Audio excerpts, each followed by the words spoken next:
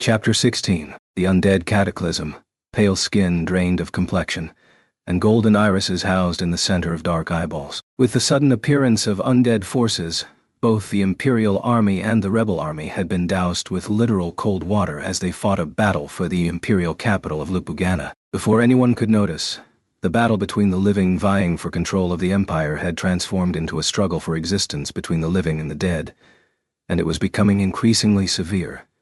Rah! Raising a loud voice, he brandished his two-handed sword and slammed it into the enemy in front of him. In an attempt to block the strike, the enemy raised a battered sword that they had picked up from somewhere. But that blow smashed the brittle sword nevertheless, cleaving straight into the enemy's skull. Their cranium shattered, and yet what followed was not a spectacular scene of blood and brain matter spewing out, but a scene of fragments scattering about, as if a ceramic pot were smashed, an utterly unthinkable way for a human to die. The things were not only inhuman in appearance, but even the way they died ran contrary to the path of humanity. As somebody who lived in the Empire, there were opportunities to lay eyes upon races that possessed extravagant features in their appearance.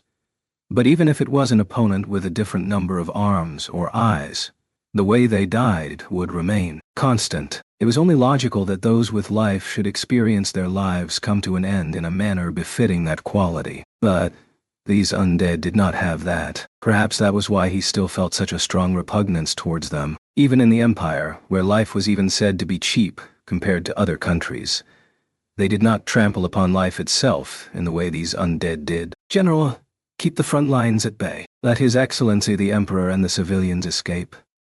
Soldiers. Oh.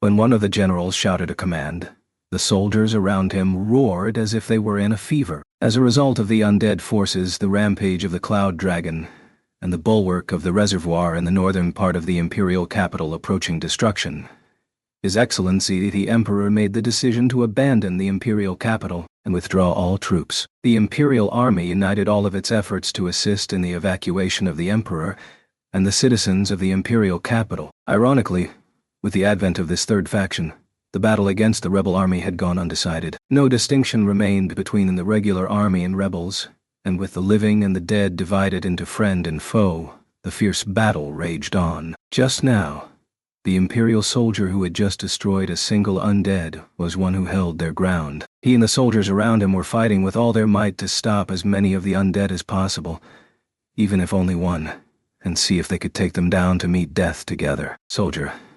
No idea what those things are. But, soldier, if it is His Excellency the Emperor, soldier, you will absolutely find a way to eradicate you lot.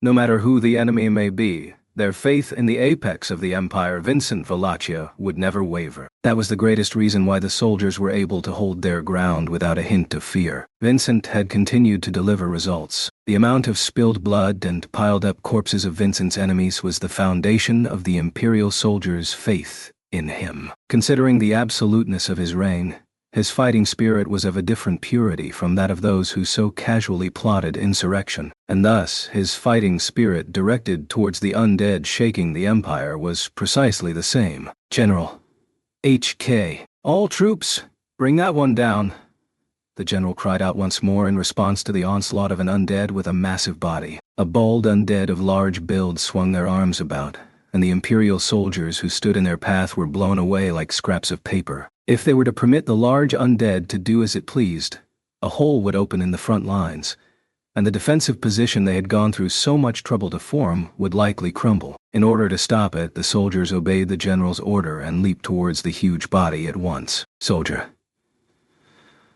Ooh, ooh, oh, ah. The soldier who leaped first was struck, crushing his head.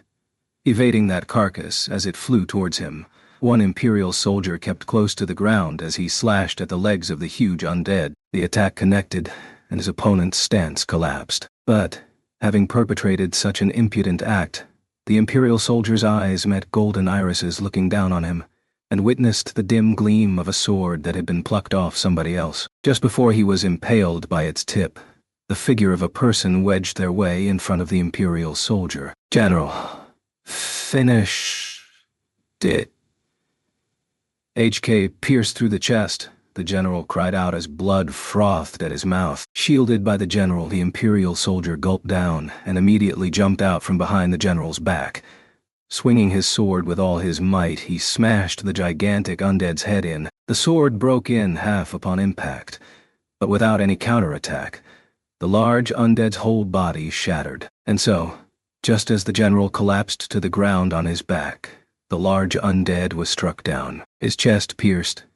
The general had met his end, and as the Imperial soldier admired that bravery, he borrowed a replacement for his broken sword from the general's hand. Then, twisting his head around, he tried to search for the next enemy. Imperial soldier. Fucking hell, the Imperial soldier muttered, his cheeks contorting as he lowered the helmet he was wearing with his fingers. Having just evaded death, the Imperial soldier looked as the next undead entered his field of vision.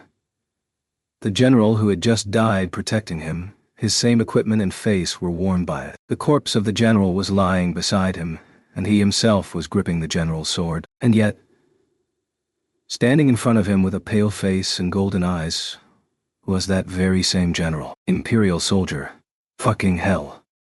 A battlefield where even one's comrades in arms could become undead, turning into enemies as soon as they died. Upon these flooded lands which he wanted to curse, where death was near certain, the Imperial soldier raised his sword and continued to fight until his life no longer allowed. The coupled dragon carriage retreated from the Imperial capital of Lupugana and headed towards the fortified city of Garkla. The historical alliance formed between the Amelia camp and the Valachian Empire's leadership within that carriage had unexpectedly encountered interference in an unforeseen manner. Although, as for the cause of that interference, Anastasia, what's wrong? Even though we were so worried about Natsuki-kun, it's distressing to see you looking at us like we're uninvited guests. Subaru, I'm not making such a face. I'm happy that we were able to meet properly. It goes without saying for Anastasia-san. But even if it's Julius with his stern expression, I'm glad about both. Anastasia, well, it ain't exactly a stern expression, but it's all 'cause of your appearance. And so the two people, Julius and Anastasia, who had suddenly boarded the interconnected dragon carriage, looked down at the shrunken Subaru from head to toe with keen interest. Naturally, for Subaru, encountering the two of them, there was like a bolt from the blue. The level of surprise was comparable to when Priscilla had suddenly descended from the sky in the fortress city. However, why those two had ended up in the Valachian Empire, Subaru did not consider himself so naive as to be unable to guess the reason. Subaru. Even so, I understand that Amelia Tan and the others were looking for us, but for Anastasia, San, and Julius, to go out of your way through Kararagi just for me. Anastasia. Yep. Exactly. Was a grand adventure, traversing through 3 countries. Crossing the border to Wallachia ain't something that can be done easily, and the journey was quite costly to say the least. Subaru. Irk. Anastasia. I hate to come across as counting every penny, but I'd be happy if you won't forget about the costs we broke our backs for. Being sent to the Empire was beyond Subaru's control, but when he heard about the concerns that were expressed for him, his heart felt heavy. Under Anastasia's gaze and words, it seemed like Subaru was about to be burdened with a tremendous debt of gratitude. However, at that moment, a voice calling her Anna could be heard near Anastasia's neck. Echidna. You shouldn't bully Natsuki-kun recklessly. Considering his current appearance, no matter how you look at it, Anna, you seem like the villain bullying a child. Subaru, when Subaru raised his eyebrows at that voice, the other party responded by wagging a white tail. It was the fox scarf that Anastasia, who was dressed in a kimono, had draped over her shoulders. In other words, it was Echidna, the artificial spirit whom Anastasia was carrying with her. Unlike the witch with the same name, Subaru had a recognition of Echidna as a companion whom he had gone through the ordeal of the Pleiades watchtower together with. Hearing her voice, Subaru also felt relieved and at ease. With this, among the companions who had gotten separated in the Pleiades watchtower, once Subaru showed his face to Patrash, who was outside, only Meili would have yet to see that he was safe. Anyway, Amelia, Anastasia-san, Julius too. You made it to Wallachia safely. Anastasia. I'm relieved that Emilia-san and the others are safe too. As for the hardships during the journey, I couldn't find Natsuki-kun before Emilia-san and the others did, so it's a bit embarrassing. Emilia. No, that thought makes me feel really happy. Thank you. Emilia also welcomed Anastasia's appearance with a relaxed smile on her face. Indeed, the situation in the Wallachian Empire already tense.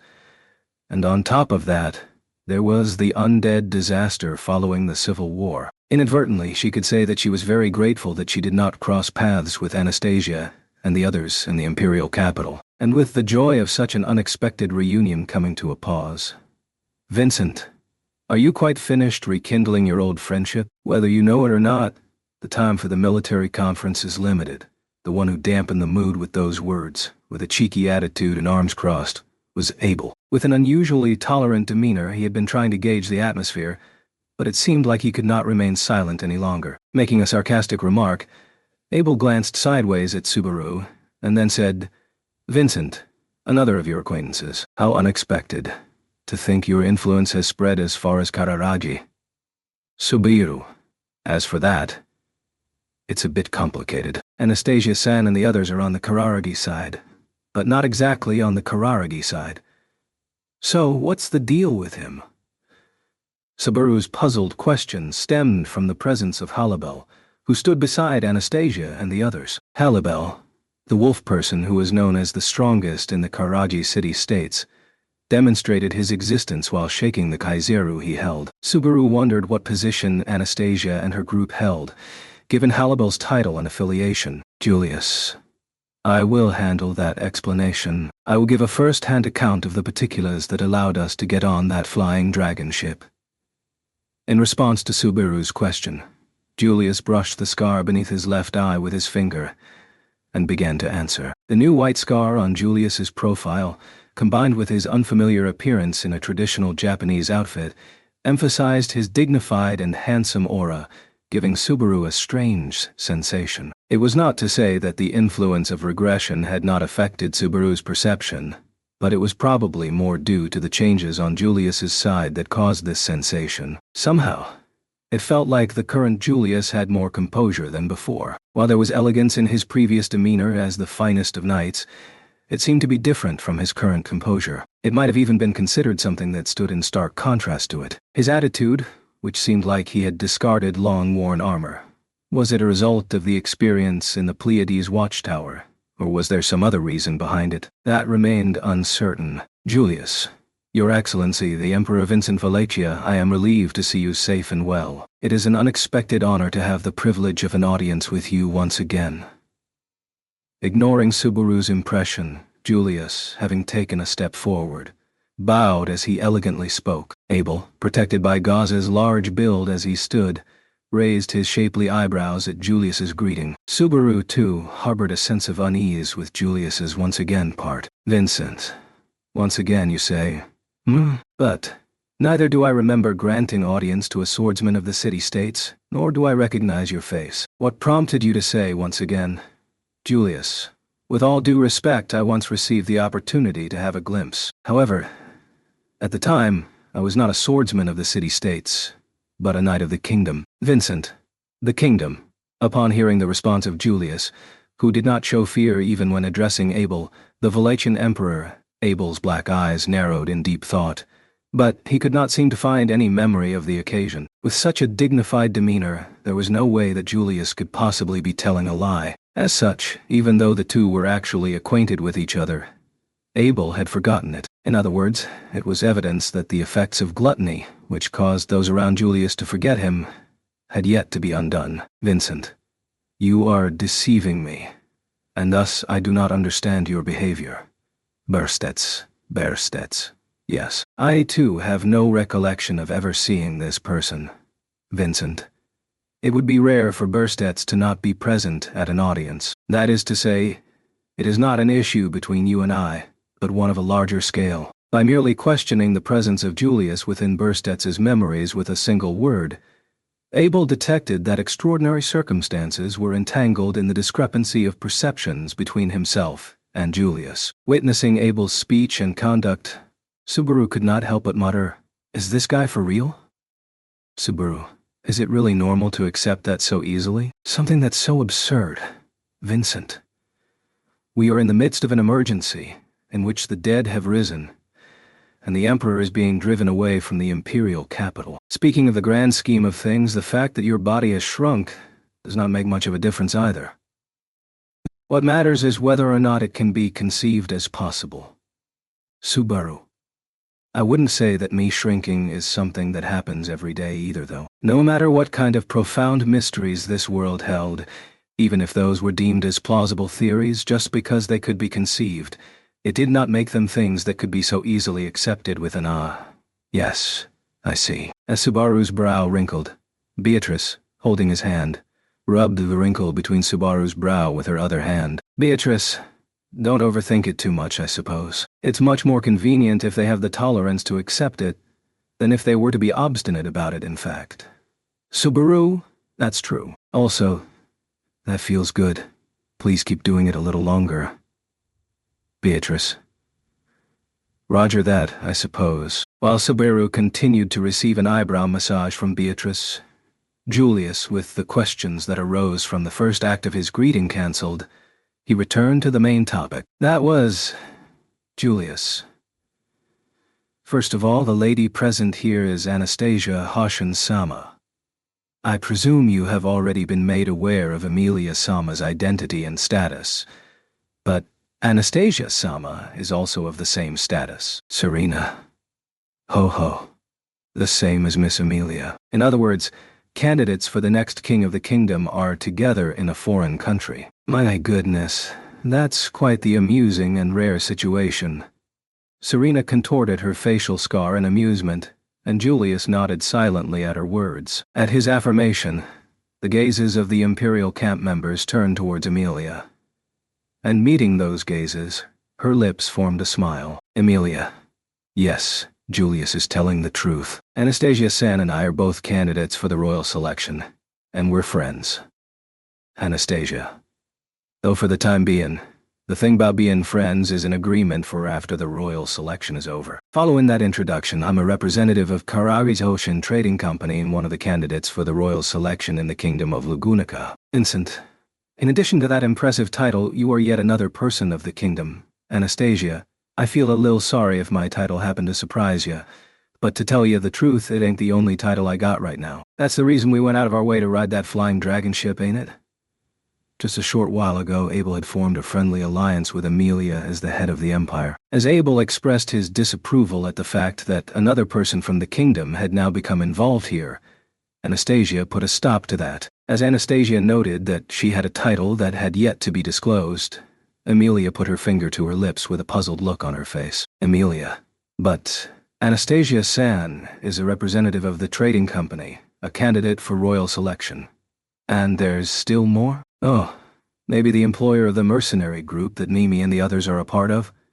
Anastasia.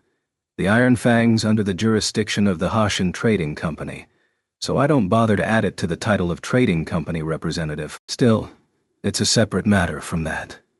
Emilia. Separate. Told that she was incorrect by Anastasia, Emilia muttered in an adorable, troubled voice. And beside Anastasia, as she smiled at Emilia's behavior, Julius gestured to her with his hand. Julius. On this occasion, Anastasia-sama is acting on behalf of Kararagi's League of Cities. Appointed as an emissary, she has made her way to Thieves' Empire. Otto, the Kararagi League of Cities. Hearing Julius's reply, it was Otto whose voice had capsized. Otto broke his silence with an uncomfortable expression, to which Subaru thought was the right opportunity to ask, "What's the League of Cities?" Subaru. I've heard that Kararagi is known as the City-States, a country with many cities joined together.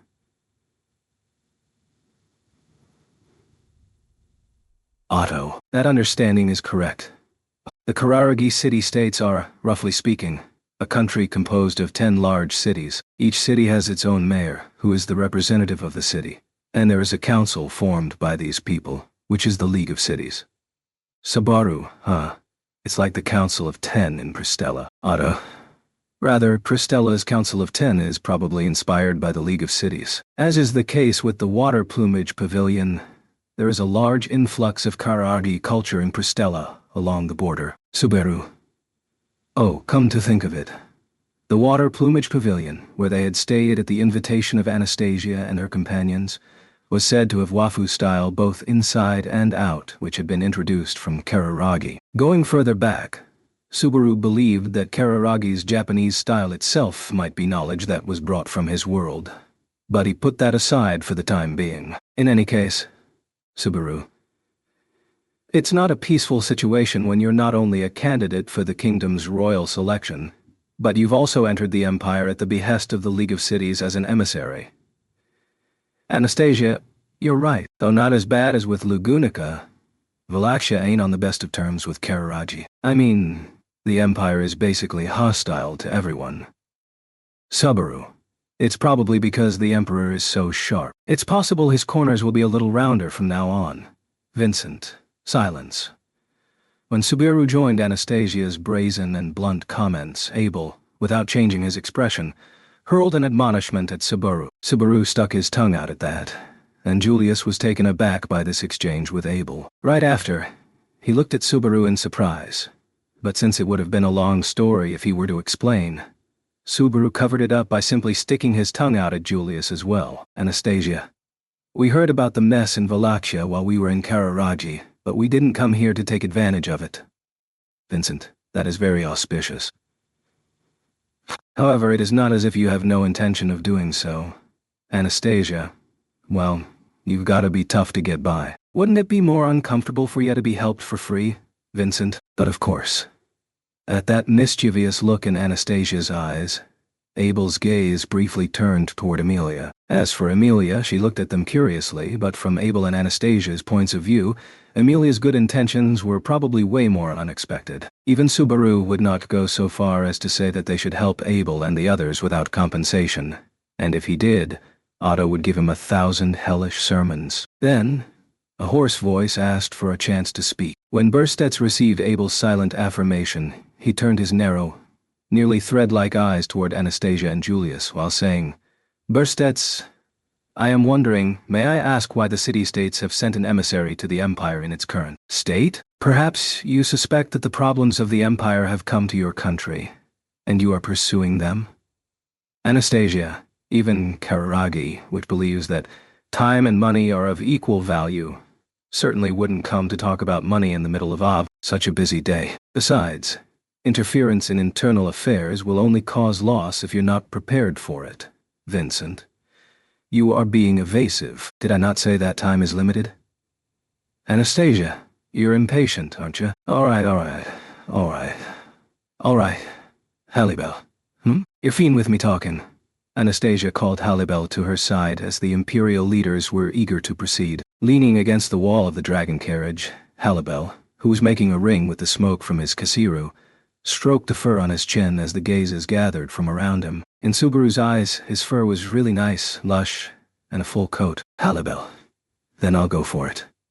Actually, something strange has been going on in Kararaji for a while now. Well, the League of Cities have been urging me to figure it out.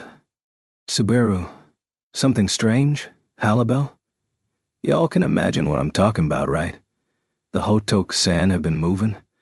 Amelia, Hotoke. Subaru gasped at Hallibel's easygoing, slightly pretentious words, but Amelia, Gauze and others tilted their heads at the unfamiliar word. Seeing that reaction, Hallibel gave a wry smile as he said, Sorry.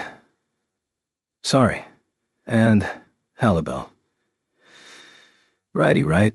That phrase is Kararagi dialect, so none of y'all would have understood. In Kararagi, when you say Hotok-san, it's got the meaning of a corpse. I'm trying to say, Subaru, are you saying that the city-states also suffered harm from the undead?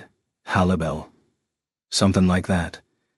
Hallibel calmly nodded, and the same shock that Subaru had just received spread to Amelia and the others anew. Given the undead forces that had come out of left field to interfere with the battle for the imperial capital, if the same thing had happened in Kararaji, It would mean that the large incident was not a matter confined only to the Empire. Subaru. Then this could be happening on a global scale if we're unlucky, right? What happened to that zombie disturbance in Kararaji? Halibel? Zombie? Subaru? The moving dead people. It'll be easier to understand if we have a name for them. Halibel. Haha. I see. I see. For some reason, even though I don't know the word, it sure rolls off the tongue.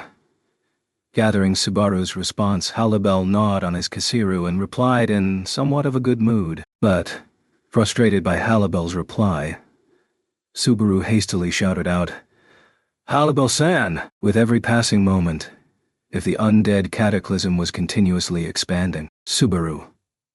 That would mean we don't have a moment to waste. For you to have come to the Empire is the Halibel. Don't you worry. I done tidied up zombie disturbance that happened back in Kararaji. So you don't need to get all worked up about Kararaji. Subaru. Halibel. You're such a sweet kid. How about some candy? I ain't got no candy on me. Without doing anything like feeling around in his sleeves, Halibel soothed Subaru with a light-hearted tone. Involuntarily, Subaru pouted his lips, feeling rebuked for his hasty attitude. Julius. According to Mr. Halibel's investigation, the undead in question, no. The zombies following the flow of where their damages have been incurred. It seems that they have gradually been proceeding towards the Empire. Therefore, in order to investigate the emergency that occurred within their country, and to issue an alert for caution to your country, the League of Cities has Anastasia. We done employed Halibel since he was fully informed on the situation. Therefore, I've taken on the role as an emissary for the League of Cities. It was also quite the help for crossing the border. That was how Anastasia promptly summed up the details of how she took on the role of emissary for the League of Cities. She may have taken care as to not sound too serious, but unfortunately, no matter how much care she took, the contents of this matter were such that there was no way it would not become heavy. In particular, the fact that the undead cataclysm had occurred earlier in Kararaji was Vincent. The incident that occurred in the city-states preceded the Empire. If that is the case, it could be said that the current undead catastrophe was brought to the Empire from your country. Is that not so? Anastasia. I guess that's possible, but we got a different view. Vincent. Oh, if this is not an attempt to avoid responsibility, let me hear it. Anastasia. It seems like Kararagi was the first place where the Hodok-san, where the zombies caused damage, but I think the main target was Wallachia, and Kararaji was used as a practice ground before that. Anastasia replied to Abel's snide remarks with an unchanged attitude. Contrary to her elegant demeanor, the hypothesis she posited was a rather extreme one. The view that Kararaji was the practice ground and Wallachia was the main event was far too harsh. Emilia. Why does Anastasia-san think so? That the thing with Kararaji was not serious and that Wallachia is the real objective? Anastasia. Well, the scale of damage. When the question Subaru had in mind was spoken by Emilia, such was Anastasia's response. While the gaze of her pale turquoise eyes clashed against Emilia's amethyst eyes, Anastasia. The account was convoluted. But Garkla received the first reports of damage to the Imperial capital. Even if it ain't fully accurate, it's true that zombies done captured the Imperial capital. Ain't that right, Julius? It is unusual for the Imperial capital at the center of the Valatian Empire to be captured, and for its citizens all to be captured, and for its citizens all to be evacuated en masse. Henceforth, I have no doubt that the intentions of the enemy who brought about this situation lie in the Empire. Vincent, your reasoning is sound. Hearing the deductions posed by Anastasia and Julius, Abel gave a brief response. However, deep in thought behind his tranquil sable eyes, the Emperor, prefacing his speech with, incidentally, turned his gaze toward Halibel. Vincent, the damages you said you suppressed in the city-states, what truly happened there? Despite the state of the Empire, I have not heard anything of the city-states being destroyed by undead. Halibel. Righty. I done stopped it before that happened. Though even if I'm saying that, seems like their goal wasn't to make a mess of Kararaji, but just to warm up like what Lil Anna said. Vincent, what does that mean? Halibel. Putting it simply, the zombies I happened across had entirely replaced all the people in the city, and were living the same lifestyle as if they were still alive. Seemed like they didn't want us to know that they had swapped places. Subaru. Wah. As Halibel revealed the truth, Subaru became lost for words. And it was not only Subaru who was surprised. This group of wise people all had thoughtful expressions on their faces, and everyone who was surprised like Subaru was speechless. That was probably to be expected. Just now, Halibel's story was far too different from what had been assumed. Gauze, you are saying that those undead are going as far as to disguise themselves as the living. It is true that Her Excellency Lamia spoke in the same manner as she did then when she was alive. But even so, Serena, if you see them as the living, then that destroys the perception of them being an opponent who attacks indiscriminately. It's already troublesome that some of them are intelligent. But if that happens, the way we deal with them as enemies will need to change quite a lot. This has become excessively amusing. Gauze. Just what is so amusing, High Countess Dracroy? Even your impudence ought to have its limits. Gauze and Serena's views were pitted against each other as a shocking embodiment of that misconception. However, that reaction from the two was natural. In fact, Subaru had the same opinion. These were not opponents which could just be fought. It had become a matter of exploiting their weakness. Even still, Amelia. Hey, Halibel-san, you said that everyone in the town was turned into zombies. But in that town, how many people were living there? It was a question that someone needed to ask. Subaru regretted that, instead of himself, he had let Amelia do it. That regret grew deeper and larger after hearing Halibel's answer. That was because Halibel, roughly, somewhere around 2,000 people. Amelia. That many. Halibel's answer clearly quantified the scale of the damage. One could only imagine that drastic scale of damage. That made Amelia's expression severely darken, and drove a cold, sharp thorn into Subaru's chest. However, there were not just people who were hurt by Halibel's answer. There were also those who looked ahead. Vincent, if that many disguise themselves to be the living, I have no choice but to say that it is troublesome. What caused them to be exposed?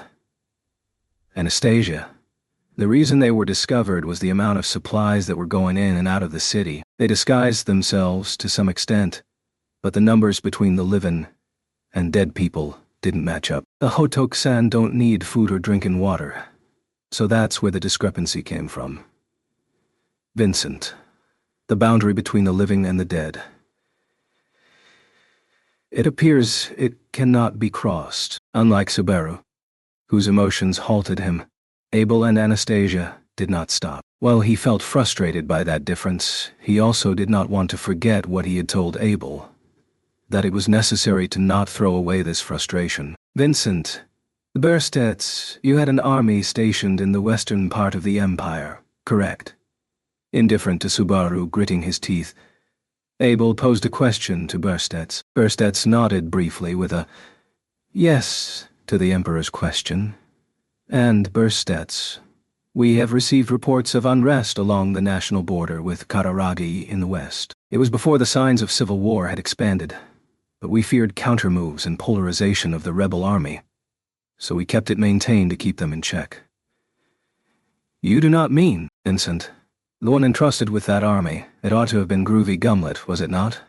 His narrow, thread-like eyes opening slightly, Berstedts laid bare his astonishment. As if agreeing with the Prime Minister's realization, Abel let out a small sigh. That which the sigh spoke of was certainly one of the 9 divine generals. He was supposed to be the first-class general whom Subaru had never had a chance to meet face-to-face. The reason why Abel narrowed his eyes languidly when he said that person's name was, "Goss, Your Excellency." Surely not.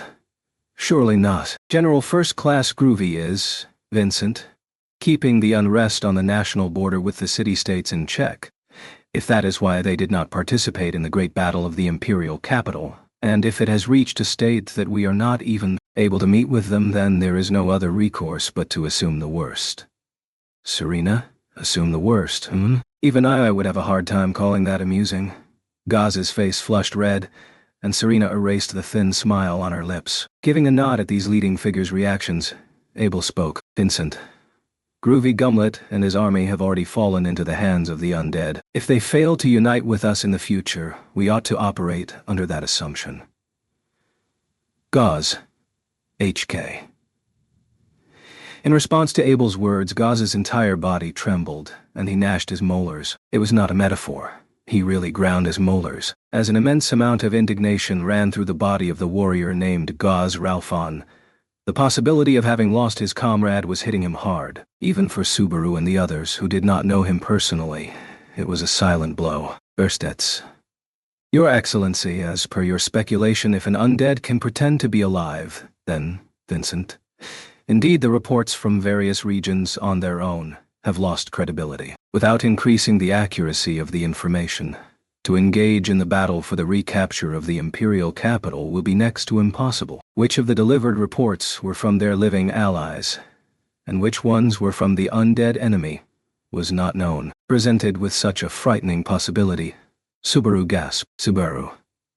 In other words, that's the reason why the League of Cities entrusted Anastasia-san with being their emissary. Anastasia. The sense of crisis. Y'all feel it too, don't you? It absolutely mustn't be allowed to spread. Therefore, we were allowed to go as just a small group of reliable people. Anastasia spoke while nodding, to which both Julius and Halibel also expressed agreement. Due to the commencement of the opposition against the undead, they were two trusted people chosen for their individual war potential. Subaru. What about Ricardo, Mimi, and the others? Anastasia. They're building a united front with the League of Cities at the border. Basically, they won't be entering the Empire. If it doesn't stop with the Empire, Kararaji will have to be prepared. Halibel. That ain't a good omen, but give me a break. Well, at this point it's too late to do anything about Lil Anna's sharp tongue. Anastasia Halibel. Anastasia, who had answered the whereabouts of the absent Iron Fang, looked at Halibel with a smile. She put her hand on her cheek in a soft gesture, and kept her gaze fixed on Halibel. Anastasia. I overlooked it the first time, but can you stop calling me Lil Anna? I ain't a kid anymore, and I'm also a representative of Kararaji.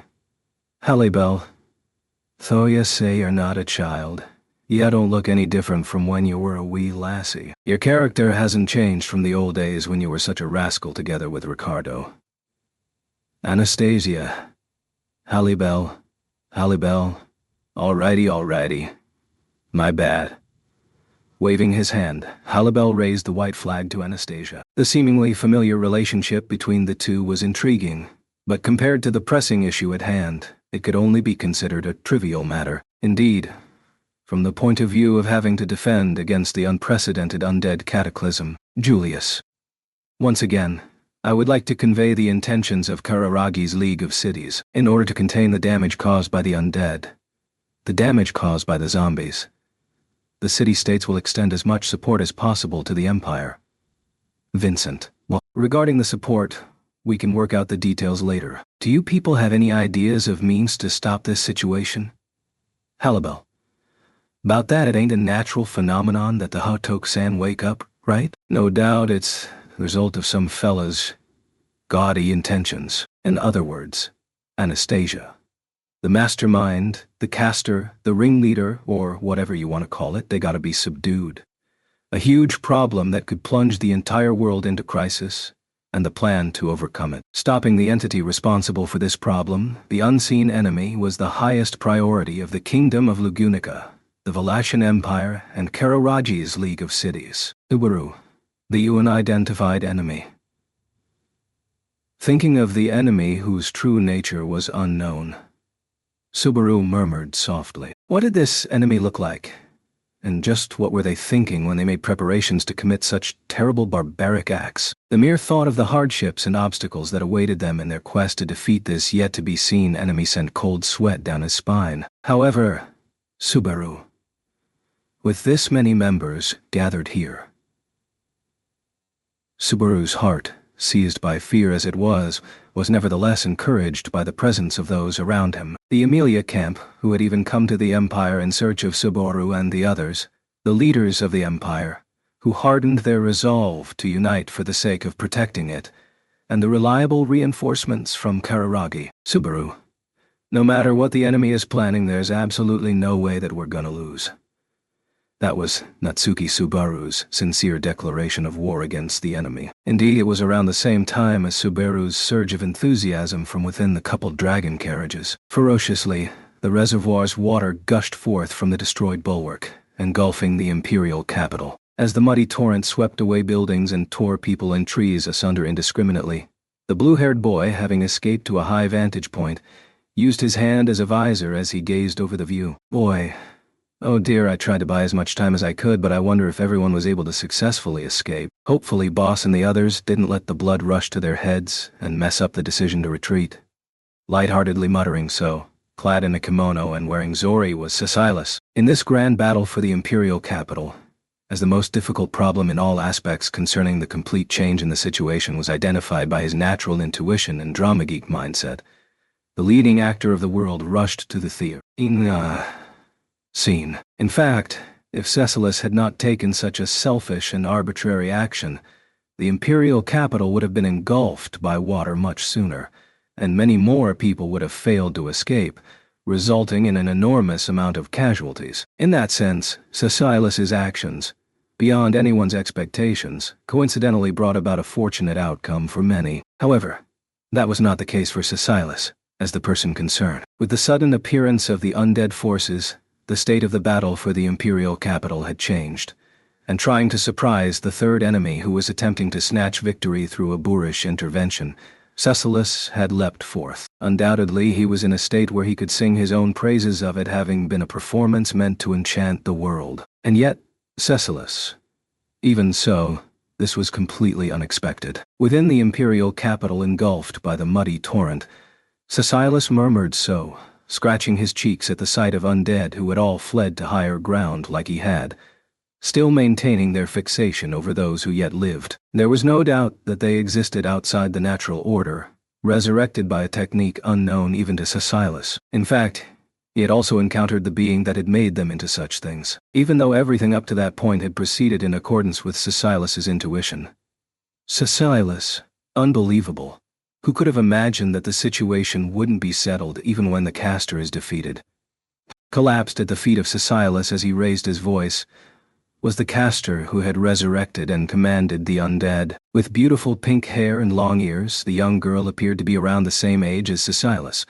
Having confronted the blue lightning, Cecilus, she was a witch whose life had already met its end. Chapter 17. A magical approach as much as it was necessary. The certainty that this was an unprecedented situation only grew deeper. Among the events that had taken place in Lugunica recorded in the history books was a case resembling this unusual situation.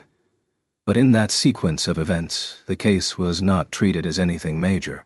The demi-human war. It was a mass-scale civil war that occurred in Lugunica's past, and much like the current situation, it was the only recorded instance in history where the dead rose as enemies. However, the main focus of the history books were more on the friction between the human and demi-human tribes, and the extraordinary attacks carried out as part of the civil war had not been recorded in detail. That was regrettable. Had the details of that time been recorded in more depth, I'm not gonna fall behind these guys. With a roar and a swing of his fist, a group of imperial soldiers, each pallid in complexion, were blown away all at once. Riding off the energy that had been vigorously drawn up from the ground, he firmly stepped on. He unleashed a blow with all of his might, one that was perhaps closer to a cleave than a punch. In quick succession he repeated the attack a second, and third time, with each blow knocking down the enemy's formation. No, it was not anything impressive like a formation. At first glance, the silhouettes of the enemy approached side by side, but they had no such thing as tactical leadership, coordination, or strategy. If that were the case, they were simply a cluster of individuals. If they were merely a cluster of individuals, Garfield would not be caught lagging behind. However, Zua, with a sharp lunge, a double slash grazed Garfield's neck. Feeling his hair standing on end, he glared at his opponent. Having suddenly appeared kicking away the fragments of a shattered undead, was another undead clad in an air different from the others. Garfield. Chich. With a click of his tongue, he raised his shoulder and checked his neck, where the tip of the sword had slightly grazed him. The extent of the slash was about a finger's length difference between the first and second blows. It was the technique of a master who deliberately demonstrated a dodgeable blow, then tried to cut off the opponent's head with a second. They were nothing more than a cluster of individuals without any formation, but occasionally among them, there were those who had this level of skill. As a result, it had become a bit more troublesome than expected, and he assumed that there was one skilled undead out of every 20. Because of this, he could not carelessly support his allies by saying that they would be fine as long as they worked together. Based on one assessment of the situation, it was quite possible that a formation of 100 men could be destroyed by a single skilled undead. Skilled undead. Zua! Garfield wrinkled his nose, whereupon the undead again unleashed the same double slash. Contrary to what had just been shown, the range of the technique had changed to be more daring. Earlier, the difference was a fingertip's worth, and now it was a fist's worth. A deep cut the size of a fist would be fatal, no matter how shallow the cut was. However, the undead who had unleashed the technique widened his eyes, a face in stark contrast to that of one confident in victory. The reason was simple. Their right arm, which had been holding the sword, had been shattered at the wrist. Garfield. No matter how many obvious tricks you play, your grip on the sword is always in the same position when you slash. The three-headed Valgren has but one body. Ha! He switched over to shatter the left hand and then drove his fist into his opponent's astonished face. As soon as the impact of the blow passed through to the back of its head, the undead's head was blown away as if it were a fruit bursting open. As its head crumbled, fissures went through its torso and legs, and its whole body shattered. Garfield, this ain't to my liking. Looking down upon the wreckage of his vanquished foe, Garfield voiced those words. What irritated Garfield was the way the undead were defeated and destroyed. Since these things were dead, it would not be appropriate to describe it as a way of dying, and more than anything else, the very way they shattered deprived Garfield of the feeling that he was fighting against something that had life. All that remained was a faint cold sensation, questioning just what in the world he was fighting against. Garfield wiped the sweat from his chin with his arm, and when he looked around, he saw an incessant stream of undead soldiers on the night plains that had become the battlefield. In order to combat them, a tactical delay force, which included Garfield, was in the midst of fighting hard. Initially, Garfield had been assigned to a medical unit in order to make good use of his healing magic, but the policy of preventing people from getting injured suited Garfield's nature better than treating the injured. Petra, Garfsan, your fidgeting is worrisome. If you're so restless, go help the people fighting yourself. So said Petra, who was working hard in the same medical unit as Garfield. Though it was not because she had insisted, Garfield rushed outside. In reality, as a volunteer, he thought he was producing some good results. However, he was not so conceited as to say that he was doing the best work here. The reason was, do it. A sharp yell echoed in the black of the night, immediately after which the sound of drawn bowstrings firing rang out in succession. In accordance with the yell from Turita, the chieftain of the people of Shudrak, a tremendously dense hail of arrows was fired. Rather than as individual arrows, they fell as a single cluster that left no means to dodge. The only way to evade them was to either catch or repel all of them. In fact, the undead, having no choice but to suffer the attack, each tried to utilize their weapons and shields. However, Kuna, I see it. Holly, go for it. The undead, focused on the sky overhead, were struck by a heavy-duty arrow fired from a strong bow by an assertive voice. Literally, to say that they were shot through would be an understatement.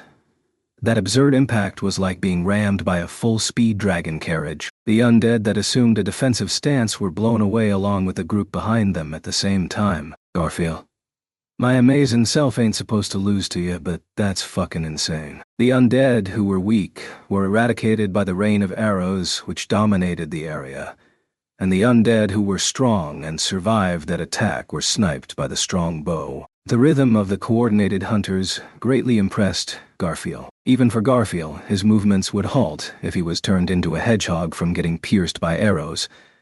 And then, in addition to that, was the huge damage from the strong bow which he could not dodge. He considered it a relief to have those tactics on his side. Garfield, well, I got no idea what's happening over there.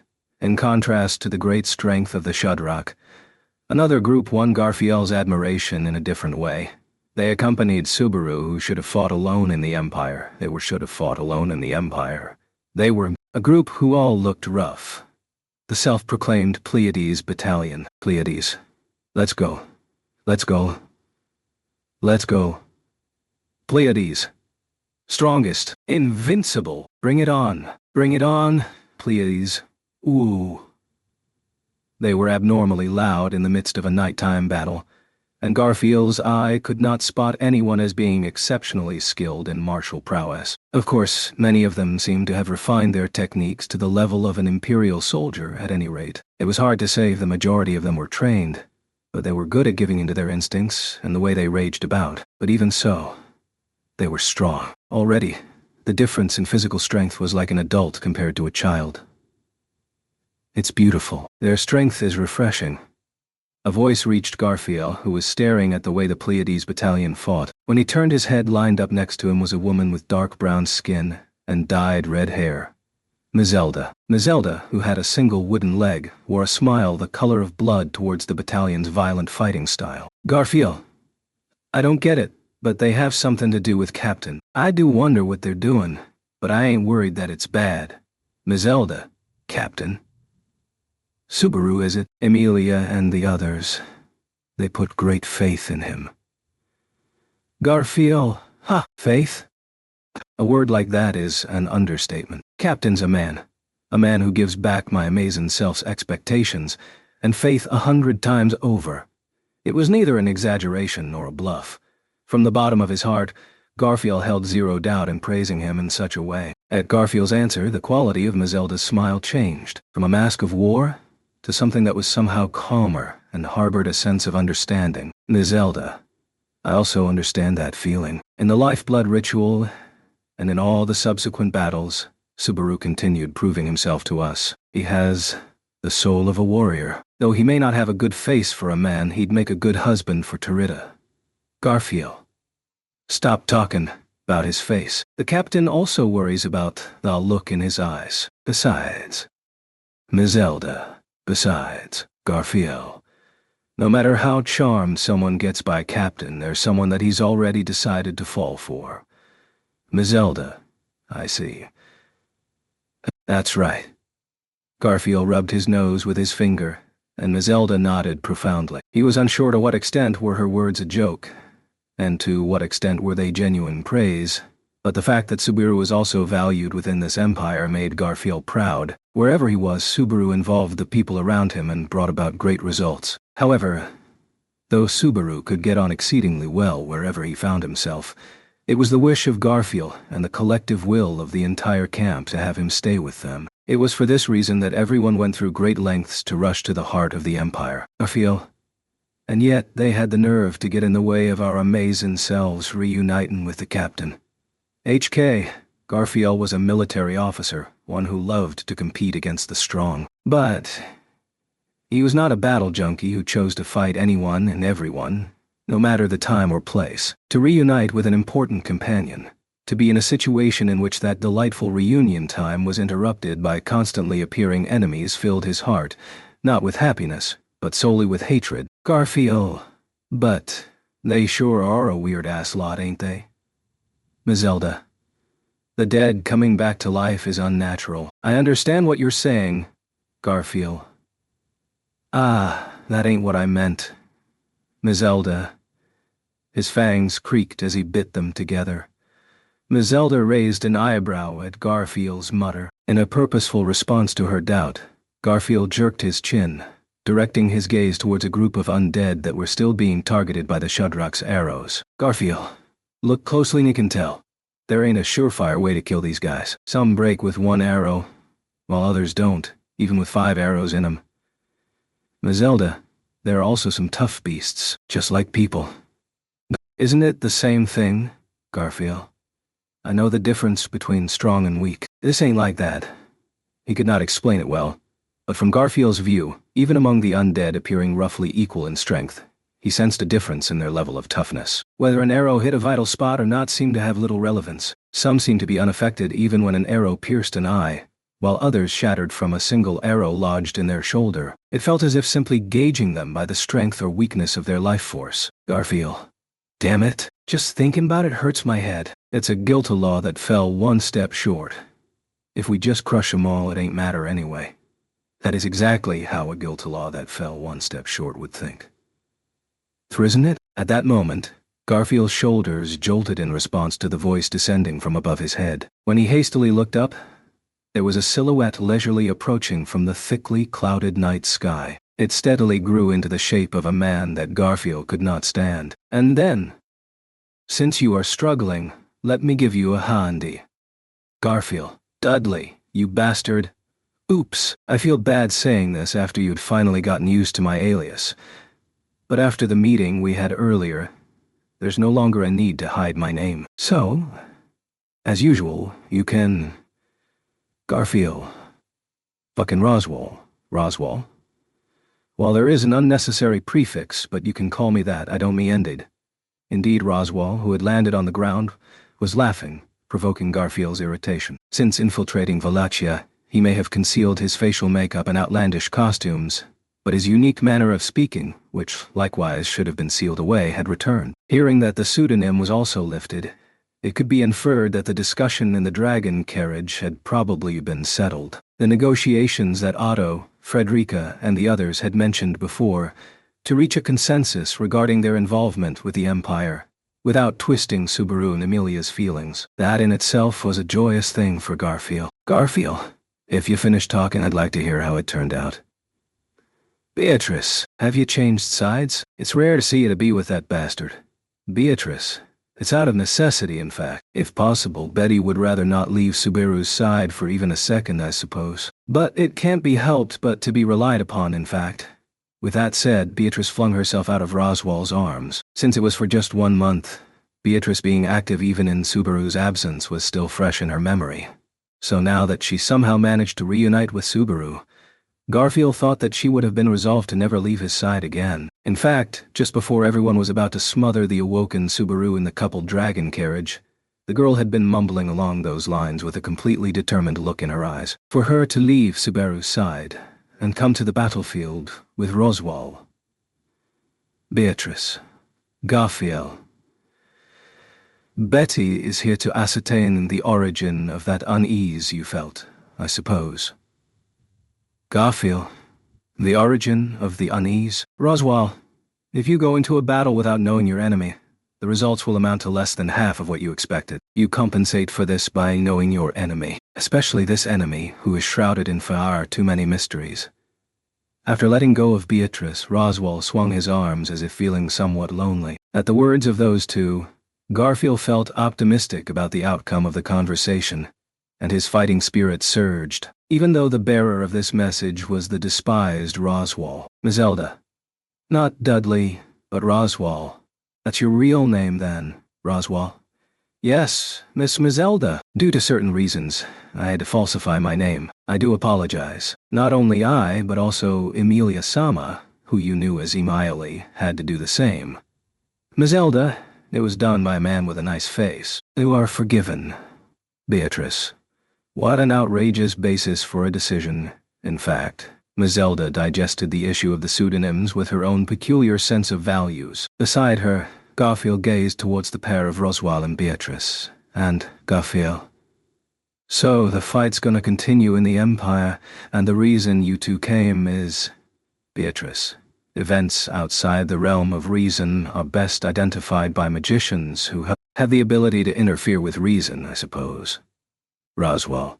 This is a historic collaboration between Lugunica and Wallachia. The most valuable thing the kingdom can offer in return to them is a magical approach to determining the cause. If the knowledge of a mage could help to identify the cause of the endless stream of undead, then surely there was no one in Emilia's stream camp better qualified to help than Roswell and Beatrice. Emilia was a spiritual arts user, Ram was the type to rely on her senses, and Petra was still in the process of learning. Roswell. How has it been actually fighting them for a prolonged period? Have you grasped anything? Garfield. I don't really get the difference between the ones that are easy to beat and the ones that are hard to beat. I think there's a reason apart from whether they're strong or weak, but... Roswaal. So the survivability and vitality of each individual is different?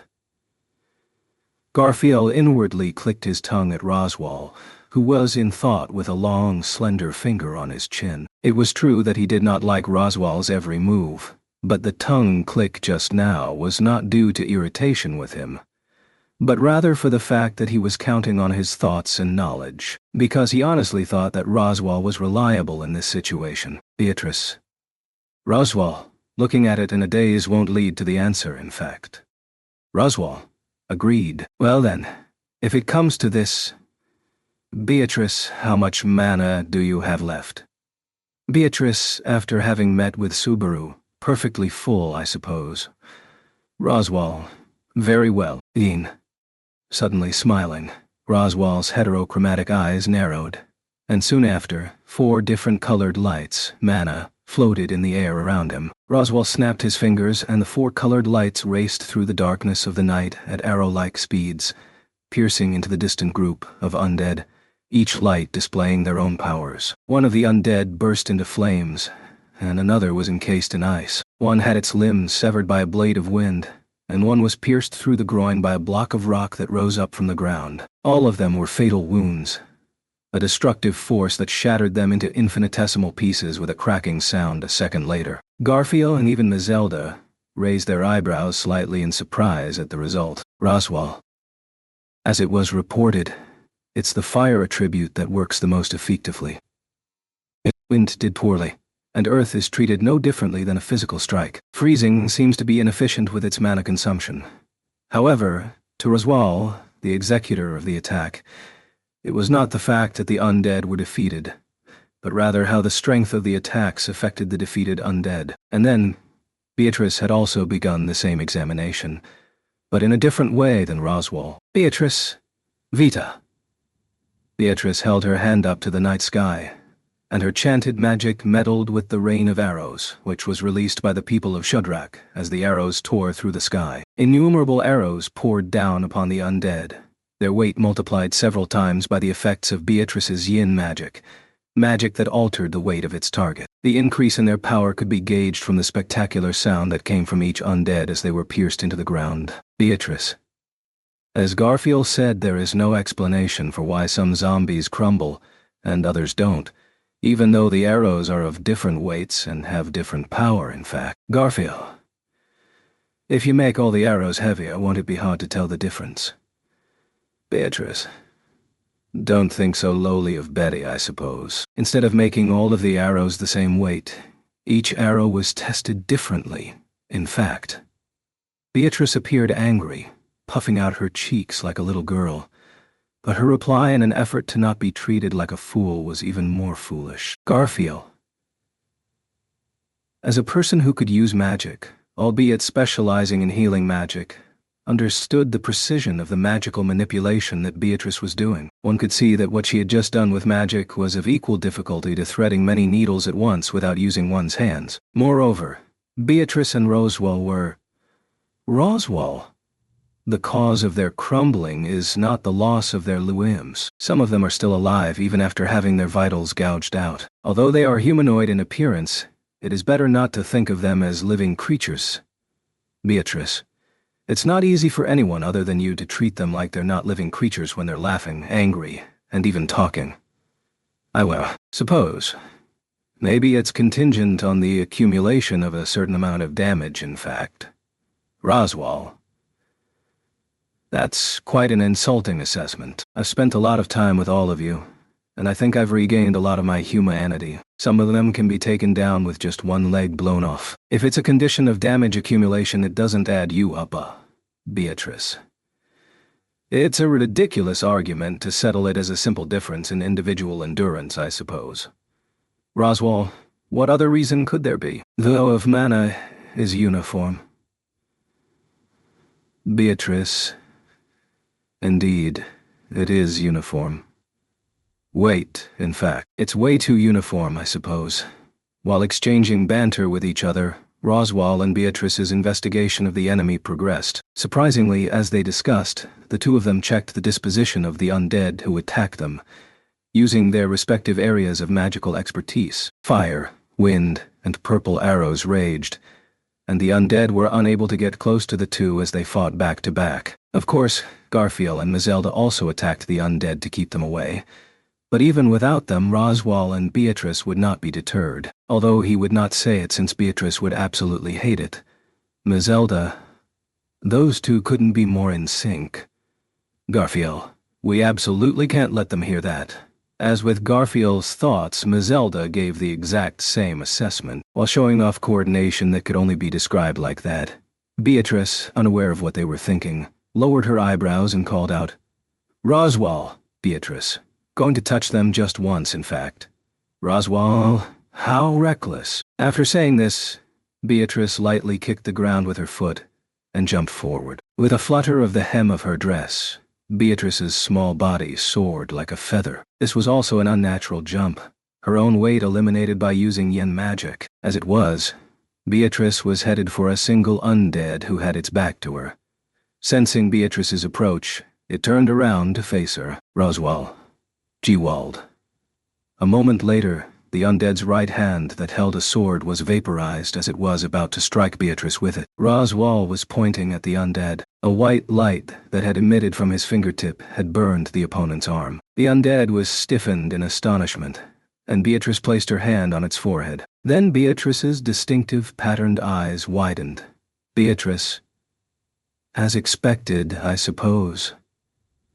Beatrice grumbled as her body was pulled away by an arm around her slender waist. Holding Beatrice's body close, Roswell exchanged places with her and delivered a sharp fist with the arm opposite the one holding her, shattering the undead's head before it could regain its composure. Roswell, good grief, I'm the one who is going to get scolded by Subaru-kun.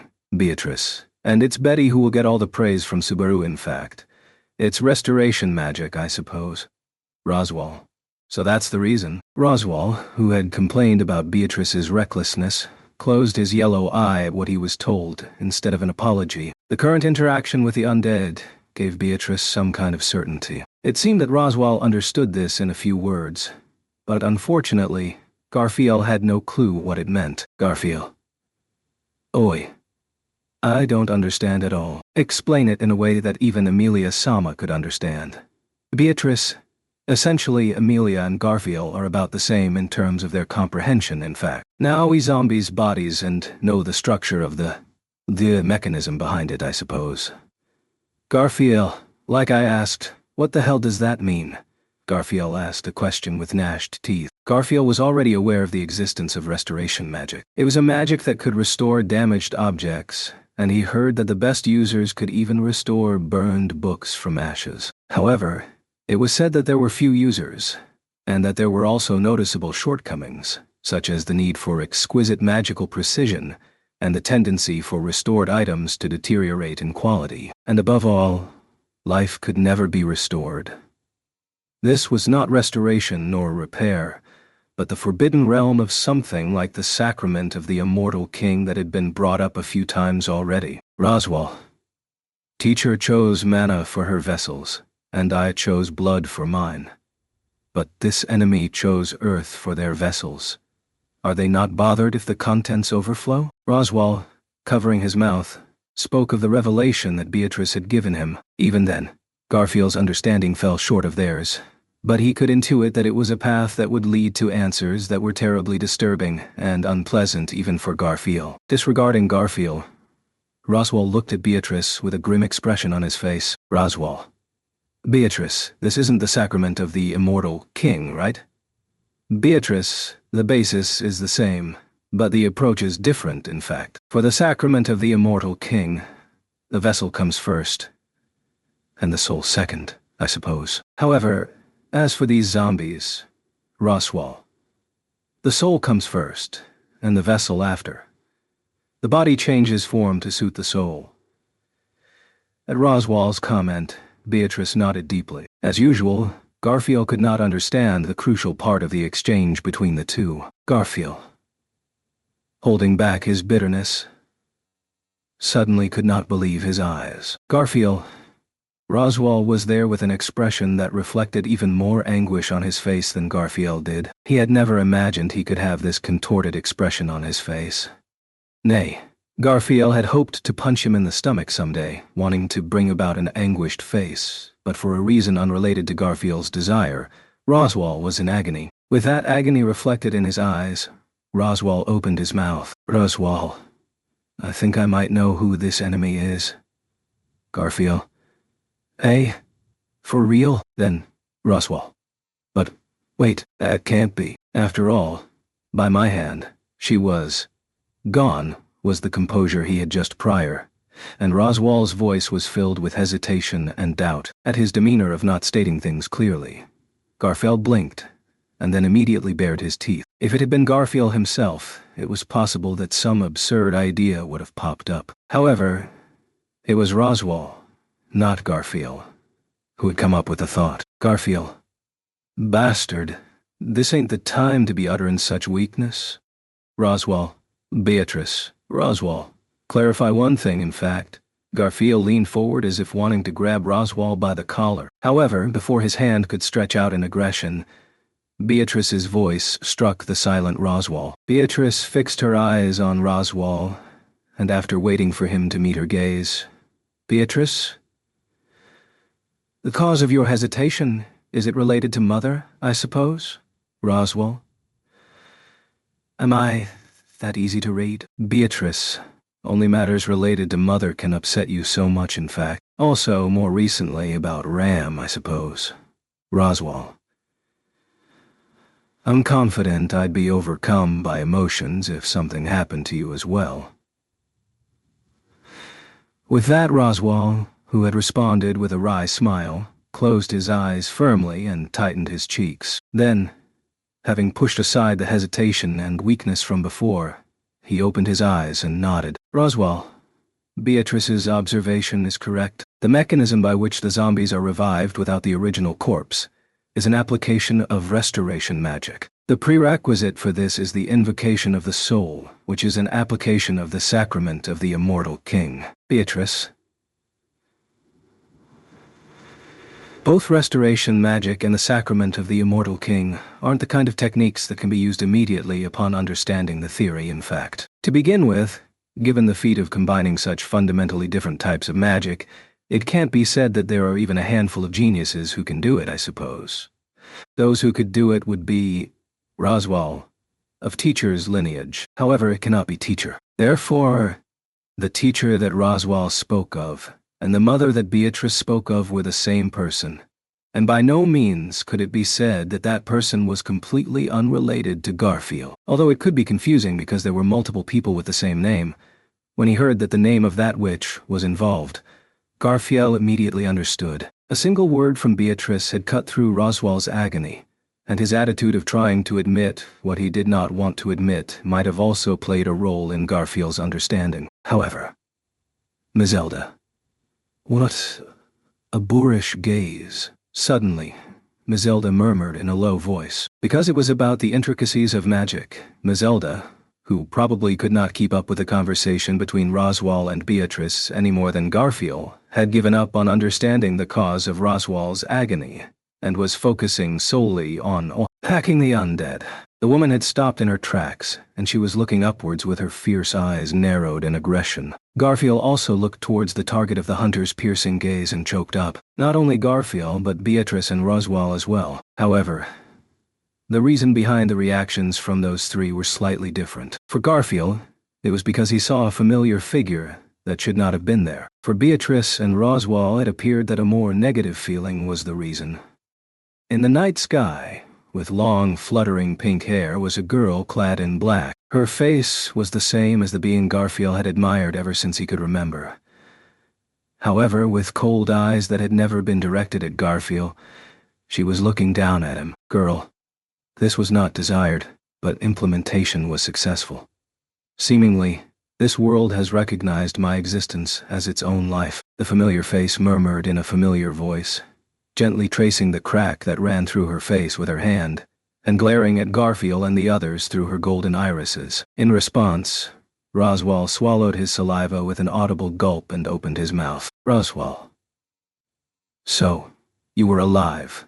Sphinx. Sphinx. No, I am dead. Observation.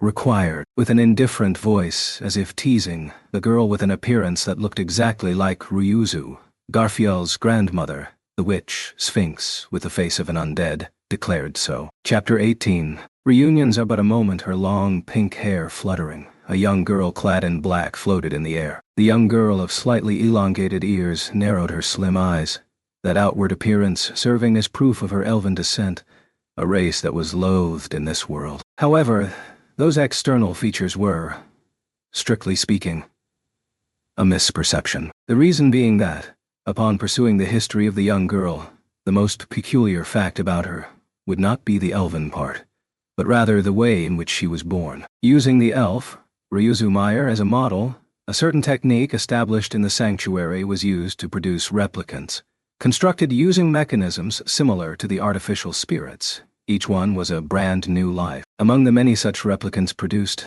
there was one evaluated as being the greatest failure. That had betrayed the intentions of the witch who had devised the technique and utilized the mechanisms, resulting in a large number of victims, and it was engraved into the history of the kingdom as a major catastrophe. The artificial monster created as a result of Echidna, the witch of greed, failing to replicate her own existence. That was Sphinx. Roswell. At the sight of the enemy floating in the night sky above him, Roswell gasped. The unexpected encounter with an enemy that should not exist brought no small shock to his psyche. No, let it be recognized without any pretenses. It had been an utterly crushing blow, quite capable of causing Roswell's heart to fissure. This was a reunion that should not have been possible. Regarding the monster overhead, the one who was most cognizant of its existence was Roswell. Indeed, he had actually faced Sphinx when she was wreaking havoc in the demi-human war. Back then, the monster's life should have been crushed by the fist of that generation's Roswell. And yet, Sphinx. Absence of 4 limbs. Negative. Regarding memory, intact up to just prior. My form is anchored in an unintended state. Self-awareness is troublesome, is it not? Countermeasures required. While stretching out her arms in midair, Sphinx muttered in a quiet voice. Her golden irises and pale skin drained of color were unmistakably those of the undead, but she also possessed a stronger sense of self than any of the undead that Roswell and the others had encountered thus far. The presence of memories and sense of self from their lifetime. Deciphering the degree to which that element varied between undead individuals was the reason why Roswell and the others had come here. But it was a mistake.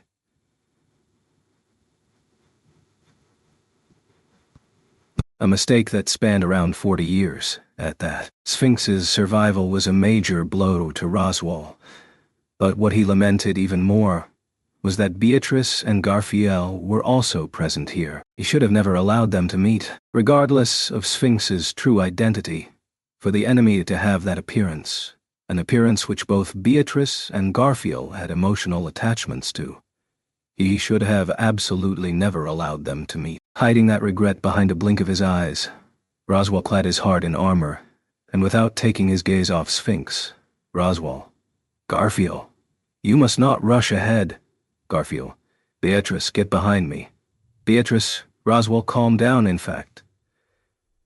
All 3 simultaneously raised their voices towards another, and a moment of silence ensued. If each of them had called out to the one they thought would be the most emotional, then all of them must have dealt with the initial shock and were now thinking ahead. The exploration of the perceptions from Beatrice and Garfiel were postponed. Zelda, not only can it speak, it has a different air about it. That undead is special, right?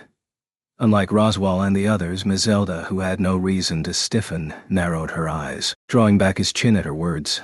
Before Beatrice or Garfiel could hurl some words at Sphinx, Roswell opened his mouth. Roswell, I find it hard to believe, but have you been surviving as an undead ever since the demi-human war?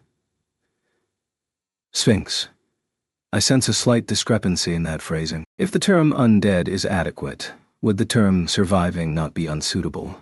Roswell, I see. You have no intention of answering the question.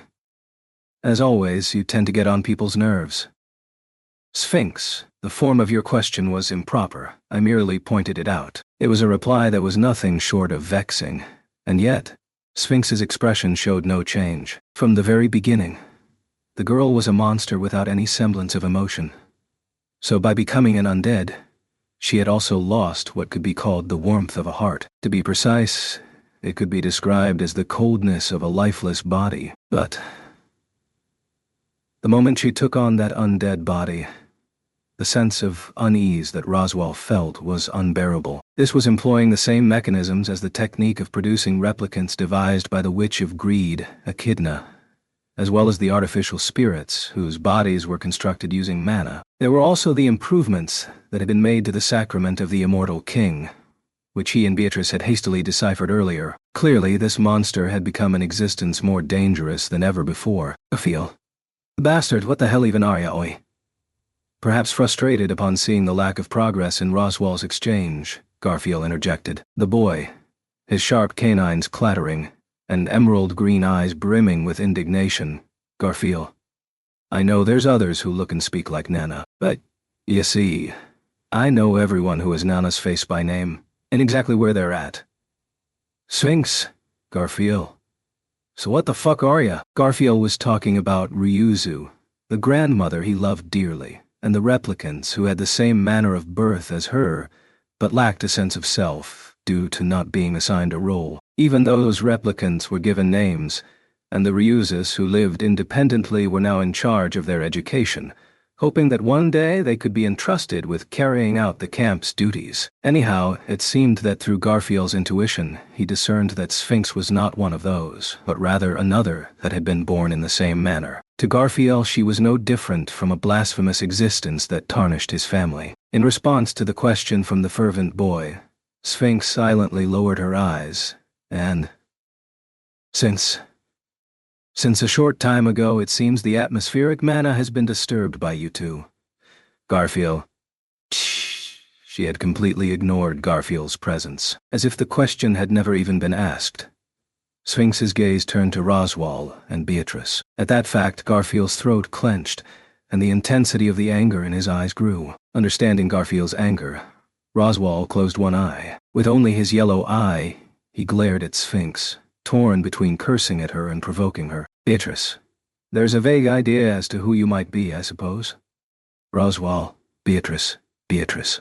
Beatrice. Be quiet, in fact, Roswell. That thing came out while Betty was secluding herself in the Forbidden Library, so your silence about the matter will be overlooked for now, I suppose. But, having been beaten to the punch by Beatrice as he was still choosing his words, Roswell sighed. She seemed to have discovered the reason why Roswell had not disclosed the existence of Sphinx. Given that, Roswell's ineptitude would surely catch up with him later. However, right now, Beatrice. This time, you will not be able to get away, in fact. Raising her hand, Beatrice fixed her gaze on Sphinx with her round eyes. Meeting the strong determination in Beatrice's eyes head-on, Sphinx nodded, the monster directing her hand towards Beatrice. Sphinx. I too have recognized the threat. Elimination. Required. With that, in the moment where words that should never have been spoken were voiced, the emotion in both Beatrice's and Sphinx's eyes slightly intensified. Roswell. Please die. Faster than anyone, the inferno of the magic unleashed by Roswell signaled the commencement of the battle. Stopping in the corridor of the coupled dragon carriage, Subaru glanced out the window with a sudden uneasiness. The dim night sky stretched across the Empire's plains, and praying for the safety of the little girl who had been sent there yonder, he placed his hand over his chest and felt the faint beating of his heart. Emilia. Subaru, are you all right? And, noticing that state of Subaru's, Emilia called out to him from beside. Emilia narrowed her beautiful amethyst eyes as she gazed at him, and Subaru raised his hand, saying, Yeah, I'm okay. The discussions between the Emilia camp, the leaders of the Valachian Empire, and the Karari emissaries had come to a close, and experts were now exchanging ideas within numerical areas, such as calculating military potential and securing logistics. He could be useful if a strategic breakthrough was required, but when it came to the pragmatic management of such a large number of people, Subaru could not help but feel that he lacked in ability. Subaru. Even in the Pleiades battalion that was left to Gustavsson and Idra. Amelia, yeah, I also know how Subaru feels. Honestly, I would like to be useful in these kinds of discussions. But I'd only be holding Otto-kun back. Subaru. Rather, there's got to be something wrong with Ram and Otto who'll stay back there and participate in such an intense discussion. Regardless of Nisama, I think that guy has lost the ability to feel fear. Amelia, Geese, no matter how you put it, you're exaggerating. Otto-kun is working really hard for us. Amelia puffed up her cheeks at Subaru's evaluation of the camp's all-too-reliable internal affairs officer. In this calm setting, as he faced Amelia, the joy of having been able to reunite with her, and the fact that she was still just as perfect for him as always, made his heart restless. Seeing her every morning made his heart flutter, but after such a long time, the impact was tremendous. Subaru. How I wish I could fill my heart with praise for Amelia Ten's adorableness today, but... Amelia. Beatrice and Roswell. You're worried about them, right? Subaru.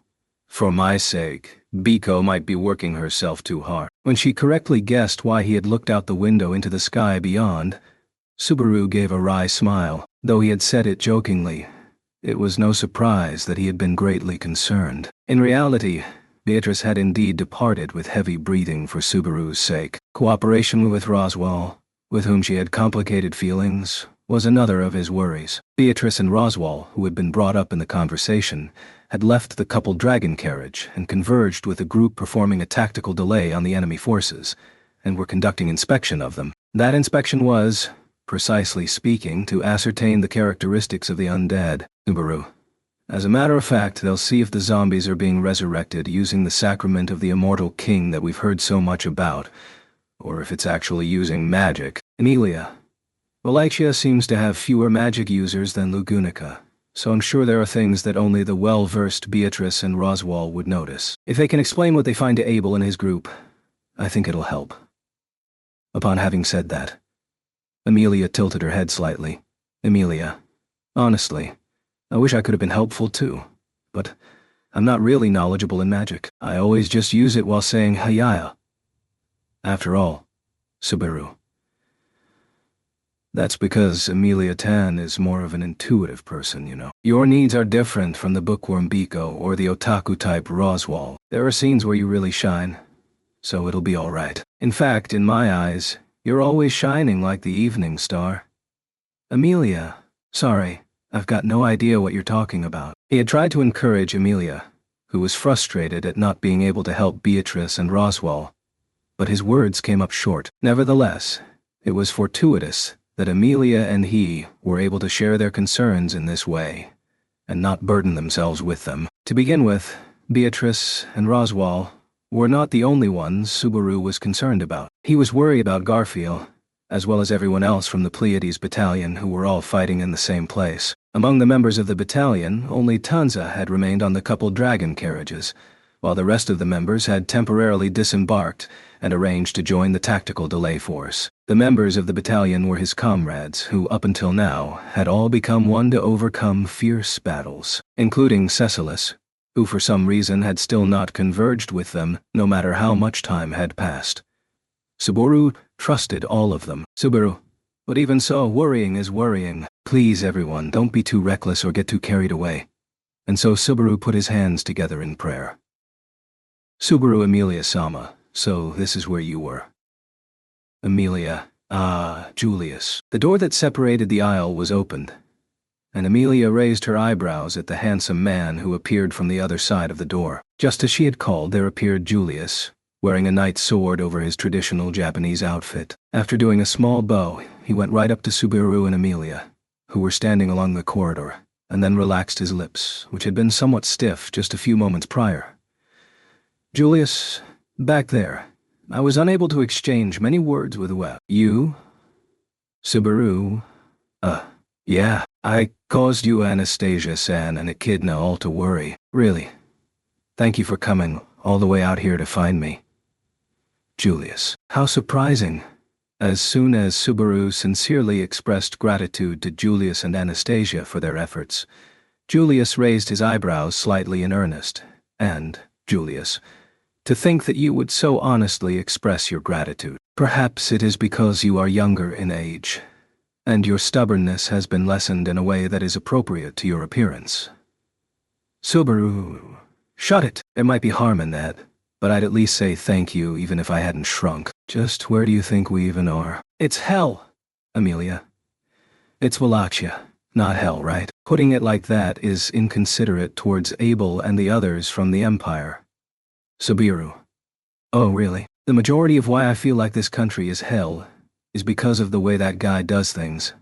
So don't I have the right to offend him? Of course, he thought that Abel had his own perspective, and it was not difficult to imagine that he went through trial and error trying to manage the Empire effectively in his own way. But, since the result of that was the agony that Subaru had experienced, he should have the right to say at least this much. Amelia seemed at a loss as to what to say to Subaru's complaints, and she must have felt, in no small part, that she could not deny what Subaru had to say. Julius, on the other hand, while stroking the scar around his eye with his finger in response to Subaru's scathing remarks. Julius, I thought this during the meeting earlier, but Subaru, what is your relationship with His Excellency, the Emperor? Vincent? Your language just now, it was far too excessive. Subaru. If you say that was disrespectful, you'd faint if you found out what I did to that guy. I'll say this now, but I'm not acting out because I have special privileges as a kid. In fact, the reason I'm like this is because that guy wasn't able to keep the reins on that old man. Julius. I am fearful to even imagine. Amelia Sama, have you any details about what happened? Amelia. Yeah, you're talking about how Subaru and Abel are really a lot closer than expected, right? At first I was worried if the two of them would get along. But honestly, Subaru makes friends very quickly. Subaru. Friends.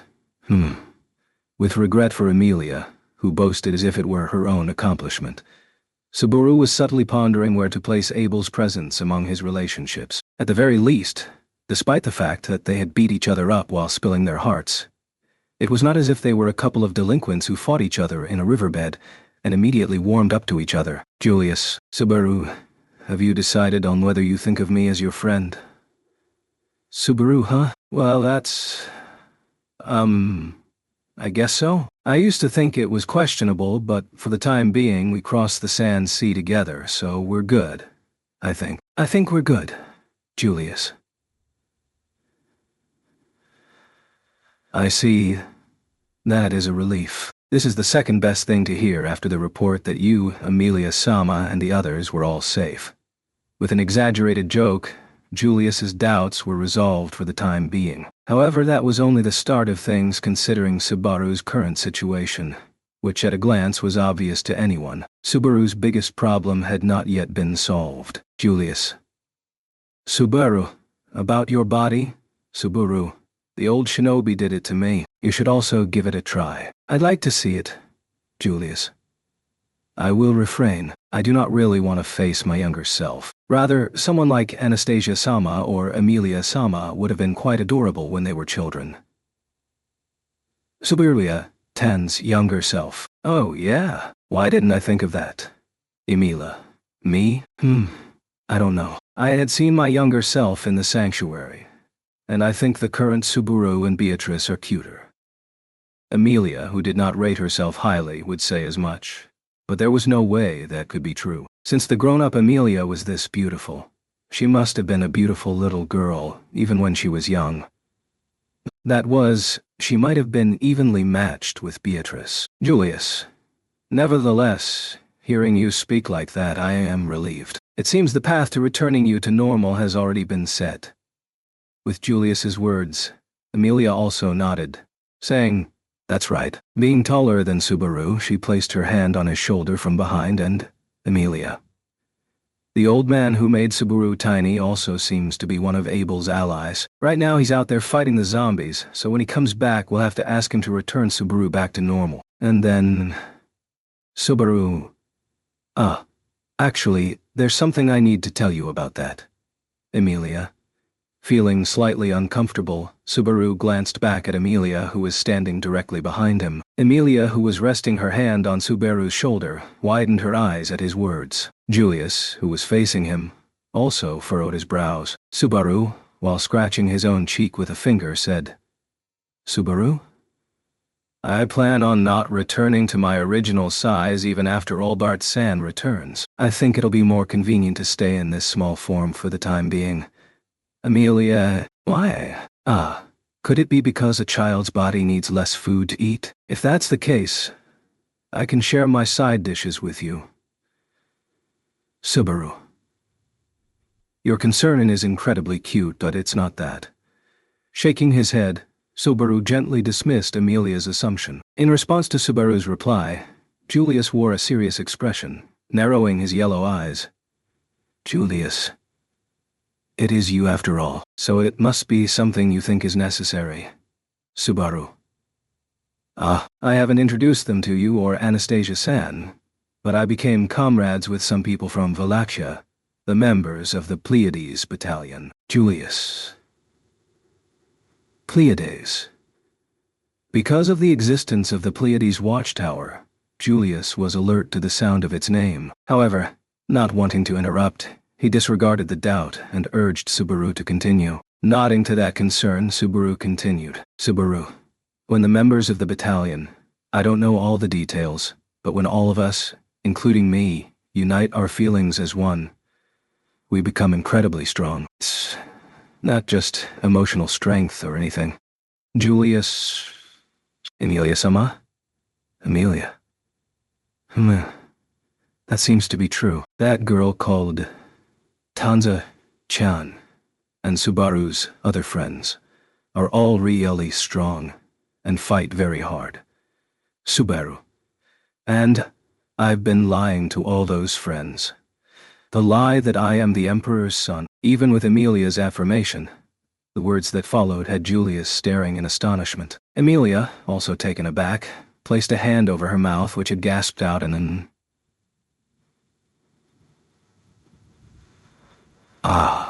Emilia, that reminds me, you did say that you introduced yourself like that. But Valachia is not where you were born, right, Subaru? Subaru, of course not. My hometown isn't like this hell. It's more harmonious, filled with love and peace. Julius, even in the fortified city I heard talk of a black-haired crown prince. When I heard black hair, I did somewhat think of you. Subaru, just so you know. Abel's the one who came up with it, so please direct your complaints over there. Anyway, it's important that everyone in the battalion believes in it. That's why, when departing from the Gladiator Island, Subaru made his companions, who he had persuaded to go with him, believe that he was the son of the Valachian Emperor. Today, the foundation of the Pleiades battalion's unity rested heavily upon that lie. He was not going to leave things like this forever. Subaru had not wanted to continue lying to them, for, when the unprecedented great disaster that was shaking the Valachian Empire was resolved, Subaru would return to his normal size and, together with Emilia and Rem and the rest of the camp, they would make a triumphant return to the kingdom of Lugunica. And if Subaru and the others were to finish this battle with an overwhelming victory, the Pleiades battalion's assistance was surely needed. Subaru. That's why I can't go back yet. I have to be the Natsuki Schwartz who everyone in the battalion believes in, at least until this battle to take back the Empire is over. Emilia. Subaru, tightly clenching the small fists that he had become accustomed to seeing. Subaru clearly stated his decision. Until declaring as such to Emilia and Julius like this, Subaru had also been unsure of what to do. It was a matter of course. But his larger form was more his body than his smaller form. He had a strong desire to get back to his original body, to hold Beatrice in his arms lightly, and to talk with Emilia on the same eye level. But that yearning of Subaru's could not be compared to what was truly necessary. Julius, truly, regardless of where you are or what form you take, you remain the same. Hearing Subaru's resolve, Julius spoke as he let out a small exhale. He brushed his bangs back with his hand, and looking at Subaru with a look of equal parts wonder and understanding. Julius, you force the most difficult and unexpected decisions to be made, be that for yourself or someone else. Subaru, it isn't such an admirable resolve. I want to be a child for a while longer.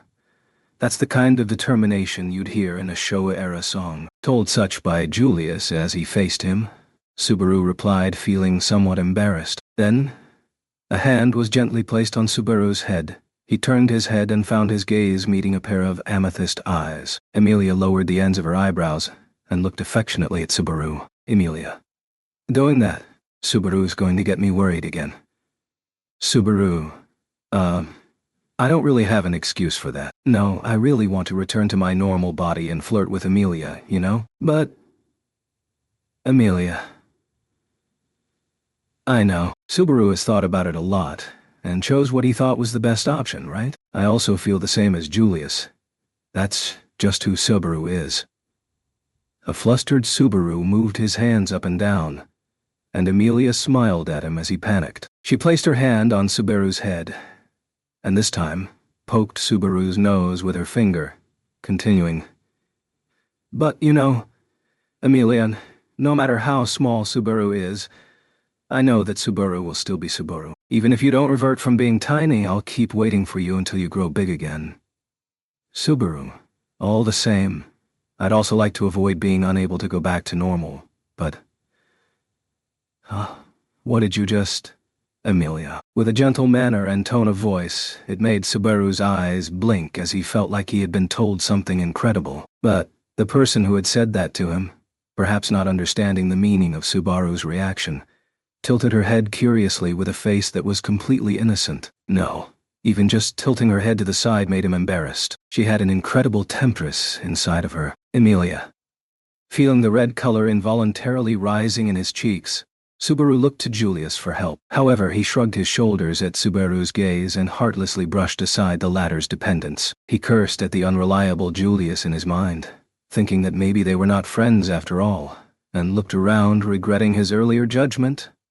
And, just as a girl entered the corridor from one of the cabins, his gaze collided head-on with hers, as she stared directly at him. Yes, it was a girl with blue hair and light blue eyes who had called out to Subaru and the others, and as soon as Subaru saw her, his face lit up. Subaru. Rem, great. I wanted to talk to you too. When Rem showed up, Subaru's mind was whisked away from the events that had just taken place. Subaru, who had lost consciousness after the trouble in the capital with Emilia, Beatrice, and others, had not had the time to talk with IML. After the confrontation with Abel and telling Katya what needed to be said, Subaru left her in Rem's hands and went straight to discussions. That discussion came to a close, and then they finally met again. Subaru. Well, what about Katya-san? As she calmed down? Rem, because the circumstances are what they are, that won't happen so easily. However, she has now tired out herself crying and has fallen asleep, so her brother is looking after her by her side. Subaru. I see. Oh, yeah. I'm sorry to entrust you with such a difficult role. Rem. I did it because I wanted to do it. By the way. Responding to Subaru in front of her, Rem's tone of voice lowered slightly. Subaru tilted his head and wondered what was going on. But before Rem could speak a word, Julius, Miss Rem, you are awake. Yes, Julius, surprised by Rem's presence, was quicker to speak up. His eyes widened, and his voice burst with honest surprise and joy, and Subaru nodded with, That's right, Subaru. My bad. I should have told you, Anastasia-san.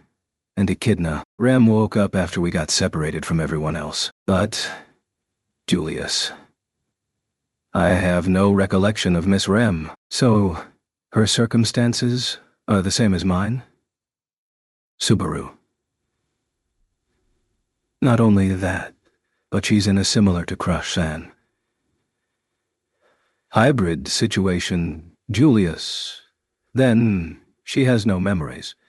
Julius's shapely brow furrowed at Subaru's explanation. He quickly realized that it was not a situation to rejoice openly, and seemed to be at a loss as to what to say. But once he closed his eyelids, upon opening them, he regained his fearless expression. Julius. Miss Rem, I apologize for the unexpected manner in which I addressed you. I am Julius Euculius, and I am a knight in the service of a certain person and a friend of Subaru. Rem, you are his friend, Subaru.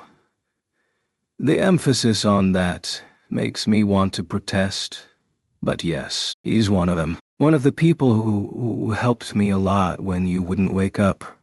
Rem, that is... Rem raised her eyebrows in surprise when she was told of his relationship with Julius, who bowed graciously. Taking a moment to pause in surprise, Rem also bowed her head in response. Rem, thank you for your concern. I can't say I'm at full strength yet, but for the time being I am able to stand and walk on my own feet just fine. Julius, that makes it all the better. For yourself, and for everyone around you who was thinking of you. Rem. Yes. It was tempting for Subaru to swear at him, as usual, for his carefree and thoughtful way of speaking. But in front of Rem, who had put her hand on her chest and nodded softly, it was impossible to say such a reproachful thing. Anyway, he was glad to be able to tell Julius that Riem was now awake. Later, he would have to tell Anastasia and the others. Subaru. But I'm really glad that Anastasia-san and the others came to the Empire, so that I could see Rem like this. You guys were also worried about us, Julius. Yes, Anastasia-sama was also deeply concerned. Although Miss Rem will not remember it as someone who traveled with her, I am truly pleased. Amelia. Yeah, I think so too. It's all thanks to Subaru's hard work. So said a smiling Amelia, patting Subaru's head once more. Because of the height difference, it was easy for her to pet him. But being petted like this over and over again made him feel like a child. And it was very frustrating. It felt very good, but his manly heart did not want to allow Amelia to treat him like a child. Subaru. Amelia-tan, don't dote on me so much. Amelia. I think you're cute, but I'm not trying to be overly affectionate, you know. I think Subaru is splendid. As expected of my knight. Rem. Ha! Amelia. What? And just as Amelia was petting Subaru's head like that, there was a sharp voice unexpectedly released, and Amelia's hand stopped. Amelia's eyes widened, and she saw Rem facing her across from Subaru. It was Rem, with her pale blue eyes, who stared at Amelia's hand placed on Subaru's head. Amelia. Rem, is everything okay? Rem? No, there's something I'm a little confused about. Amelia-san, can I check something? Amelia, check something? Yeah. Go ahead and shoot. Subaru. Who even says? Go ahead and shoot these days, with one side placing her hand on his head and the other having her hand placed on his head. Subaru and Amelia tilted their heads in unison at Rem's words. Rem looked at Subaru and Amelia alternately with a suspicious look. Rem? What kind of relationship do you two have, Amelia? Subaru and I? Subaru and I? Subaru. Subaru and Amelia exchanged looks at each other in response to Rem's question. Indeed, as it stood, Rem had just reunited with everyone in the Amelia camp, and although he was told that an understanding of her relationship with Rem had been reached, beyond that, there were no further details yet. If that were true, maybe they should do this where everyone was present. Subaru. Right. To put it simply, Amelia-tan is the top of our camp.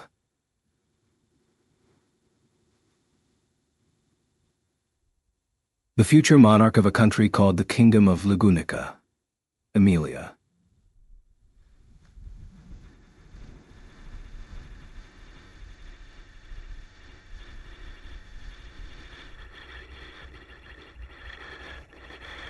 And so, Subaru is my #1 ally, my knight. Rem, your #1 ally, Subaru. Yeah, I'm doing everything I can to make my Amelia-tan's dream come true. Amelia. Yes, he's doing his best. Although I'm not his, Subaru is mine. Subaru's proud words were answered by Amelia's bashful response. Thereupon Rem, having heard their answer, put her hand on her forehead. Then, after she pondered it for a while, Rem, excuse me, this is confusing. Am I the cause of this? Julius, no. I do not think you are responsible, Miss Rem, though that is coming from a third party's perspective. Thank you for that.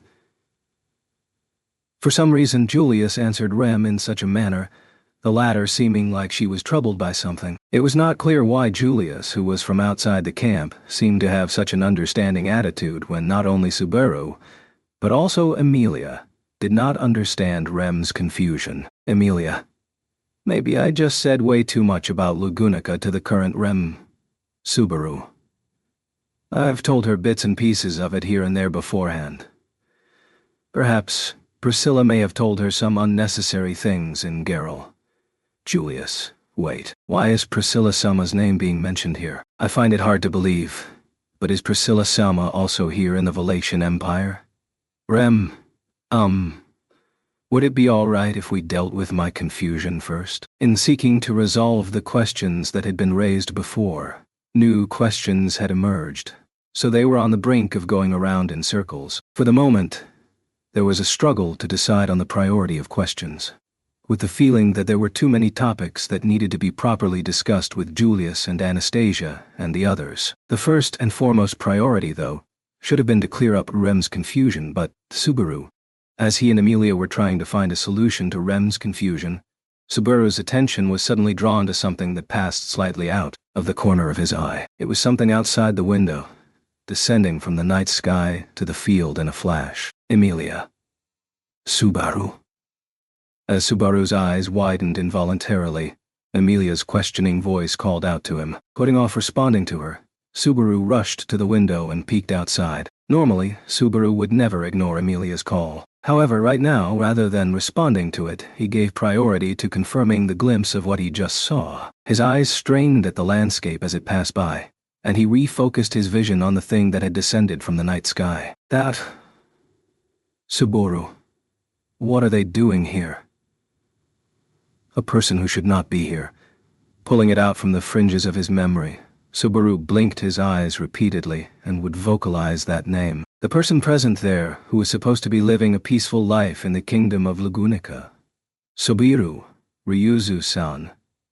There was probably no way she could have heard Subaru's whisper. Despite the distance and volume of his voice, which should have been impossible to hear, Subaru's eyes met those of the small figure heading towards him, and he instinctively sensed that they had both perceived each other. With her eyes still locked with Subaru's, the small figure moved its lips and said something. Subaru leaned forward to try and hear what it was. Subaru. Ah.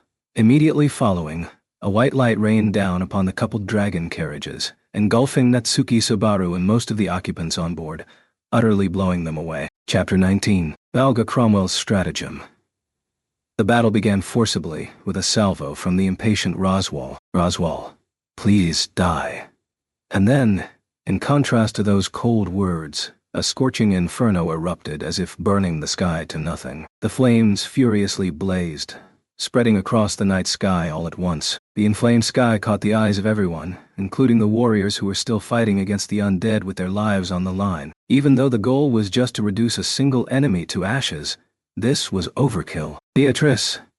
An act of barbarity akin to burning down a whole mansion in order to kill a small insect in a room, I suppose. Burning down a mansion to accomplish an objective was a reckless act that only Petra and Otto would dare to do. If not for that resolve of theirs, she may have never mustered up the courage to leave the Forbidden Library. Beatrice was secretly grateful for that, but she still thought it was overdoing things. With his first strike, Roswal demonstrated that his overkill would not fall short of that of those two. However, threat level recognized, adjustment required. After evading through the air to escape from the burning night sky, the enemy, Sphinx, was still going strong. Even though they had gone through the trouble of burning down the mansion, it would be meaningless if the small insect that had been targeted were to escape. In this case, it seemed like Roswal had only scorched the sky and startled everyone around without achieving anything. If only Roswal was the only person present here. Beatrice. Elminia. With her pink hair fluttering as she soared freely through the sky, Sphinx had been floating in the path of shimmering deep purple flashes that had suddenly appeared. It was the pinnacle of magic that had the power to freeze the time of the target and shatter it. It was a deadly attack that had already been verified to be the most effective against the undead. Beatrice. It is not good that no one except Subaru and Betty can cultivate yin magic, in fact. Against an army of undead, there would have been nothing to fear with a full lineup of yin magic users. Even Beatrice, who had lived such a long time, had never witnessed a scene where more than 10 yin magic users were all assembled in one place, so she knew it would be an impossible proposition. With such useless thoughts, Beatrice preemptively killed all hesitation within herself, in order to strike down the loathsome enemy who wore the same face as Ryuzu Meyer. Beatrice. Ryuzu Meyer's fleeting smile passed through Beatrice's mind. Unlike the Ryuzes who Garfield and Frederica dearly loved as their grandmothers, Ryuzu Meyer, their progenitor, was Beatrice's first lifelong friend. At the time, she was unable to recognize that. She had been far too late in recognizing that, but it was different now. Now, Beatrice could fully accept the magnitude of her presence. That was precisely why an enemy that took this form, as far as Beatrice was concerned. Betty has gotten angry, I suppose. As Beatrice howled, she saw Sphinx charging head-on into the unleashed purple arrows. The eyes of the enemy narrowed briefly as she raised both of her hands in front of her face, and white light shot out from all 10 of her fingers, clearing away all the minyas that stood in her way. With nary a sound of shattering, the deep purple crystals had been blown apart into pieces. But that would not be enough to destroy Beatrice's frustration. Sphinx. HK. Although Sphinx had supposedly dismissed the threat, her expression slightly contorted. The reason being, the deep purple crystals she had cleared away had turned into flying shrapnel in their shattered state, spreading out and chasing down the fast-flying Sphinx. Beatrice. Magic is an idea. As soon as you think you've stopped it, it all goes wrong, in fact. However, the crystalline arrow shape that represented Minya was not what was important. It was about the effect of freezing and shattering the time of the person it struck. Indeed, even if it did not have the shape of an arrow, as long as it pierced the opponent, the form and size did not matter. Hence, the flying shrapnel of Beatrice, with her competitive spirit alight, would not allow Sphinx to escape. And then, Sphinx. Threat level recognized. Once again. Adjustment. Requie. 100 years too late to rethink this. Evading the flying Minya that would turn her to stone as she strenuously tried to escape, directly next to Sphinx was the malicious countenance of Garfield, who had leapt off the ground with a kick. His eyes sharp, his fangs bared, Garfield roared like a ferocious beast and swung his refined arms with a mighty swing in an attempt to hit Sphinx with all his might. For a moment, Garfield's and Sphinx's gazes met. Garfield's hesitation to strike his fist into an opponent with the same face as that of his grandmother made his heart.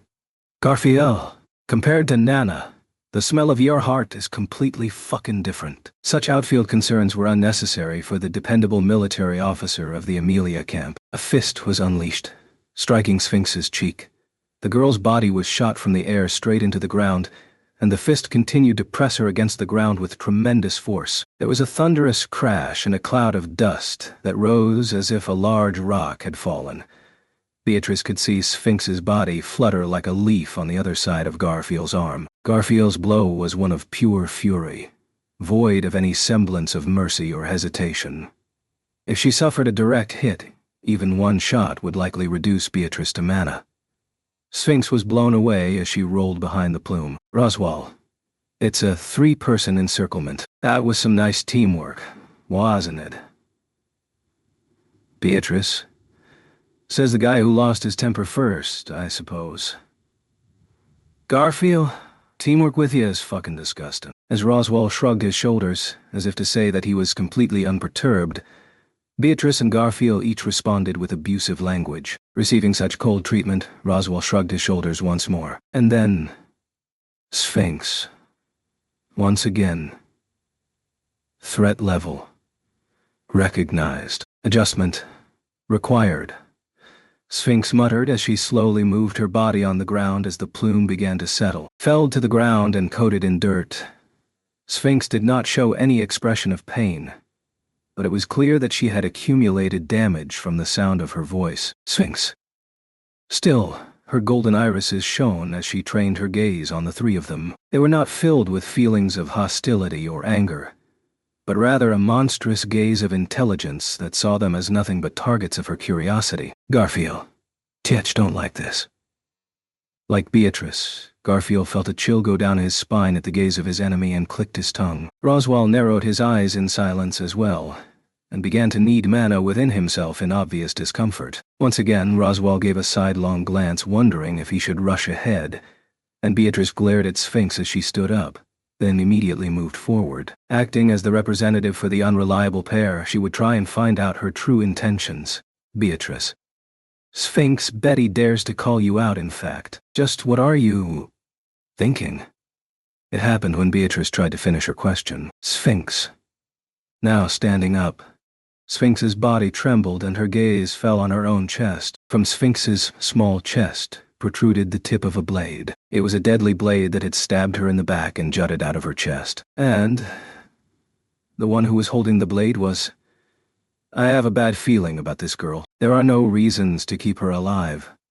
Griselda, who had stated so in a brutal manner, pulled out the dagger that had stabbed her and then stabbed her again. After 3 concentrated stabs had bored through the back and chest, she grabbed Sphinx by the hair and forced her head upward, then mercilessly slit her neck with a dagger held in a backhand grip. Is the body of an undead. No blood was spilled, but there was no doubt that all of it was lethal. Sphinx's body also fell forward onto her knees, then collapsed face down. Beatrice.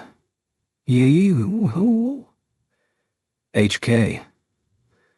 Beside the collapsed Sphinx, Griselda made sure that no blood had gotten on her knife. Upon witnessing this, Beatrice was frozen still as she stared with widened eyes, at a complete loss for words. Roswaal and Garfield were also left speechless at Griselda's actions. Griselda tilted her head, beautiful and with eyes that conveyed a strong impression as it was, at the state of the three of them. Griselda. I know that she had a history with you guys, but... Speak at her grave. That's the battlefield custom, Garfield. Well, I guess that's true. It was a blunt outlook. But Garfield resigned himself to the fact that it was irrefutable. Beatrice had been frequently surprised by the sense of values in Wallachia, but she had altered her perception of their severity, believing her perception to have still been naive. Roswaal. Sphinx. Roswaal, ignoring Beatrice's and Garfield's turmoil, stepped forward. He looked down at the collapsed Sphinx and called out her name in a sidelong glance that showed little emotion. Griselda's blow, a fatal one, was evident not only in the location of the wounds, but also in the way Sphinx's body crumbled. Most of her lower body had already been reduced to dust, and the girl's face, on which cracks had been present from the start, was beginning to crumble away, and it would only be a matter of time before her whole body was shattered to pieces. However, Sphinx's life force, as an undead, had yet to be exhausted. She had no power to counterattack or struggle in vain, but she had enough energy remaining to move her golden irises and look back toward Roswaal, who was looking down at her. Roswaal. Even though he knew she was a different person inside, it still pained his heart to see Ryuzu's appearance crumble. What Roswaal was feeling was probably different from Beatrice's sentimentality, but Griselda's thorough realism had gotten in the way, and perhaps deprived her of the means to alleviate that sentimentality. In any case, the main culprit behind the anguish of Beatrice, Garfield, and Roswaal was... Sphinx. Deliberation should have been required. In the midst of her body crumbling, one could hear Sphinx mumbling, never showing any signs of pain on her face. At first, Beatrice thought those were words lamenting her own lack of ability. Sphinx. For you 3.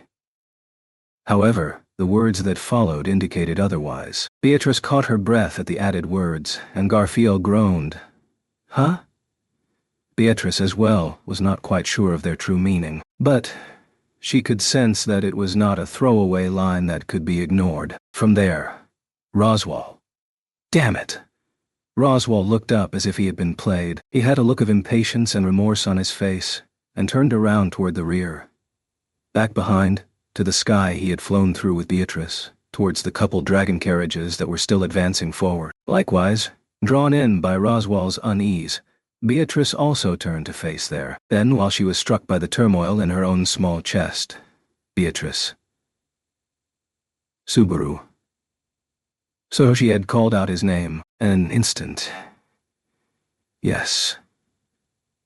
Everything happened in an instant. Having taken notice of something out of place, immediately after he vocalized his doubts, everything was engulfed by a white light. Emilia, who was by his side, and even Julius, none of them were given a chance to react. Naturally, Subaru was also unable to do anything as the white light swallowed everything up and vanished. Natsuki Subaru immediately intuited what that meant, that his life had been expended and return by death had been invoked. As proof of that, I love you.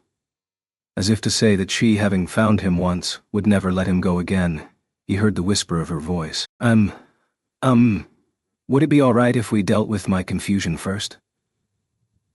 The moment that he heard that voice filled with equal parts astonishment and exhaustion along with a tinge of irritation, Subaru flipped on the ready, go switch inside of him. Subaru.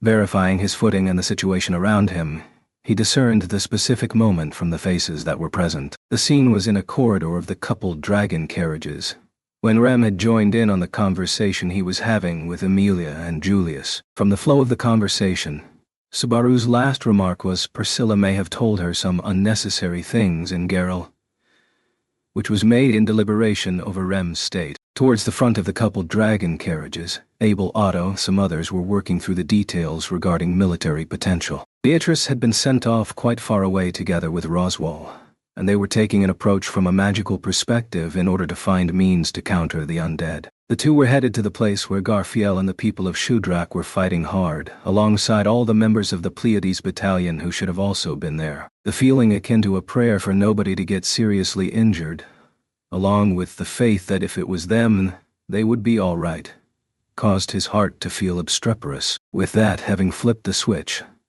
Subaru ran through everything up to that point in an instant. Emilia. Subaru.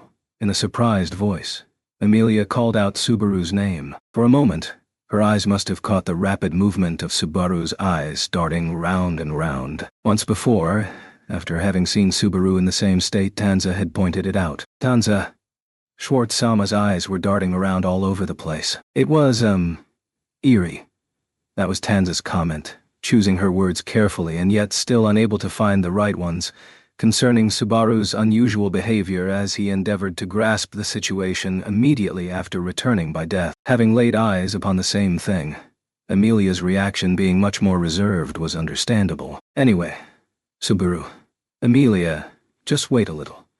As he raised his hand to avoid being questioned, Subaru's awareness was sharpened to a knife's edge. In an environment where retrying upon death was a given, the very intuition that had been essential in ensuring the survival of everyone on the Gladiator Island enveloped Subaru, and in order to investigate the cause that brought about his death, his concentration was exerted to its utmost limit. This was no time to be fussing over overly sluggish thoughts such as, did I just die? Without the intuition that could catch up to reality by saying, if I just died, he would never be able to arrive at a solution. It was absolutely essential for him to understand that if he could not make that switch quickly, it would cause Subaru and those around him to lose their lives twice as many times.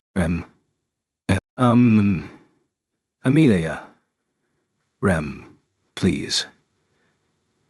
Next to Subaru, who was concentrating, Rem, with her eyebrows slightly knitted, looked at him with questioning eyes. But Emilia stopped her from questioning with a gesture of her hand as if holding her back. Meanwhile, Subaru had finished correlating his death with the events just prior to returning by death.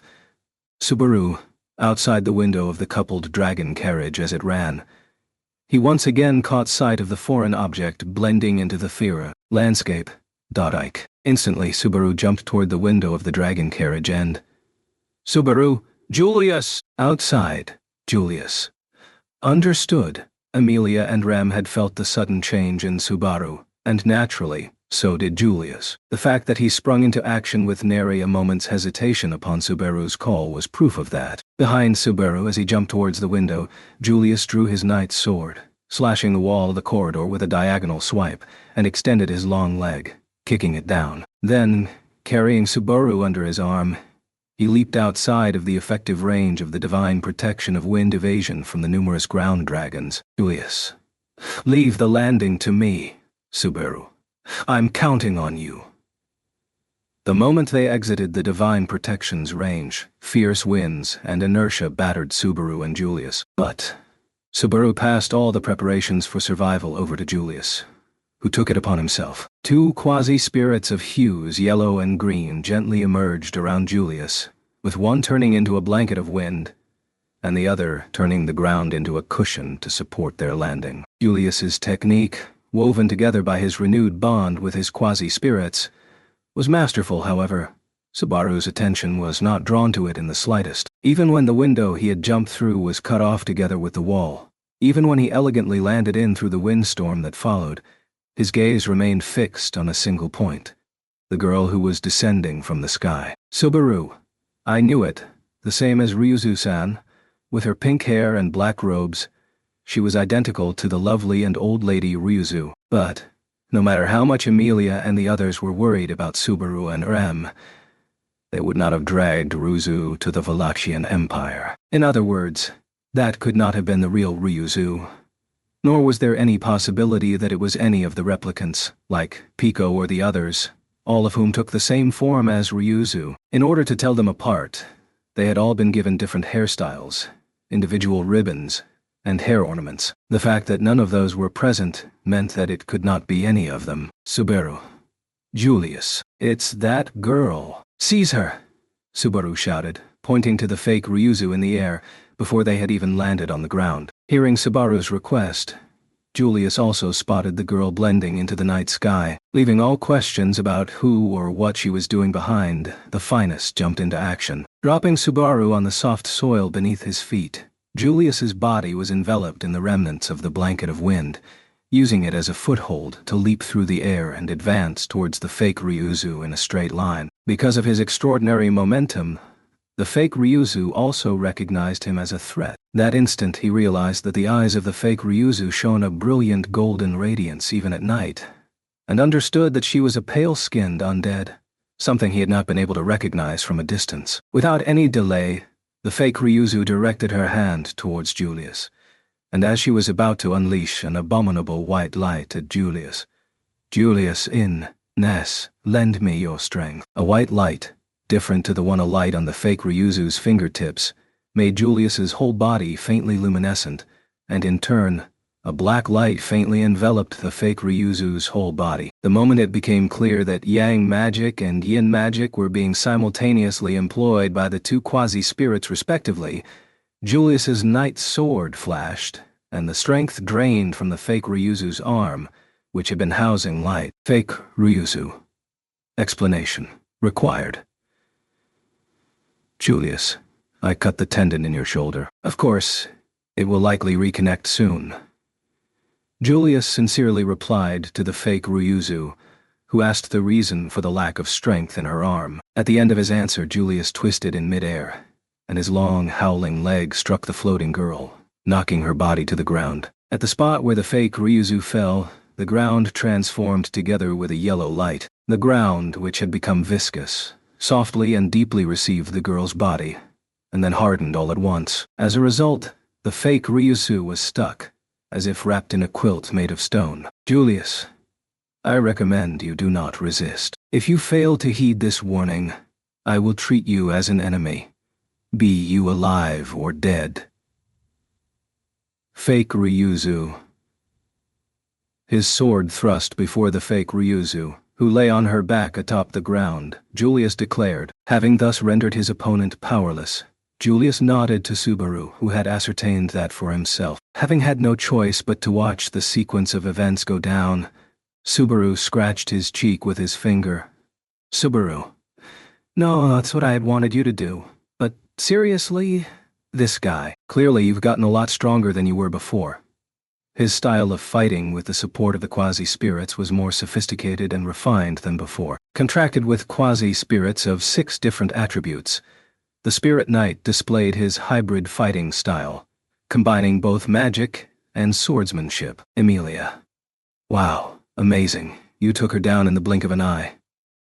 And from behind Subaru, running across the grass, was Emilia. It seemed like she had jumped off the dragon carriage in pursuit of Subaru and Julius. Her eyes widened when she saw that she would have no opportunity to do anything because of Julius's brilliant skill. Subaru. Emilia Tan. What about Rem? Emilia. I asked her to tell Otto-kun and the others that you and Julius jumped out. I needed to hurry too, so I followed you right away, but still… Subaru. No. It's not that you were slow, Emilia Tan. It's that this guy was too fast. Also, it was the right choice to not bring Rem here. It seemed possible that if it was the current Rem, she might have come down with Emilia, but thanks to the latter's good judgment, she would not get wrapped up in any danger. When he thought about it, he reconsidered that the Rem who did have her memories would have definitely jumped down, so Emilia was very correct in instructing her to stay behind anyway. In any case… Emilia, this isn't Ryuzu-san, right? Subaru. She looks exactly like her, but there's no doubt she's a zombie. Come to think of it, could someone like Biko or Ryuzu-san become zombies? He did not even want to think about Beatrice or Ryuzu dying, but there was room to question whether zombification was possible for these women, whose bodies were composed differently to those of normal creatures. In reality, since there was an undead that took the form of Ryuzu, her origins should have been the same as Ryuzu's, unless she was a miraculous look-alike. In that case, they would conduct an investigation without needing to give it a second thought. So Subaru and Emilia headed over to the fake Ryuzu, who had been captured by Julius. Julius, this is a zombie that is able to think and speak. Subaru, please be careful. Subaru, yeah, actually there's a high chance she's way more dangerous than her appearance suggests. Emilia Tan, could you also be careful and keep an eye out? Emilia, yeah, leave it to me. If you behave… entrusted to be vigilant. Emilia roused herself, but found herself lost at what to say to the fake Ryuzu. It was doubtful whether the warning, if you don't resist, we won't hurt you, would be meaningful against an undead. Nevertheless, they must never let their guard down. This small existence had just utterly blown away the coupled dragon carriages holding Subaru and the others in the span of a breath. Even if her four limbs were bound, it was uncertain if she was perfectly immobilized. Subaru. Sure is a shame that your preemptive strike failed. Fake Ryuzu, you are… Subaru. My name is what I would say from my conditioned reflex to give my name, but I'm not trying to be friends with you. It's fine if our relationship remains with you being a dangerous person, and me being the one who hindered your plans. Fake Ryuzu. I see you are a strangely capable person. At first glance, you seem to have no outstanding ability though. The fake Ryuzu, lying sprawled on the ground and looking up at Subaru, expressed her views. He had grown accustomed to being underestimated, so he was not upset with that assessment. Beside him, it seemed Emilia wanted to say something, but Julius shook his head to stop her. In any event, Subaru, no other zombies are coming. Did you just go ahead on your own because you could fly? If you rushed ahead thinking you could beat us, that's too bad. In reality, he had already been killed once by her preemptive attack, but he would not let that be known. If his provocation would make the opponent speak up, it would be profitable. However, it seemed that her skin turning pale was not just for show, and no emotional response was given. But it was a cliché for this type of person to be tempted to show off their intelligence by making repetitive statements that ran contrary to their objectives. If necessary, Subaru was ready to put on the performance of a lifetime as the stupidest child he could manage. However, fake Ryuzu. Valga Cromwell. Subaru, huh? Suddenly, the lips of the girl lying there uttered an unfamiliar term. No, it sounded like something he had heard somewhere before, but Subaru could not immediately recall when that was or what it was about. While Subaru furrowed his brow at that doubt, Emilia and Julius had a different reaction. Both of them reacted as if they knew the name. But before Emilia or the others could question the fake Ryuzu's words, fake Ryuzu. This was a stratagem of his that had not been carried out at the time. Indeed, the fake Ryuzu had been the one to continue first. Thus, the development thereafter also connected seamlessly, giving no room for the question that had already been delayed from being asked once. Emilia. Subaru. A moment later, Subaru saw Emilia's facial expression change, and he was forcefully pulled into her arms. As it was, Emilia gnashed her molars and created a wall of ice around Subaru, Julius, and herself. Inside the wall of ice, Julius also readied his knight's sword, which had been aimed at the fake Ryuzu near his feet, and clad himself with the rainbow light of the concentrated power of his 6 quasi-spirits. In response to the forthcoming danger, Emilia and Julius had completed their preparations in an instant. Then they would. Subaru. Wah. A white light rained down from beyond the sky, wiping them all out at once as if in a cruel mockery. Would it be all right if we dealt with my confusion first? Subaru. HK. The voice of Rem, filled with equal parts bewilderment, exhaustion, and irritation, was heard, and Subaru took a short breath. The feeling of remorse at being unable to avert the arrival of the death, which unlike last time he knew was coming, along with the trembling of his soul, caused by the shock he had anticipated, pummeled Subaru's heart from within. He had completely misjudged the cause of his death. This was the result of latching on to the most obvious visible change, and the conceited thought that he had prevented it. The first time the interval between noticing the existence of the fake Ryuzu and then death was too short, causing him to miss what had actually happened. The absurdly powerful white light that had obliterated Subaru and the others had not been released by the fake Ryuzu, but had rather originated from somewhere else. Emilia? Subaru? Subaru. Emilia. Just wait a little. Noticing Subaru's introspection, Emilia tilted her head, to which he raised a hand in response. Pausing his introspection, he cast aside all regrets. While there was still room for growth in reflection, regret was nothing but self-pity of something one wished they could have done. With that, neither the self that he had pitied, nor all the others whom he had ignored, would be saved. That he would not allow. That he would absolutely never allow. At that moment, the fake Ryuzu had mentioned the name Valga Cromwell. Subaru had still yet to understand what it meant, but Emilia and Julius seemed to have recognized it. Perhaps he should ask for more details. No. That could wait. Even if he found out who this Valga was, the wrath of the white light that followed would not simply disappear. That attack was very much real, and more so, it was an outrageously powerful danger that stood in the way of Subaru and the others. It needed to be dealt with, but was it possible to prevent it from being fired in the first place? It was impossible for the situation with the fake Ryuzu and that attack to be unrelated, but would she, an undead being, be willing to negotiate? If she was an undead that could communicate, would it not be dangerous to close the door on negotiations? No. If she could be reasoned with, then she would not have tried to kill them outright with no dialogue, whether she could be reasoned with or not, in order to sit around the negotiations table. A table first needed to be set. Emilia. Rem, please.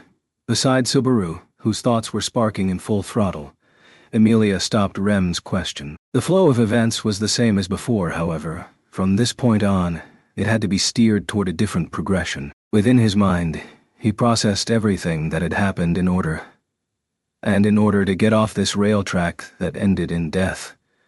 A change had to be made at this critical juncture. For that reason, Subaru. Julius. Outside. Emilia, you come too, Julius. Understood, Emilia. Yes? Got it. The moment that he glimpsed the form of the young girl outside the window, the harbinger of the death that would soon arrive, he jumped towards the window and called out to Emilia and Julius behind him. Without hesitation, Julius's sword strike sliced through the wall of the coupled dragon carriage, and once the wall was kicked down, Subaru and the other two headed outside. Just before they escaped the range of the divine protection of wind evasion, he yelled, Subaru. Rem, I need a favor. So he declared. A long leg flashed. A kick knocked the fake Ryuzu to the ground. The changed nature of the earth caught the body of the undead, and once again, an earthen quilt restrained her entire body. Julius, I recommend you do not resist. If you fail to heed this warning, I will treat you as an enemy, be you alive or dead. Fake Ryuzu, right beside her as she lay on the ground, The fake Ryuzu stared at Julius, who thrust his sword before her. She may have been marveling at Julius's elegant skill, but his fighting style had not capitalized on any advantages from Subaru's return by death. Seeing Julius, who had dominated his opponent with his pure ability, Subaru clenched his fist. Emilia, this isn't Ryuzu-san, right? In a split second, Julius neutralized his opponent, and Emilia, who had jumped down from the couple dragon carriages at the same time, furrowed her shapely eyebrows at the fake Ryuzu by his feet. Subaru too did not know the true identity of the fake Ryuzu, but he knew that she was an undead, both willing and capable of doing harm to Subaru and the others. Outside of that, he knew nothing. Subaru. The way they look is identical, but she is neither Ryuzu-san nor Pico or the others. More importantly, put me down and be on guard. Get ready, Emilia. Emilia. Be on guard, even though that girl has already been taken care of by Julius. Subaru. Something bigger is coming. Something that can kill us if we're not prepared. Saying that, Subaru jumped down from Emilia's arms. This time, Emilia was left to cover the landing, and Julius was asked to immediately restrain the fake Ryuzu. With that, Subaru nodded to the surprised Emilia and rushed toward Julius, who was restraining the fake Ryuzu. Subaru. Good work, but there's more to come. There is going to be a huge shot coming from beyond the sky. If we don't stop it, we're all in big danger. Julius. From the sky. Subaru. I also have Emilia taking deep breaths. Skipping over the minor details, Subaru pointed to Emilia behind him. There, with her arms spread wide, Emilia was taking slow, long, deep breaths. Her concentration was improving in preparation for what was to come. Julius nodded his head at that, and the quasi-spirits of 6 colors gathered around him. Fake Ryuzu. You are. Quickly. Both Emilia and Julius hurried their preparations, and the fake Ryuzu, who was restrained to the ground, gazed at Subaru with skepticism. With the current exchange, she understood quickly that the cause of her head being pinned down was Subaru's quick comprehension. But the fake Ryuzu's surprise did not end there. Subaru. Valga Cromwell. Fake Ryuzu. Subaru. That's the name of your military strategist, isn't it? Closing one eye, Subaru conveyed to the fake Ryuzu that he saw through her plans. In truth, neither the intentions of the fake Ryuzu nor even the identity of Valga Cromwell were known to him, but it was a bluffing technique that did not reveal that fact. The information that had come from the fake Ryuzu herself was now causing the fake Ryuzu to be astonished. In fact, up until now she had remained expressionless, but now her cheeks stiffened, and she was looking at Subaru with more intensity in her eyes than ever before. Fake Ryuzu. I had thought prudence necessary for the magic user and spirit knight, but it seems for you too, caution required. Subaru, your stratagem has been seen through. Be graceful and accept your defeat. Subaru tried to continue bluffing, but since a bluff could not affect the spirit of the fake Ryuzu, it meant her planning had been different altogether. The fake Ryuzu's stratagem. It was not the kind that would fail if it was seen through. Fake Ryuzu. Valga's stratagem is something that cannot be prevented even if it is perceived. At that moment, that white light from beyond the sky aimed at Subaru and his friends. No, it was not. The white light was not aimed at Subaru and his friends. It was aimed at the fake Ryuzu lying on the ground, unleashed to obliterate everything atop the surface. Emilia. Subaru. Before the imminent light of death annihilated Subaru's existence, Emilia reached out her hands and deployed an ice barrier, which violently collided head-on with it. At the same time, Subaru was pulled up by his collar, and his body fell to the ground at Emilia's feet. In front of Subaru's eyes, the fake Ryuzu, who was closer to the light than Subaru, was engulfed by the white light, and disappeared. Perhaps this had always been the case. That white light was something unleashed aiming for the fake Ryuzu. Her presence became the marker for the white light to aim at, and the aftermath of the impact swallowed Subaru and the others, as well as the coupled dragon carriage. She became a living target of overwhelmingly powerful bombardment as she traveled into the midst of the enemy. No, since she had died, she was a dead target. Either way, the one who had originally proposed that was completely crazy. Subaru. That damn idiot Valga Cromwell. Julius. Al Clauseria. Subaru's heartfelt cry was met by Julius's incantation as he thrust the tip of his sword toward the light. A rainbow aurora was born. Its brilliance collided with the white light like a wall.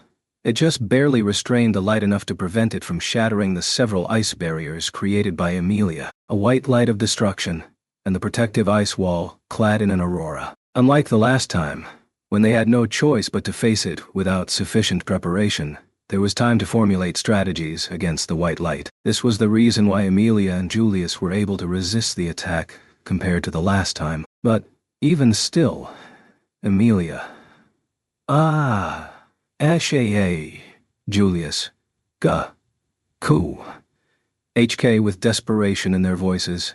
Emilia and Julius fought against the white light, but for this to be something that even the combined efforts of these two could not overcome, just how powerful was it? Unable to do anything in this situation, Subaru could only support Emilia's back as she stood her ground. Subaru, hang in there. You two, keep it up. Clenching down on his molars and unable to provide physical support, Subaru shouted out psychological support. It would have been nice if that roused the two of them and gave them the strength to extinguish the white light completely. But things did not tend to go so smoothly. No matter what the situation, salvation would not be suddenly offered out of the void. No matter how much one wished or prayed, one could not play cards that they had not been dealt in the game. That was why. You did well calling for me. So darn praiseworthy. Indeed, hearing a carefree voice that contrasted the urgency of the situation, Subaru held his breath. Somebody had walked out next to them. Then, the person gave Subaru's head a pat with their large hand and walked out in front of Emilia and Julius, as though they were merely taking a relaxed stroll. Those two were also surprised by the sudden behavior of the person, but here's the dead spot. As soon as they said it, the figure advanced in front of the three and swung the arm they had taken out of its sleeves, tossing something into the white light. The light possessed the power to swallow everything and turn it into dust. Beyond the barrier that Emilia and Julius had used to hold it back, that too would be swallowed up and then disappear. Or, so it had seemed. Emilia. No way. Letting out a voice, akin to a gasp, Emilia's amethyst eyes widened. Reflected in her beautiful eyes was not the white death that had been so close at hand, in fact, that had disappeared entirely. And instead reflected was the night sky, covered with thick clouds that had now been hollowed out in the shape of the light. Night. Witnessing the same thing, both Subaru and Julius were left speechless. The aurora-clad ice wall that had collided with the light had also disappeared, and the fake Ryuzu, who had used herself as a target, disappeared into the light, leaving nothing behind. Was thanks to that blue Oni girl who went and came calling for me. But the three of ye did a real darn good job hanging in there. How about I give you some candy? While saying that, having just wiped away the overwhelming death with his own hand, the wolf person, the strongest of the city-states, turned around and gave a huge grin at Subaru and his friends, utterly dumbfounded as they were. Then, his hand rummaged around in his clothing, and while tilting his head with a kaisuru still in his mouth, oops, I ain't got no candy on me. With that, he waved his empty hand about in the air, causing the exhausted Subaru to fall on his buttocks. Chapter 20. The Two Lights. Roswell. The identity of the enemy has become clear. The witch's failure that once wreaked havoc in the kingdom. A being by the name of Sphinx, the worst kind of monster. An emergency meeting had been convened once again in the coupled dragon carriages, and Roswell, who had rushed back from the battlefield, looked over everyone assembled and gave such an explanation. Sphinx. That was the name of the fake Ryuzu that Subaru's group had faced. Also, Subaru, you said she rampaged in the kingdom. When did that happen? Roswell.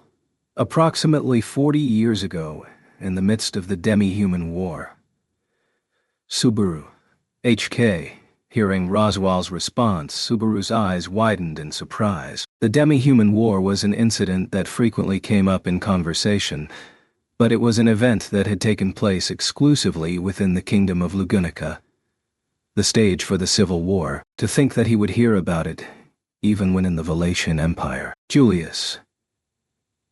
As per the records, during the demi-human war, Sphinx was among the 3 people on the demi-human side who required the most caution. I have heard that her deep knowledge of magic significantly escalated the horrors of the demi-human war. Emilia. I think I also came across that name while studying the history of the kingdom. And the name Subaru mentioned as well. Valga Cromwell, right, Julius? Indeed. That name also corresponds to one of the individuals who warranted caution. Having actually confronted the fake Ryuzu Sphinx and experienced the threat she posed, Emilia and Julius also referenced the other name that had been mentioned at that time. To them, it must have seemed like Subaru had suddenly thrown out that name, but by judging from Sphinx's reaction to it, they understood that she and the named individual were not unrelated. Then again, Subaru himself had not been aware that it was the name of a person involved with the demi-human war. Subaru, in other words, our enemies are Sphinx and this Valga Cromwell guy, and the people who rampaged during the demi-human war are now on a rampage in the Empire? I don't really get why. Anastasia. The demi-human war was already over 40 years ago. I've also studied the history of the kingdom, and I know about what the demi-human side was advocating for during the Civil War. I feel this situation ain't aligning with that. Subaru. Right. Anyway, I'm just glad that Biko and the others are safe, but in the past, Sphinx and Valga had wreaked havoc in the kingdom, but it was illogical that these 2 would now be rampaging in the Empire, so both Subaru and Anastasia tilted their heads in doubt. At this rate, it seemed likely that the last of the 3 people to be wary of from the Civil War would also turn out to be an enemy. Beatrice. That's impossible, in fact. The last person, the one named Libre Fermi, was confirmed to be in the library of the Pleiades watchtower, I suppose. There is no doubt that he is counted among the dead, in fact.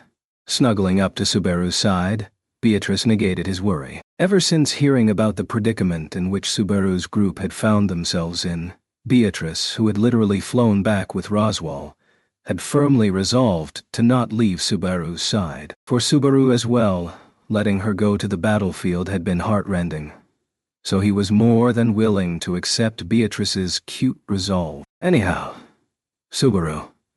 So we can rest easy if they had a Book of the Dead. But is it really okay to say that? We're dealing with zombies, so I'm starting to feel like it's natural that it was there. Julius, if that is the case, it is a frightening prospect. The possibility that we may not just be dealing with ordinary zombies, but with the likes of heroes or villains whose names have been engraved into history.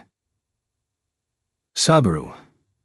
The heroes engraved into history, huh? Hey, you aren't gonna get too excited, right? Julius. Regrettably, I've already confronted Rita Astria. Thus, I am disciplining myself as to not harbor excessive expectations. Julius shrugged his shoulders and Subaru gave him a doubtful look. In fact, when the topic of Reed had come up at the tower, it became more evident that Julius was a history geek. He had also properly settled matters with Reid. He was not the kind of man who would fall behind, but Subaru doubted his remark that he could keep his composure when facing an eminent figure. Otto. Now is not the time to be talking about that. For the time being, Natsuki-san's group has been able to stop one of the opponent's trump cards, but it was not perfect. The good news is that Sphinx, who seemed to have been a formidable opponent, has dropped out early, but Garfield. Sorry about this, Otto bro. Truth is, can't be saying that for sure. Otto. As Garfield, with his arms crossed as he grit his fangs, told that to him with poor enunciation, Otto widened his eyes, staring fixedly at Otto. Garfield had returned from the battlefield with his whole body covered with dirt, and he gestured to Beatrice and Roswell with each of his hands. Garfield? That Sphinx fucker was in front of my amazing self, Beatrice. And that bastard, that face she wore, it pissed me the hell off. Like, you gotta be fucking kidding me. Emilia. That's right, she had the same face as Ryuzu-san. That must have been really tough for Garfield. Garfield. Well, if she ain't my Nana, she ain't my Nana, no matter how much she looks like her. That's why I didn't have any hesitation to fight her. Problem is what happened after. Emilia. After. As Amelia tilted her head, Garfield nodded deeply. His brave countenance was unusually clouded over, and with a sigh he said, "Garfield, there's no doubt that our amazing selves took down that Sphinx. Saw her shatter to pieces with my own eyes, to the point that it was like Rigurigi's wasted trump card. That was Beatrice. That was Sphinx's goal, I suppose." Taking over Garfield's conclusion, Beatrice squeezed Subaru's hand tightly. She gripped Subaru's fingers so tightly that they turned white, indicating the extent of the shock that Sphinx's goal brought to Beatrice. Looking fondly at Beatrice, Roswaal continued, "Allow me to conclude, Roswaal. Sphinx certainly died in front of us. She then died once more in front of Subaru-kun and his group. What can be inferred from this is plain and simple. Sphinx is able to die several times, and each time she can be resurrected as a zombie. Subaru." What? Roswaal. Perhaps making it even worse, the next resurrected zombie could be aware of her previous death and the circumstances that caused it. In other words, she could know that Subaru-kun and Halibeldono were the main factors that stopped her plan to blow away the coupled dragon carriage. Everyone. Though it was just conjecture, Roswaal explained a dreadful thought at the very end. But there were many parts they could certainly agree with. In the midst of the destructive light that rained down, while being exposed to a blow that would reduce her to dust, Sphinx did not seem the least bit distraught. When facing their own death, there existed people who remained unfazed. However, if Sphinx's lack of reaction to death was because she had not considered it to be death, it strangely made sense to Subaru. Subaru.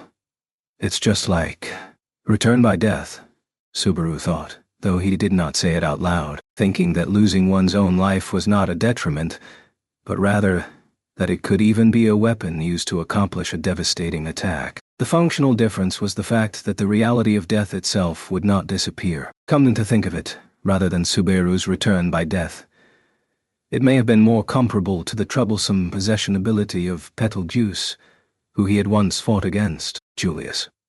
No matter how many times they are defeated, For a moment, as Julius muttered that, his gaze met with Subaru's. Perhaps Julius, like Subaru, had compared the troublesome nature of Sphinx to Betelgeuse. Though unlike Betelgeuse, Sphinx did not possess his others. So perhaps this could be called escape by death, Subaru. If you can't defeat them, no matter how many times you try, then there is one sure way to defeat such a person. Just keep defeating them until they run out of spare lives. That's it. Amelia. Spader Laves? Subaru. It means the remaining number of times they can come back to life. No matter how dangerous the opponent is, there's no way they can revive as many times as they want without limit. There is definitely a limit, right? He felt like he was not one to talk, but the remaining lives seemed to have to be exhausted eventually. If they killed Sphinx repeatedly until she ran out of lives, her otherwise composed face, despite the fact that she might have thought she could not die, would no longer be able to retain its composure. Subaru. So that's why we don't have to stay in the dumps. Let's just be happy we knocked them down a peg. Thanks, Rem. I didn't do anything that important. When suddenly prompted, Rem shook her head. However, she was too modest to say that she had done anything important. Immediately upon using return by death, Subaru had exited the coupled dragon carriage accompanied by Amelia and Julius, then asked her who remained inside to convey a message to the others. To seek out the most powerful of Kararagi. Subaru. If Rem hadn't gone and retrieved Halibel-san, then Amelia, Julius, myself, and the coupled dragon carriages would all be dust by now. If that had happened, Biko would be a widow who lost me, and a nun who would be mourning me forever.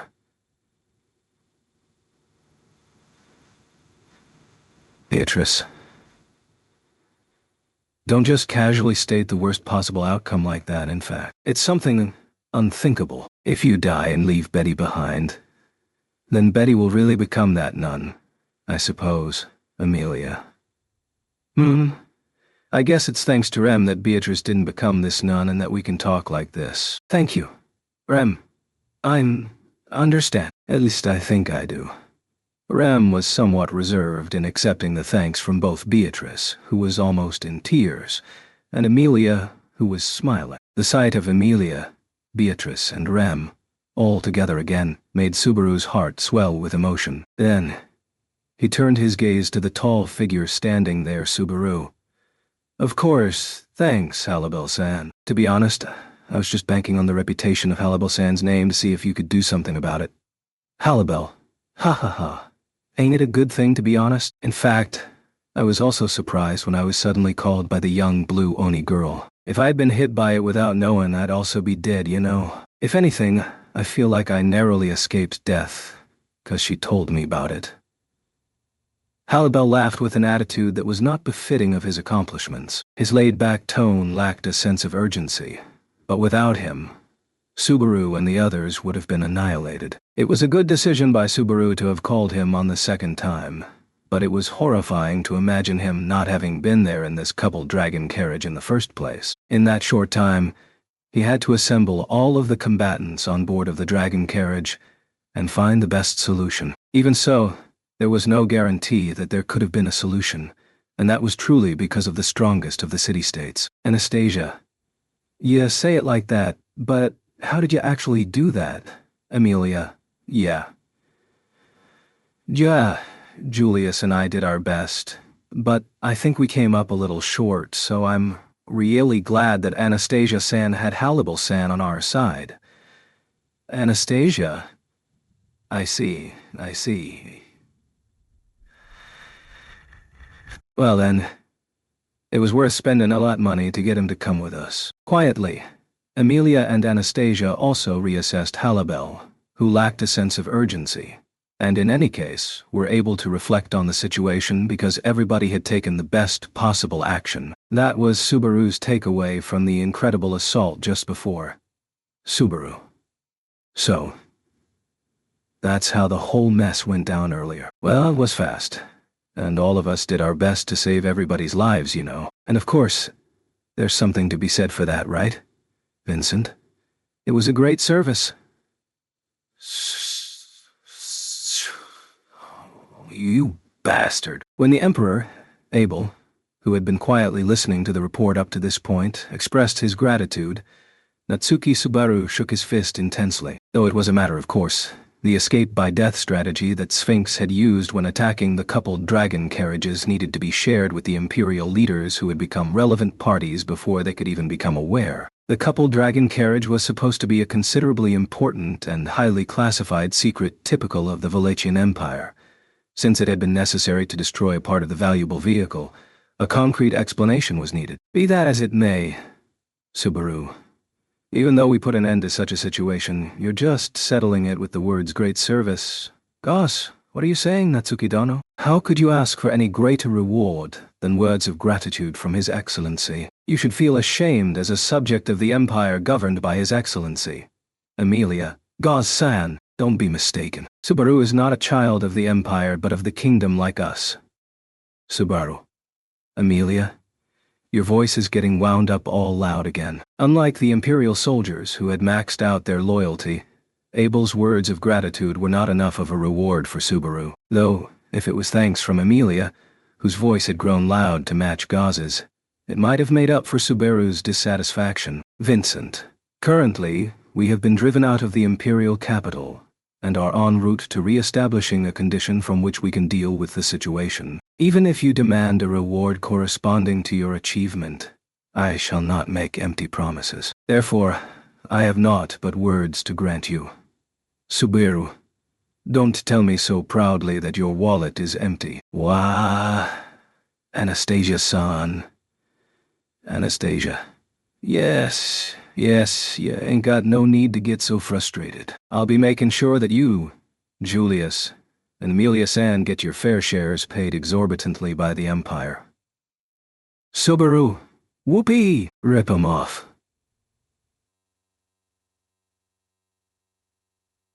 Subaru raised his hands with tears in his eyes at Anastasia's dependability, and Abel frowned before sighing. Then, restoring the discussion to the original topic, he said, So, Vincent, this undead in question, the one called Sphinx, You mean to say she is at the center of the current great disaster? Roswell.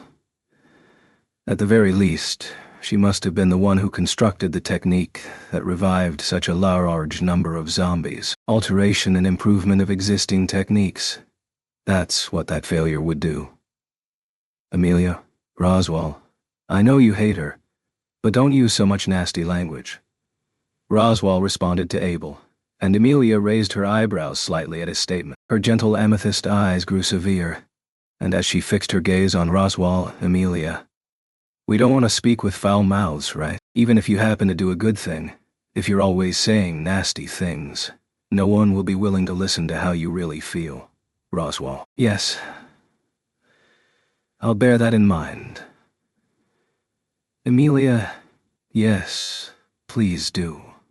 Roswell gave a wry smile as he obediently bowed his head to the smiling Amelia's complaint. Though her gentle nature remained unchanged, Subaru felt that Amelia's way of thinking had grown more sophisticated. It would be nice if Roswell also felt the same thing. Then, leaving Subaru's thoughts aside, Vincent, I hear that Sphinx had gone on a rampage during the kingdom's civil war. What became of these circumstances? Julius. Kingdom records state that Sphinx, Valga Cromwell, and Liber Fermi were all killed before the Civil War concluded. The loss of these three resulted in the demi-human side's disadvantage in the Civil War.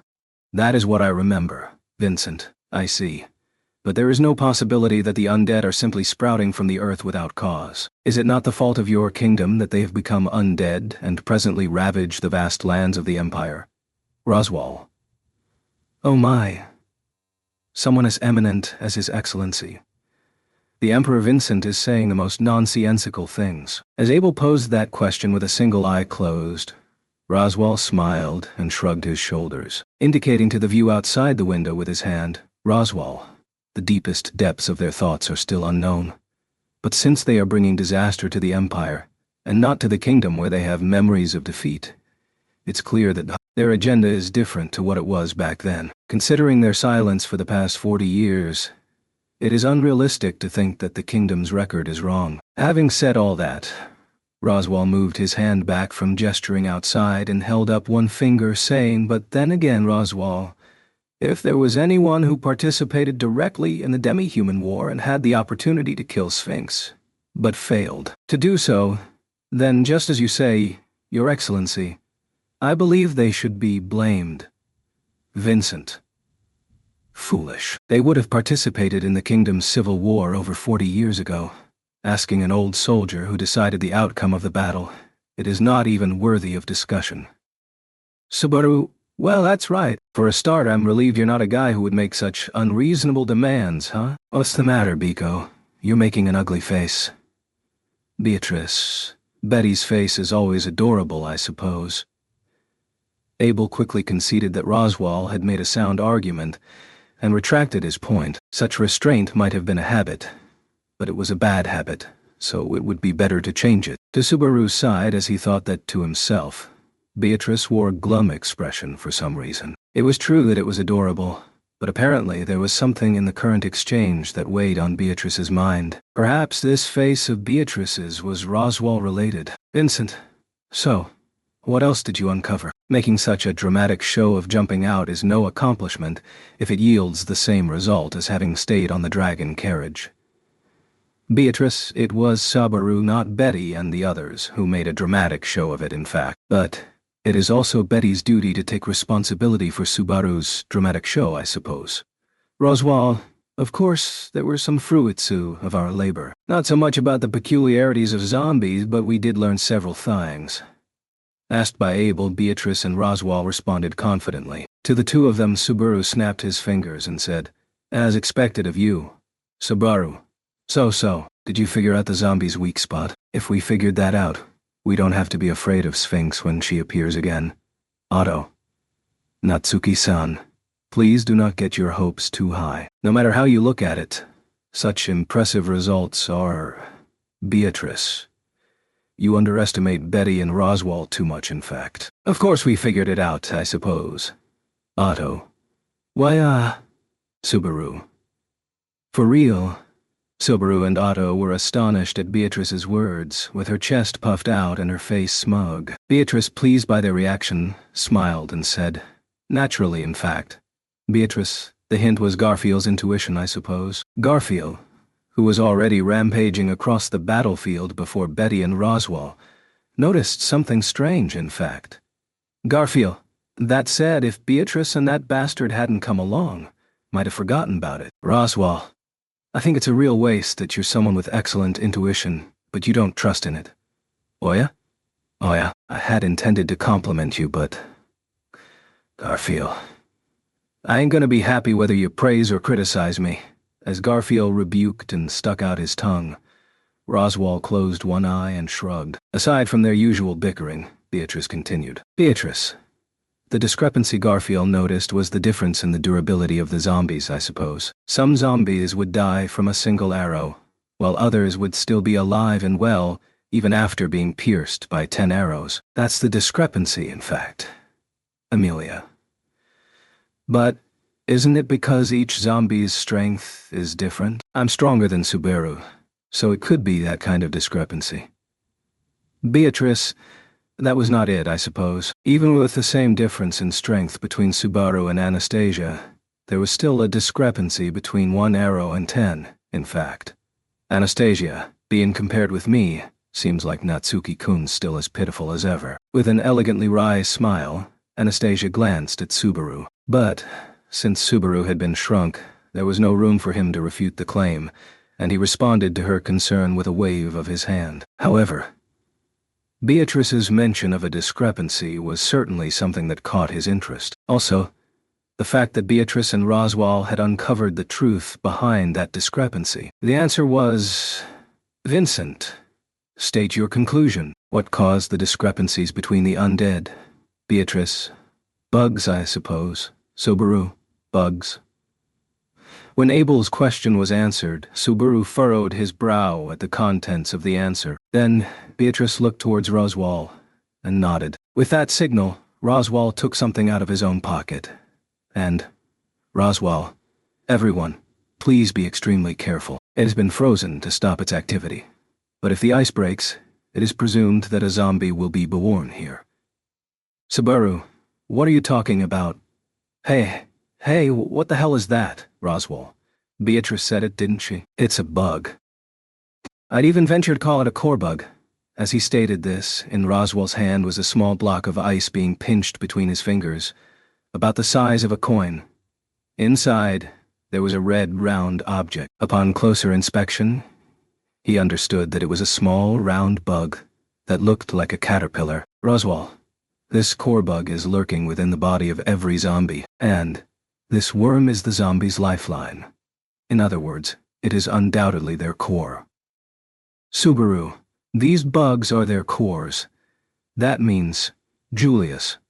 I see. So, the true nature of Garfield's perceived discrepancy was the difference in the points at which an arrow killed a core bug within the zombie's body. While Subaru's shock from the impact of the bugs had still yet to disappear, Julius comprehended the details in such a manner. Hearing Julius's words, the others also reached an understanding. Of course, Subaru also finally understood the purpose of the bug's existence. Subaru. So you're saying that the core bug is basically the heart of a zombie. Roswell.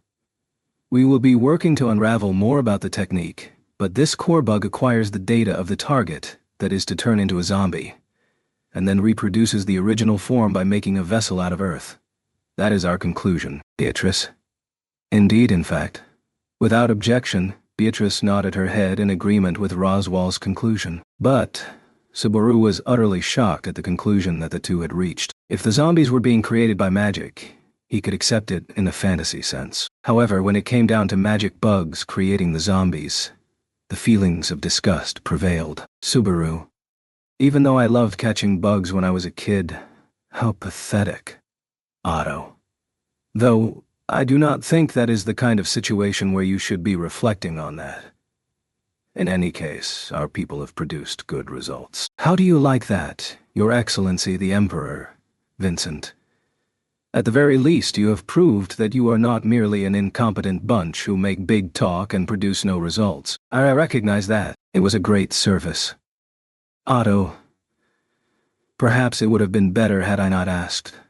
Regardless of the people of the Empire, those words of praise were disreputable to the people of the kingdom, including Subaru. Anyway, as Otto went out of his way to corner him with words, even the obstinate Abel had no choice but to acknowledge the results that Beatrice and Roswell had produced. Deep down, he was probably grumbling, grrr. Subaru, you did a great job. That's my Biko. Beatrice, naturally I suppose. That is the competency of Subaru's partner, in fact. Unlike that dear girl, who has only gone through a little bit of hardship with Subaru, I suppose. Subaru. Instead of getting huffy, shouldn't you get along with Tanza? Emilia Tan also said not to say anything nasty, soothing Beatrice, who was showing her competitiveness in a strange way. Subaru promised to pet her 100 times to restore her mood, and then looked at Abel and the others again. When Abel returned the look, Subaru said, "Well?" with a puffed-out chest, and, "Subaru, these are my reliable allies. All my big talk paid off, didn't it, Vincent? I recognize your achievement in protecting against the earlier attack on the dragon carriage. For what reason must you insist on boasting your success to me in order to feel satisfied? Your achievements are visible enough to the eye." Subaru. Whatever you say makes you sound like you're a sore loser. I'm feeling great right now after all. Subaru snorted in a good mood in response to Abel's displeased reply. Emilia said no. Angry at him for this attitude, but Subaru could not disguise his true feelings. Then, perhaps impatient with Subaru and his party's achievements, the Imperial leaders, Burstets and Serena, exchanged a few words, and then Abel looked over to them. Burstets. Your Excellency, the people of the kingdom. Since our acquaintance, Margrave Mathers and his companions have shown so much success. Would it not be dishonorable if our side was unable to produce beneficial answers? Vincent, High Countess Drakroy. For what reason are you so amused? Serena, amused, you say? Apologies, Your Excellency. I wasn't conscious of it myself, but perhaps it is the result of the feeling that my own dignity as imperial nobility is being put to the test. Supposing we are in a situation where the Empire's prestige must be demonstrated to maintain our honor. Vincent.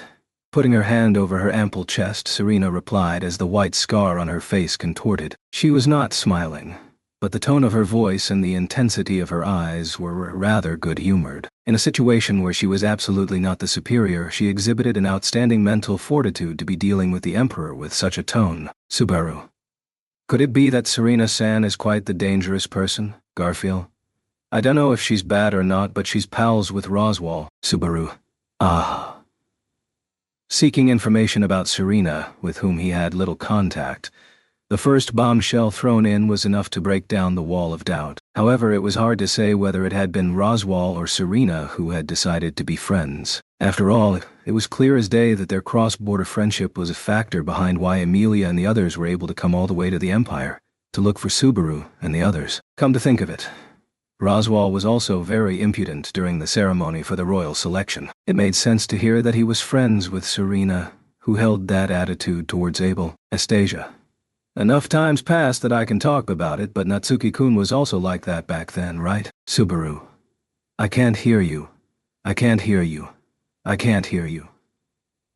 As Subaru covered his ears and ran away from his unpleasant past. The things you've done in the past won't disappear. The lukewarm eyes of the very person who had once preached that to him now felt like they were stabbing into him. And, with a similarly lukewarm gaze, Serena graciously faced the Emperor and continued to persuade him about something. Serena. Anyway, Your Excellency must think those things are useful. That's exactly why you've kept them by your side, but those are just the suspicions of a woman like me. Vincent, cease. Even if you had not gotten so unscrupulous with your words, I would still understand. With a snort, Abel obstructed Serena's gaze with his hand. Then he erased all hue of deliberation and revealed what Serena had encouraged him to. That was, Vincent, There is someone who possesses information that may or may not prove useful as we confront this great disaster. It is necessary to hear what that person has to say before we arrive at the fortified city. Oh my, are you finally going to listen to me? In that case, I'm overjoyed. Your Excellency. The person who had been said to be confined beyond the door of a firmly locked cabin within the dragon carriages gave an amiable smile upon seeing Abel's figure. However, for him, in such a state of confinement, it really was not something that he should have been smiling at. After all, his entire body was bound by chains, tied to a chair so as to never let him escape. Subaru. Aioi. Abel, no matter how you look at it, this is Vincent. A necessary measure. For better or worse, losing this man would be a major blow to our side. Allow me to warn you, if his restraints are removed, he will easily go off to his death. It's preposterous that I'd go off to die. It's just that I've been doing everything I can to stop this great disaster until now. If it's for that purpose, it doesn't matter if I lose my life. Subaru.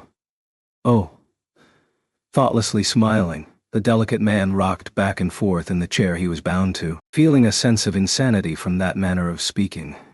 Even Subaru could not help but believe that Abel's argument was no exaggeration. However, even though they seemed to be nothing but suspicious. Subaru. This stargazer is Yubilk-san, was it? You said we could rely on this person, Yubilk. Watsi. It's upsetting that I'm being doubted. Wait, taking a closer look. Aren't you the stargazer-san of the kingdom that I passed by in Chaos Flame? Subaru, you're completely wrong. Ah! By any chance, were you the one who instilled the idea that I'm a stargazer into this guy's head? I ended up in a fistfight with him because of that.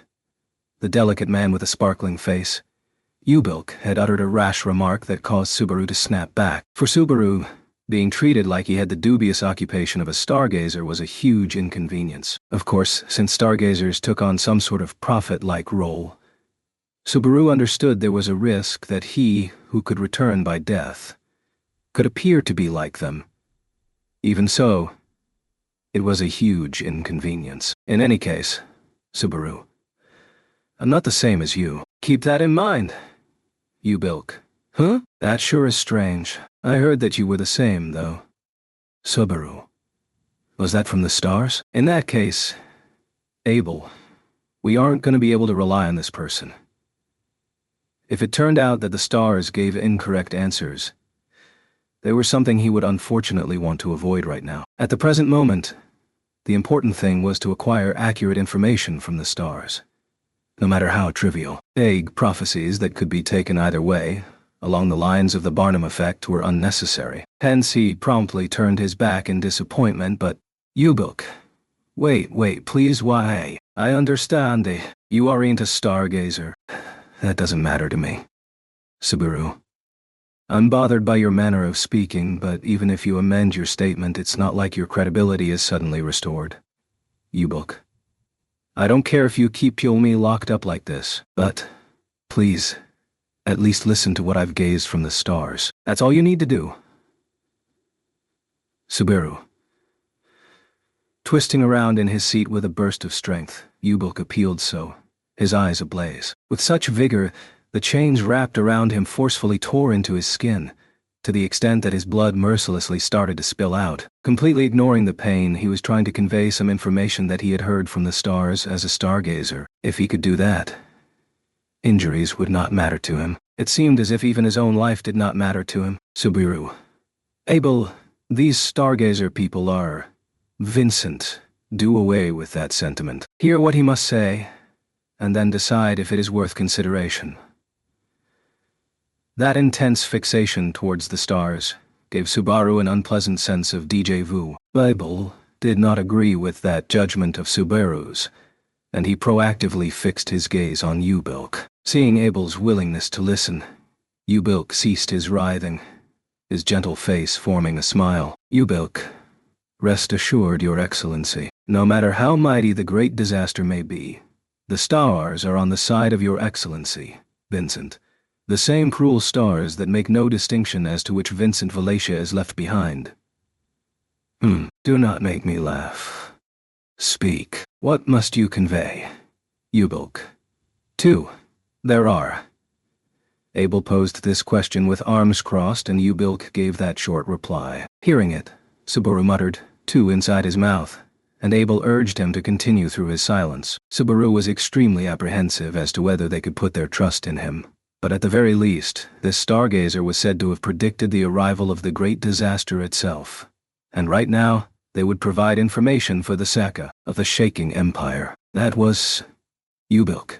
2 lights to overturn the peril of the great disaster. The first, brought by a stargazer of the kingdom, or rather by the boy who is not that, a girl unable to communicate with words. Subaru. What? Ubilk glanced toward Subaru, and the latter widened his eyes, motionless at the words that had been spoken. He had been questioning whether to fully believe Ubilk's words or not, but the words that had then been spoken made it unthinkable that there was any cause to believe him. After all, there was only one person who met the conditions of which Ubilk had just spoken. Then, without sparing a moment for him to recover from that impact, Ubilk continued, with the same lips that had just revealed one of the so-called 2 lights. He continued to the light which yet remained. That light, it was Ubilk, the most well-versed in curses across all the empire, a beastman who stands upon one of the 9 summits. Kicking off the ground out of breath, he ran up the rocky mountain path with sheer force. Fuck. These fucking shithead bastards. Even the vigor in his words had grown weak. He was aware that he was wearing himself out. Running across plains and continuing to fight without sleep or rest were things he had always been doing in order to survive in the vast lands of the empire since he was a child. Nevertheless, the stress from going over 10 days without eating or drinking was a different dimension entirely. HK. Sniff. When the stench of earth mixed with something strange entered his nasal cavity, he furiously began to exert his limbs. He neither tried to catch a glimpse with his eyes, nor tried listening with his ears. He was able to fully grasp the world through what his nose could smell alone, even the positions, numbers, and general armaments of his enemies. Because of that, he understood that he was surrounded by 100 enemy troops, that it would be hopeless no matter how much he whittled down their numbers. It made him want to think that his nose had gone stupid. These fucking assholes. But he immediately dispelled those thoughts and slammed his weapon into the scent of earth. A first, a second, and third. The bodies of the enemies that received a direct hit were blown to pieces, and the impact perforated through to the opponents on the other side, allowing him to forcefully break through the encirclement and get away. No matter how many he took down, the pale earth puppets ceaselessly sprang forth. Those nightmarish things of poor craftsmanship were undoubtedly prowling after his life. The army unit he commanded was annihilated, and it was already all too late when he realized. While doubting his talents as a general, he continued to run east, further east, clinging to his dear life. Even if he tried to converge somewhere, the paths continued to be obstructed. Not only was he starving and thirsty, but his last contact with a living person had been when he parted with his second-in-command. At the very least, it would be nice if a few of his subordinates had been able to survive.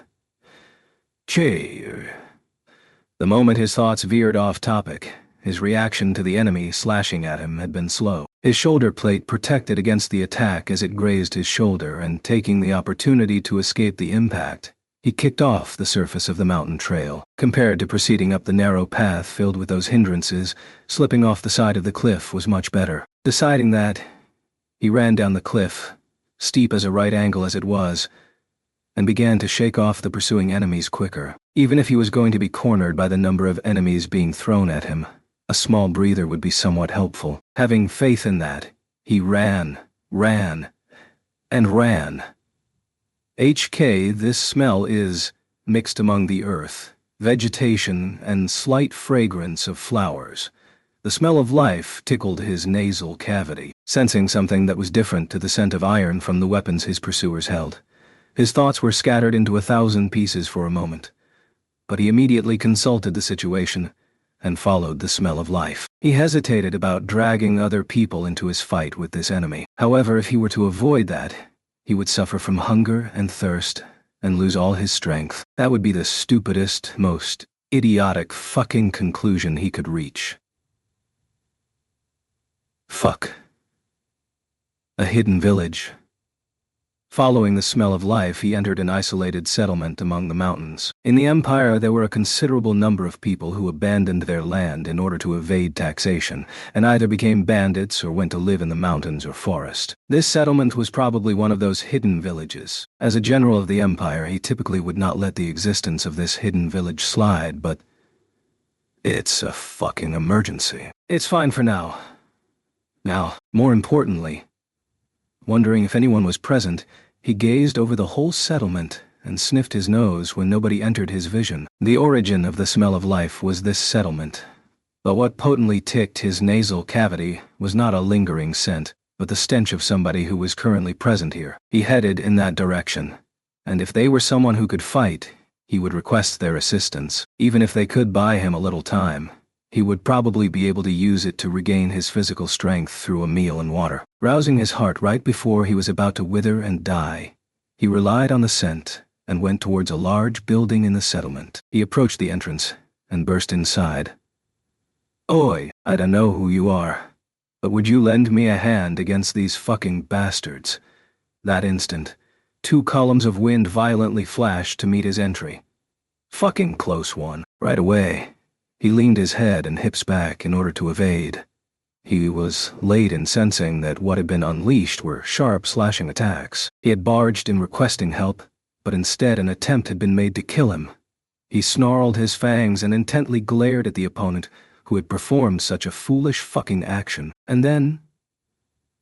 oh, now this is quite the strange happening. To think we'd try and see whether the next dead person to be a man or a woman, only for a living person to plunge in.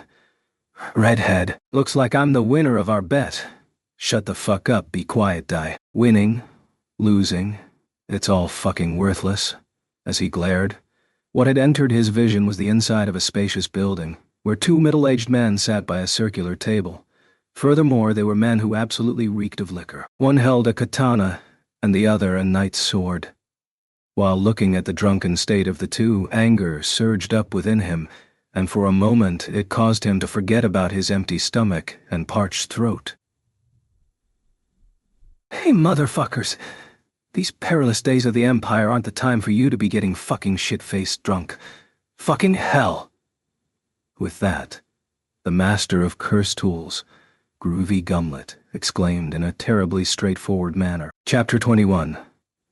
A destiny unavoidable, a thick air of liquor and an earthy scent hung over the tavern. Heaped up near the entrance were emptied alcohol bottles and barrels, as well as a wreckage of earth puppets, which likely once were in the form of people. All of that had been heaped up by these 2 middle-aged men, grumbling over booze inside the bar. "Oh, this gentleman? Got a slight feeling that I've seen him somewhere before. What'd you think, Redhead? Recognize this furball gentleman over here? Groovy, who are you calling a fucking furball?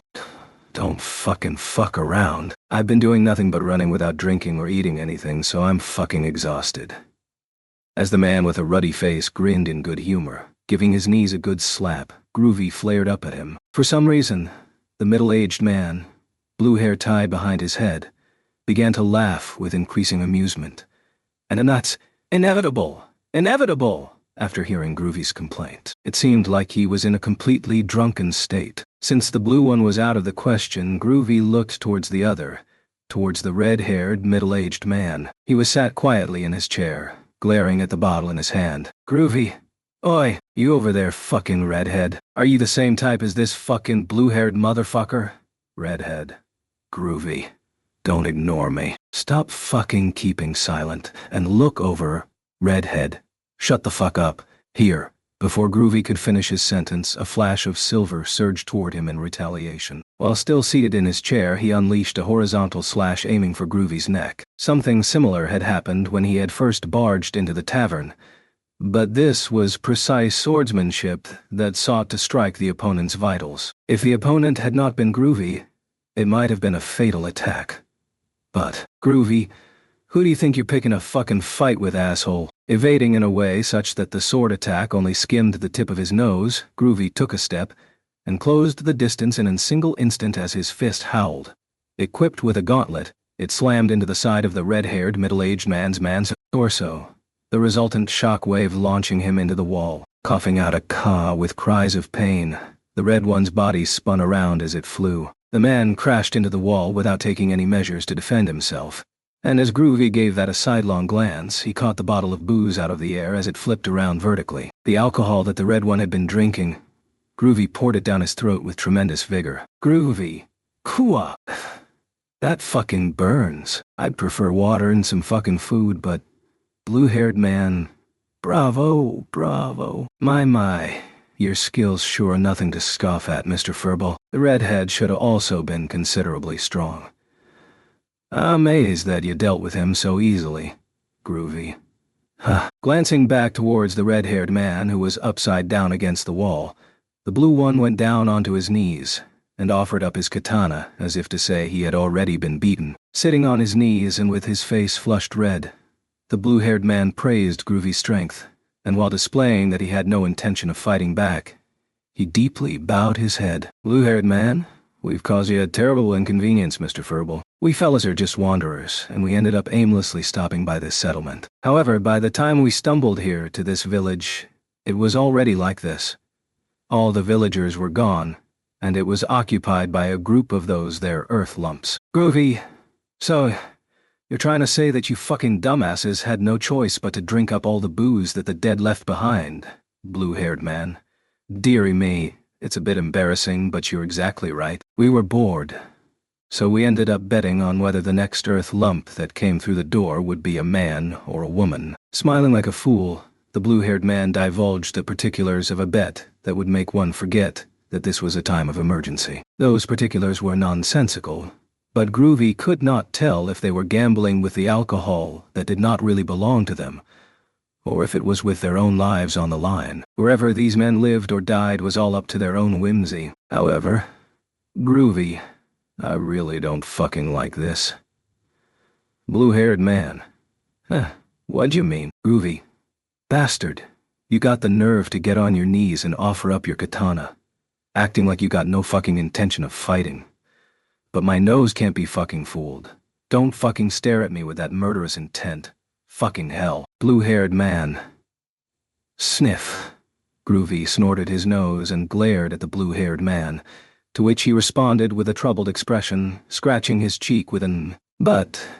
The fact that he did not voice words of denial, rather than him being unable to find the right words immediately, it was likely because he understood that a sloppy excuse would incur Groovy's wrath. This blue middle-aged man, ever since the red one was beaten, had been constantly hiding an intent to kill Groovy behind his words and attitude. Having barged into this place after being chased by the earth puppets, instead of getting to rest, he had gotten entwined with a troublesome opponent, and, just when he thought that, Groovy realized. Groovy.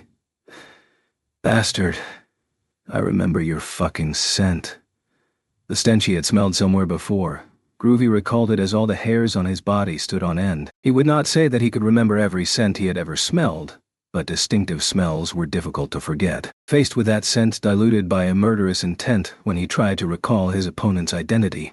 Groovy. Hey asshole, are you that fucking Silas's fucking shitty dad? Voicing the memory that came to mind. Groovy glared at his opponent. Under that sharp gaze of Groovy's, the blue-haired man made an loathsome expression. And, blue-haired man, yikes, looks like you remembered me.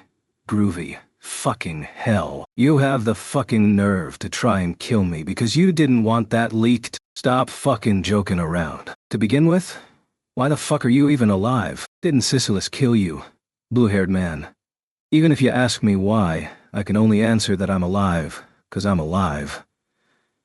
That said, if it came to light that I survived, it'd be awfully inconvenient for me.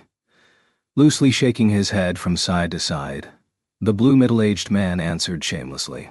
He was the father of Silas Segment, first of the 9 divine generals. In the past, he frequently visited the Crystal Palace together with Silas, so he was someone who Groovy had passed by many times. However, a few years ago, he committed an act of blasphemy in the Imperial Palace, and was cut down by none other than his own son, Silas. He should have been considered dead. Blue-haired man. They got wanted posters for me everywhere, Must have been a slip of your memory if you thought I died. Groovy. I just thought that Cecilus fucker wouldn't fuck it up. That asshole's sword skills are the only fucking reliable thing about him.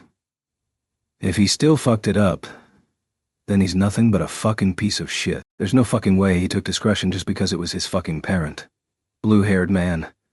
That ain't it. That guy's swordsmanship'd never be dulled by the likes of familial bonds. Groovy.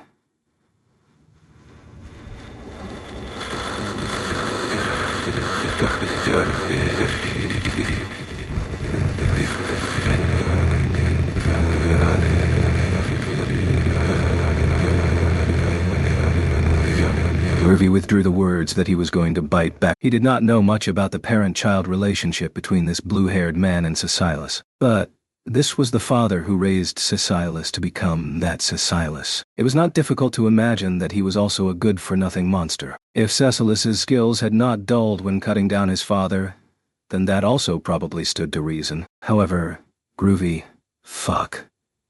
After being chased and chased, constantly running away, even though he had finally just managed to come across living people, they were a pair of drunkards. Furthermore, one of them was a wanted criminal, and the other was wanted criminal. Prone to drunken violence, he cursed his poor luck and began wanting to wallow in his despair. Redhead. Blue-haired man. Oh, you also let the redhead live. You're a kind one, Mr. Furball. Groovy. I didn't really take it easy on him or anything. That fucking redhead is just fucking sturdy. The violent red-haired man, now upside down against the wall, had endured a strike from Groovy that had been intended to make the insides of his body all mushy, and was nearly drowning in the vomit overflowing from his mouth. Even in his battered state, Groovy would be able to beat down this blue and red duo of middle-aged men, but blue-haired man, quite the racket outside, ain't it? Just as the blue-haired man said, an aroma of loathsome earth had entered the settlement. Having chased down Groovy, it seemed like quite a large number of them had surrounded the hidden village. Sensing with his nose that the encirclement was gradually closing in on them, Groovy anguished. He would beat these two middle-aged men to death, and fight as hard as possible to break through the besiegement. Then he would find someone better than these two drunkards, and make the time to fill his belly with food and water. That ideal, could it realistically be achieved? If not that, Groovy. You fucking bastard. Let's make a deal. Blue-haired man, respectfully listening.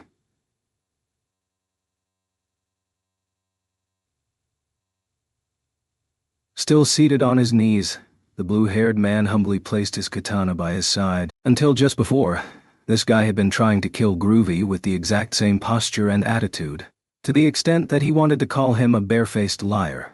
And yet, the scent of murderous intent had now subsided. While feeling irritation at that, Groovy spoke. Groovy. No matter what it takes, I gotta get back to where His Excellency and the others are. Even if that means I gotta use you fucking dumbasses to get there. That's why. Blue-haired man. Groovy. I'll use my power as General First Class to get you off the wanted list. In return, you'll cooperate and help me get back to the Imperial capital.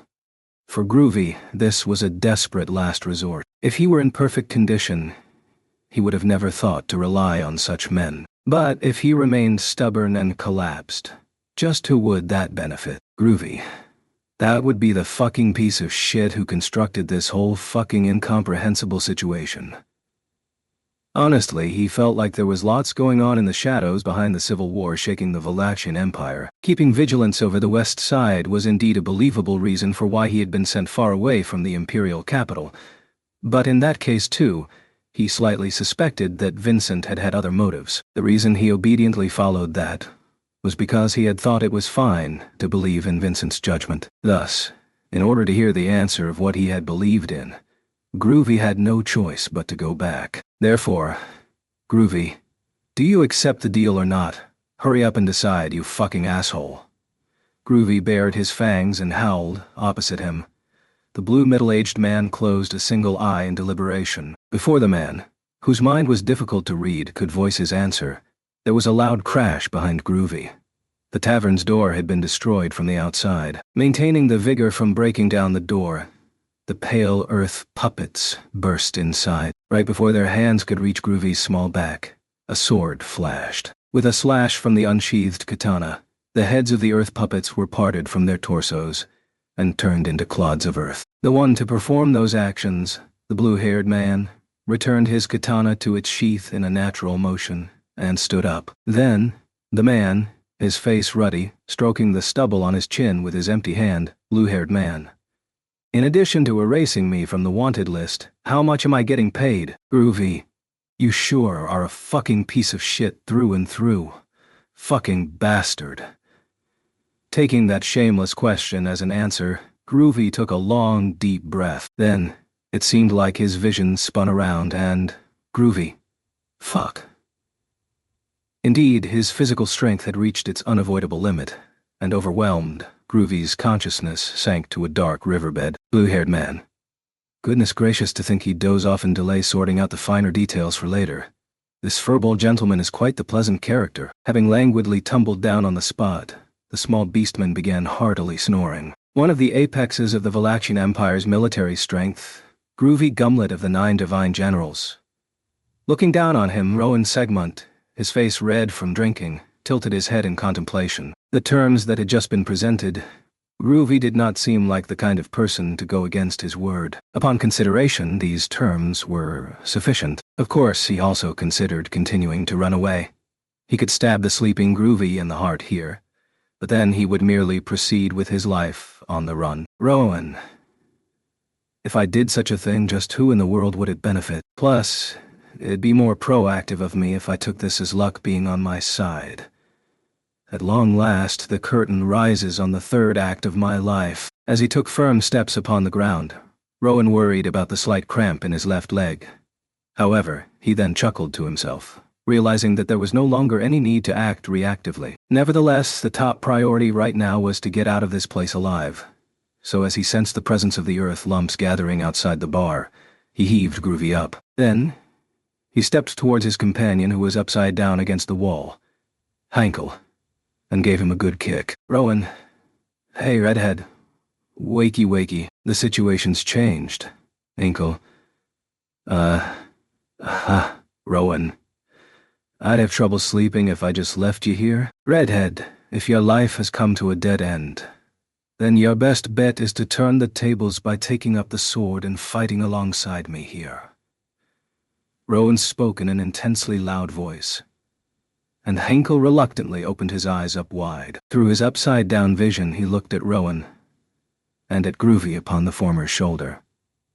He slightly swung his legs and flipped himself back upright, then immediately began to stagger due to the dizziness. Henkel. What the? I feel like shit. Rowan. Rather, to give such an answer after taking a hit from a general first class is nothing short of a big shot. Come on now. We just about drank up all the booze here, so it's a good time to start drifting over to the next place. Heinkel, what about that beastman? We eating him?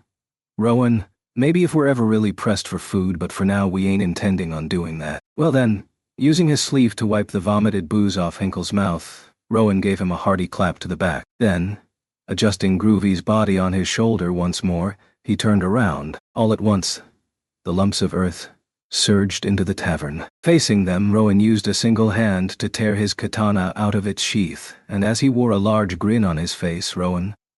Stay alive and wait, prodigal son of mine. You've still some way to go before you reach the heavenly sword. To overturn the peril of the great disaster, 2 lights there were. That was the prophecy brought forth by the stargazer Ubilk, shackled in chains.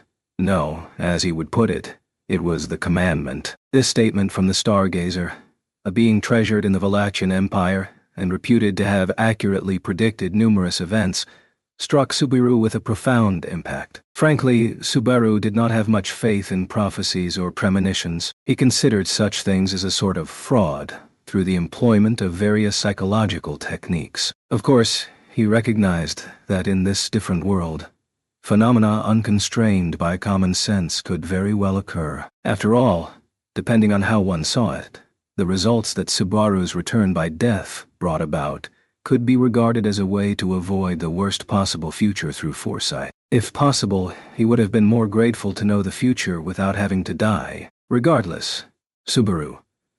A girl, unable to communicate with words.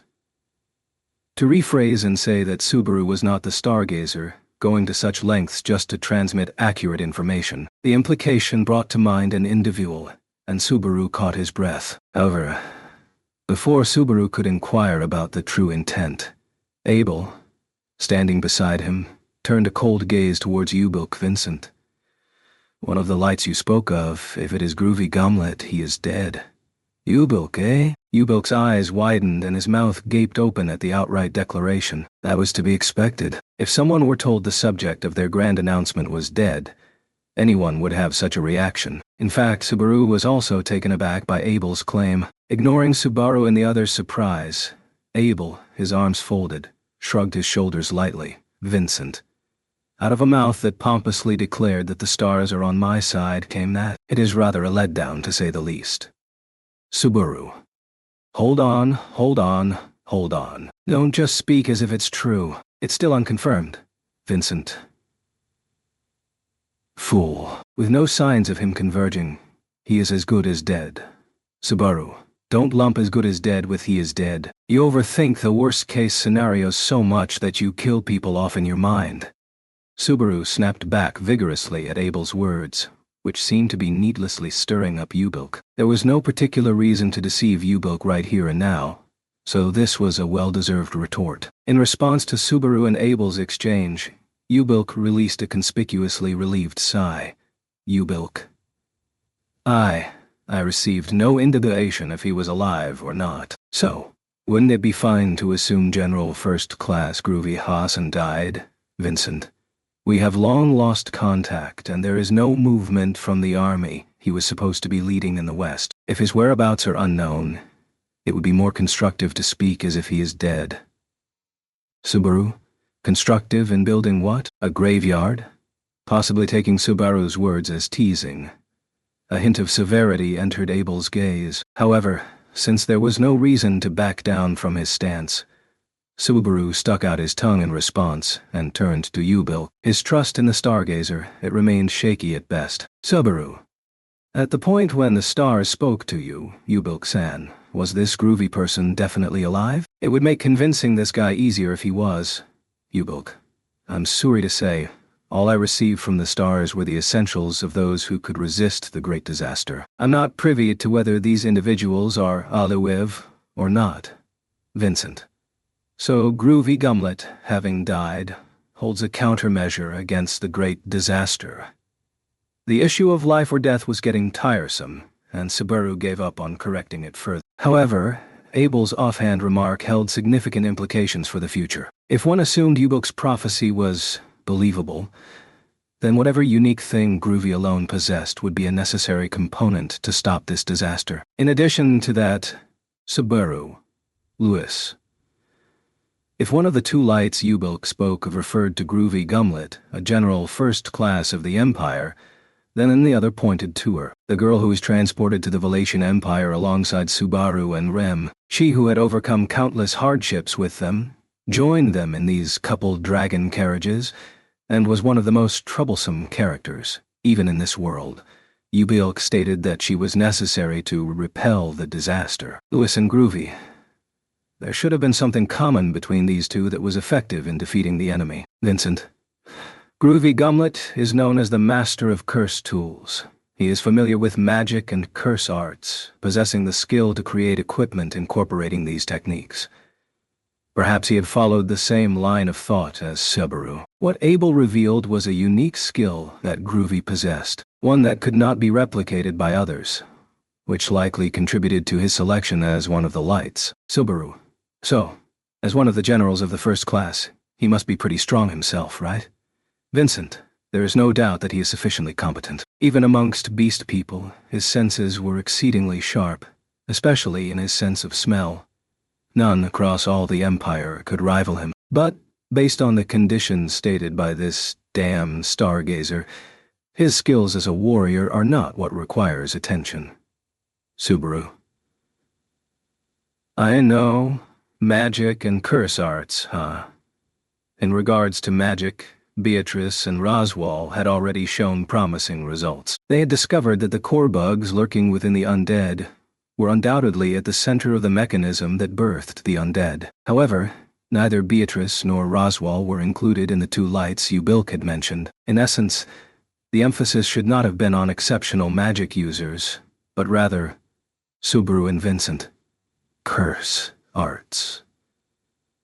Subaru and Abel spoke simultaneously, their black eyes exchanging glances. The fact that not only he, but also Abel, had come to the same conclusion strengthened Subaru's conviction. Almost certainly, Groovy had been chosen as a countermeasure against the undead due to his knowledge of curse arts. On top of the magical approach, the addition of a curse arts-based approach could lead to some sort of effective measures to use against those undead. Vincent, excluding Groovy Gumlet, the only one with knowledge of curse arts is Olbart Dunkelken. It is urgent that we gather all those with such insight. What about your side, Subaru?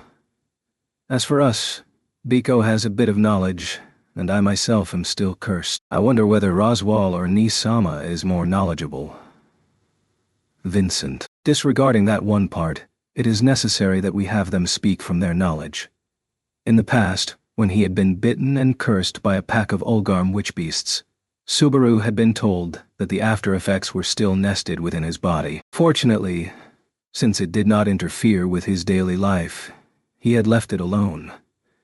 Though since the curse was like having an unidentifiable wart on his body, it would be a lie if he said it did not worry him. In any case, as Abel suggested, it was necessary for them to gather all those who had knowledge about curses, to arrive at the insights that the leading expert, Groovy, would have provided them with. As Subaru considered this, Abel quietly added, "On top of that, Vincent, do you possess an answer as to what kind of advantage that girl's existence will bring to the Empire?" Naturally, the conversation spread to Louis, and Abel's inquiry was thrust onto Subaru. Subaru. Closing his mouth, Subaru kept Abel waiting for a beat before giving an answer to that question. However, a beat soon turned into 2, then 3, and still he could not arrive at a clear answer. What he was being asked was clear, and it was equally clear without any doubt that Subaru himself did not have an answer. Vincent, back when we shared that APA, I had told you that what I had intended to say was not that we ought to execute someone whose apparent identity was that of a Sin Archbishop on the spot. As if in lieu of the silent Subaru, Abel pushed further on the topic of Louis. At the end of their disgraceful brawl, Subaru and Abel had divided the APA and ate it together, and during that exchange they had also mentioned Louis. Back then, Abel had indeed then said that he would not punish Louis due to her identity, but Vincent. Even now, those thoughts remain unchanged, for it is not I who ought to decide what that girl shall be defined as, but you, Subaru. I ought to define Louis. Vincent, the one deeply involved with that girl's conduct is not me, but you. Even should that girl entrust her fate to another, it would not be me, but you, who is desired. Besides Subaru, as he felt a thirst in his throat, Abel stated thus matter-of-factly, and returning his gaze from Subaru back to Ubilk, Vincent. There is no mistake in what you have heard from the stars, that in order to oppose the great disaster, the existence of the girl whom this one brought along is considered a key. Ubilk. Yes, my story hasn't changed. Just like for General First Class Groovy, I don't know what the stars have acknowledged in that child. The chains jingling as he shrugged, Ubilk replanted the seed of the unchanged dilemma. He was yet unaware of how it would sprout, what buds it would form, and what flowers it would bloom. Even if he was unaware, Subaru had fully understood that he could not merely continue to carry the seeds with him, neither allowing the flowers to bloom nor wither. Then, as Subaru worried himself over that reality, the Emperor, who would never conduct himself to try and understand the pain of others, proceeded to tell Subaru without a shred of mercy. Vincent, arrive at a conclusion swiftly. Though, that is only if the taste of that APA, and all of your big talk were not falsehoods. Amelia. Subaru, did you get to hear what you wanted? Upon exiting the cabin where Ubilk was being held captive, he was greeted by an anxiously awaiting Amelia. The existence of the stargazers was pretty much considered confidential information in the Wallachian Empire, so people from the kingdom, with the exception of Subaru, were not allowed to be present in the room. Subaru was already acquainted with Ubilk, and it seemed that Abel had made the judgment that he ought to be allowed to hear what the stargazer had to say. Subaru, if you're asking if I heard it, then I did. And if you're asking if I didn't hear it, then I didn't. Beatrice, that answer completely avoids the point, in fact. Are you saying it was just a waste of time, I suppose? Subaru, no, I don't think so. Beatrice had trotted across to Subaru, whose enunciation had unconsciously gotten worse, and had taken hold of his hand, furrowing her brows. However, neither Beatrice nor Amelia, nor Otto, nor Garfield, who also happened to be present, wanted to rush Subaru's answer. With a vague feeling that their consideration was different from that of the imperial people, he ended up wanting to indulge in the warmth of their kindness that he had so dearly missed. But Subaru, that's a no-go. It was not something that he could keep turning his face away from forever. Outweighing his dishonesty, the situation had reached a point of urgency. Above all, at the time when he was separated from those who would forgive his avoidance, it would not be Subaru who would suffer the most. Therefore, Subaru, everyone, though it's also for the sake of the Empire, there's something I want to have a serious discussion about, Amelia. Something you want to discuss with everyone? Subaru, yeah, as Amelia asked in return. Subaru nodded and took a deep breath. For everyone here, and even for those who were valuable to Subaru but not present here, it was a subject that they absolutely could not avoid, that they must not avoid, and that was Subaru. About the Sin Archbishop of Gluttony, Louis Arneb. Let's have a proper discussion. Chapter 22. Want to believe, will not forgive. Village Chief Coon, may I have a moment? As a voice called out to him from behind, Vincent Valasha halted his step. Before he even turned around, he knew who the owner of that voice was. Once he heard a voice, or laid eyes upon a person, he would never forget them. This was no exception. He immediately grasped that this was the blonde, blue-eyed peddler, Flop O'Connell. Vincent. Unfortunately, the survival of the Empire is currently in crisis. I have not the time for frivolous chatter with you.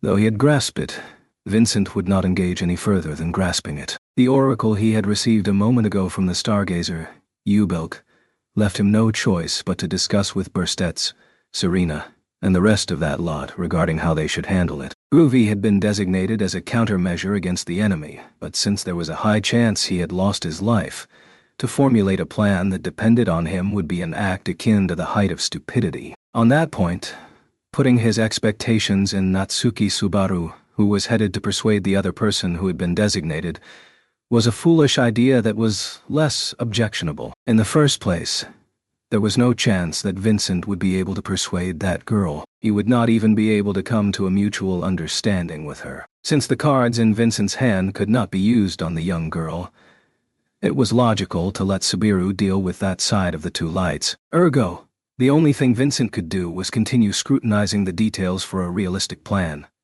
Flop. Whoa there, you can't know whether it's frivolous chatter or not unless you talk and find out. No matter how clever Village Chief Coon is, I doubt you'd be able to tell what seeds of conversation I have before you water them. Vincent, you... Speaking those words, Flop grabbed Vincent's shoulder as the latter tried to resume his walk, preventing him from moving forward. Naught could that be called but a reckless action, the very pinnacle of imprudence. Under different circumstances, it would have been a barbaric act that caused Flop to be beheaded on the spot. Vincent, release me at once. If not, wish your life goodbye. Flop, of course, I'd also like to start talking with you right away, but I want a suitable amount of time to have a proper discussion about this matter. We can't be rushing things, Vincent. I did not tell you to speak, but to release your grip. Now, don't say that, Abelchin. Instead, you should talk about what Big Bro wants to tell you. Vincent... HK? As he looked back with his head and scowled at Flop, who still had his hand placed on Vincent's shoulder. a voice had called out from in front of him. Simultaneously, another reckless act had been performed, that of two hands grabbing him by his sides and lifting him up. Having held her breath, and now giving a cheerful broad smile, the one who had done that was Medium O'Connell. The sibling duo of Flop and Medium had pincered Vincent with smiles from both front and rear. Medium.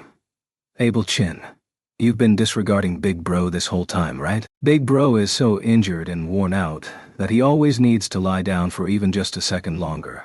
So don't be mean, and just listen to what he has to say. Vincent, speak not of foolish things. To begin with, how long shall you continue to contact me with such a familiar attitude? Should the situation change, so shall individual positions. Things are no longer the same as they were in the Shadrakian village and the fortress city. Medium, well, Abel Chen may be acting like the Emperor, but I think it's mistaken of you to make light of us. Big Bro, Flop. Got it, dear sister. The unreasonable sibling pair did not lend their ears to Vincent's words. At the high-spirited call of his younger sister, Flop, responding in a similarly energetic manner, promptly opened the door to the adjacent passenger cabin. Medium then carried Vincent inside, and the door was closed. After quickly confining the Emperor in a locked room, Medium finally released Vincent. Vincent, you two, are you aware that this is an act so barbaric that not only you, but all members of your household will be punished for? Flop, haha. Unfortunately for you, Village Chief Kun, our family purely consists of us two siblings, so your objection isn't really much of a threat. Medium. Ah, but Big Bro, what about everyone from the orphanage? Even if we aren't related by blood, everyone who escaped is our family. Flop. Ha ha ha. Now that you mention it, Village Chief Kun, please find it within yourself to forgive us. Vincent, set me free immediately, and behave. No matter the situation, the conduct of the O'Connell siblings seemed invariant. Medium had been shrunken and stretched, and Flop seemed to have been injured, but seeing the both of them like this was causing him to grow suspicious. If one had their body shrunken and stretched, it would typically be a heavy burden on their mind. But Medium was far too lacking in awareness that her body had shrunk and then stretched back again. He had heard that Flop had also suffered a grievous wound that brought him to the verge of death, but he too was full of life. No. His neck had a visible complexion, but it seemed he was concealing the color in his face using makeup. Flop. After all, it's quite important for merchants to put on an act, Vincent. Flop, but although it's always been an ironclad rule of trade to barter for what you want, I'm unable to meet Village Chief Kun's current demands. I don't want to put this off any longer. Vincent, what are you saying? Flop. I've been entrusted with a message from the person who, in your place, had acted as Emperor. Having expected him to start speaking more nonsense, Vincent's eyes slightly widened, going out of their way to confine the Emperor in an empty cabin. The O'Connell siblings were attempting to report something to Vincent.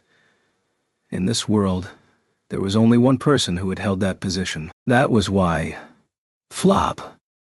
You ought to hear his words, Village Chief Kun. No? Your Excellency the Emperor, Vincent Felicia. Thus, when Flop displayed a serious expression for the first time, Vincent had chosen not to interrupt him with words. The Sin Archbishop of Gluttony, Louis Arneb. When he spoke those words aloud, Subaru had heard a grating sound reverberate within his heart. While it was always within arm's reach, he had always hesitated to take the lid off of that box of taboos. It was a Pandora's box that could be opened at any time, so long as he was willing to do so. Subaru. Deciding this was not a conversation suitable for a corridor, they had relocated, moving to a spacious passenger cabin. Abel's thoughtful allowance for them to use this cabin, if necessary, was a rare display of consideration for the feelings of others, though. Since the resolution of this matter was of critical importance to the Empire, it might have been natural for him to give that thoughtful allowance. Gathered in the cabin were Emilia, Beatrice, Otto, Garfield, and Roswell of the Emilia camp, and in addition, Anastasia, the Sin Archbishop of Gluttony. Really, it's a connection that seems to pop up indiscriminately. Elegantly touching her cheek, Anastasia quietly murmured so. and Julius was maintaining a solemn silence by her side. The participation of these two was also essential. That was not merely because they had traveled a great distance to cross the border to assist Subaru and his friends, but because they too had suffered from the damage caused by gluttony. Subaru. The person at the crux of the matter, Louis. She's currently with Ram and some others. I think everyone except Anastasia, San, and Julius should already know about Louis, but Beatrice, of course, in fact. Frankly, it was an outrageous surprise at first, I suppose. Subaru. That was the case for me too. Beatrice's wording of surprise was likely a generous understatement. In fact, when Subaru had first realized that he had been transported with Louis, his sole intention had been to protect Ram, which caused him to adopt a rather aggressive stance. At first, this led to Rem being quite wary of him, perceiving him as someone who could not be trusted. Subaru did not know under what circumstances Amelia and the others had met Louis, but it was not difficult to imagine that their initial contact would have been fraught with tension. With that in mind, he wanted to express his gratitude that no one had resorted to extreme measures. Subaru.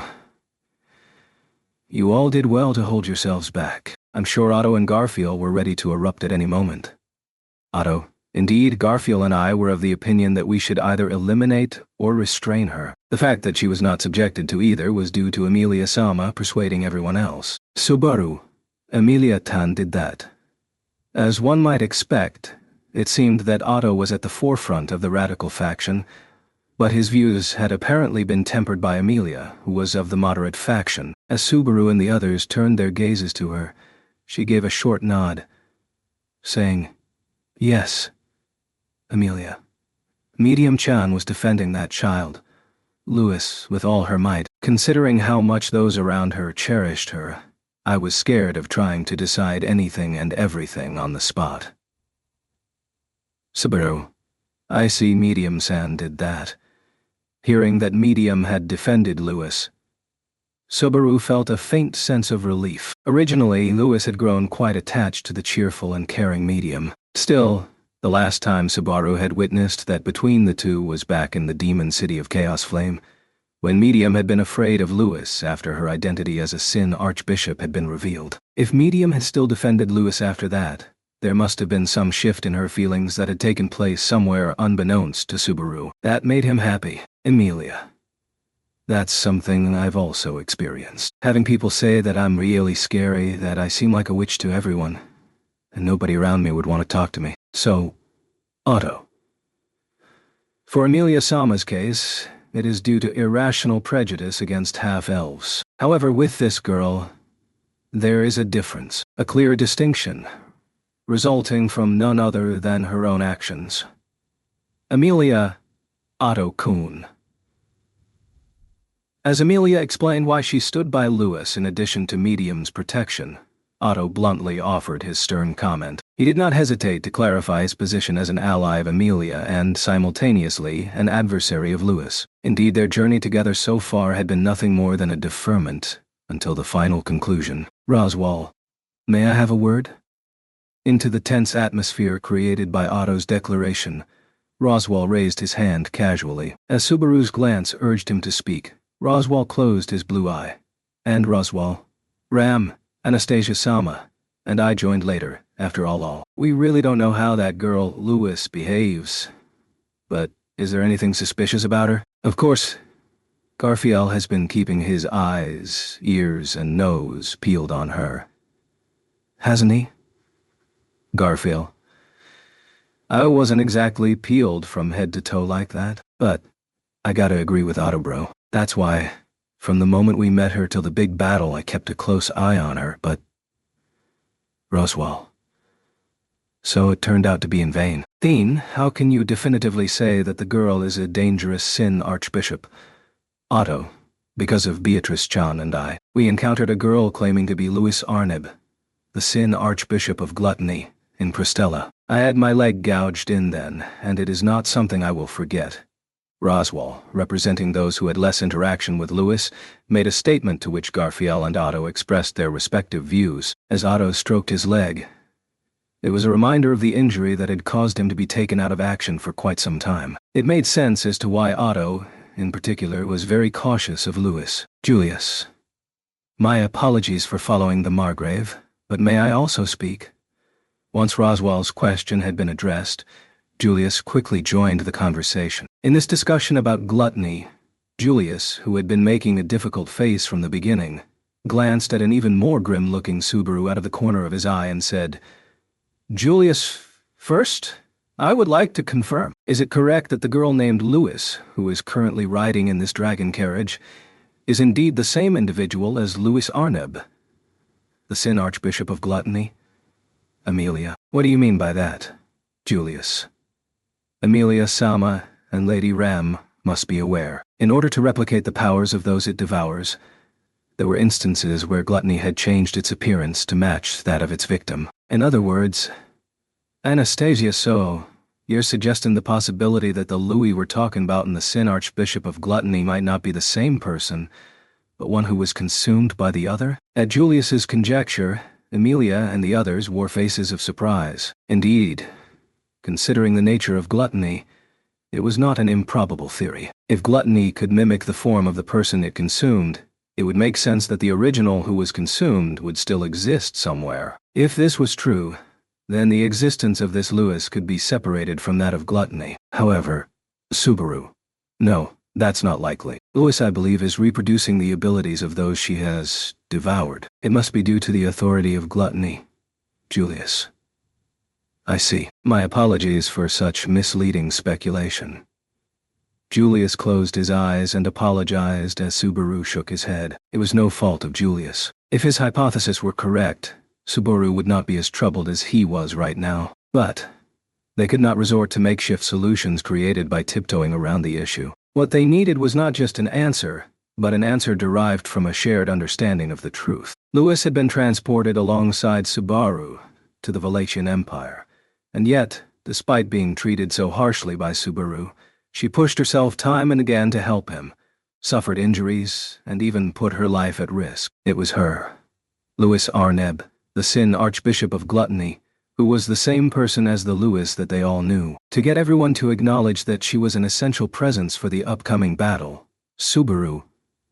First, let me explain what happened with me and Louis in the Empire after I was sent here with Aurum, before any of you came across Louis.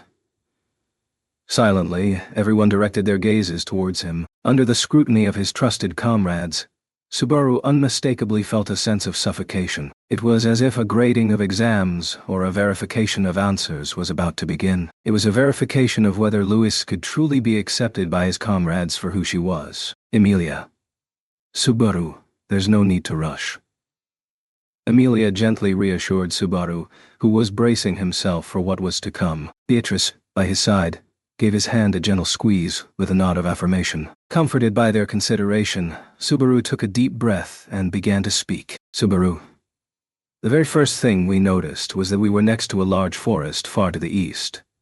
He had intended to speak plainly, choosing his words to convey the facts as succinctly as possible. Still, the things he had to talk about sprang forth like a gushing spring, making him acutely aware that the days he had to recount were filled with significant moments, despite the brevity of the time in question. To begin with, a tremendous amount of trouble had occurred in just a short period. All of it comprised accidents that endangered the lives of Subaru, M, and their companions. And naturally, Louis was inevitably involved in these. Naturally? Yes, it was indeed natural. After all, Louis had been with Subaru and the others the entire time, enduring Subaru's hostility while receiving kindness from IM, and she persevered without being discouraged by the harsh treatment from Subaru. So, Subaru. Louis and I, collaborating with Yorna-san, managed to win our bet against Olbart-san. It was with a bit of cheating, though, as we changed the rules from hide-and-seek to a game of tag. Subaru. After that, something unimaginable happened at Chaos Flame, as you may have heard. The people living there miraculously survived, and we were able to join up with Abel and his rebels. I lost consciousness there and got separated. You guys probably know more about what happened with Louis after that, right? Amelia. Yes. We met Abel and the others when they came back to the destroyed Geralt, which happened right after. As Amelia nodded in confirmation of Subaru's statement, he finished his explanation and took a long breath. Even though Subaru had intended not to take up too much time, in the end, the story lasted nearly an hour. He was grateful that during that time his companions mostly refrained from interrupting and listened intently. Inevitably, Subaru had to tell the story from his own perspective, but he tried to be as detached as possible in narrating the events. With that in mind, Subaru, as I've told you, there wasn't any suspicious behavior from Lewis while she was with me. I believe you can hear the same story from RM Otto. We are not really doubting that. If we truly thought her suspicious, there is no way Ramsan would have allowed her to stay near Ramsan. When it came to her family, and especially Aram, there was no need to mention the intensity of Ram's scrutiny. In fact, the primary reason she overwhelmed Gluttony's lay Batankaitos at the Pleiades watchtower was her profound objection to any interference with her relationship between Ram and herself. Ram, who could go to such lengths for a sister she did not remember. If she felt even the slightest hint of danger from Lewis, it would have been unthinkable for her to leave Lewis near M, who had just awakened. Anastasia. We've roughly grasped how tough it was for you, Natsuki-kun. Anastasia, who had been silently listening until now, was massaging her brow with a finger, acknowledging the harshness of Subaru's journey. Even for a woman as wise as she, the sequence of events presented a volume of information that took time and effort to fully digest. Having somehow swallowed it all down, Anastasia removed her finger from her forehead and, Anastasia, I'm curious about what happened to you, Natsuki-kun, after you lost consciousness in the Demon City. But since that ain't the main subject, let's put it aside. Subaru. Yeah, right now. What's important is Lewis. As I've said, Lewis hasn't shown her dangerous side to us so far. And there's the prophecy of Ubilk, the Stargazer. That's a factor too. So, in the upcoming battle, having Lewis cooperate with us, Anastasia. The question about your story, where's the point of compromise that you're going to take? Just like that, her quiet interjection stopped Subaru's train of thought. Anastasia, having voiced her thoughts, gently traced her lips with the finger that had been massaging her brow. Her intellectually vibrant aqua eyes seized Subaru's heart as she continued. Anastasia, I ain't against your idea of using everything at our disposal, Natsuki-kun. Even Meili-san, who helped us cross the Ogria sand dunes, was originally an enemy. If we're making such distinctions, then the same applies to that girl. Subaru. That's, well, the same, right? Meili and Lewis should be in the same position. Anastasia. No, it ain't the case. I'm sure everyone but Natsuki-kun would think so. Subaru. HK. Confronted with that calm assertion, Subaru looked around at the others in surprise. Anastasia's words echoed in Subaru's mind as he scanned everyone's faces, hoping that someone would disagree. However, not one of them met his expectations. Subaru. Everyone. HK. Otto. Since no one seems to be willing to say it, I will. Among the group, all wearing grave expressions, Otto raised his hand without changing his demeanor. However, his unchanging demeanor did not denote a lack of emotional response, but was the mere reflection of his calmness, sustained since the start of the meeting. Neither his gaze nor his voice were unconditionally supportive of Subaru. Otto, I agree with Anastasia-sama. The situation with her and Meili-chan is different. They are not in the same position. Subaru. Otto.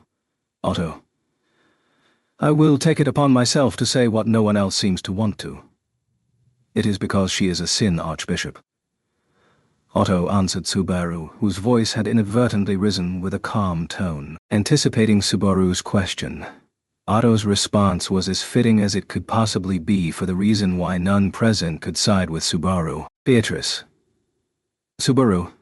Betty wants to stand by Subaru, in fact. If Subaru says that girl, Lewis, is a girl without evil intentions now, Betty can believe that too, I suppose. But, Roswell, the fact is, Gluttony's victims include us. Not to mention, considering that the damage is not easily apparent, I wonder what the extent of the potential victims is.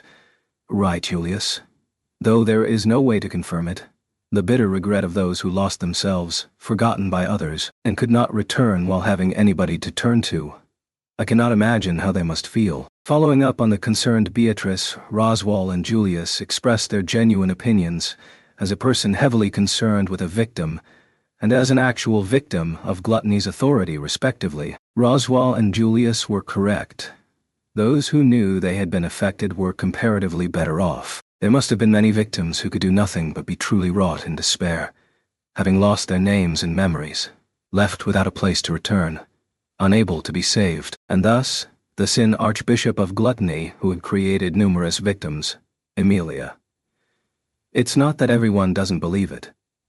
Subaru. Emilia. Emilia. It's not that, rather, I think they won't forgive her. Subaru's explanation was not lacking, nor did his feelings not get through to them. Emilia's words, with her eyebrows furrowed, shattered his heart as she explained that the real problem was not there. Knowing about Louis's time with Subaru, and knowing what happened after his absence, Emilia and the others knew the current Louis was not a threat to them. Having understood that, the issue at hand was the actions of the past Louis. Anastasia. The things you've done ain't ever gonna disappear. Subaru. HK, quietly. Anastasia murmured those words. Once before, it was a despairing warning that had frozen Natsuki Subaru, crushing him to pieces. The fact that those words were thrown at him only existed within himself. And once again, in a different turn of events, they were delivered from her mouth to Subaru's ears. Anastasia. No matter how much Natsuki-kun tries to convince us that that child is harmless, it doesn't even up the harm she did. In reality, the victims remain victims. It ain't a superficial problem that can be brushed aside with pretenses for your own benefit. Subaru. HK. Anastasia. First off, don't you think that should come after getting back all the names and memories that have been eaten so far? Even if you try to proceed without them, wouldn't Natsuki-kun also be dissatisfied with that? Anastasia's sharp words sliced through the stiffened Subaru one after another. All of their arguments were valid, but the one that caused the greatest pain was the final point, that they could not even stand on the very foundation for deciding Louis's fate if they did not return the memories and names that had been taken. That was the crucial premise leading to what Emilia had said. They can't forgive her. Roswell. Well, His Excellency the Emperor is aware of this prophecy, Subaru-kun heard. Saying that we won't let this girl, Louis, cooperate in the battle is just not realistic. Is C.T. Garfield. Huh? What do you want to say? Speak clearly, Roswell. It's troubling to have your irritation taken out on me, but no matter how our discussion ends, the plan to involve the girl won't change. The only thing left is how she will be treated afterwards. Subaru. Treated. His heart grew impatient with Roswell, who still continued with his roundabout way of talking after being told to speak clearly. In response to Subaru's earnest gaze, Roswell shrugged his shoulders and spoke. That was... Roswell, it's a matter of what we can tell her to make her cooperate. For instance, we could promise her amnesty once we overcome this crisis threatening the Empire. And then, once everything's done, the appropriate punishment for her crimes will be executed solemnly. This is the best way to handle it without any future problems. Garfield. HK, stop messing around. In response to Roswell's explanation of his wicked plan, Garfield clicked his fangs and snapped at him. He glared fiercely at Roswell, and... Garfield. Even if the other guy's a villain, we don't have to stoop to the same level. Dangling some bait that doesn't even exist just to get her to help. No way I'll approve of that. Roswell. Oh, really? You know, I think Otto-kun was thinking the same thing. Garfield. Don't lump yourself in with Otto, bro. Otto, the Margrave is speaking for the majority. Sin archbishops should not be granted any amnesty. Or rather... There. Otto paused for a moment and gazed fixedly at Subaru. As Subaru gulped under his gaze, he continued mercilessly. Otto, is Natsuki-san trying to create a precedent where sin archbishops are forgiven? Subaru. HK, I don't intend on doing anything like that. In this world there are villains who mustn't be forgiven. The sin archbishops of the witch cult are definitely among them. Betelgeuse, Regulus, the brothers Roy and Lai, Sirius Capella, Every sin Archbishop Subaru had encountered up until now were all invariably far beyond redemption. They were beings who would not hesitate to sacrifice others to satisfy their own desires. However, Otto, are you saying only Louis Arneb is different? Subaru. Well, Otto's query attempted to lay bare the depths of Subaru's heart. Sin archbishops should not be forgiven, not just Otto. But everyone drew this line in the sand. Something Subaru could clearly understand. Yet the insistence on putting Louis in a separate category, as Otto put it, was indeed strange. Subaru. Under the scrutiny of everyone's gazes, Subaru once again questioned himself. What did Subaru want to do with Louis? They harbored great hatred for each other in the Hall of Memories, and Subaru chose not to save her as she suffered from the aftermath of return by death. He did not think that choice was a mistake. Even if he were to be placed in that situation once more, he would most likely make the same decision. However, at the same time, he knew the Louis who had shared hardships with him in the Wallachian Empire. The fact that he had witnessed her risk her life to save him and die for it multiple times was certainly engraved in his soul. Somewhere along the way, Subaru's vigilance had been melted away by Louis's earnestness. Emilia, how? Subaru. Suddenly, a hushed question was posed to Subaru just as he was deep in thought. As he opened his closed eyelids, he found himself looking directly into Emilia's amethyst eyes. She narrowed her long-lashed eyes and repeated the same question once more. That was Emilia. How did Subaru come to think that way? Subaru. How, you ask? Emilia, you really couldn't stand the sin Archbishop of Gluttony, could you, Subaru? You thought you couldn't forgive her, so why now? Subaru. That's because, didn't I already tell you? Louis, in this empire with us. They had shared many hardships, and Louis had bravely tried to protect Subaru and Rem. The events in the empire had left their mark on Subaru, as much as or with even more intensity than the unforgivable enemy she had been thought to be in the Hall of Memories. That was why Natsuki Subaru's feelings towards Louis had changed. Julius. Subaru, let me once again convey a harsh truth to you. Julius said this in a low voice to Subaru, who had answered Emilia's question faltering. The fact he prefaced his words as harsh made Subaru brace himself. As Subaru prepared himself for it, Julius traced the scar under his left eye with his finger and addressed him. Julius. Humanity in this world will not forgive the sin Archbishop of Gluttony, the girl known as Louis Arneb. Whether it be the kingdom or the empire, you can say it is the consensus of the world. Subaru. Julius. Even if she were to flee to any corner of the world, there is no place where she would be pardoned. Acts of crime will be met with punishment. And a sin archbishop is a criminal whose sins can only be atoned for with their life. There was no falsehood in that preamble of the harsh truth. Julius decisively pronounced it in a clear, strong tone, leaving no room for misunderstanding. There was no place in this world where Louis Arneb could live and be forgiven. At those heavy words, Subaru was left unable to respond. However, Julius, I too desire nothing but death for sin archbishops, nothing but death for the beings we consider enemies of the world. That is what I can say, with all my soul. Subaru, what? Otto. Julius Juculius.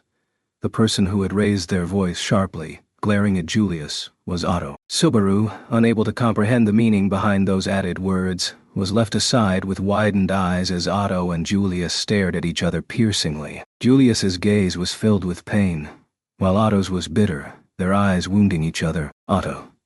For you, an outsider, to say that is outrageously selfish. Julius. I am sorry, but I would like to correct your perception on this matter. I am also one of the parties involved. I am in a position to voice my opinion, so allow me to exercise that right. Otto. HK. Gritting his teeth, Otto's glare towards Julius grew sharper. Despite knowing he was no match in terms of fighting strength, the intensity of his gaze did not even budge. Julius, too, closed one eye at that strength of Otto's will and let out a small sigh. Subaru. Nothing but death for the sin archbishops. Beside the back and forth between the two, Subaru muttered while feeling as if a part of his brain had gone numb. What Julius had tried to say, and why the perceptive Otto had snapped at him. Subaru had not noticed what had been hidden beyond the surface level of words. Nothing but death for the Sin Archbishops was desired. The world would not forgive Louis Arneb. The Sin Archbishops, Louis Arneb, the world would not. Subaru. Ah, Beatrice. Subaru, Betty will speak now, in fact. The moment he felt the sensation of a slight breeze blowing across the labyrinth of thoughts, Beatrice spoke up. Looking up at Subaru with her round eyes of a distinctive pattern, Beatrice, Betty ran into the Sin Archbishop Louis back in Pristella, I suppose. After that, this time when we happened to meet in the Empire, this is what Betty thought about that girl's state, in fact. It's as if she's a different person, I suppose. Subaru. Beatrice. That girl, she's different from the Sin Archbishop Betty knows, in fact. How was it from Subaru's perspective, I suppose? From the perspective of Subaru, who had directly spoken with the Sin Archbishop up close. Beatrice's kind, yet inescapable words questioned him. He understood what she meant. For Subaru, it was something he had refused to acknowledge because he did not want to acknowledge it. That the current Louises and the Louis Arneb he had met in the Hall of Memories seemed to be different people. However, just as he had refuted Julius's suspicion, Louis's had been using her authority. Just as gluttony had used it, she was able to freely utilize the special abilities of her eaten victims. Louis still possessed the authority of gluttony, but her mind alone had been born anew. That was just like Subaru. Just like me, when I had lost my memories. If that was indeed so, had Louis been suffering this whole time? Just like how back then, Subaru had chased after the phantom of Natsuki Subaru, troubled and distressed at being unable to trust anyone around him, had Louis also been seeking help. Even if that was the case, Louis's had still helped Subaru and Rem, and had made it through to this day. Then, Amelia. You know, I've been thinking about this the whole time. Once you do something bad, is it already too late to undo it? Subaru, Amelia. Amelia, Amelia. You apologize, you atone, but even then if you're told that it's not enough, then sometimes you'd get fed up with apologizing and atonement, right? So I've been thinking about a way to prevent that. But it's not easy to find such a terrific solution. But, Subaru. But, Amelia. There's just one method that might work. It's a method that Subaru taught me.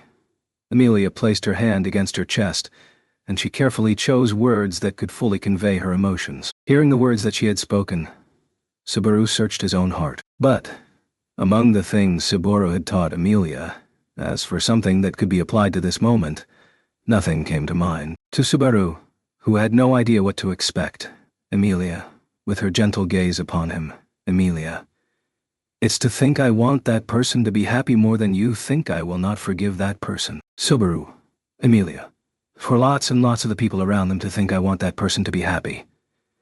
I think that in order for us to forgive that child, it's necessary for her to make us think that way. Amelia's words slowly and gently seeped into Subaru's heart. A method to forgive bad people. A method to forgive evil deeds. A means of salvation that might lay beyond apologizing and atonement.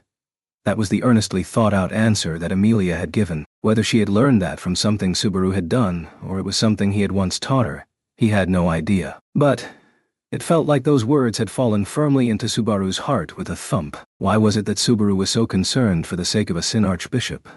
For the sake of Louis? That was because Louis's had done more for Subaru than what Louis had done to him. Therefore, Anastasia. Once more, let me ask ya the same thing. Hearing Amelia's words and Subaru's faint sigh, Anastasia had thus spoken. While stroking Aridna, who was wrapped around her neck, she looked at Subaru and Amelia in turn, and spoke. Anastasia, in your story, just what point of compromise do you intend on taking? So she declared. Louis. Oh. As she cupped Louis's face between her hands, who was looking at her curiously, Rem let out a long, deep sigh. That reaction of Rem's caused Louis's face to look more and more puzzled as her cheeks remained cupped. From the girl's demeanor, Rem reflected that she must have caused her to worry. Even though she reflected, Rem. Ha. That's quite the sigh, Rem. Is something the matter? Rem. Nisama. Just when she gave a big sigh, a gentle voice called out from beside her. It was Ram, who had returned to their assigned passenger cabin, having prepared some tea. Behind her, she was accompanied by a girl with antlers. Tanza, Rem recalled her name to be. Noticing Rem's gaze, Ram nodded and said, "Ah, Ram?" It seemed like she had nothing to do with the time on her hands, so Ram brought her along. Tanza. It is not as if I have nothing to do, Ram. Really? There was a look of dissatisfaction on your face when you were kept away from the rest of those loudmouths. Even the Empire has ideas like wanting to fight to protect women and children. Ram thought they would have been more foolish.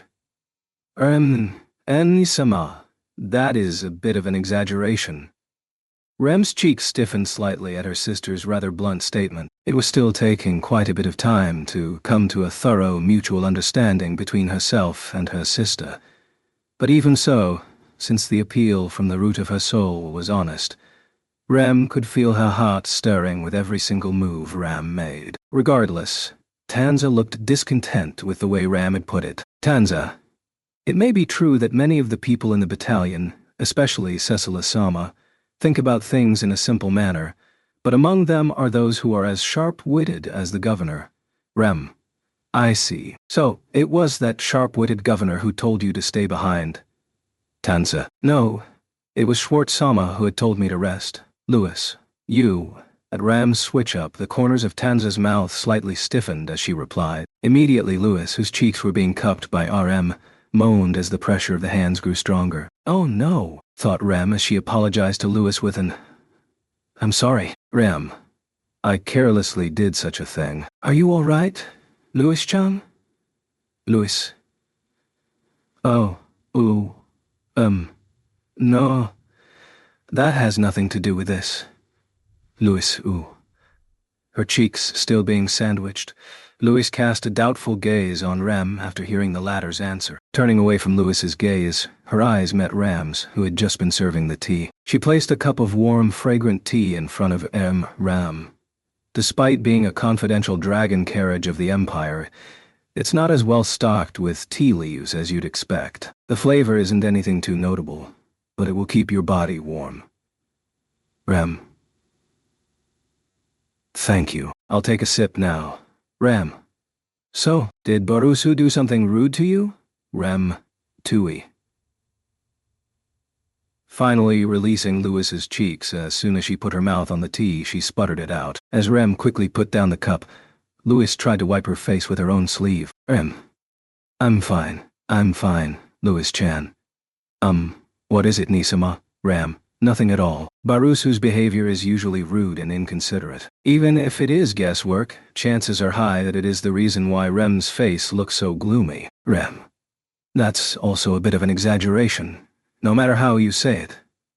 In other words, it was just some guesswork off of a hunch.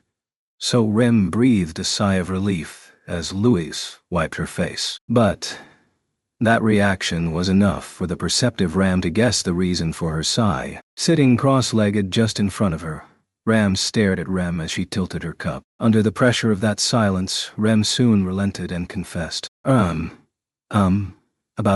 Emilia-san? Ram? Emilia-sama? Yes. Emilia-sama is also clueless and inconsiderate in some aspects, isn't she? So is that why Rem's face was so gloomy? Rem? No, that's not it. It's just, I wanted to ask what the relationship between that person, the person called Natsuki Subaru, and Emilia-san is. As the tone of her voice fell, Rem succeeded in asking her question while keeping as calm as she could. However, at this time, Rem did not realize that the very choice of topic was enough to make Ram's light crimson eyes narrow. But her astute-looking older sister quietly muttered, I see, Ram. Well, Ram ought to tear Barusu limb from limb. Let's do that together later. Rem? Nisama. Ram. Hey. It will be a sisterly collaboration. I suppose Barusu can be useful sometimes. Her faintly smiling sister possessed enchanting beauty, but her remarks were extremely disturbing. And after hearing Ram's remarks, It was Tanza who quite literally had a horn to pick. She took a sip of the tea that had been brewed for her too, and though she was surprised at the taste with a, "Wow, Tanza. Is that not a bit of an imprudent statement? Marusu, I suppose that is referring to Schwartz-sama. But if you lay your hands on Schwartz-sama, I and the rest of the battalion will not show mercy. Ram." That's quite the courageous response. Tanza, how old are you? Tanza, I will turn 12 this year. Ram. That's it. That explains it. Tanza, even though you have reached some comprehension, I am unable to understand. Ram approved of the dissatisfied Tanza's view. Why had Ram reached an understanding when she had heard Tanza's age? To begin with, was it not so that Ram had not even answered Ram's question yet? What kind of relationship does that girl Amelia have with Subaru? They were awfully close. If she were then to be asked, so what?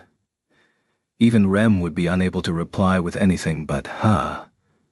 But Rem did have many thoughts about how close those two were. Thus, Rem preferred to resolve this as soon as possible so she could focus on her own problems. Rem's problems, that was to say. Anyway, it was Rem's problem. Rem. That's right. It's just a trivial matter that needs to be taken care of quickly so that I can face the bigger issues. Nothing more, nothing less. Rem, you got a minute? Rem. Huh? With a loud jolt, Rem reflexively stood up on the spot. This caused Rem to unconsciously pick up Louis, who had been on her lap. Rem lifted Louis up, who in her surprise let out an "Ah, you." And Rem yet again apologized to her, looking toward the door of the cabin, in the direction where she was called from. Who is it? Ram. Not just who, it's Barusu, the one to be torn to pieces. It seems that their discussion is over. Ram. Ah.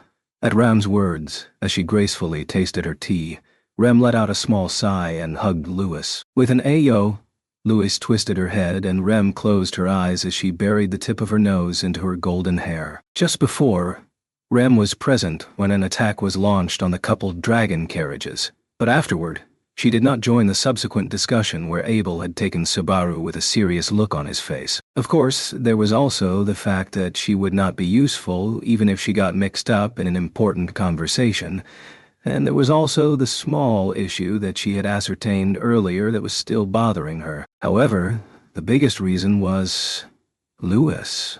You. The reason was that she had an unpleasant apprehension about the one in her arms, Louis. She did not fully know why, but Rem's heart instinctively knew that she needed to be by Louis's side. Thus, when she had shut herself in this cabin like this, Tanza, Schwartz-sama. Come in?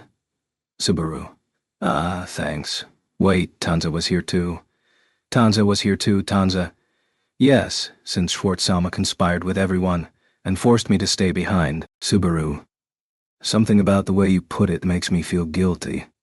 While Rem was flustered, Tanza instead welcomed the visitor into the room. When Tanza hit him with some resentful complaints, the person who entered scratched his head in a troubled manner. Even though his stature had shrunk, the atmosphere of his troubled profile had not changed much. That was probably because even if he grew somewhat taller, the childish look of his face would not disappear. Rem.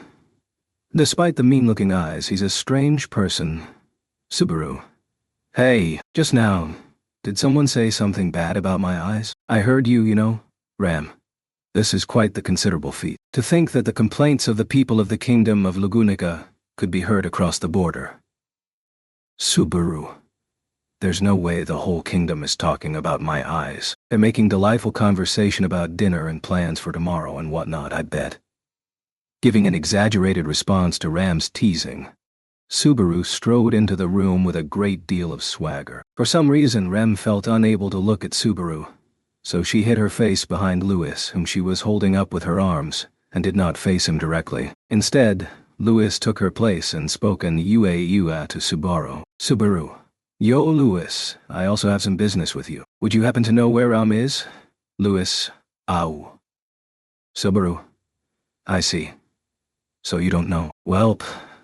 I'm beat. Even though I had something important to tell her, Rem, if it's an important matter, please don't joke around and get to the point. Subaru. Oh, Rem, so you were behind Louis? I didn't notice.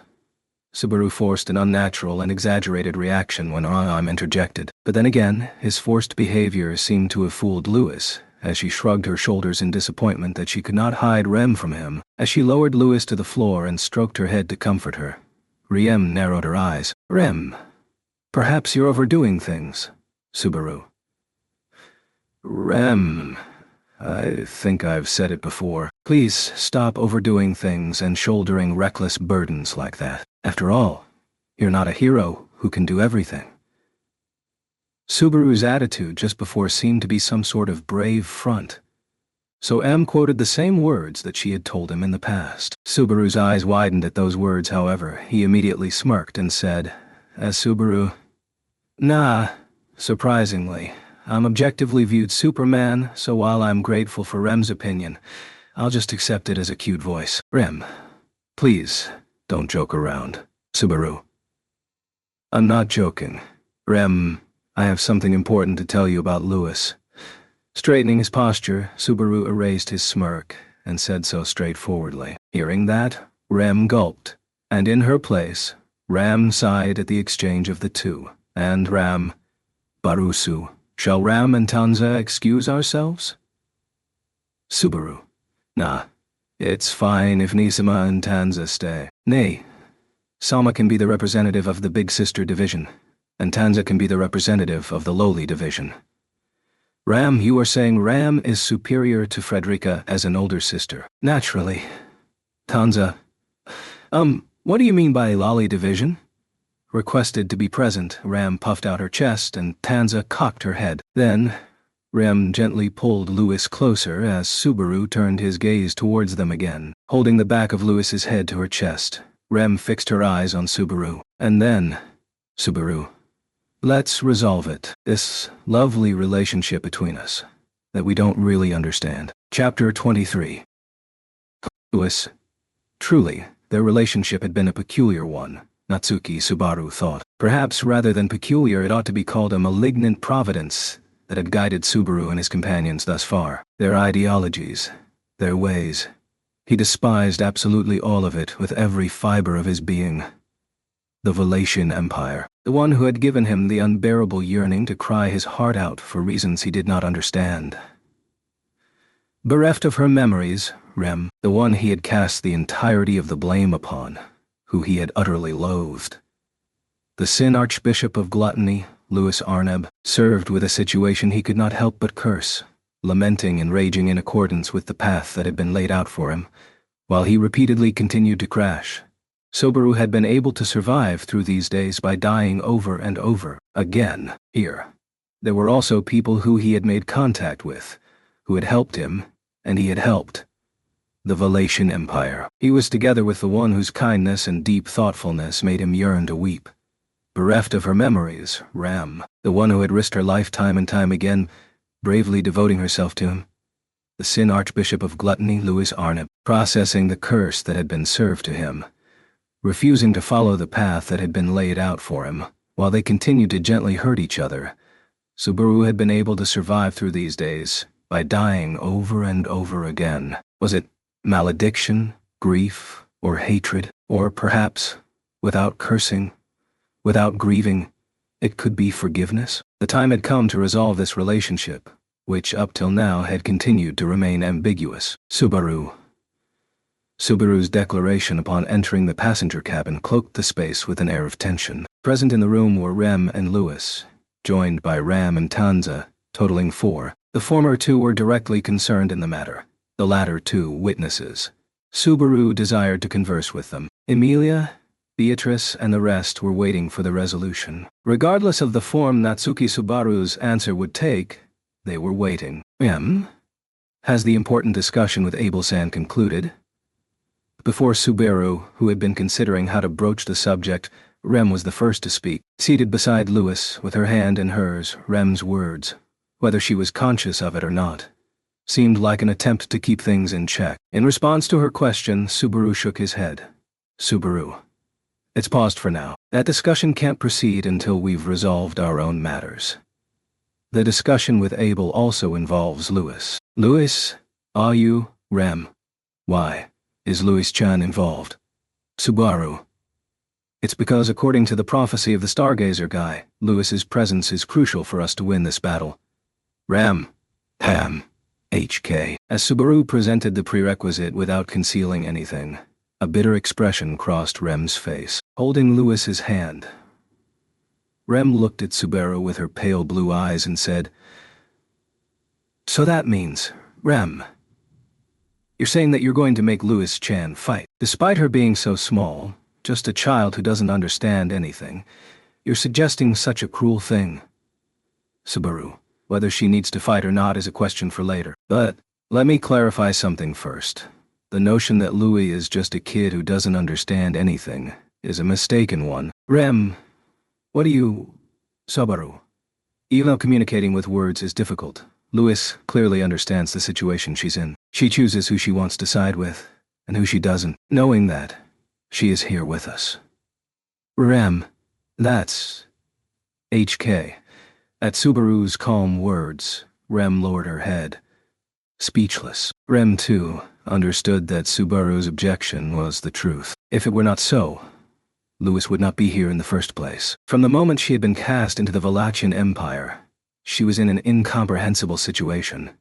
She acted like a clingy child, imprinting herself onto the first people she encountered, Subaru and Rem. However, such an explanation could not account for the myriad of brutal trials that they had surmounted together. If the imprinting was not a sign of love, but rather a manifestation of a defensive instinct seeking a protector in order to survive, it would go without saying that being together with Subaru and Rem was detrimental to Louis's survival. If she merely wanted to survive, it would have been easier for Louis had she not been with Subaru and his companions. Ram.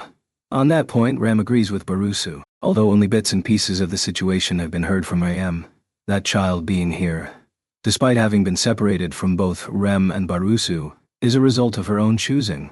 Rem. Ni-sama. Rem. Don't misunderstand, Rem. Rem is entirely on Rem's side and has resolved in her heart to tear Barusu apart together with you later. But she won't twist the truth. Subaru. There was one part of that declaration that I can't ignore, but thank you. With a feeling somewhere between gratitude and bitterness, Subaru thanked Ram, who had interjected. To Subaru, that too felt like an attempt to keep things in check from Ram's side. At the same time, it was an indication that Ram would be impartial in this conversation and had no intention of emotionally siding with I.M. Tall. That was exactly in line with the way that Ram used to often describe her assessment of Ram's behavior. Subaru. Ni-sama is far too kind, huh? Whether those words murmured within his mouth could be heard or not, Ram snorted without giving any words, then crossed her slender legs and brought her cup of tea to her lips. Beside her, Tanza, who seemed to have been somewhat bored, looked at Subaru with her dark eyes, and, Tanza. Similar to Ram-sama, I also shall not support Schwartz-sama. I am unable to gauge the situation, so please do not be mistaken if you were intending to make me an ally here. Subaru, I know. Tanza is being reliably strict with me. I didn't think you'd take my side anyway. Tanza. Subaru. Huh, that seemed to have upset you a little. Why? Having followed Ram's lead and declared her status as an impartial witness, Tanza's expression became a bit sulky. Tanza's expression rarely changed, but this sullen face was relatively common. Most of the time it popped up in response to Cecilus's unreasonable words and actions, or when Hyen said too much. Also, it was quite frequently directed toward Subaru. Nevertheless, thanks to Ram and Tanza stating their positions, he had finished mentally preparing himself. With that, Subaru once again turned to face his main focus, Rem and Louis. And then, Subaru. Louis, we're about to discuss something important. It's about you, and I won't conceal any of what I feel within my heart of hearts. Will you listen without running away? Louis. Subaru. I see. You're a good girl. Thank you. After a moment's hesitation, Lewis nodded with a lively voice. That reaction was yet another piece of evidence that she had a good understanding of what Subaru and the others around her were talking about. Rem, avoiding any eye contact, glanced at Lewis's profile. Therein was hoping to see the emotions she desired. If Lewis would show even the slightest sign of discomfort, she could use that as a reason to stop the conversation. But, in Lewis's profile, she had been unable to find a reason to do so. Subaru. Rem, Lewis, I think both of you have realized that from the start I was always really wary of Lewis, and that I always shunned her, and that I had always hated her. Rem. Subaru. The reason for Rem being so excessively suspicious of me at first. That was the main source. When I tried to somehow separate the two of you, I even got my fingers broken. About that time, I also went too far. Subaru, it's fine. Looking back, it's just another good memory between me and Rem. Rem? Huh? Subaru flexed the fingers of his left hand as he answered, and Rem made a face as if doubting his sanity. Not only Rem, but Ram and Tanza too made similar faces, so despite the topic being broken fingers, Subaru changed the subject by saying, "Anyway," before his heart could be broken. Subaru. I was actively wary of Lewis, and so, Ram was actively suspicious of me. I don't know how Lewis was feeling, but you must have felt that tense atmosphere, right? Lewis Subaru. Even after we got separated at one point, and later were reunited with all the Shadrakians, even after we retreated from Geralt, and after that, around the time of the Siege of Geralt, it had always been like that. Because of that, the gap between Subaru and Rem kept getting wider and wider, making it difficult to fill. As for the reasons Subaru had felt hatred for Lewis, the fact that her existence caused his relationship with Rem to worsen was something that undoubtedly had a great influence. His animosity towards Lewis only began to change after they arrived at the demon city of Chaos Flame, having separated from Rem. While spending time with Lewis without Rem as a mediator, she had worked her hardest to protect Subaru. And little by little, Subaru had no choice but to acknowledge that. That was why, after they had split in the Demon City, and he was reunited with Beatrice at the Imperial capital, he had been honestly happy that Lewis was also there. At that point, none of the animosity that he had from the beginning remained. Subaru. If we just stayed like that, continuing to go on without thinking too much about it, I think it definitely would have been easier. But that's just not possible. It's the same as a wound. Some wounds will heal if left alone, while others will only get worse. This is a wound that we can't just leave alone. In order for the wound to heal, it needed to be treated. And for treatment, one could not just rely on magic or medicine. In some cases, more daring methods had to be used. Thus, this was a wound of the sort where they had no choice but to resort to such means. Therefore, Subaru. Up to now, I've never once said it. The reason, Lewis, why I hated you, Lewis. Wow.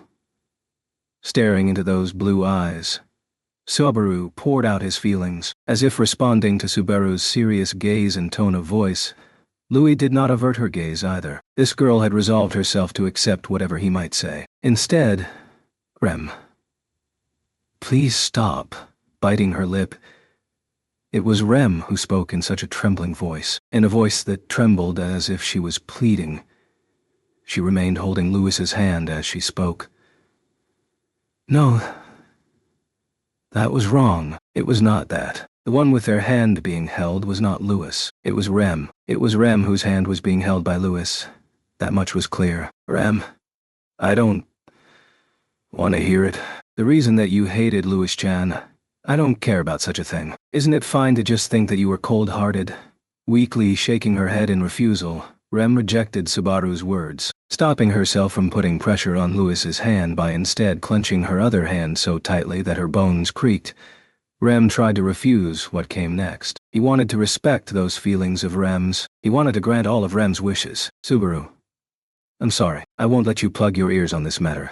But he must not do so. Neither could he fulfill Rem's wishes, nor could he show them respect. If she did not want to listen, her only option was to flee this room. Subaru had no right to stop Rem if that was what she truly wanted to do. However, Rem also understood that plugging her ears to Subaru's words here would be tantamount to turning her back on her own missing memories, and it also would mean betraying the feelings of Ram, who was silently watching over her. Even so, I don't want it. I don't want to hear it. HK. Clenching her eyes shut and gritting her teeth, Rem chose to not run away from here. However, she felt a very, very strong urge to refuse Subaru's next words. While struck by her words, Subaru, again, kept his eyes fixed on Louis. Oh. Louis's lips moved. Indeed, she voiced a sound that did not form a coherent word. That sound, he understood perfectly well that it was calling out his name. Subaru. And because he understood that, Subaru, Louis, the reason why I hated you, why I detested you, is... Stop. HK. Subaru. Because you are the one responsible for stealing Rem's memories, the Sin Archbishop of Gluttony. Because he understood that, Subaru had no choice but to respond. He had said it. At last, he had finally said it. The words that had always been left unspoken. The moment he told her, there were no deep emotions of a secret being laid bare. No heartbreaking sensation of a detestable individual being condemned. Even now, as he revealed that which had been bottled up in his heart, there was naught but anguish of intensified weight and anguish. And it only got worse with the developments that followed thereafter. Wah! Her voice raised, her face grimacing. Rem's hands reached towards him. Her hands seized Subaru's collar, and, with tremendous force, pushed him down onto the ground. He was unable to offer any resistance, as she was positioned on top of his body. He probably would not have been able to do so even if his body had not become smaller. But now that he was smaller, it was especially true. If Rem were to have put all her strength into her arms, she would have easily been able to cover Subaru's mouth. Yet, until those definitive words were spoken, Rem had done no such thing. Even now, in this moment, as she was mounted atop Subaru. Why? Just why? HK. Her voice strained, her face contorting with fury. She scowled at Subaru's face at a distance so close that he could feel her breath. But still, she did not utilize all the strength in her arms. Her emotions were bursting out. But even so, Rem remained rational before crossing the final line. Subaru. Feeling Rem's hot breath on his face, Subaru stretched out his hand to restrain the bystanders. At the moment that Subaru was pushed down, Tanza immediately attempted to move to protect Subaru. Out of the corner of his eye, he could see that Ram was holding Tanza back by the arm. From Subaru's side, too, he appealed to the two, indicating that they had done enough, and looked back at Rem, who was in front of him. Drop by drop, tears streaked from Rem's pale blue eyes and fell upon Subaru's cheeks. Her eyes housed neither anger nor sadness, but rather were intensely brimming with frustration. And the reason why she had maintained her rationality and opted not to cross that last line, that was what was embodied in her tears. That was... Rem, even without you telling me, I could tell. That Louis Chan, that she had something to do with the memories that I couldn't remember. I knew that. Subaru, Rem. After all, what else could it have been? The only reason why you were so cruel to Louis Chan, trying to keep her away from me over and over again, was because you thought I would be in danger if I stayed with her. There couldn't be any other reason, could there? HK. Her breath, her voice, her eyes, all of them trembling feebly, Rem poured her heart out. Upon being told this, Subaru shut his eyes. It was only natural. Indeed, it was none other than Rem who was the victim of these lost memories. The thought that Rem herself could be less concerned about her own memories than Subaru and everyone else, such an absurd notion could absolutely never be the case. It was natural that more than anyone else, she would have been in anguish, longing for the whereabouts of her own memories. Rem, I'm well aware. Do you think I'm stupid? Maybe I am stupid. I'm just a stupid woman who doesn't know anything. After all, I don't know anything about you, and I don't even want to. And yet, you just barge right in. I hate you. Subaru. Rem. You are nothing compared to Louis Chan. Louis Chan has always stayed beside me. She's always cared about me. She is. Louis Chan is my... Those endless streams of tears not only hit Subaru's cheeks, but they also ran down Rem's cheeks and chin, embellishing her body and heart with our teardrops, disguising them. She knew, but she still wished that she did not. Everything. All of it has to be some kind of mistake. All of it is your lies. Subaru. Rem. Ah. Feebly, Rem's eyes welled up with tears, and when a large teardrop fell, her blurred vision must have been temporarily cleared, for she could see Subaru's face right before her. Subaru, pinned down as he was, gently cupped Rem's face between his hands and fixed her gaze on himself. Black and blue eyes met, and Subaru spoke to her lovely face, soaked with tears as it was. Subaru, it's not a lie. Everything you thought, Rem, was true. Louis was our enemy.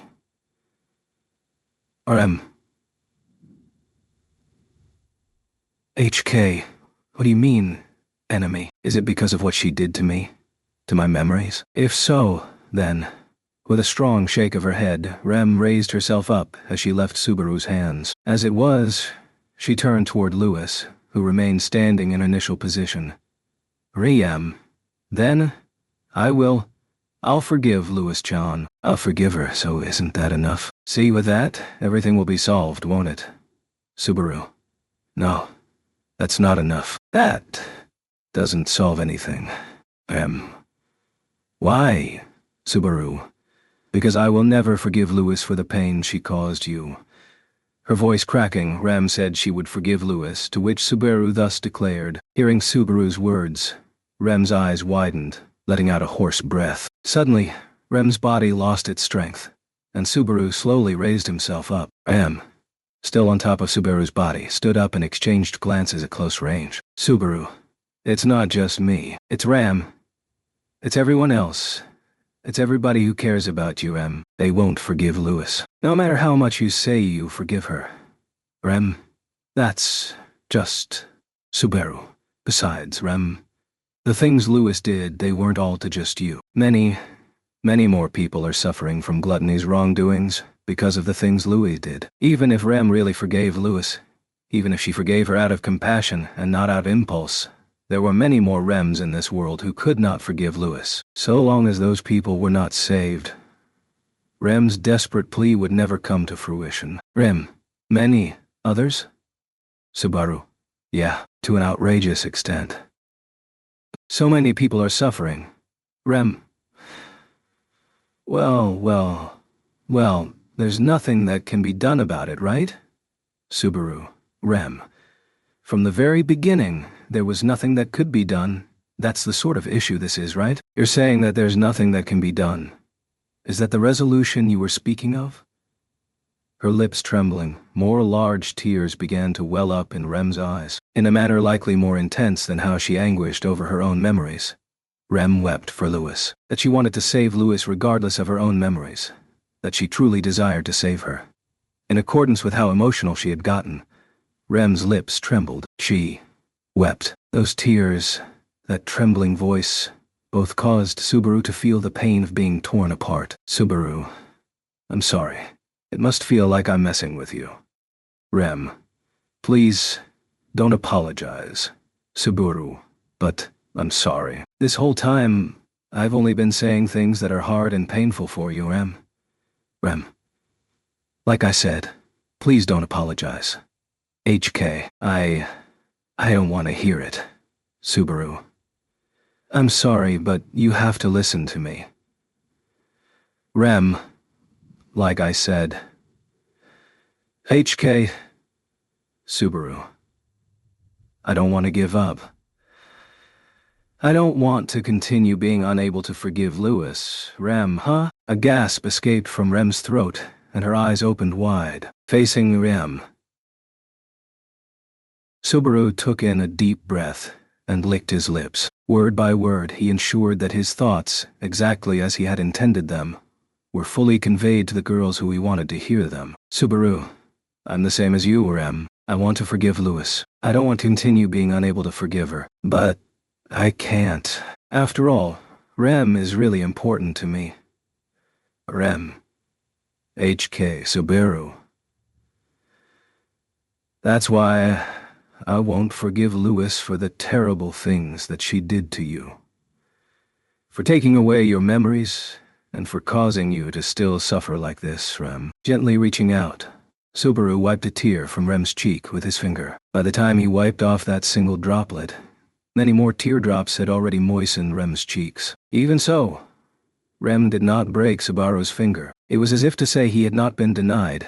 Thus Subaru continued to speak. Subaru, everybody really let me have it. They scolded me a whole lot, telling me not to say or think such stupid things. I think Otto probably still thinks things would work out better if Lewis were dead.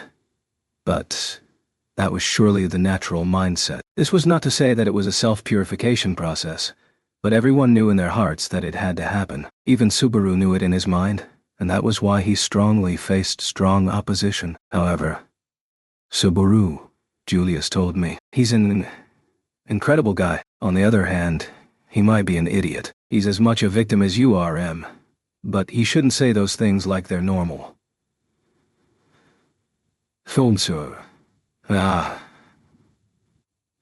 He's an idiot. Rem. Subaru.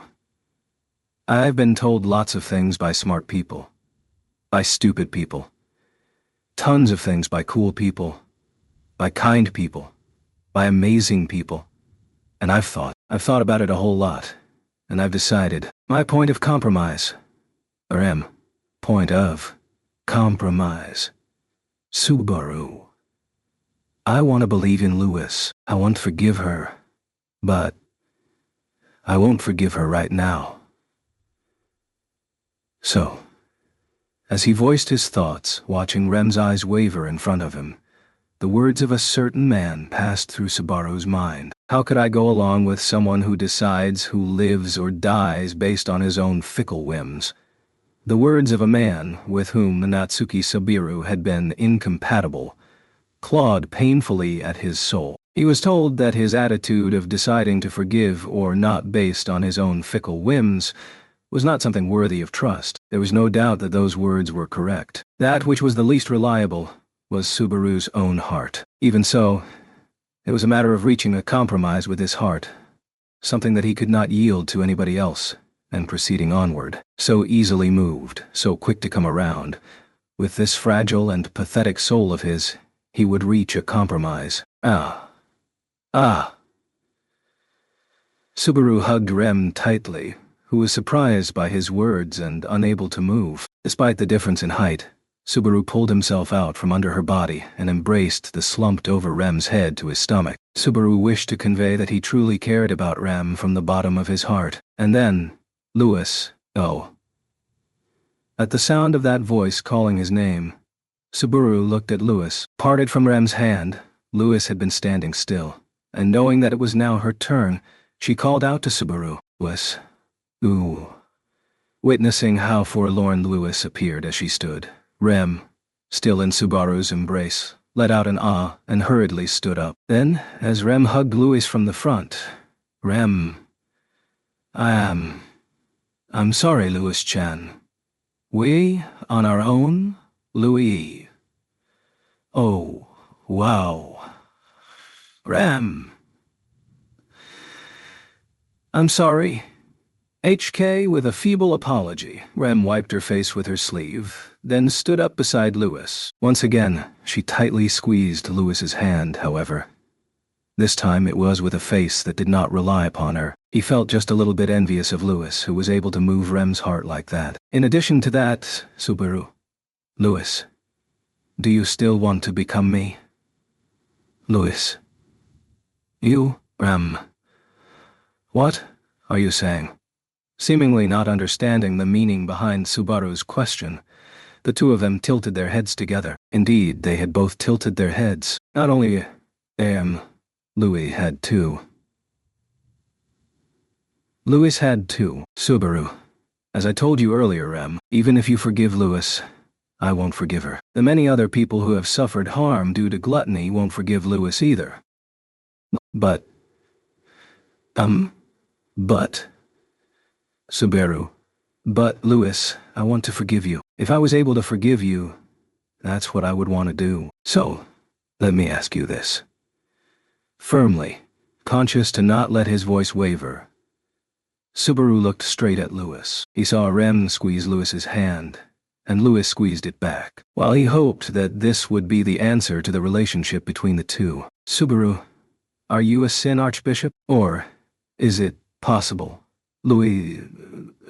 Subaru, it's been said to me a lot, and I agree. The world will not forgive the sin archbishops, and it must not forgive them. The sin archbishop of gluttony, Louis Arneb, is a being who must not be forgiven. Louis Subaru, but you helped me. You protected me over and over again. You didn't even know that you once wanted to become me. You're completely different to the Louis Arneb that I knew. Still, you can use the authority of gluttony. You possess a witch factor.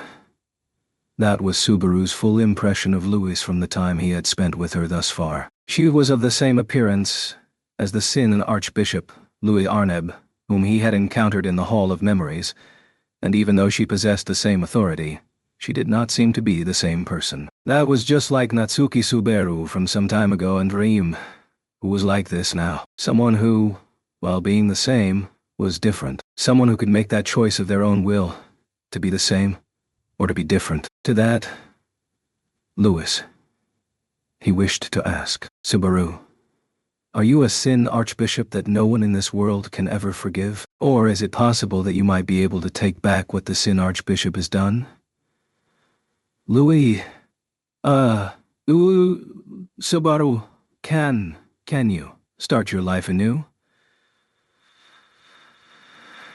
What if, just what if the situation that Louis's had been placed in was the same as that of Natsuki Subaru and Rem? Then, Subaru was asking a terribly cruel and unfair question. Having no memories, having no clue as to what was happening, the hardship of being burdened by the self that one is not.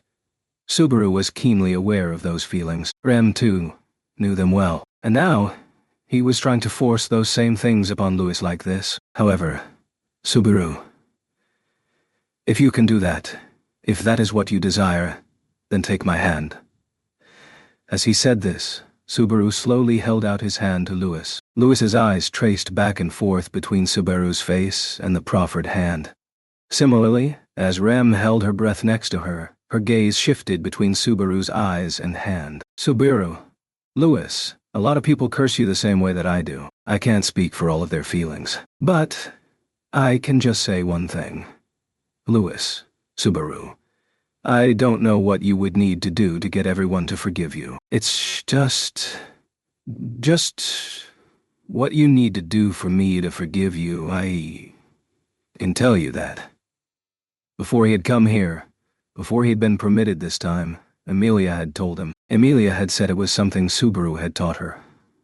But that was unthinkable. After all, Subaru was always learning from everyone else. He did not even know how to resolve his own feelings without being taught how to do so. Questions like, why did Subaru want to forgive Louis? And how could Subaru be able to forgive Louis? All of it. Thus, the way to reach that, to reach the point of compromise was, Subaru, Louis, save lots of people.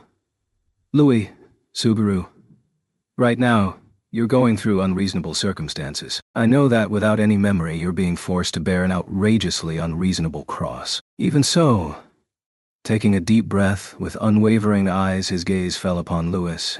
He told her, Subaru, you can help lots of people.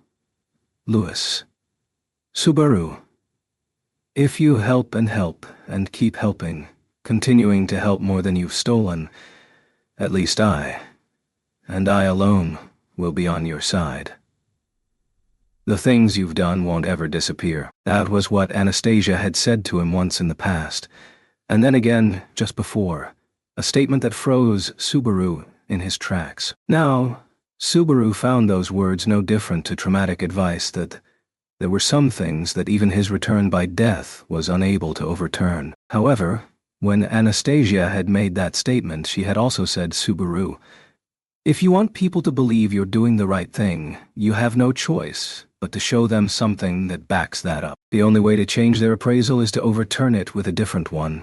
That was the most important part of the traumatic advice that Subaru had received. The fact that Subaru was offering his hand to Louis like this now was also because through her actions, she had overturned the animosity Subaru harbored towards her. That change of heart that had happened to Subaru would happen to all the people who suffered from the damage of gluttony. That was Subaru.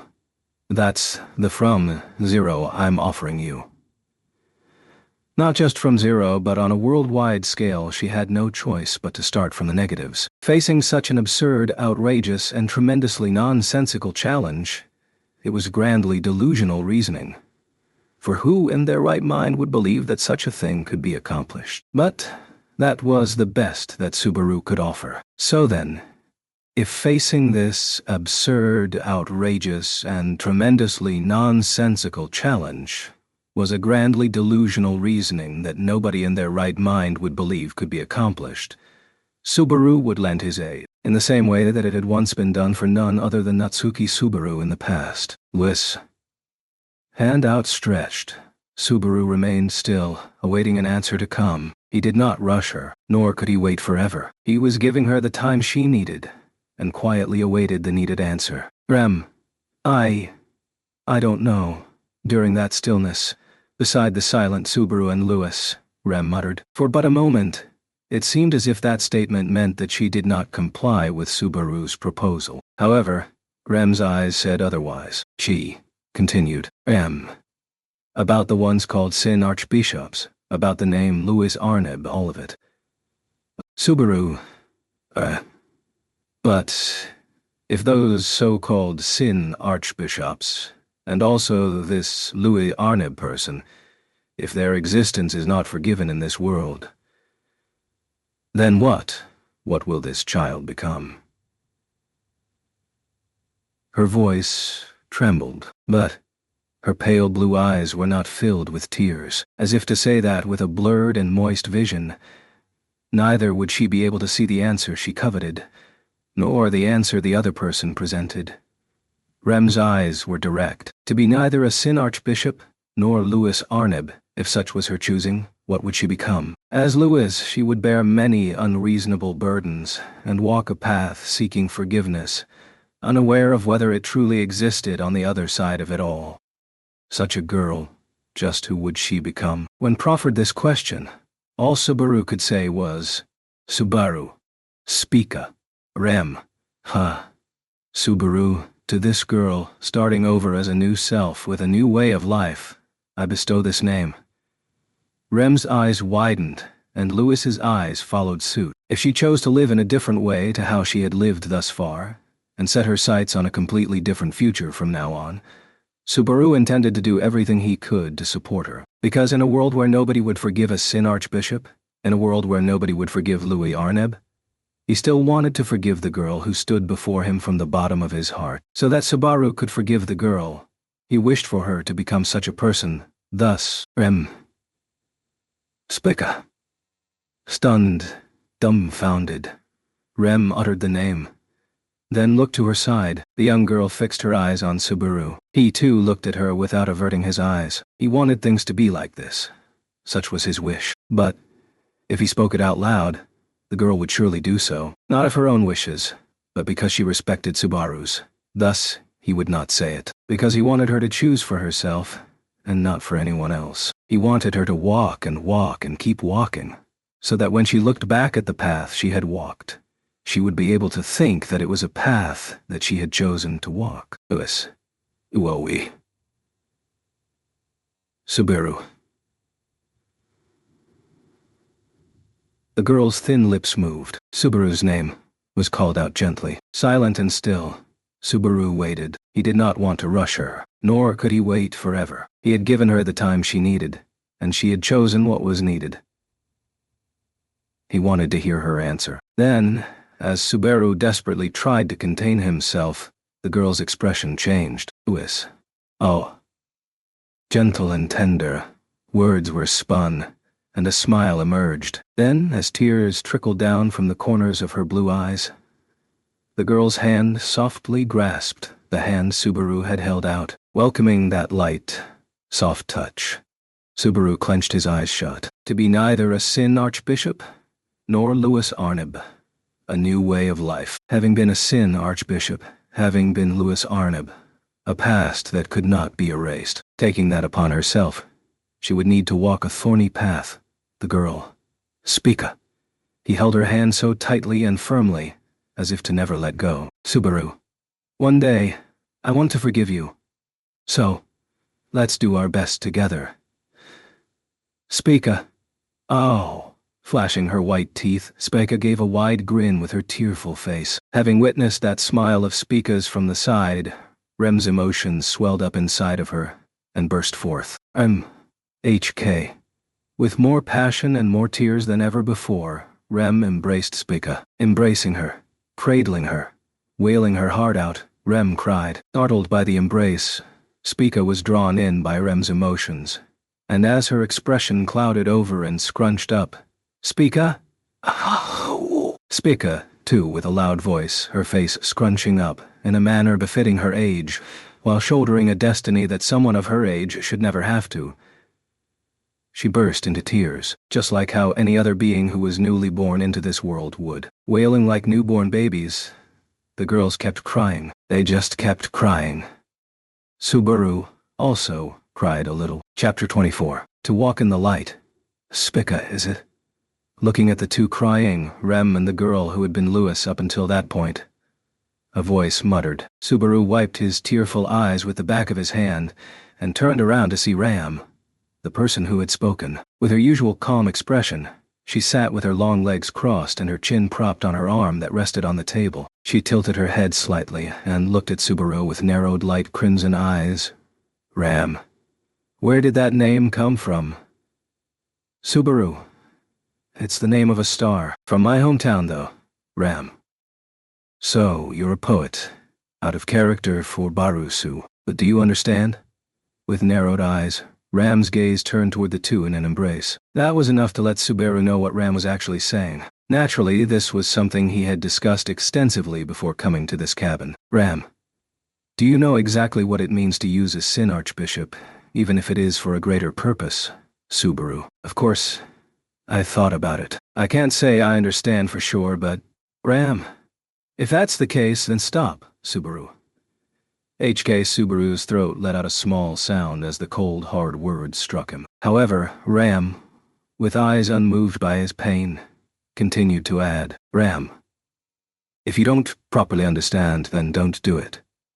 That is, to understand the meaning of facing these eyes. Saying this, Ram extended her hand which had been supporting her chin and touched the slender shoulder beside her. It was Tanza who stood next to Ram and watched the exchange between Subaru and the others along with Ram. Tanza was asked to be a witness and was present. Her black eyes flickered at Subaru's gaze. Tanza. I am very aware of Schwartz-Sama's feelings, as we have weathered many hardships at Jinunhive and along the way since then. However, Subaru... Tanza. However, I would be inclined to think that even Schwartz-Sama, who brought even Cecilia-Sama with him, should not bring a Sin Archbishop with him. Resolutely correcting the wavering light in her eyes, Tanza looked at Subaru and said this. Tanza did not flatter anyone by choosing words that were pleasing to the ear, but rather asserted her honest opinion. Tanza's honest, yet childlike opinions were thus deeply felt by Subaru. Subaru. Yeah, I know. I've been an idiot. After Tanza's words, he was once again acutely aware of the truth behind Ram's words, and that was the mistaken weight of what Natsuki Subaru had chosen. Subaru, I understand it all right. I've been told a lot, and I'm going to take it all on. Ram. Yes, Ram is telling you whatever Barasu or M may say, Ram will not allow it. HK Nisama. Ram. No. Ram. As your older sister, your kindness makes Ram proud.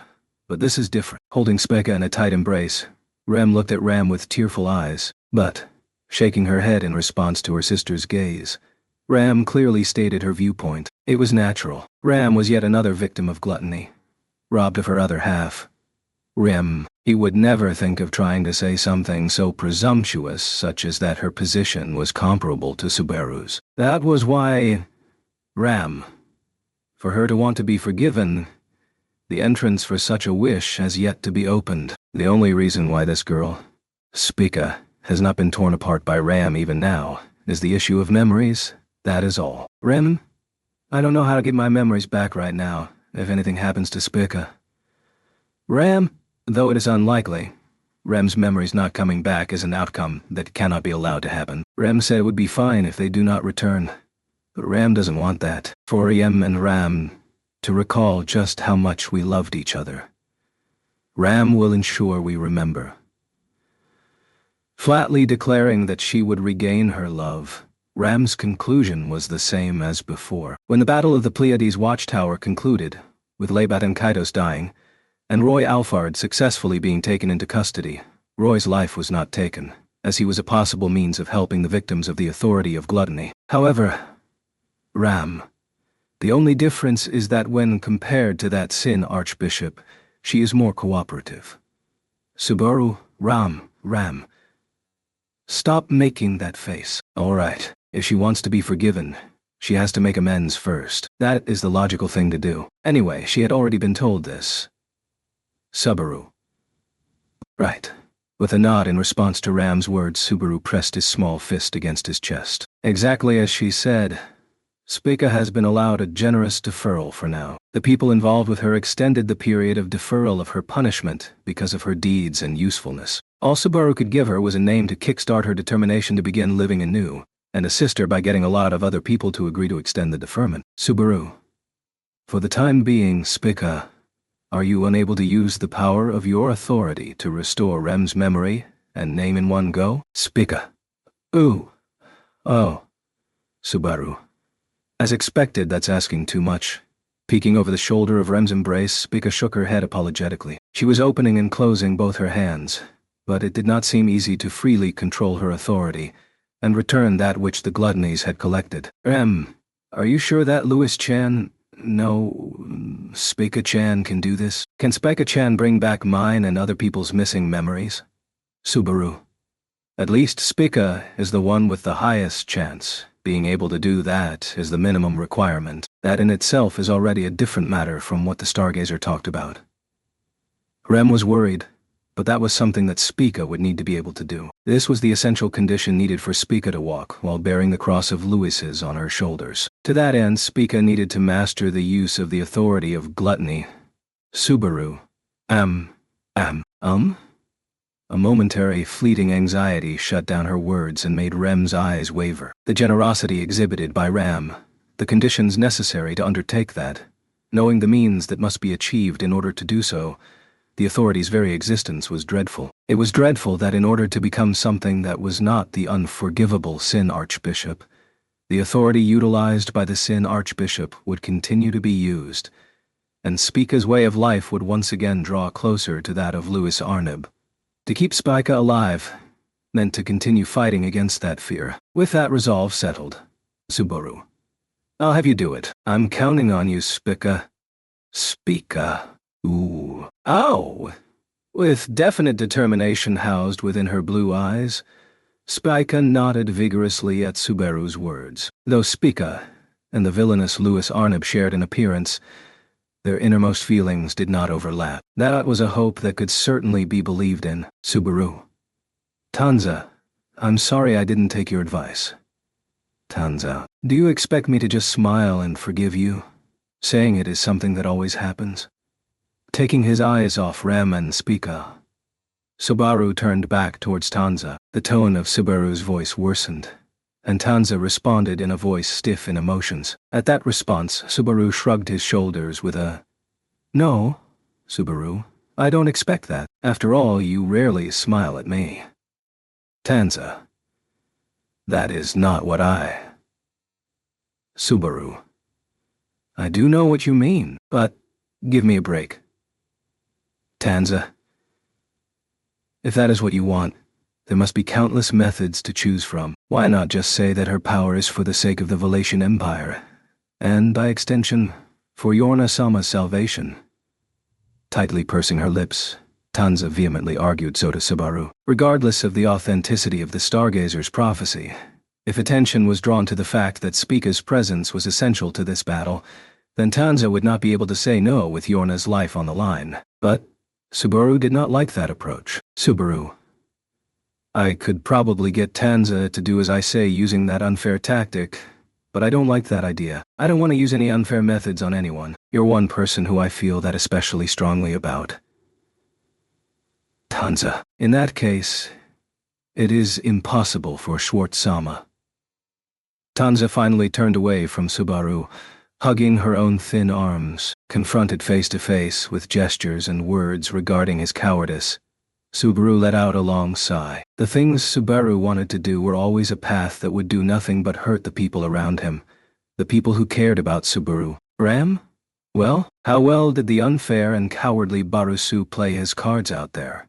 Subaru gave a wry smile at the way Ram phrased it. Ram was kind for not letting Subaru's self-mockery be replaced with self-satisfaction in this way, although he really wished that he could have played his cards as well as Ram put it. Subaru.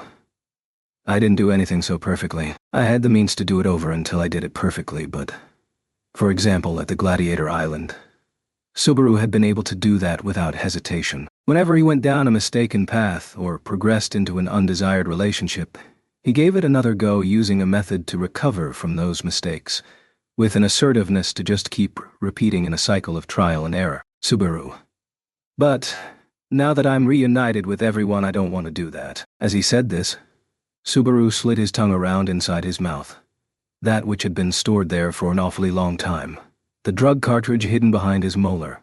Ascertaining that he did not feel that package of poison, he closed his eyes. Even if he did resort to that method again, he would never use it in order to avert his eyes from mistakes in his relationships. And precisely because he had firmly decided that in his heart, Subaru, after all, Otto also punched me really hard, that even if the path he trod would force him to make sacrifices, he must not repeat it. Garfield. Otto bro, show me a hand, and I'll fix it up. Upon hearing this, Otto turned to face Garfield, who stood in front of him. This rough-looking boy, despite his rugged exterior, had a very delicate nature. He was considerate and kind-hearted, truly embodying the essence of a member of the Amelia camp. In response to Garfield's offer, Otto shook his head and replied, Otto, there is no need to be so concerned. It is not that serious, Garfield. Otto bro, that ain't like ya. Otto, Garfield, you know it ain't like my amazing self don't have my own thoughts and feelings. So, I kinda understand how you must feel. Garfield scratched his head and closed one of his eyes. Then he gestured toward Otto's hand with a jerk of his chin. It was a painful sight. Otto's right hand, which was swollen and bruised. For a moment, Otto tried to turn away, to hide his hand from view, but it was foolish to think that he could do so in front of his sworn younger brother who was a skilled warrior. Above all, Garfield, you ain't planning on going into an important battle with that untreated hand, are you, bro? Otto, what'o? With you saying that, I really cannot argue, can I? With a wry smile, conceding to the reasonable persuasion, Otto extended his bruised right hand. The dark, swollen fist throbbed with pain. From the sensations that he had accumulated over the more than 2 decades of his life, Otto was pretty sure that the bones in his fist were broken. If anything, thinking so only intensified the pain. Whether it was broken or not, it sure felt like it was broken. Garfield, this feels like the timid Domus is the first to die on the battlefield. Otto, did that not mean that someone who is usually timid going all out on the battlefield and dying a pointless death? Garfield, well, I wouldn't exactly associate timid with you, Otto bro. As he spoke, Garfield gently grasped the offered hand and cast a healing spell. A sensation like being gently warmed by hot water enveloped his hand along with a faint light. In just a few seconds, the pain in Otto's fist had subsided. Garfield, it's freshly healed, so if you're gonna punch again, use your left. Otto, I do not want to break both hands. I will leave the next punch to you, Garfield. Garfield, if my amazing self did it, there'd be a massive hole, wouldn't there? It's only 'cause of your strength that it stopped at that, you know? With a gritting of teeth, Garfield turned his head, sending his gaze towards the wall of the carriage. Indeed, just as Garfield had said, there was a slight indentation and a crack in the wall. That mark was made by Otto's fist, and the height of that mark, Garfield, is right around our shrunken captain's head, huh? Otto. It is fortunate of Natsuki-san that he was small at that time. If I had punched him in that state, no matter the explanation, I would have come across as the villain. Garfield. No doubt about that. Well, if the captain were his usual size, after you were done, I might have taken a swing myself. Garfield chuckled at Otto's light-hearted remark. Seeing Garfield's reaction, the corner of Otto's mouth twitched into a smile. Oh, honestly, he muttered, scratching his head with his right hand that had just healed. His freshly healed right hand still hurt when he handled it roughly, but the pain was reassuring. Otto, simple as it may be, pain can be therapeutic. Oh, maybe I should have just gone ahead and punched Natsuki-san regardless of his size after all. Garfield, if that's what you're thinking, want to go give him a smack together now? Otto, no thank you. If we go now, we will see something we would rather not. Garfield, trying his best to be comforting, groaned with a low growl, struggling for words upon hearing Otto's response. Even though he had not intended to, Otto reflected on his words, feeling as though he had unfairly lashed out. But did he really have no such intention? Could he confidently say that he had not aimed those sharp words at Garfield, who was always looking out for his best interests, fully knowing that he would never turn against him? Otto, this is frustrating. Muttering to himself, Otto, once again, smacked his forehead with his right hand, a bit harder this time. The forehead that was smacked, and the right hand that smacked it both cried out in pain. Presently, Subaru had headed towards the cabin where Ram and Rem were waiting. There, he was expected to confront Lewis's and engage in a conversation. The topic likely to be discussed there was something that Otto, from the bottom of his heart, did not want happening. He could loudly declare that he absolutely did not want to be present for it. Emilia and Beatrice, more worried about Subaru himself than the nature of the conversation, had followed him. Whether they would enter the cabin or not remained uncertain, but he could easily imagine them anxiously awaiting the outcome. However, considering the circumstances, Garfield,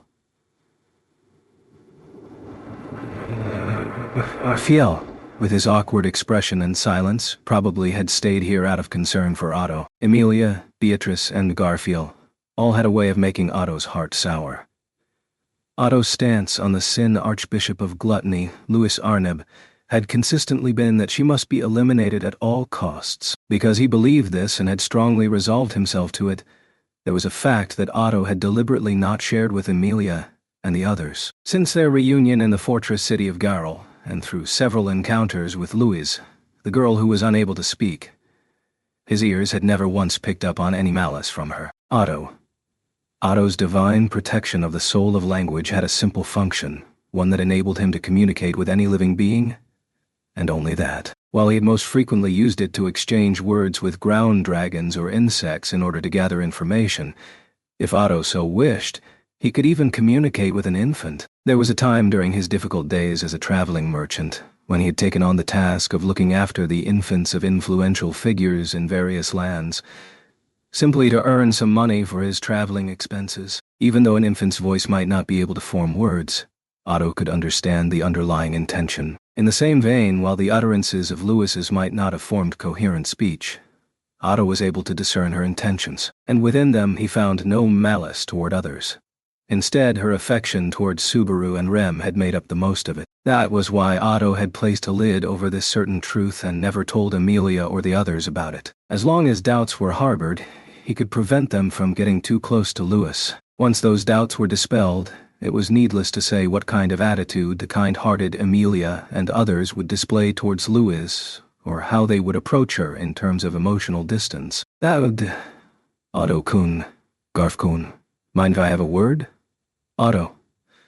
With a light knock-knock on the cabin door, peeping in was Anastasia, clad in a kimono. Upon seeing her, who brought Julius beside her in a similar fashion, Otto tightened his cheeks and gave a nod, signaling, "Yes, Anastasia.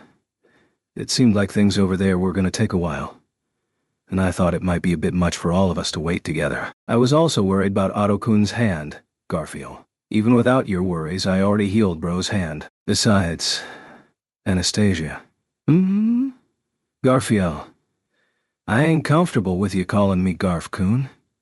Garfield voiced his grievance while crinkling up his nose, to which Anastasia widened her eyes in surprise. She then chuckled, "Sorry about that," and said, "Anastasia, you see, Mimi's always calling you Garf, talking about you like that.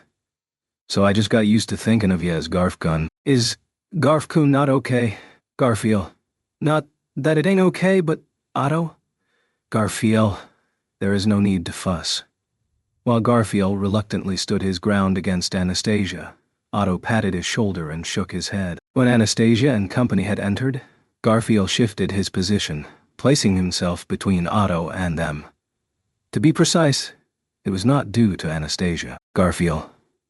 The presence of Julius, standing right beside Anastasia, was the reason. When he had appeared in the cabin, Otto's demeanor had shifted, and Garfield noticed it. Grateful for Garfield's thoughtfulness, Otto nodded, and then, standing beside Garfield, who was basically his younger brother at this point, Otto presented his right hand to Anastasia and company. "Otto, as Garfield has said, my hand has already been treated."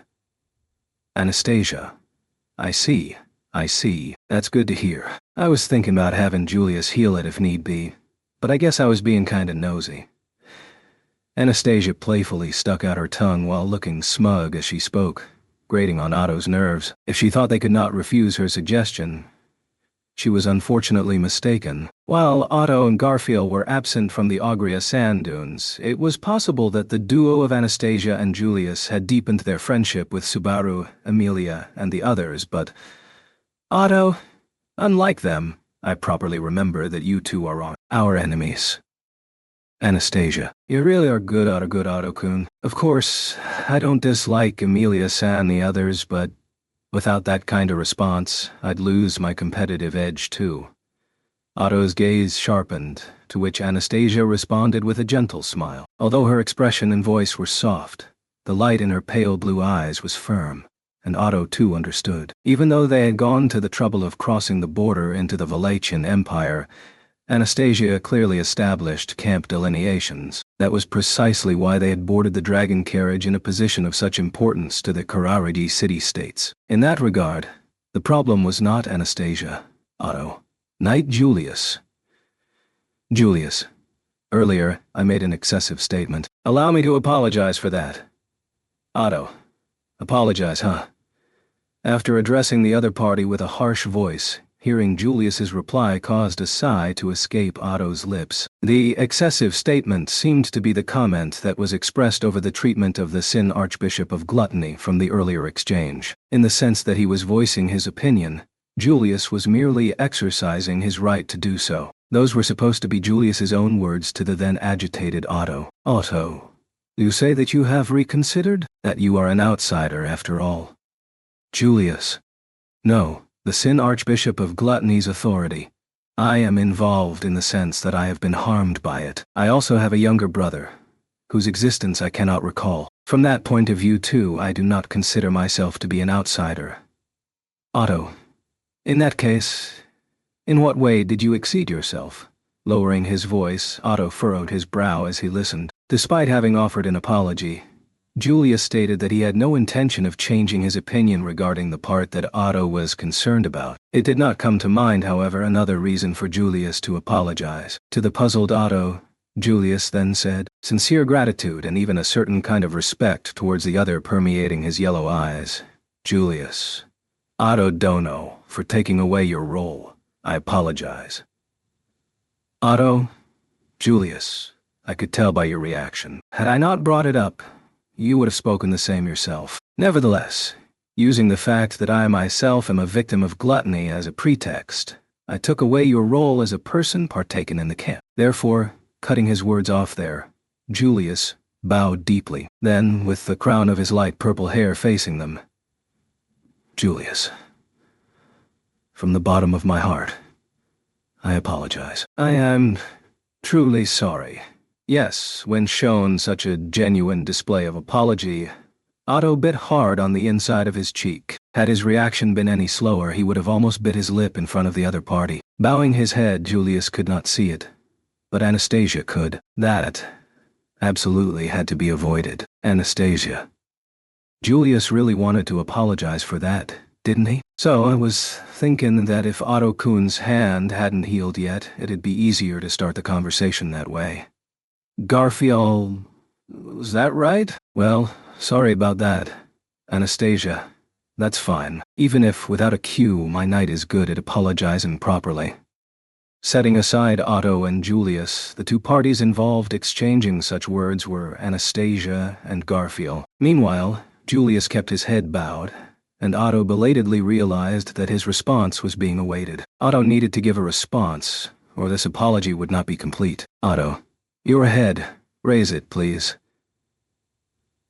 Taking his time, Otto slowly addressed the other party. In response, Julius also began to slowly raise his lowered head. Seeing the knight in his wasso, with a scar under his left eye accentuating his dashing features, Otto sighed. And, Otto, that your statement was not malicious and that you were trying to cooperate with Natsuki-san, I do not doubt. But you are our enemy. That remains the same. Julius. Otto Dono.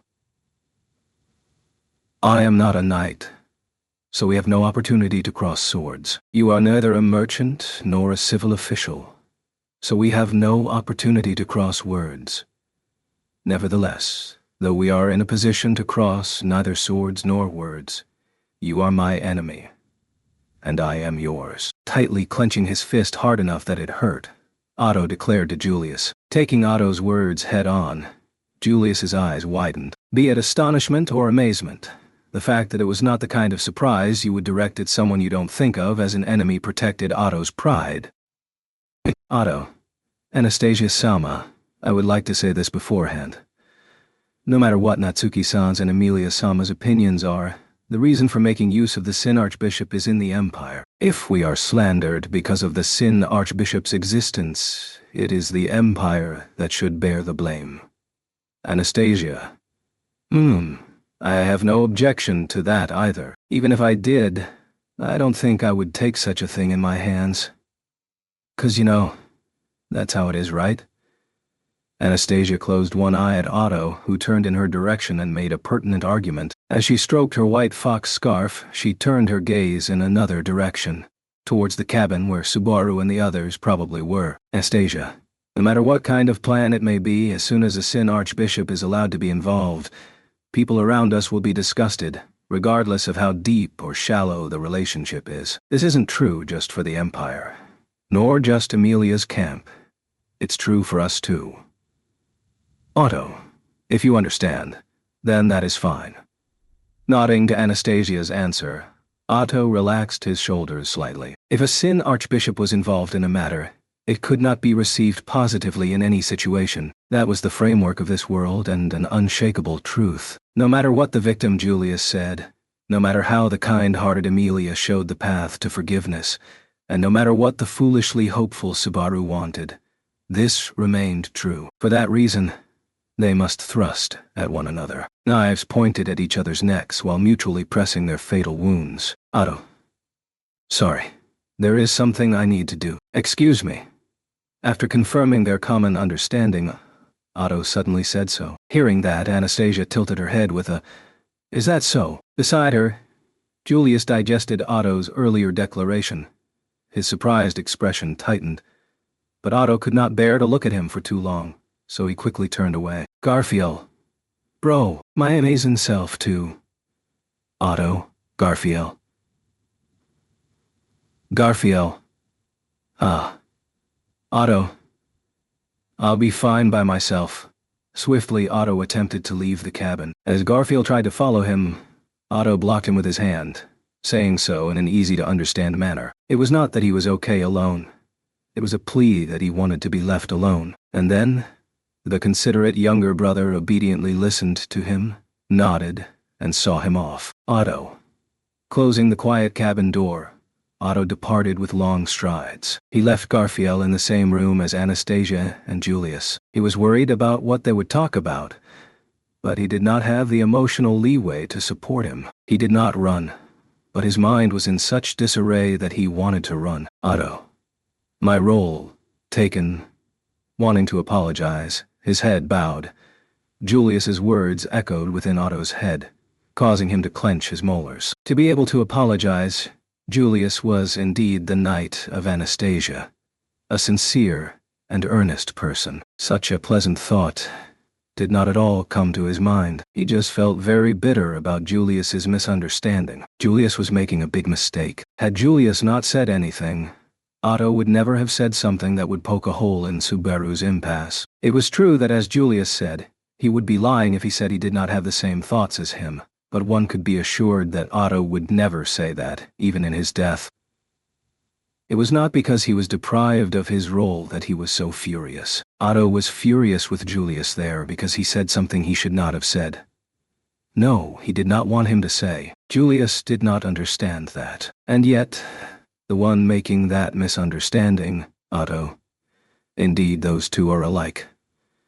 At his core, this was proof that Julius was an idealist, just like Subaru. He believed that human beings were fundamentally good, but that was not because he was carefree. It was not because he was ignorant of reality. Even knowing the reality, he was still able to boast like that. That was the same as Natsuki Subaru and Emilia. Their way of walking in the light. Otto. HK. Otto-kun, that's no good. Suddenly, Otto felt his arm being gripped, snapping him back to reality. Looking to see what had happened, he realized that he had unconsciously raised his arm, which was now being restrained by someone from behind. Most likely, in a surge of emotion, he had just been about to punch the wall. It was the very right hand which had just been healed by Garfield. Roswell, this is Garfield's healing magic, isn't it? It seems that it has just been healed, so it'd be awkward for you if you break it again right away. Otto, I acknowledge that I did something stupid. So would you let me go? He involuntarily muttered with a low voice, surprising himself a little. But the other party, seemingly used to it, made no mention of it, and released Otto's arm. Standing there was Roswell, who he never really wanted to run into. Although Otto never really wanted to encounter him, he now felt especially averse. Roswell. That expression suggests you don't even want to speak with me, isn't it, Otto? If you can see that and still approach me, then you, Margrave, are truly relentless.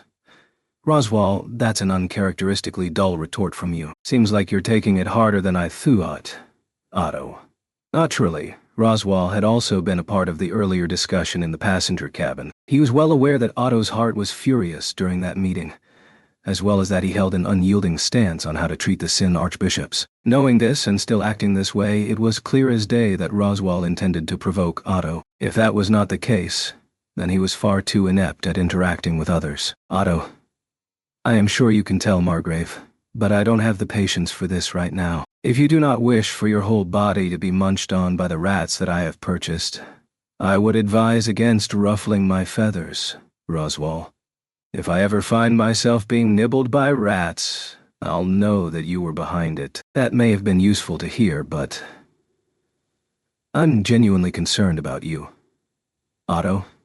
About me? As Otto responded with skepticism, Roswell nodded. With that response, Otto understood that Roswell was pestering him from a different angle. That being done to him in a situation where he lacked patience made him truly feel nauseated, making it all the more abhorrent. Otto.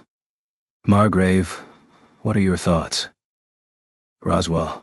Me? I'm of course in the same boat as you, Otto-kun. I couldn't care less if the Empire's destroyed. Otto.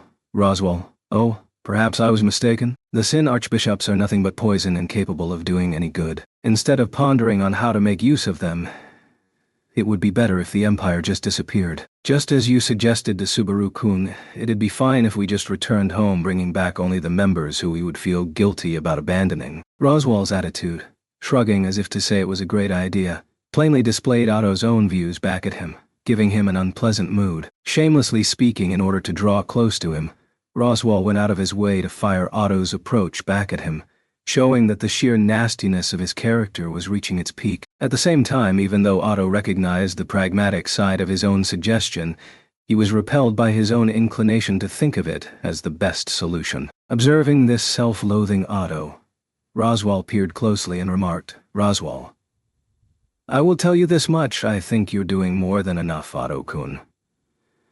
"Otto, it seems that without makeup even your sharp tongue is dulled, Margrave. It almost sounds as if you are trying to close the distance with me." "Roswaal, I have no talent for getting close with people, so don't assume I am doing so. Either way, I believe you're doing more than enough. But there's also the matter of no matter how much you struggle." "Otto, no matter how much I struggle?"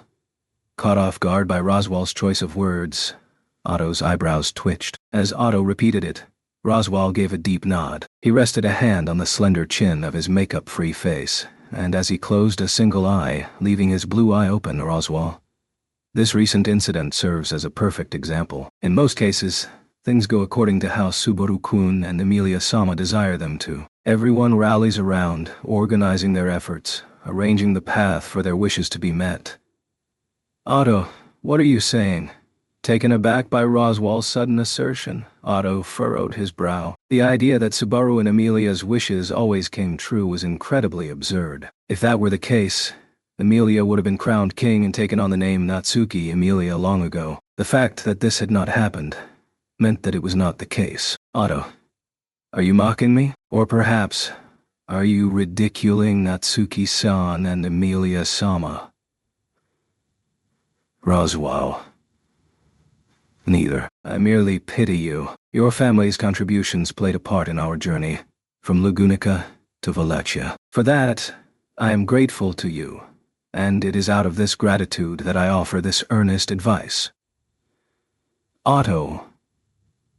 Roswaal, becoming overly engrossed and finding yourself at odds with Subaru-kun and Emilia-sama is toxic for you. This toxin will erode you, and I fear that it may eventually kill you. After all, someone as capable as you is hard to come by. Gently, as he calmed the tone of his voice, Roswaal spoke in a straightforward manner. At some point he had dropped the clownish intonations in his speech, and he appealed to Otto Suin with sincerity in his heterochromatic eyes. At those words and attitude, Otto stayed silent for a while, and after a bit, he noticed it. The aim of the person named Roswaal L. Mathers. "Otto, Margrave, I have understood your words. Therefore, I shall not follow your advice." Roswaal. Narrowing his eyes, Roswaal let out a long sigh with a hint of concern. After that, to him, as he tried to hear the truth for why his advice was rejected, Otto declared, "Otto, I understand. I must be a hindrance for you. After all, I have not forgiven what you had orchestrated, Margrave, and I suspect that you are still plotting something." "Roswaal." "Oh?" "Otto. That was why you decided to approach me after seeing that I had a great deal of discontent built up. Perhaps you thought it a perfect chance to get rid of me under a plausible pretext. But that was a grave mistake." Indeed, Roswaal's assessment was accurate. The earlier exchange had been, in the time since Otto had joined the Emilia camp, perhaps the moment he had felt the most anger. Before joining the camp, there had been an incident that had angered him to the point of punching Subaru, and this anger rivaled that. "Otto, although if you were thinking that I would just give up on everything because of that, you are gravely mistaken." "Roswaal, Otto-kun, Otto, first of all, what was all that nonsense just now? Whatever Natsuki-san and Emilia-sama wish for will come to pass. Please do not utter such absurdities. That is not true in the slightest, which is why I, Garfiel, Beatrice-chan, Ram-san, Petra-chan, Frederica-chan, Patrice-chan, and everyone else have struggled so desperately to get to this point." Saying that he was extremely misguided, Otto was viscerally furious at Roswaal. Roswaal's earlier assertion was this: whatever Subaru and Emilia desired, the people around them would somehow make it happen. So it was not necessary for him to be overly concerned and wear himself out. That no matter how much he objected, his opinion would be suppressed, making his presence meaningless. However, Otto, such a thing. I could never. Roswell. Otto. Margrave. About what you said, I do not know to what extent you were indicating that everyone rallies around them. At the very least, supposing I were to side with all of Natsuki-san's opinions, affirming them all, and arranging the path such that everything would come to pass. I do not consider myself capable of doing such a thing. He was not like Beatrice or Garfield, who could lend their powerful abilities, nor was he like Ram, Frederica, or Petra, who could provide their indispensable support. He did not have the power to grant all their wishes either. So what was the meaning of Otto being there? Otto, I cannot do that. I will not acknowledge that. I will not allow that. Whenever Natsuki-san and Emilia-sama desire something, the moment that I stop speaking out will be when my very reason for being ceases. Roswell. Otto. Unfortunately for you, Margrave, it will not be as you desire. While intensely staring at Roswell, Otto plainly declared so. It was probably the first time that Roswell had been so one-sidedly pressured in the span of a single breath. Of course, while it had never been expressed aloud, there had always been this kind of intense tension between Otto and Roswell. For that reason, when Roswell saw the opportunity, he approached Otto in an attempt to remove a hindrance, and attempt to set the board to his advantage. But Otto would not yield, at least, not because of today's ludicrous reasoning. Otto, I have decided where I stand. I cannot walk in the light. And that is fine. Roswell. Otto. That was a bad move, Margrave. It would have been better had you not approached me. Nevertheless, the outcome would have remained unchanged, or so he would have liked to say. However, if he had at least taken more time before reaching an outcome, it may have swayed. But Roswell's haste to get the result that he desired had led to the opposite, to an undesired result. And it was at the moment when Otto caught his breath in front of Roswell, who wore a pleasantly different sullen face. "Ah, Otto-san, found you." Upon being called by a high-pitched voice, accompanied by the patter of tiny footsteps, Otto turned around. Thereupon, his eyes met with Petra's, who was running towards him while waving her hand. "Otto, Lady Petra. I mean, Petra-chan." Reflexively addressing her out of the habit that had formed when they were under cover, Otto placed a hand over his mouth and corrected himself. Petra, who had run up to Otto and was slightly out of breath, asked, "Petra, Otto-san, is your hand okay? I heard you punch the wall with all your strength." Otto. Everybody seems to be asking me that. Fortunately, Garfield healed it for me. So it is fine. Sorry for making you worry. Petra. No, not at all. As long as you are okay, then it's fine. What is the master doing? Giving a wry smile, Otto showed Petra his unharmed hand since she had been worried. Relieved, Petra immediately changed her expression and glared at Roswell. In response to that gaze, Roswell weakly shook his head and said, "No, Roswell. I was just reflecting on my habitual behavior." Petra, the master is... Since you never reflect on anything, would it not taste like nothing? Roswell, wah? Otto had also intended to put a lot of pressure on Roswell, but the impact of Petra's single comment was incomparable. In fact, Roswell's shoulders had drooped, but Petra, who had been watching Roswell intently, suddenly exclaimed, "Ah," as if she had just remembered something. Then, she turned towards Otto, the ribbon on her head swaying. "Petra, speaking of which, I didn't just hear about your hand. A little while ago you guys were talking about Louis Chan, so..." Otto. "Yes, that is right. For that as well, sorry for making you..." Petra. So I, in place of Otto-san, went ahead and hit Subaru. Otto. Thrusting out her small hand that was tightly clenched into a fist. Petra declared so. Looking alternately at the outstretched fist and at Petra's enthusiastic face, Otto blinked his eyes in surprise. At Otto's reaction, Petra's breathing became a little rough. And, Petra, Otto-san, I heard that you held back, because Otto-san would have felt sorry for hitting the now small Subaru. So, I did it myself. Opening her closed fist, Petra showed off her palm. As she peeked at him from behind her palm, Otto stayed silent for a while, but he could not hold back. Otto, ha ha ha ha ha ha ha. When Julius had apologized to him, he had endured the discomfort. When Roswell had gone on the offensive, he had even endured the helplessness of being showered with blows. But now, when faced with Petra's words of good sentiment, he could not endure it. Laughter did not mean that everything was settled. With the issue still remaining, as always, Otto was opposed to Subaru's thoughts. Even so, while remaining opposed, since his reason for being was to keep saying that the point of compromise Subaru had found was unacceptable, he would continue to say it. He would never give in. Otto. Petra-chan. Petra. Yes? Otto? Thank you. Saying that, Otto placed his palm against the palm that the young girl had extended. A light clap resounded, and Petra laughed, saying, "My pleasure." Chapter 25. The wishes of those who near death. Your Excellency the Emperor. Vincent Felicia. Looking at him with a serious expression, Flop had addressed him in such a manner, and Vincent closed a single eye. Flop and Medium had abruptly confined Vincent in a cabin of the coupled dragon carriages. This blonde-haired sibling duo did not comprehend exactly how terrible of an act they had perpetrated. A reckless act that would likely warrant them the death penalty if witnessed by anyone. Their reason for doing such a thing was to transmit a message from somebody else, so there must have been something wrong with them. And to top it all off, Flop. Before I deliver the message, may I take a little while to tell you an old story? Still donning his serious expression, he had suggested such a thing. Vincent.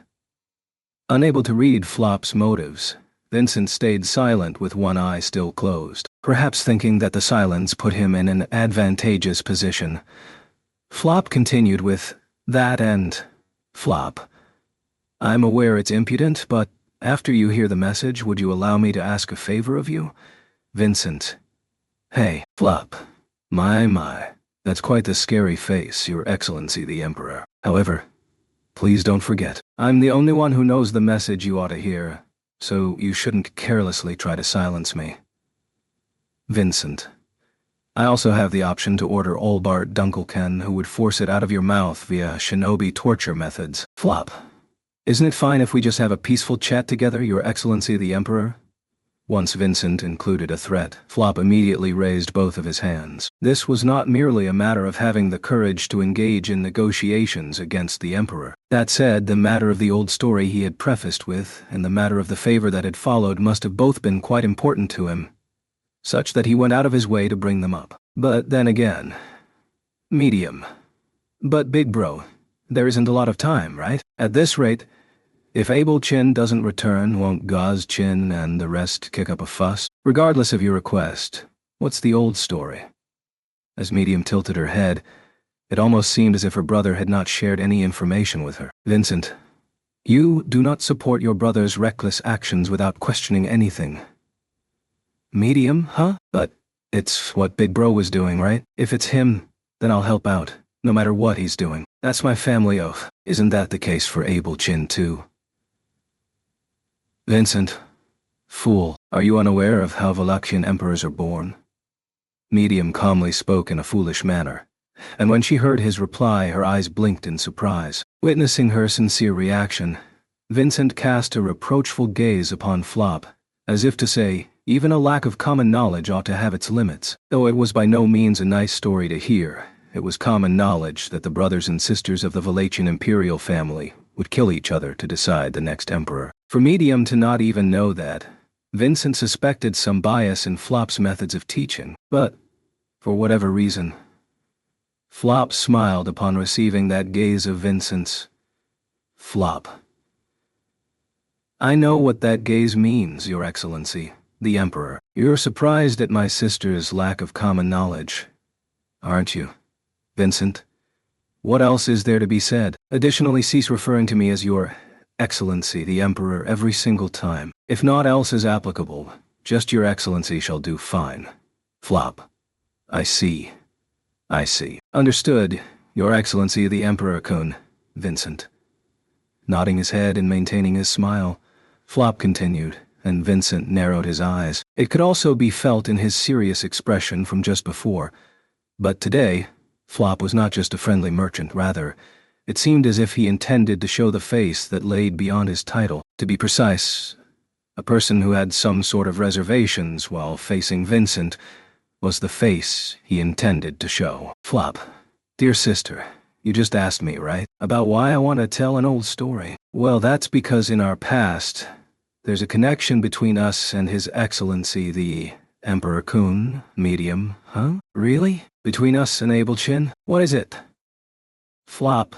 Ha. Come on now. No matter how you look at it, you're far too forgetful, dear sister. His Excellency the Emperor Kun is the Emperor of the Empire. In other words, because he has connections with the 9 divine generals. Medium? You mean Balabro?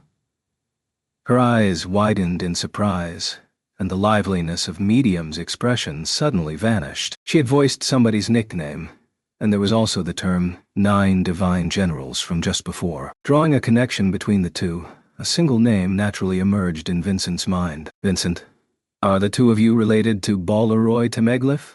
Flop. Yeah, that's right, Your Excellency.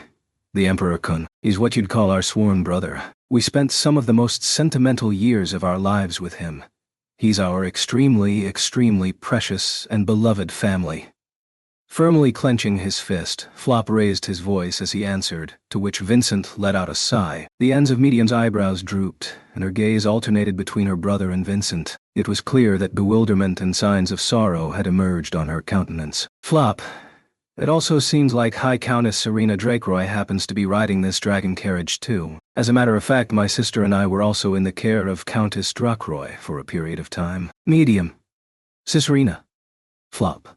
By the way, this is a nickname that Countess Drakeroy forced Medium to use so that they wouldn't feel like strangers, and so that the Countess would never be treated like a woman who's older than she really was. Amusing, right? Vincent, get to the point. To bring up meaningless topics and cause people to lose concentration was the style of a peddler. He had formed an estimation the moment it had been revealed that this sibling pair had connections to both Serena and Balaroy. Originally, Balaroy Timoglyph was a subordinate of Serena Drakeroy, and thanks to his definite capability, he was called upon to become a divine general. There were great expectations for his future as a general. However, knowing Balaroy's whole story, the gazes of many generals and soldiers would turn to disappointment. He had rebelled against the Emperor and had died a violent death upon his failure. That was the end of Balaroy, that the world knew. The conclusion of the man whom these two called family, that would be recorded in the history books. Vincent, no. Resurrected and having become an undead, it was likely that the descriptions of Balaroy Temeglif left in the history books would not end with just insurrection, but with him becoming a being that brought ruin to the Empire. Despite having thought about that fact, Vincent did not speak of it to Flop and Medium, because he anticipated that if he were to bring up the matter of the undead Balaroy right here and now, the topic Vincent desired would only get further and further away. Either way, Flop. Right, let's get down to business. My old story isn't really that long either. After all, Medium happened to already touch on the main point. As the ends of his eyebrows slightly lowered, Flop slowly shook his head. At his words, Medium gave a clueless face, but Vincent made no comment of it. This conversation with the siblings constantly veered off course, and thus he would only interject when it did get off topic. Flop. Medium and I were orphans. We were raised in a shoddy institution. We got rescued from there, and were brought to Countess Drakeroy's domain. That's where we met Balaroy and became sworn siblings with him. Got everything so far? Vincent, continue. Flop. Those really were some busy days. Both Medium and I were pretty ignorant about the outside world, so anything and everything we saw was fresh and new. Countess Drakeroy was someone who had a very broad outlook on things, so she gave us, who had no place to go, an education. Vincent, considering all that, it has not produced any results for your sister. Medium. That's 'cause I preferred doing physical activities with Balabro and the others. Pouting her lips, Medium seemed to have regained at least a small amount of her good mood. Vincent had also heard of the circumstances in the Drakeroy domain that Flop spoke of, and surprisingly, the administration of the territory was something that could be evaluated favorably as well. Known as the Scorching Lady, she was often evaluated as having a rough temperament. But the special quality of Serena Drakeroy was the flexibility of her ideas, which were unbound by any preconceived notions. In most cases, the people of the Valatian Empire did not have the vision to look at things from a long-term perspective. Since the majority of children did not show promise of serving effectively as manual labor or as military strength, many people were born, and among them, those who were blessed with ability and circumstance would survive, with very few attaining great success as strong individuals. Though it was a different case for the people of one's own family, this was a country where the endeavor to raise a broad range of capable people by cultivating them during their childhood was mostly considered to be an impracticable theory. Flop and Medium were two siblings who had been blessed with that rare opportunity. No, Balleroy, whose talent had been discovered, had also been one of those people. Flop. Of course, it wasn't all just fun things, and Countess Drakeroy couldn't always be kind to us. Back then, Countess Drakeroy had just usurped the territory from her father by herself, so it was pretty busy for her. Medium. We also faced plenty of dangerous situations. Flop. Like when those assassins attacked, aiming for Countess Drakeroy's life. Those were tough times. While the two reminisced on their fond memories, Vincent searched for the main point of the matter. But then again, the main point had already been touched on near the start. Putting it this way, there were words he had grown accustomed to being told, and gazes that he had grown accustomed to being turned to him. The words and gazes of these two likely conformed to those. That was to say, Flop. We got through those days together. There was a strong bond between us siblings and Balleroy. It's precisely because of that relationship that I want to ask you this. Your Excellency the Emperor Kun isn't Flop. Our sworn brother, Balleroy Temeglyph, as is widely known to everyone. He was a foolish traitor who couldn't see ahead, and lost his life after failing to achieve a desire beyond his station. But is that really true? Having asked that question, a stillness returned to Flop's expression once more. For himself and his sister, he was a sworn brother, but to the Empire, he was a traitor.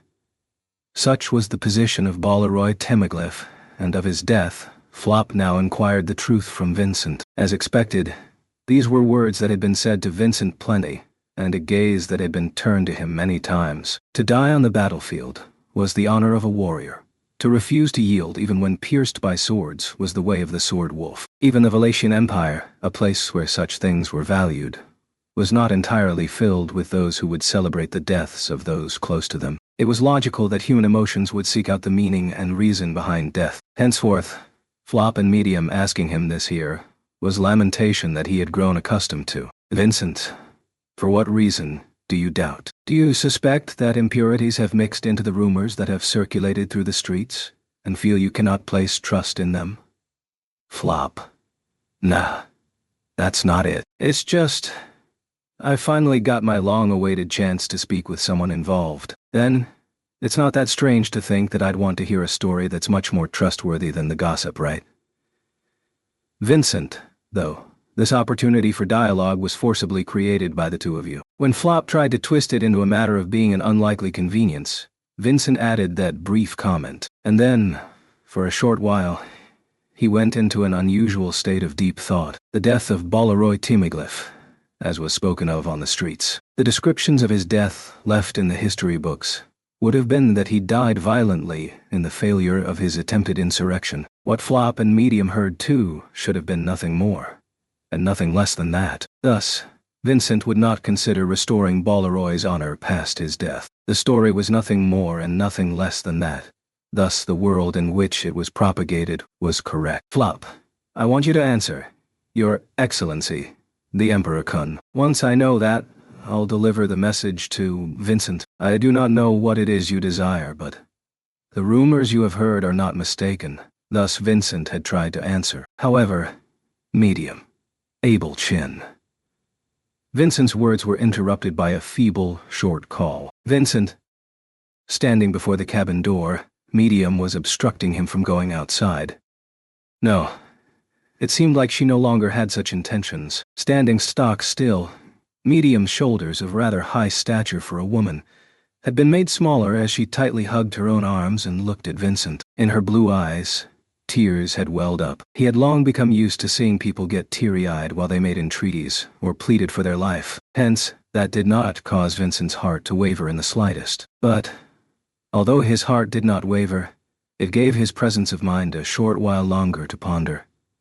Flop and medium, though he did not know what it was they desired. Indeed, Vincent had tried to give that answer. However, was that truly the case? What these two desired?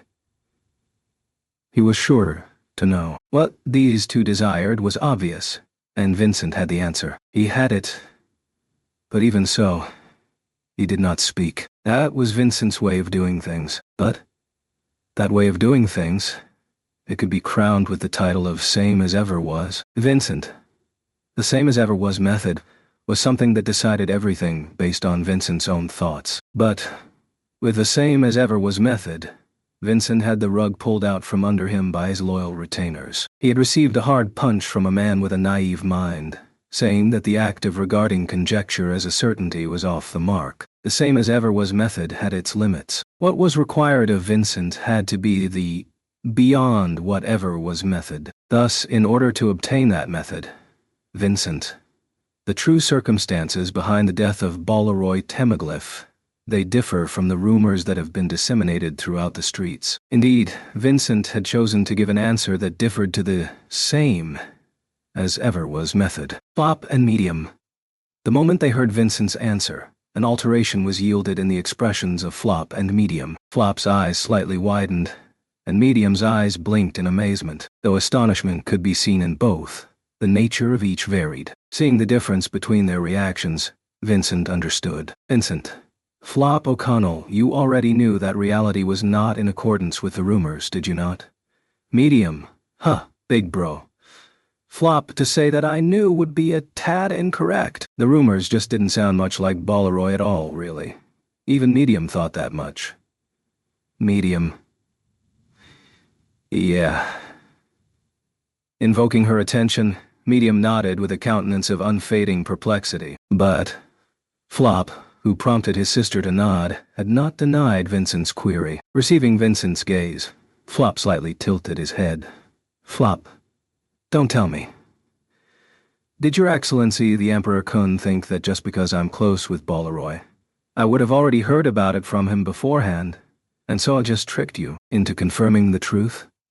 Vincent, there is a possibility, but it is close to non-existent. The man I knew would not have raised the margin of error even slightly, and he would not have disclosed his actions to anybody until the very moment in which he carried them out. Flop. Right. I think it's as you say, Your Excellency the Emperor Kun. I'm glad. It seems like with you I can talk about the Bolaroy that I knew well. After all, Vincent. Flop. Ever since that incident, whenever we heard Bolaroy's name somewhere in the Empire, medium and I could only think of it as being someone we didn't know. Knitting his well-shaped eyebrows, a sense of loneliness wavered in Flop's blue eyes. That must have been true. Vincent was not surprised by that. In order for it to be so, Chisha had tailored the rumors to become so. Burstets had directed them like so, and it was Vincent who had given the orders for them to do so. Everything was in order to conceal the truth of the situation, to conceal the reason as to why Bolaroy Temaglyph had become a rebel. That was Flop. That rebellion, it wasn't Bolaroy's true motive. Medium. Big bro. At the words, Flop had spun. Medium shrieked out loud. Her round eyes were wide open, and as she vigorously shook her head side to side, Medium. That's weird, you're talking crazy. Malibro was... because... Abel Chin, say something. Tell Big Bro that he's being crazy. Vincent. If there is a need to correct him, I shall. If not, I shan't. That is all. Medium. You have no reason to say anything. At a complete loss for words, Medium's face looked as if it was saying she could not comprehend what was happening. Meanwhile, Flop took a long, deep breath, coming to grips with the fact that Vincent had not denied the misgivings he had voiced about the true circumstances behind Bolaroy's death. According to the rumors on the streets, Bolaroy Temaglyph had been unsatisfied with his position of divine general, So he launched a rebellion aiming to reach a higher standing, and died a dog's death as a foolish failure that had served the role of proving the sturdiness of Vincent Valacia's throne, and weakened the flames in the hearts of many who would have plotted treachery. Vincent. As irony would have it, now it is my own strategy that has supported the rebellion, causing those weakened flames to intensify once again. Flop. Yeah, it was only peaceful for a little while, but that's probably just how the outcome got used.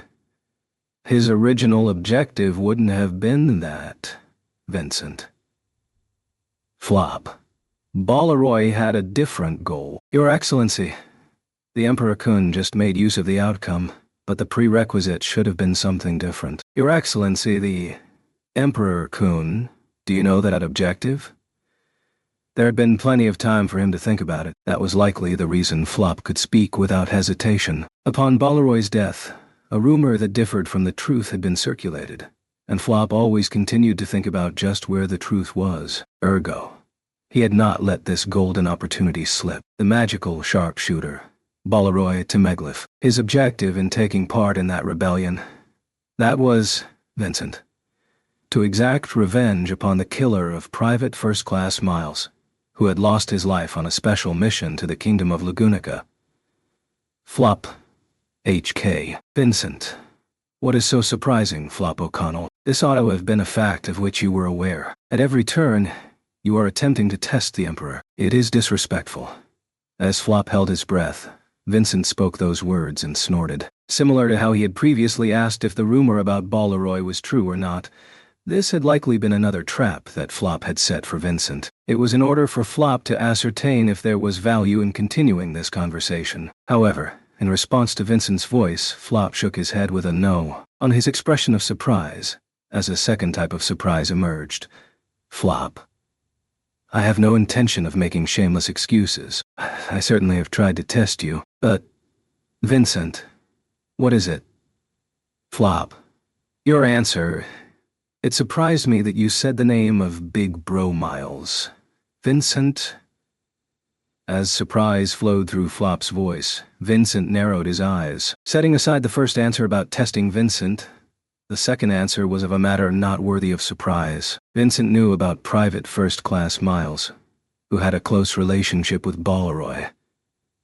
No, it was not just Miles. Vincent, it is natural that I grasp the positions, names, and appearances of those who serve me. Whose orders do these soldiers and generals believe they are receiving? To whom do they think they are devoting the entirety of their souls? If not for that, the position of Emperor would be tantamount to always having blades pointed at one's back. He was ordering them to put their lives on the line, so he ought to know about those people. They might come to try and take his life, so he ought to ensure that he knew their faces, and the names of those who had lost their lives while following his orders were something that he would never forget. Vincent, I am different to those of the kingdom. My heart shall not break for the death of each soldier and general. I merely ought to remember. Therefore, regarding both Private First Class Miles and Balaroy Temeglyph, I shall... Medium. Abelchin won't forget, Vincent. That is all. I shan't offer consolation. Vincent replied so to Medium's feeble, tottering words. On top of that, Vincent added one more comment to Flop and Medium. Vincent. Supposing you two desire to restore Balaroy's honor, that is impossible. Medium. W.Y. Vincent. If it were to be known that the rumors differed from the truth, people would begin to sow distrust in every rumor. The rise of that would lead to needless cracks in the foundation of the empire. Such a thing would not have... Flop. Balaroy wouldn't have wanted it, right?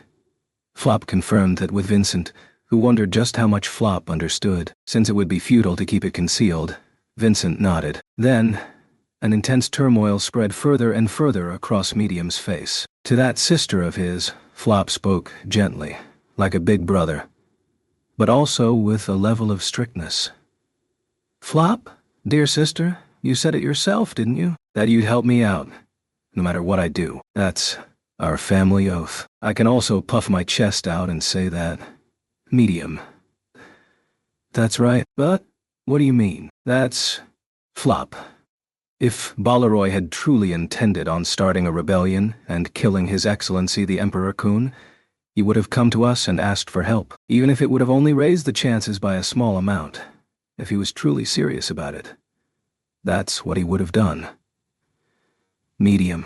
Ah. At Flop's words, Medium's eyes opened wide. The family oath that had also been spoken of earlier. Vincent did not know how much of a binding force that was, but if it carried a meaning so strong that one would not refuse the invitation to rebel against the Emperor, Flop's theory would be valid. Flop. Balaroy had no real intention of succeeding in that rebellion. At the same time, he had the objective of wanting to get revenge for Big Bro Miles. The inconsistency there is that Balaroy wouldn't have thought that Big Bro Miles's killer was His Excellency the Emperor Kun. Vincent. Flop. Finally, may I ask just one more thing? Though he should have already shamelessly spent all of his time, there were no words to describe Flop's courage as he still held up a single finger. Vincent responded with nothing, but as if Flop had taken that as the situation being in his favor. Flop.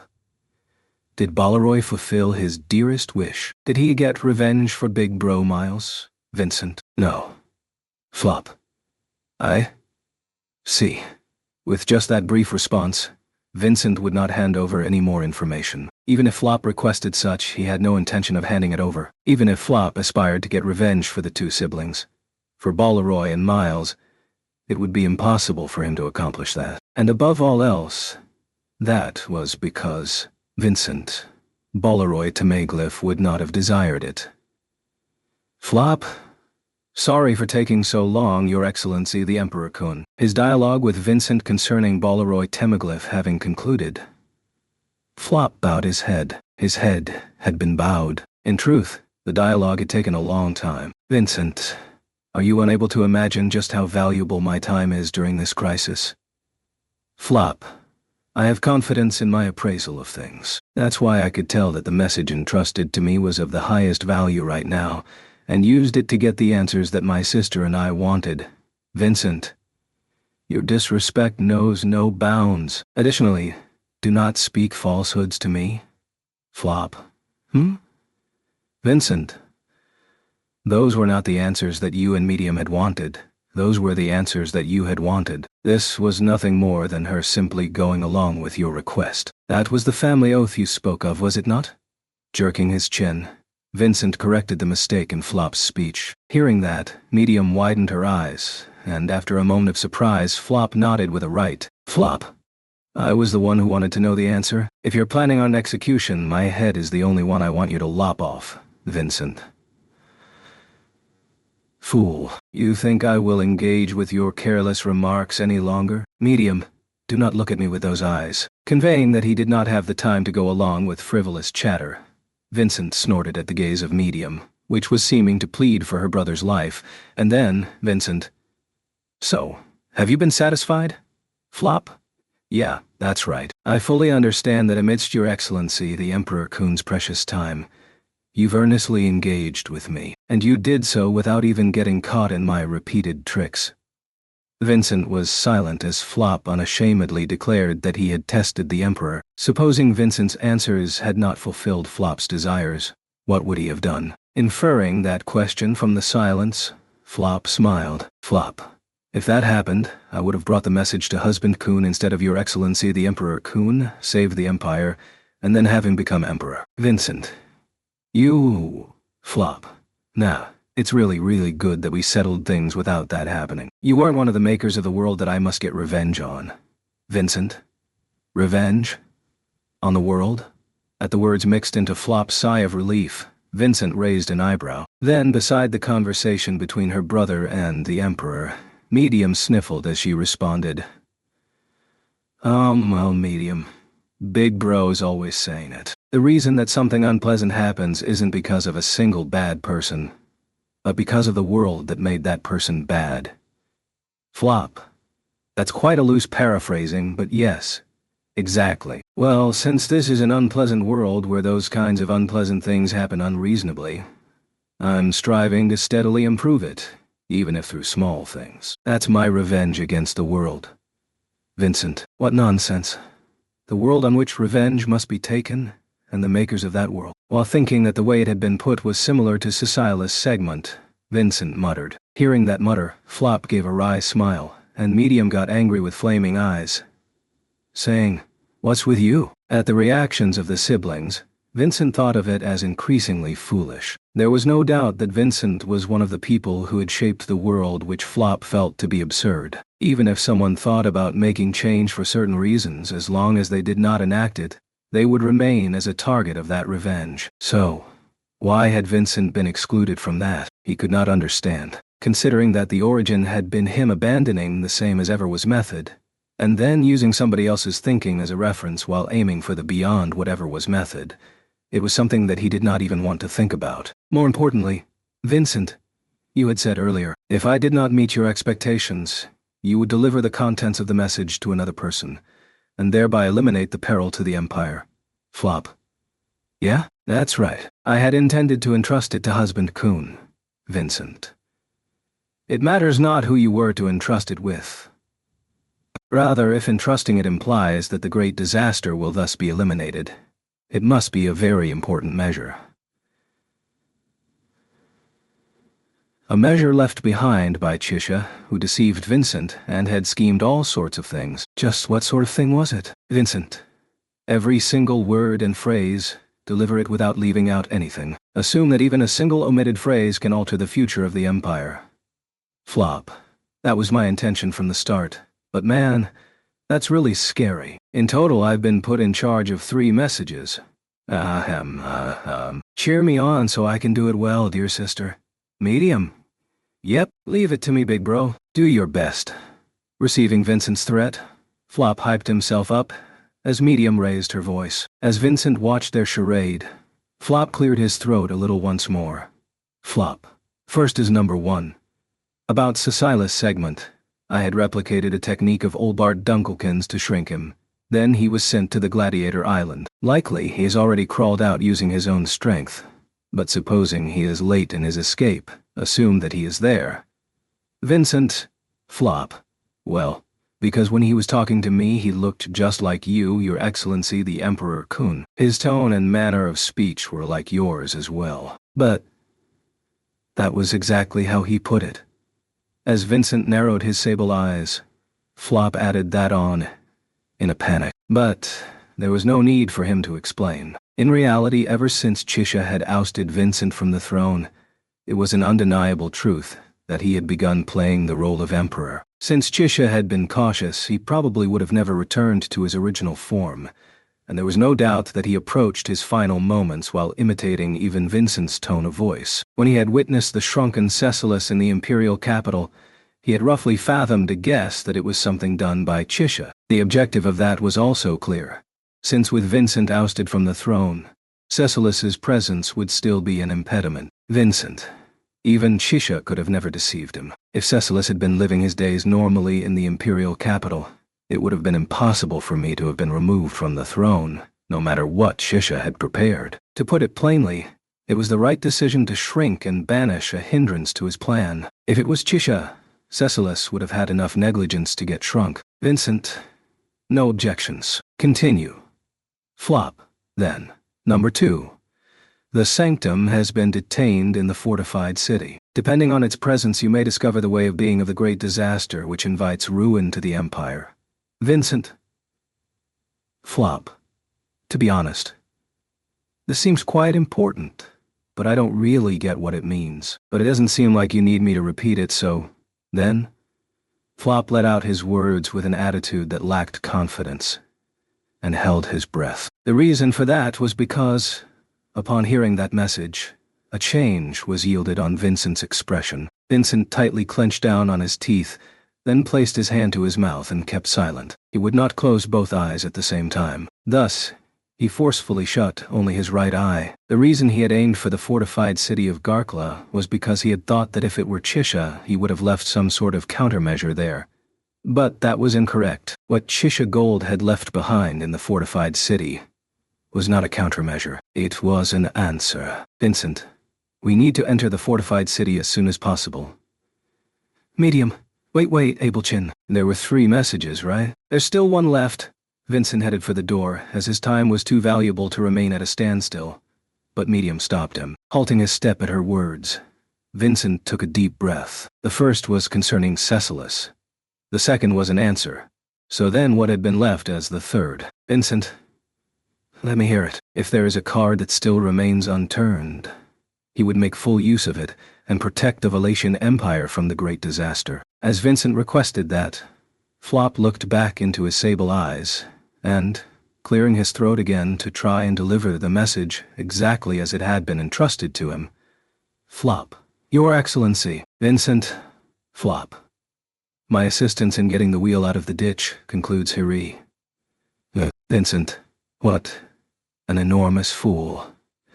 Declaring that and nothing more, Vincent headed for the door of the cabin. Flop, having ceased his imitation, raised his own voice in a "Please wait," towards Vincent's back. Flop.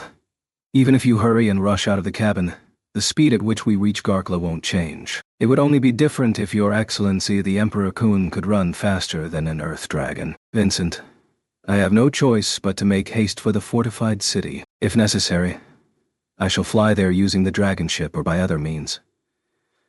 Flop. The sky isn't safe either. There might be dead flying dragons soaring around. Besides, there's still one part of this conversation remaining. Medium. Medium. Yeah, got it, big bro. He felt impatient to head to the fortified city. Flop had pointed out the danger of the dragon ship from a reasonable angle, and as he ordered medium, his younger sister once again blocked Vincent's path. Vincent, even if it is to hasten the dragon carriage, or to share the information with Burstets and the rest, there is no better option than for me to hurry. Get in the way and you shall be executed. Medium. Big bro. Abel's eyes are serious. Flop. But if it's about the degree to which we seriously live our lives, then there's no way we'd lose. Your Excellency, the Emperor Kun, I said this at the start. After you hear the message, I'd like to ask a favor. Vincent. While harboring impatient emotions, Vincent turned around to face Flop, who was pincering him together with Medium. If he recalled correctly, Flop had impudently thrust the two conditions of the old story and a favor before him. He had no memory of accepting, but in order to hear the message, he had not outright rejected them either. Vincent. Say it. He had already informed him that restoring Bolaroy's honor was an impossible goal, something that Flop and Medium would have desired beyond that. Vincent could not think of a single candidate that would be impossible to achieve. If it was too far-fetched and unacceptable, then he would not be able to do anything but Flop. Your Excellency the Emperor Kun. After the current crisis passes, you'll return to the seat of Valatian Emperor, and the Empire will go back to normal. No, you'll do your best to make it even better, right? Vincent, I have reservations about the way you phrased it, but generally, that is so. Vincent once had a plan of his own, but now that it has lost its footing due to Chisha's scheming, he felt that he needed to discuss whether it was feasible. For that reason, Vincent nodded. As there was no room for denial, Flop gave an "inhun" to his response, and smiling as if to say that it had benefited his intentions, he nodded. Flop. Then, I wonder, after everything is over, I think Your Excellency the Emperor Kun is going to welcome many wives. But would you let Medium be one of them? Medium. Eh, Vincent? What, so it was something like that? I do not mind. Medium, eh? Originally, the reason why Vincent had not welcomed any wives until now was in order to reduce the annoyances that would serve no purpose to his aforementioned plan. Now that his plan had broken down, he had no reason to overly adhere to it. Regarding the imperial selection ceremony, too, he felt the need to get his hands in the game. Henceforth, Vincent was merely facing the obligation he had to fulfill as a Valachian emperor. As Vincent gave that response, Flop patted his chest in relief. And then? Medium? Eh? With that, only the person who was placed as the subject, Medium, continued to tilt her head in confusion. Note from the author. The topic of Bolaroy Temaglyph comes up quite often, but the book rare. Starting life in another world from 0x4, Travelogue of the Finest, deals with his character in a major way. And similarly, the topic of Miles, which comes up rather sparsely, is a character who makes an appearance in the book year. Starting life in another world from 0x Zone. The dream, that the Lion King saw. Since nothing more than the contents that emerge in the main story will be written about in the main story, readers who wish to know more details, by all means, check those books out. Chapter 26. The Poison Princess. At the same time as when the open palm of Petrolete caused Natsuki Subaru's cheek to swell, and when Flop O'Connell's bombshell statement caused Medium O'Connell to be confused. And, as expected, seems like y'all couldn't wait for us to arrive. Gazing up as he gnawed on his Kiziru, the strongest shinobi of the city-states languidly muttered, slouching his already sloped shoulders, having sat down cross-legged. The wolfman, Halibel, amidst the flowing nightscape, maintained vigilance of the quiet evening hours on the roof of the dragon carriage. Just before, the coupled dragon carriages had been targeted. Thanks to the children who had noticed the surprise attack before Halibel, they had been able to avoid that danger, but accidents like those did not happen very often. To ensure that they did not happen was Halibel's duty. Halibel. After that, Lil Anna's gaze was real darn unsparing. I have to make up for it.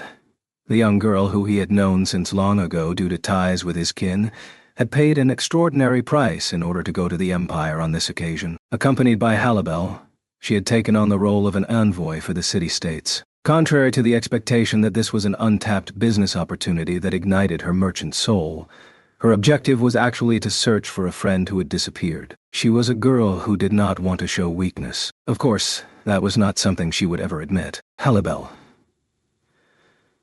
Because of that, she told the middle-aged geezer who she knew from long ago to not lend her a hand.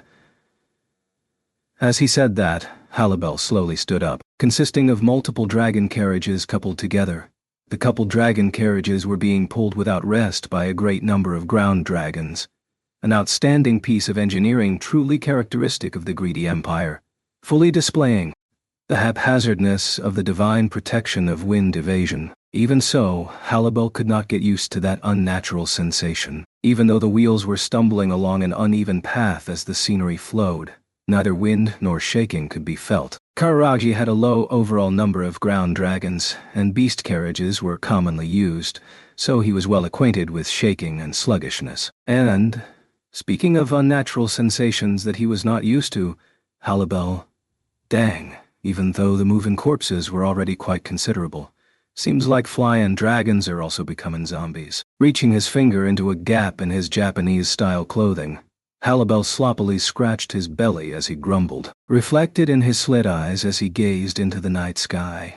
With cracks throughout their grand large bodies and spread wings, were flying dragons that had been reduced to corpses. A flock of undead flying dragons, a dense flock that concealed the stars like dark clouds, were slowly approaching the coupled dragon carriages. Halibel. There's a troublesome one in there.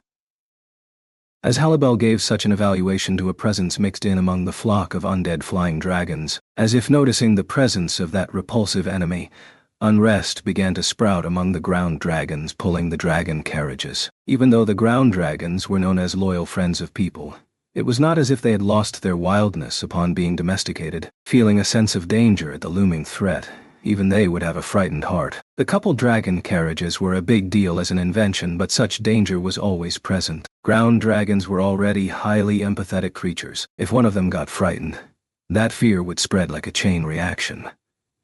Dodo Gyun. Right after Halibel had worried about that, a neigh that seemingly tore through the dusk reverberated, a lethal cry of the approaching threat that paralyzed the ground dragons with fear was not what it was. The neigh had originated from near the foremost wagon, where several dozens of ground dragons were lined up to pull the coupled dragon carriages. The thing that had played the most important role was the loud cry of a single jet-black ground dragon. Halibel. Seems like there's a young'un who's got a considerably manly spirit. With the quick-wittedness of the black ground dragon's neigh, the contagion of fear was intercepted from spreading throughout the ground dragons. Thanks to that, they had avoided the worst possible situation of the fearful ground dragons abandoning their duty, which would have caused the mid-air breakage of the coupled dragon carriages. And, just when Halibel was impressed, he had suddenly realized. Halibel. Collie? The black ground dragon young'un was actually a female. Rather than manly, guess she's got a maidenly spirit. Unusually widening his narrowed slit eyes as he muttered, Halibel laughed a small caca. Smiling, the shinobi wolfman walked light-heartedly outside the dragon carriages that continued to run.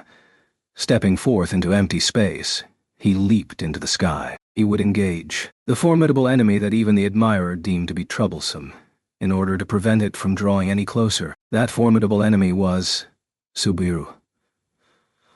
Whoa, whoa, whoa, what the heck is that? Clinging to the window frame of the corridor, Subaru's voice croaked as he gazed at the scene outside. Having finished his discussion with Rem and Lewis, no, with Spica, in the passenger cabin, he had joined Emilia and the others who had been worriedly waiting for him. In the midst of giving them a report, he had been slapped by Petra. Petra, this is for me, and a little bit for Otto-san too. Then, after receiving that physical reprimand, he grappled with the concern he had caused the girls and the worry he would continue to burden them with in the future. And that was the moment he braced himself. A sudden roar, as if to shatter the night sky itself, was heard, prompting Subaru and the others to rush to the window. Subaru. That thing's a black flying dragon. No, it's way too massive to even be compared to a flying dragon. Beatrice, that size, it's not a flying dragon, in fact. Unmistakable, it's dragon class, I suppose. And furthermore, Emilia, that dragon, it has 3 heads. Above Subaru and Beatrice, who were clung to the window side by side, Emilia also pressed herself against the window and exclaimed just that. Not only Subaru, but also the people of this other world had recognized it as an atypical being of imposing appearance. Amidst the nightscape, soaring through the sky as if to race alongside the coupled dragon carriages, a fearsome, colossal black dragon swung its massive body and 3 heads around, cracks running through its majestic figure and expansive wings. The 3 pairs of golden eyes asserted its presence even in the night sky, vividly revealing its true nature. Subaru. Dragon zombie. Ram.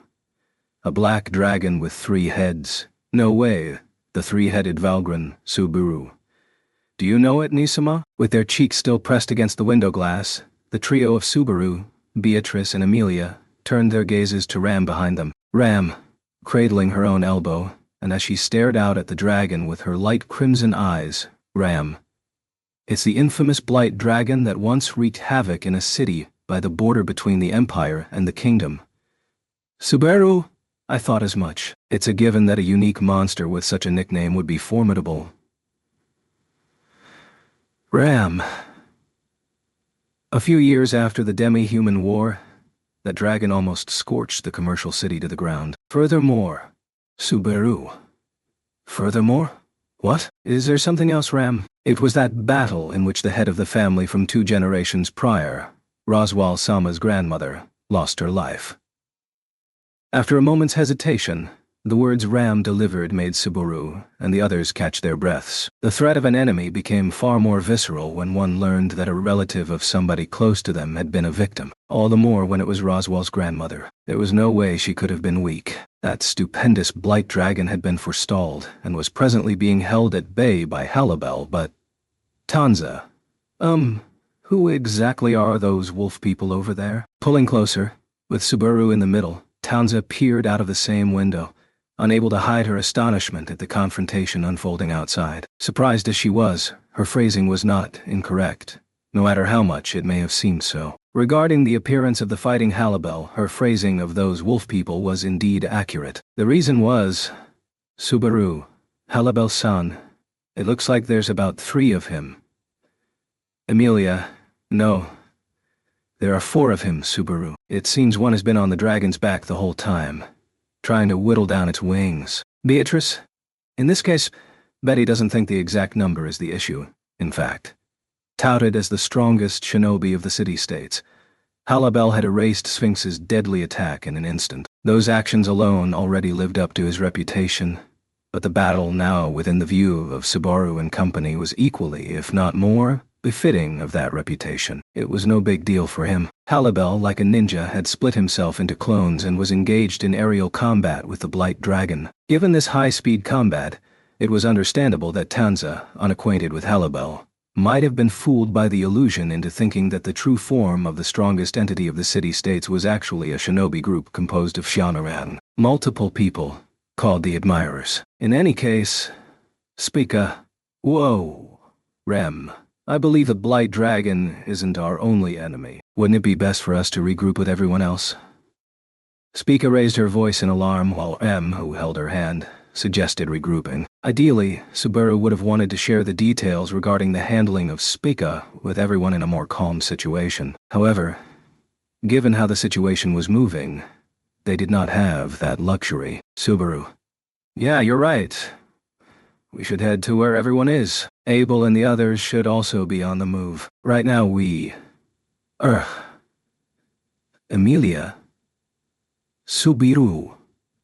Following the proposal of Rem and Spica, Subaru was just about to suggest moving to another location. Midway through, suddenly, a burning pain on Subaru's chest interrupted his words, and Emilia supported his body as he tried to crouch down. But it was not just Subaru who had experienced this strange phenomenon. Tanza. Are you all right? Beatrice. To be supported by you is humiliating, I suppose, dear girl. Ram? Even Beatrice-sama. Barusu. What happened? Just like Subaru, the sudden pain had staggered Beatrice, and she expressed her displeasure as Tanza promptly supported her. Ram asked a question upon witnessing that exchange, to which Subaru replied, I don't know. Subaru. I just felt pain on my chest all of a sudden. As he spoke, Subaru pulled down the neckline of his clothes, widening his eyes in shock. Seeing the same thing Subaru had, both Emilia and Ram furrowed their brows in confusion. Present there was a scar that seemed like a swollen red welt. And it was not just an ordinary scar. Beatrice, what is this? It's shaped like somebody's eye? Subaru, so you see it too? It's a mark shaped like an eyeball. Wait, don't tell me, Biko. Do you... Beatrice, Betty has the same mark on her soft skin, in fact. What had appeared on Subaru's chest was a mark roughly the size of a child's palm. A deformed design that appeared to depict an eye. It seemed like the same emblem had been carved into Beatrice, and Tanza confirmed by nodding deeply as she peered into the neckline of Beatrice's dress. Subaru. But it's just me and Biko? Why is everyone else unaffected, Ram? Disgusting. Subaru. I'm genuinely worried. Do you really think I'd say something obscene given the situation and my current size? Ascertaining that the others did not have that same mark, which was still pulsating with pain, Subaru rubbed the mark on his chest and scowled. This was an abnormal sign that had emerged in this situation. Of course, it was clear that this was an action taken by someone opposing Subaru and company, but the intentions behind the targets were unclear. Perhaps, due to the contract binding Subaru and Beatrice, something cast upon one of their bodies could possibly manifest on the other as well. Subaru. No good. The limits are unclear, no matter how much I think about it. The best thing would be to talk to someone knowledgeable about this. For now, we need to get out of here. Spica. Oh, yo, Rem. HK. You can't. Once more, just as he tried to suggest they leave, he was interrupted yet again. In a flurried state, Spica and Rem forcefully pushed Subaru and the rest aside from where they were lined up. It was a sudden move. However, it turned out to be the right one, because from directly above them, the roof was penetrated, and the silhouette of an enemy wielding great shears dove in, violently tearing through the spot where Subaru and company had stood just moments before. Otto. Margrave. Petra. Master. In unison, two voices called out to him in concern, eliciting a wry smile from Roswell. These two might not have easily heeded his advice, and they certainly had not given their trust to Roswell, but their genuine worry was evident. Their inherent kindness not only spoke for itself, but also served as a testament that they, too, were part of Emilia's faction. This was a distinction that set them apart from Roswell, who could never truly connect with them at the core. Roswell. Marked me. Swallowing his fleeting smile, Roswell pulled open his shirt to reveal his chest. There, a red swollen mark stood out, depicting the pattern of an eye. Petra, her face covered, had her eyes widened in shock upon seeing it. Otto's expression clouded over upon seeing the mark, murmuring, "That is... Otto. Margrave. Did you say Mark? I hope it is not what I'm thinking. Roswell. It's exactly what you're thinking. This is most likely a sign that we've been recognized as enemies, or perhaps designated as targets. Either way, it's not a welcoming sign. Petra, enemies, or targets. Otto's glance fleetingly shifted to Petra beside him. She quickly grasped the implication behind his look, fervently shaking her head in response. From their reactions, neither Otto nor Petra had this emblem manifesting on them. While that in itself was a relief, Petra, what kind of effect does this emblem have? Otto, effects that I can think of could be a slow sapping of one's life, the ability to read the target's thoughts, or simply a means to continuously locate the marked individual. Petra, you deliberately listed the worst effects first, didn't you? So the most likely possibility is that this mark serves to pinpoint our location. Roswell, indeed, both of you are truly astute. Roswell closed his eyes, seeing Otto and Petra's broad, calm judgment on the range of possibilities. The most dangerous kind of curse, one that drained life, was not something that could be remotely inscribed, and probably did not need to be considered. However, being constantly located due to the mark would be problematic in itself. Roswell, we might need to consider splitting up to ensure our movements aren't entirely transparent. With the assistance of Halibaldano outside, you two should distance yourselves from me. Otto. No, it seems it is already too late. Right after responding in a low voice, Otto pulled Petra's shoulder beside him. Petra, her eyes widening in shock, watched as an immense figure suddenly crashed through the window right beside her, entering the corridor of the coupled dragon carriages. The intruder, covered head to toe in black armor and wielding great shears, emanated a malevolent aura. It was an undead. Petra, HK. Suppressing a scream, Petra pointed at the enemy from within Otto's arms. While praising the bravery of the girl who had tried to take the initiative in the sudden situation, Roswell stepped forward and thrusted his palm forward before the enemy could swing the great shears upward. He swiftly drove his hand into the gap between the helmet that covered the face as if it was a sword, inserting his fingers into the opponent's eye sockets as he chanted, "Roswell, Goa."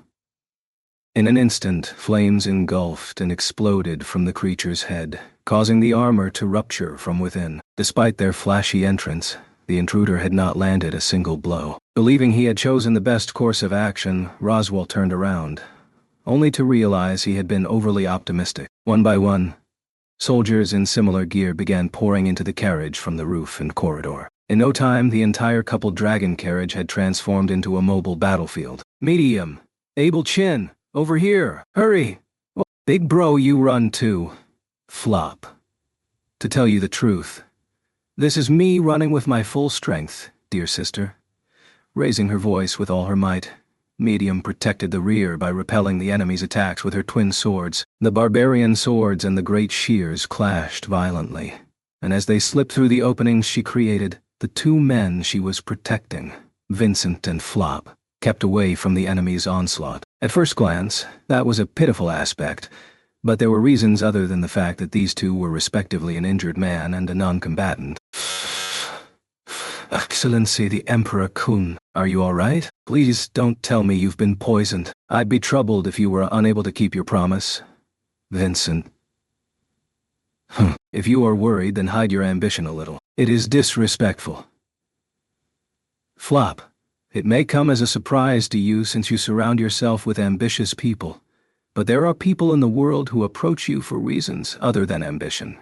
Your Excellency, the Emperor Kun. Vincent snorted at Flop, who spouted such a thoughtless remark while supporting his shoulder. Vincent's expression stiffened as he experienced a faint pain akin to his chest being pierced. It seemed as if the sudden pain along with the red scar was a thorn that ate into Vincent's flesh. Directly after that came the invasion of enemies which Medium was now keeping in check. Vincent was convinced that he was being assailed by the same thing that had once attacked him in the past, and in a way that was more troublesome than that time. That was Flop. That painful chest wound is Vincent. Though it is an annoyance, it is likely the evil eye of one of my siblings, Palladio Manesque. During the imperial selection ceremony, that man died in defeat. It seems he was unable to rest in peace. Flop. Evil eye. So that effect is Vincent. Back then, it was something that allowed him to transmit his voice to somebody whose location he knew, but its precision seems to have improved after his death. While answering Flop's question, Vincent recalled the sibling who he had once allowed to die. Among his siblings competing for the imperial throne, Palladio had been in a particularly formidable class, but his cause of defeat ended up being that he had grown complacent about the power of his evil eye, and had been unable to make full use of that ability. It had never occurred to him that Palladio would rectify that after his death, but Vincent, no, even if he died, his way of being was not something that could be so easily changed. There is someone who has ordered Palladio to do this to me. Flop.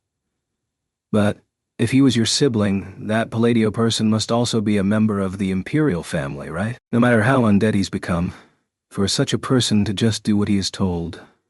Vincent, you have generally guessed it. If Palladio were to obey, it would only be to either the former emperor, Dryzen Wallachia, or someone to whom he had yielded to as being above himself. One person who fit that criteria was Vincent himself, but considering that Palladio was on the side of the undead, he was excluded from the candidates from the start. As a definite undead, Dryzen, the former emperor, and his biological father, emerged as a candidate, and as an important matter worthy of no consideration, the face of his missing younger sister also came up. But, taking the equipment of the enemy medium was facing into account, there was only one possible option for the real enemy. Vincent. Lamia. A being who satisfied the conditions for Palladio to obey, and was accompanied by brutal soldiers who carried great shears, the pruning corps.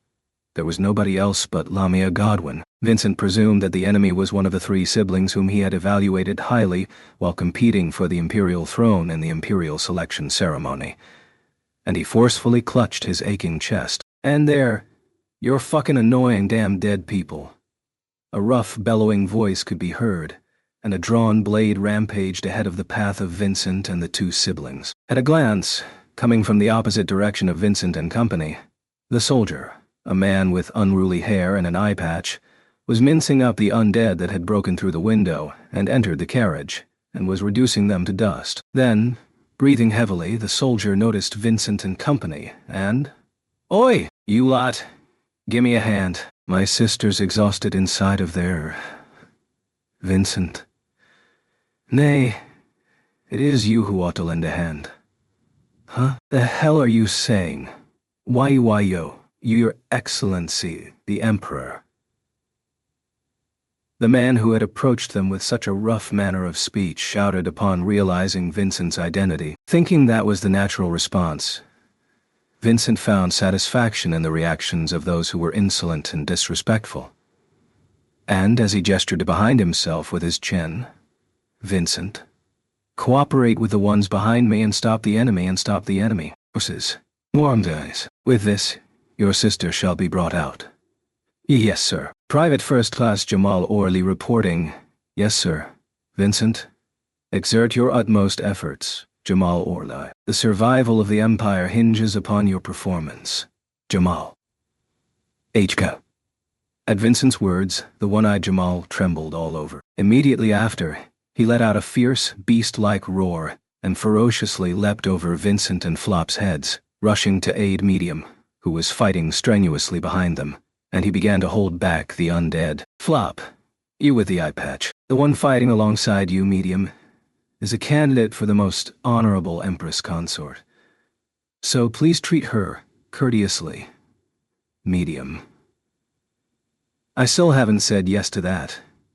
In response to Flop's voice, Medium's reply lacked tension. Behind her, Flop burst into the room where Jamal's sister was, and he brought out a woman in a wheelchair whose eyes were darting about. The woman clung to the wheelchair, and as her eyes pitifully brimmed with tears, Katya. Well, what is it? Why can't you just leave me alone, Vincent? That is likely something that everyone in the Empire is currently thinking.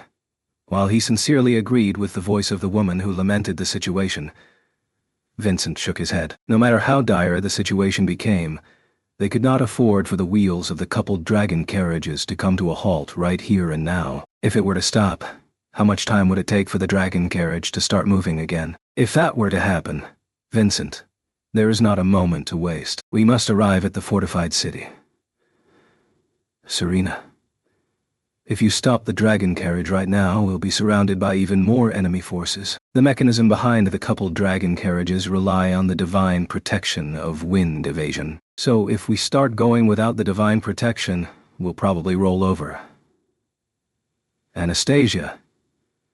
I knew that'd be too convenient, but that's a pretty big drawback, ain't it? Serena exposed the shortcomings of coupled dragon carriages when it was suggested that the dragon carriages be stopped, given the situation of the coupled dragon carriages being attacked, and the enemies and allies being mixed up in the moving carriages. But once Anastasia was told this, it was clear that it would be impractical for them to stop. Anastasia, even if that ain't the case, the ground dragons have been running for almost half a day. And once they stop, they won't be able to start running again tonight. Serena, there's also a difference in manpower between us and our opponents. This is undoubtedly made up for by the mobility of the dragon carriages. If that gap were to disappear, our fate would be the same as that of the aging Prime Minister, Burstets, Garfield.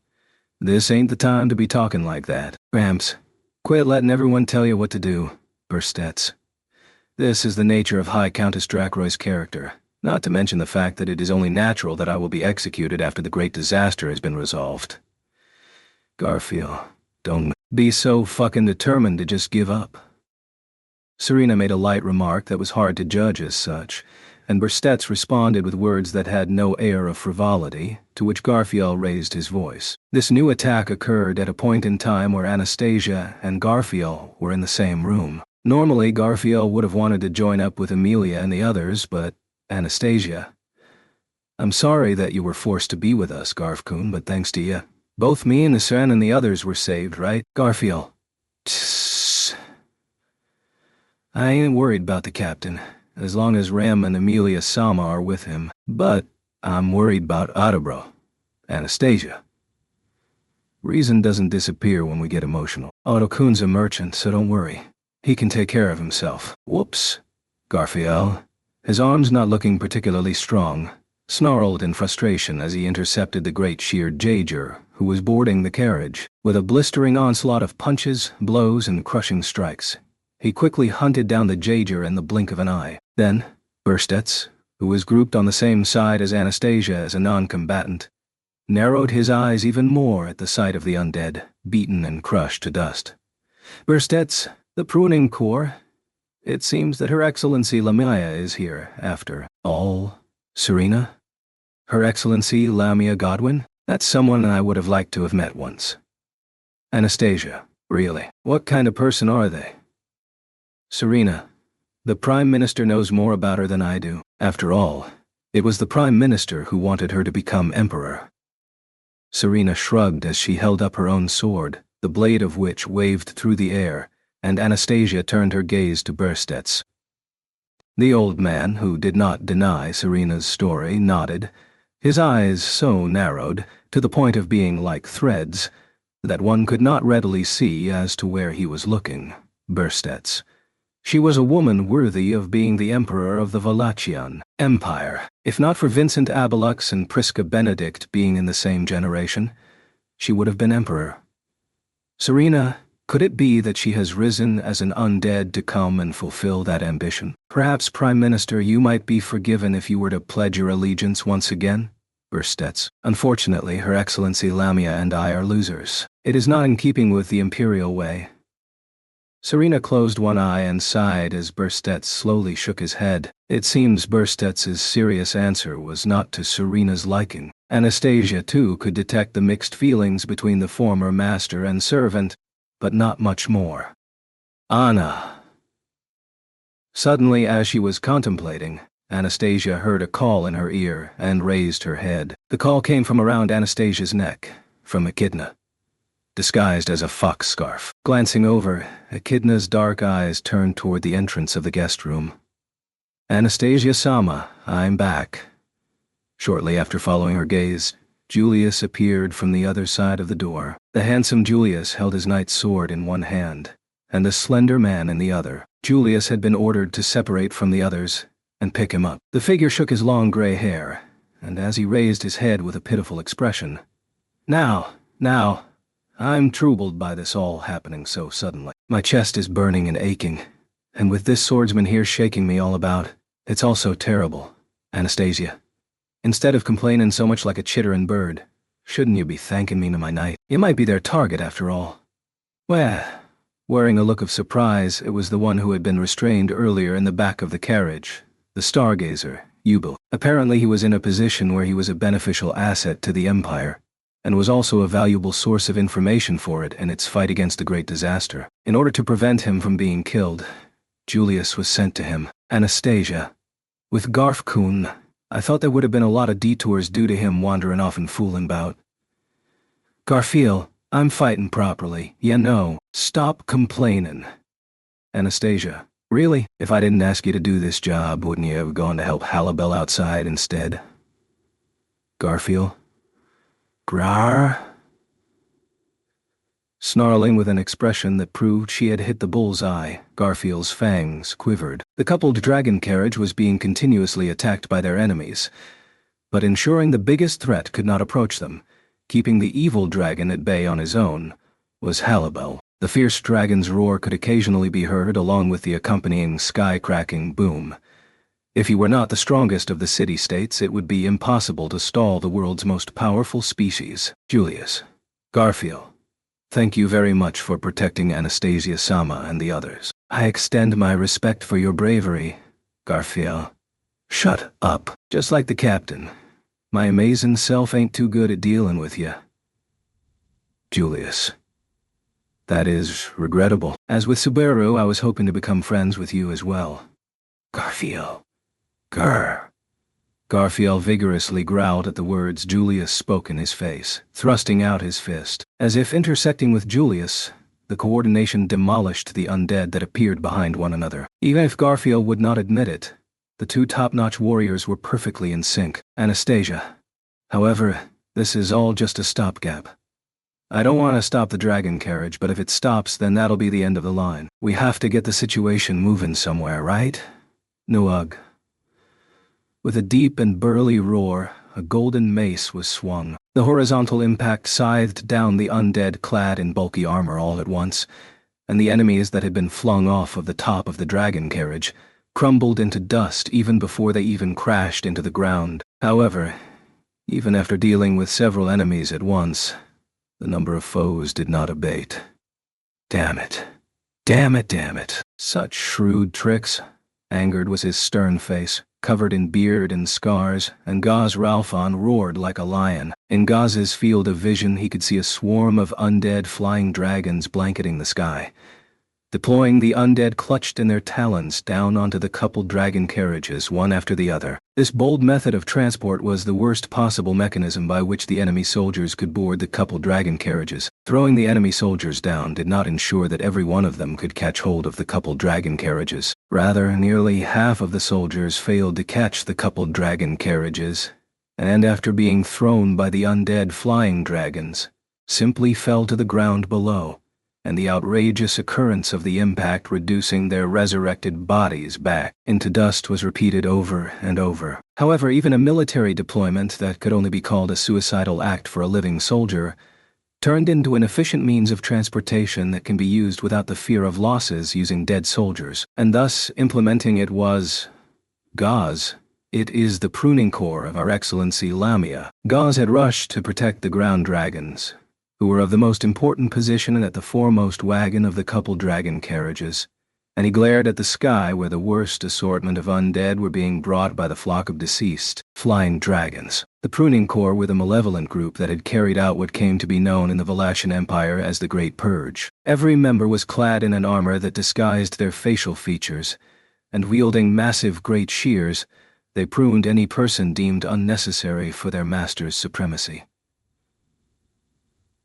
That was the purpose of the pruning corps. The reason the name of that group went down in the history of the Empire was because a girl from the imperial family, Lamia Godwin, 9 years old at the time, had massacred all the armies of the mid-counts who had incited a rebellion. The victims of the purge had been made to suffer gruesome torment, thoroughly tasting the hell of this world. Naturally, The young princess had all her subordinates carry out all kinds of malevolent violence that would be a large burden for even those who got their hands dirty, thereby perfecting her malevolent squadron with ironclad loyalty. Just how much control she had over the hearts of her soldiers was on full display in this strategy.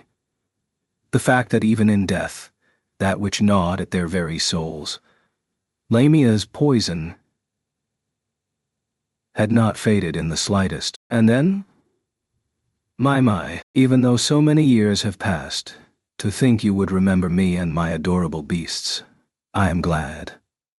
Suddenly a fear-inducing, sickly sweet voice descended from above. At that moment, Gaz, paying no heed to appearances, raised his mace overhead, and deflecting the bright red swing head-on, leapt backwards. Immediately after, the mace that Gaz held caught fire. It was a matter of course. After all, the brilliance of the Yang sword dazzlingly illuminated all things. Gaz, by no means, to think that you would descend onto the battlefield yourself. Your Excellency Lamia Godwin. Lamia. Is it really so surprising? With this body, that is the best choice, is it not? Clenching down on his molars, Gaz glared straight ahead, and in his vision was a noble undead who smiled bewitchingly. The blood-red opulent dress, the dazzling array of jewelry, and the natural beauty characteristic of the Valetian imperial family, which caused the value of the items which adorned their beauty to plummet. However, that too, when coupled with the pale cracked skin and eerie golden irises, she was but a shadow of her former self. In the past, during the imperial selection ceremony, the poisoned Princess Lamia Godwin had vied for the throne against Vincent Valacha, and could have become the Empress. As if testifying that she had completely changed, she looked down at the half of her body that Gaz had shattered with his counterattack. However, where other undead would have crumbled to dust from such a blow, Lamia's body did not shatter. Instead, the cracks mended themselves, restoring her original form. Gaz. That body. Lamia. An immortal body that shall not be lost, no matter how much it is crushed or destroyed. Alas, it does not seem to be something so convenient that I can boast about it in such a manner. Lamia, gently stroking the part that had been repaired, wielded the Yang sword with that very hand, as if to prove that she had indeed recovered. In her arms, the dazzling beauty of the unfaltering treasured sword instead seemed all the more blasphemous. Gaz frowned at that fact, to which Lamia muttered, "How unpleasant, Lamia. Although you could not calm down and have a chat at the Crystal Palace either, I wonder if you could stop making such a scary face. General Second-Class Ralphon, Gaz, Lamia. Ah, you have become a General First Class now, have you not? I heard about that. So Vincent Niyazama has reinstated the system of the 9 divine generals? That is very much like him to do."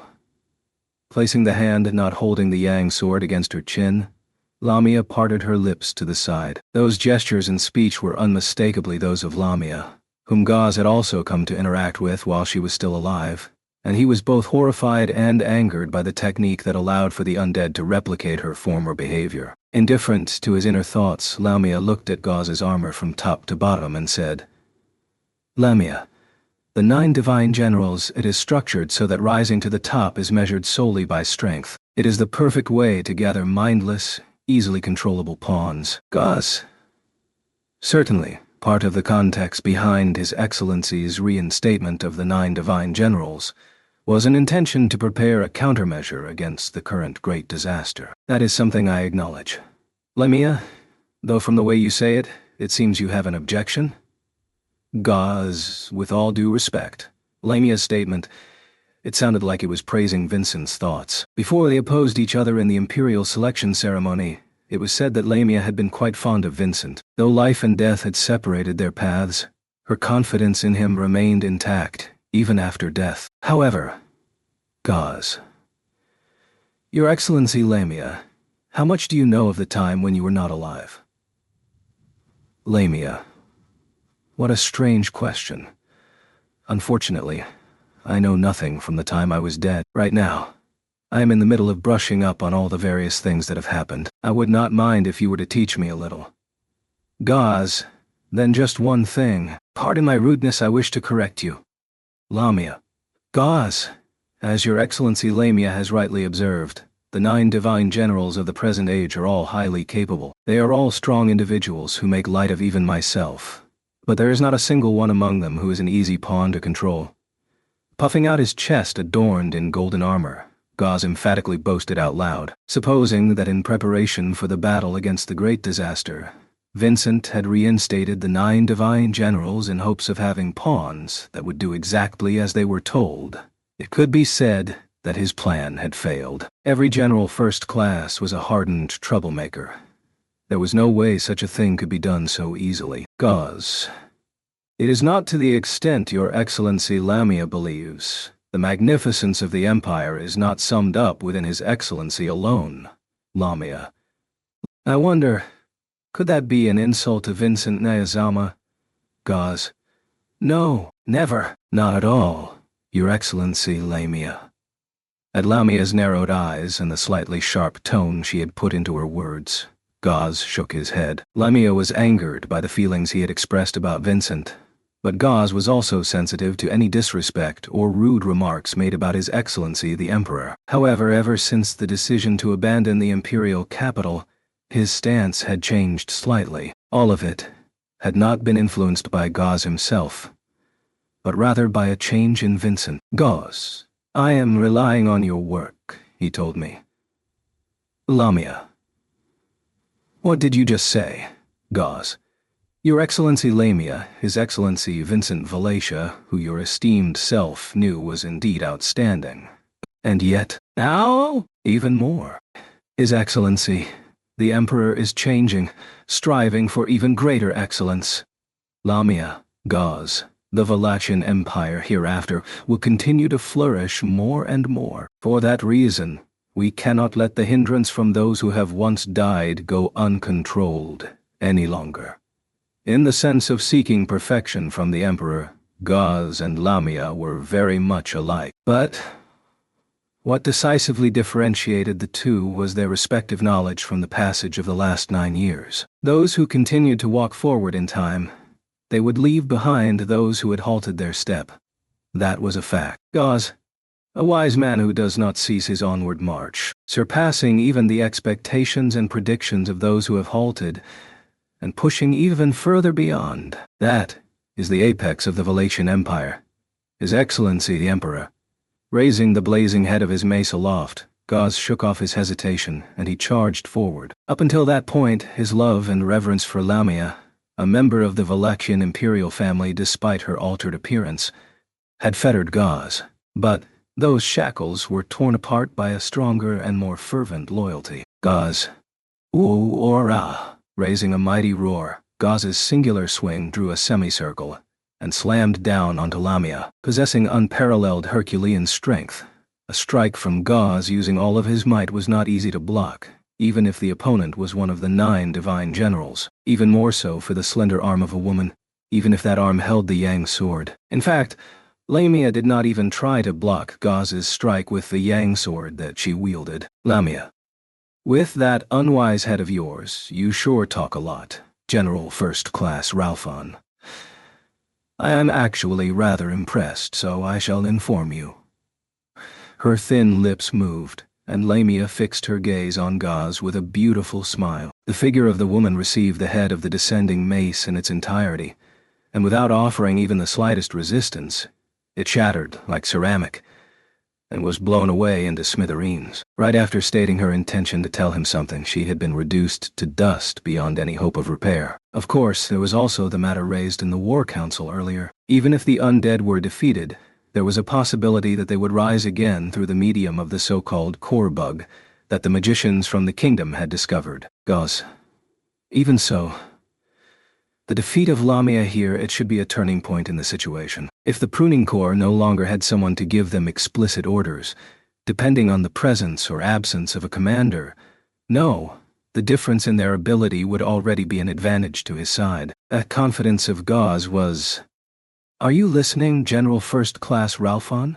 Gaz, HK? Once again, the moment when the sickly sweet voice grazed his ears, Gaz's mace was swung directly behind him, In its path it slammed into the figure of the enemy and, piercing through the torso, had split their body in two with a sound like shattering pottery. Rip. As that was smashed and blown away in the corner of his vision, Gauze gulped. Because the enemy he had reflexively struck down, that which had been turned into dust and vanished, had a face that should have been impossible. The reason being that it was the very same as the one Gauze had defeated with his own hands just a moment ago. Even though you rarely say clever things, it is just as you say. Gauze, impossible. Faced with the strange sight that should have never been, the hand gripping the mace began to quake and tremble, whether that was out of anger or some other emotion. Even Gauze himself could not discern. What was certain, however, was that it was blasphemy. A blasphemy against the Wallachian Empire, to which the Lion Knight, Gauze Ralphon, had sworn his loyalty. This is a war of annihilation between us who were left behind in the past, and you lot. This is a war of annihilation between us who were left behind in the past, and you lot. This is a war of annihilation between us who were left behind in the past, and you lot. Having declared thus, Lamia Godwin, who should have been shattered, smiled at Gauze. Wielding countless yang swords in their hands, innumerable poison princesses, innumerable Lamia Godwins, smiled at him. Chapter 27. Berstets von Dalfon Lamia. Berstets, I am entrusting this situation to you. Stand firm, even if it means your death, Berstets. Yes, Your Excellency. Please ensure your own safety. That was the last conversation they had ever exchanged. If one were to ask whether their bond was based on a so-called strong connection beyond a mere professional master-servant relationship, the answer would be no. Still, sensing great potential in her intellect and demeanor, using the wisdom he had accumulated over the years, he sought to pave her path, guiding her towards the throne where the Emperor ought to sit. Even without having loyalty or passion towards her, their master-servant relationship was genuine. She had not been instructed how to count from 1 to 10. Yet this individual, once she understood 1, she would comprehend 100, and think up 101. She was someone able to judge for herself and others the roles befitting their abilities, and the duties befitting their position. He had not been blessed with martial prowess. He always yearned to be the sword wolf of the Empire, yet he never quite reached it. Not garnering respect from others, he could only live a life of scorn. But the fact that she had deemed him useful was perhaps something worthy of gratitude. Thus, there was not a shred of deception in the last words that they had exchanged. During the imperial selection ceremony, he was sternly commanded to stand his ground, even if it meant risking his life, and he had resolved himself to do so. Unable to proclaim himself a sword wolf, it was the final service of a man who had simply grown too old. Even though he was a passionless servant, he was determined to become a martyr to fulfill his duty. And yet, Berstets had survived, and the master, who had hoped for his safety, had lost her life. To this day, Berstets von Dalfon continued to live in shame. Without fulfilling his duties, pursuing the position of the emperor that leads the empire towards decline, he remained unaware of the schemes behind the great disaster that had unfolded. To call himself a sword wolf now would be nothing short of hubris and disgrace. Despite not fulfilling any of the commands given to him, he continued to live in shame. General First Class Ralphon, what has come over you? Is this not quite uncharacteristic for someone with a fondness for the Wallachian imperial family? Or perhaps you no longer favor me since I was defeated in the imperial selection ceremony. The same voice emanated from different mouths, and Gauze Ralphon found himself under the unrelenting gaze of countless golden eyes. Gauze Ralphon, clad in golden armor of the same color as those eyes, distorted the scars on his face and gritted his molars at the horrifying reality reflected in his eyes. With all his might he struck a hammering blow with his mace. The blood of the Empire's sword wolf coursed through Gauze's veins, screaming in defiance as he struck down Lamia, a respected member of the imperial family, now deemed an enemy. Torn apart by the soul-crushing pain of his actions, Gauze finally grasped the grim truth. The great disaster unquestionably threatened to destroy the Wallachian Empire. Gauze. For what purpose? As Gauze's teeth ground together in rage, before him stood Lamia, or rather, multiple lamias tilting their heads in unison. The sight of her cascading orange hair slipping over her slender shoulders fanned the flames of anger within Gaz. Gaz, why do you allow this imitation? Such blasphemy cannot be. You are making a mockery of Her Excellency Lamia's life. Riding on his surging anger, his voice trembled as the impending tears were seared away by his boiling blood. Gaz addressed the countless clones of Lamia before him. However, in response to Gaz's heartfelt plea, the Lamias collectively placed the back of their hands to their lips, then playfully said, "Lamia, do not misunderstand, General First Class Ralphon. This is something I did of my own volition, not something someone else forced upon me." Gaz, what are you, Lamia? That witch is rather rigid in her thinking. If I can be resurrected after being shattered, then I can certainly resurrect myself back before being shattered. Receptacles can be made endlessly, so all I need to do is dilute the source and fill them all. Once that is intuitively grasped, well, something as dreamlike as this can be achieved, right? Graciously smiling, Lamia Godwin, her pale face painted with a flush of mischief, proudly displayed the many versions of herself, mirroring her wit from when she was alive. Gaz, seeing the dreamlike state Lamia described, Gaz could not help but inwardly agree. Lamia, endlessly multiplying, blasphemously replicating her own existence. And each one of these Lamias bore the Yang sword, the symbol of the Empire. If this was not a dream, or rather a nightmare, then what was it? Lamia, you know, General First Class Ralphon, you cannot shatter dreams in reality. Why not accept that, and perhaps join us on our side? Gaz. What? What do you mean, Lamia? It is not complicated. If you were to die, you would be in the same position as me and the others. Why not choose the winning side sooner rather than later? Lamia, her hands clasping her sword in front of her and tilting her head, beckoned Gaz. If one were to fall in battle, they would join the ranks of Lamia's undead army. It was a reality unfolding on the battlefield, but imagining it brought an unbearable weight on one's psyche. The staunchly loyal Imperial soldier, Gaz, and the soldiers who shared his sentiments would, upon falling, align with those aiming to destroy the Empire without a second thought, just as Lamia Godwin, who once vied for the throne of the Empire's Empress, had done. There, upon its completion, would be an Empire of the Undead. In the country of the Sword Wolf, without even a shadow to be seen. Gaz, I am undeserving of your words, Your Excellency Lamia. After tightly shutting his eyes, Gaz lifted his face, and he confronted Lamia. In the face of Gaz's intense spirit, Lamia's beautifully arched eyebrows furrowed as she frowned. Lamia, you seem poised to refuse. Gaz, generous as your mercy is, Your Excellency Lamia, I, Gaz Ralphon, must respectfully decline. Lamia, as expected, you have turned me down. Against Lamia's narrowed golden eyes, Gaz thought of the vision he had seen in his moment of closed introspection. The vision where he, life extinguished, became an undead like Lamia and the others. His pale face bearing those golden eyes, wielding his mace to destroy the Empire. He shattered that vision into pieces. Complete destruction, faced with that illusion that shrouded him, he roared, Gaz, I must correct my earlier statement. I said that none of the 9 divine generals are entirely under the Emperor's control. I am a loyal pawn of His Excellency, the Emperor, regardless of what others may do. I alone wish to remain so.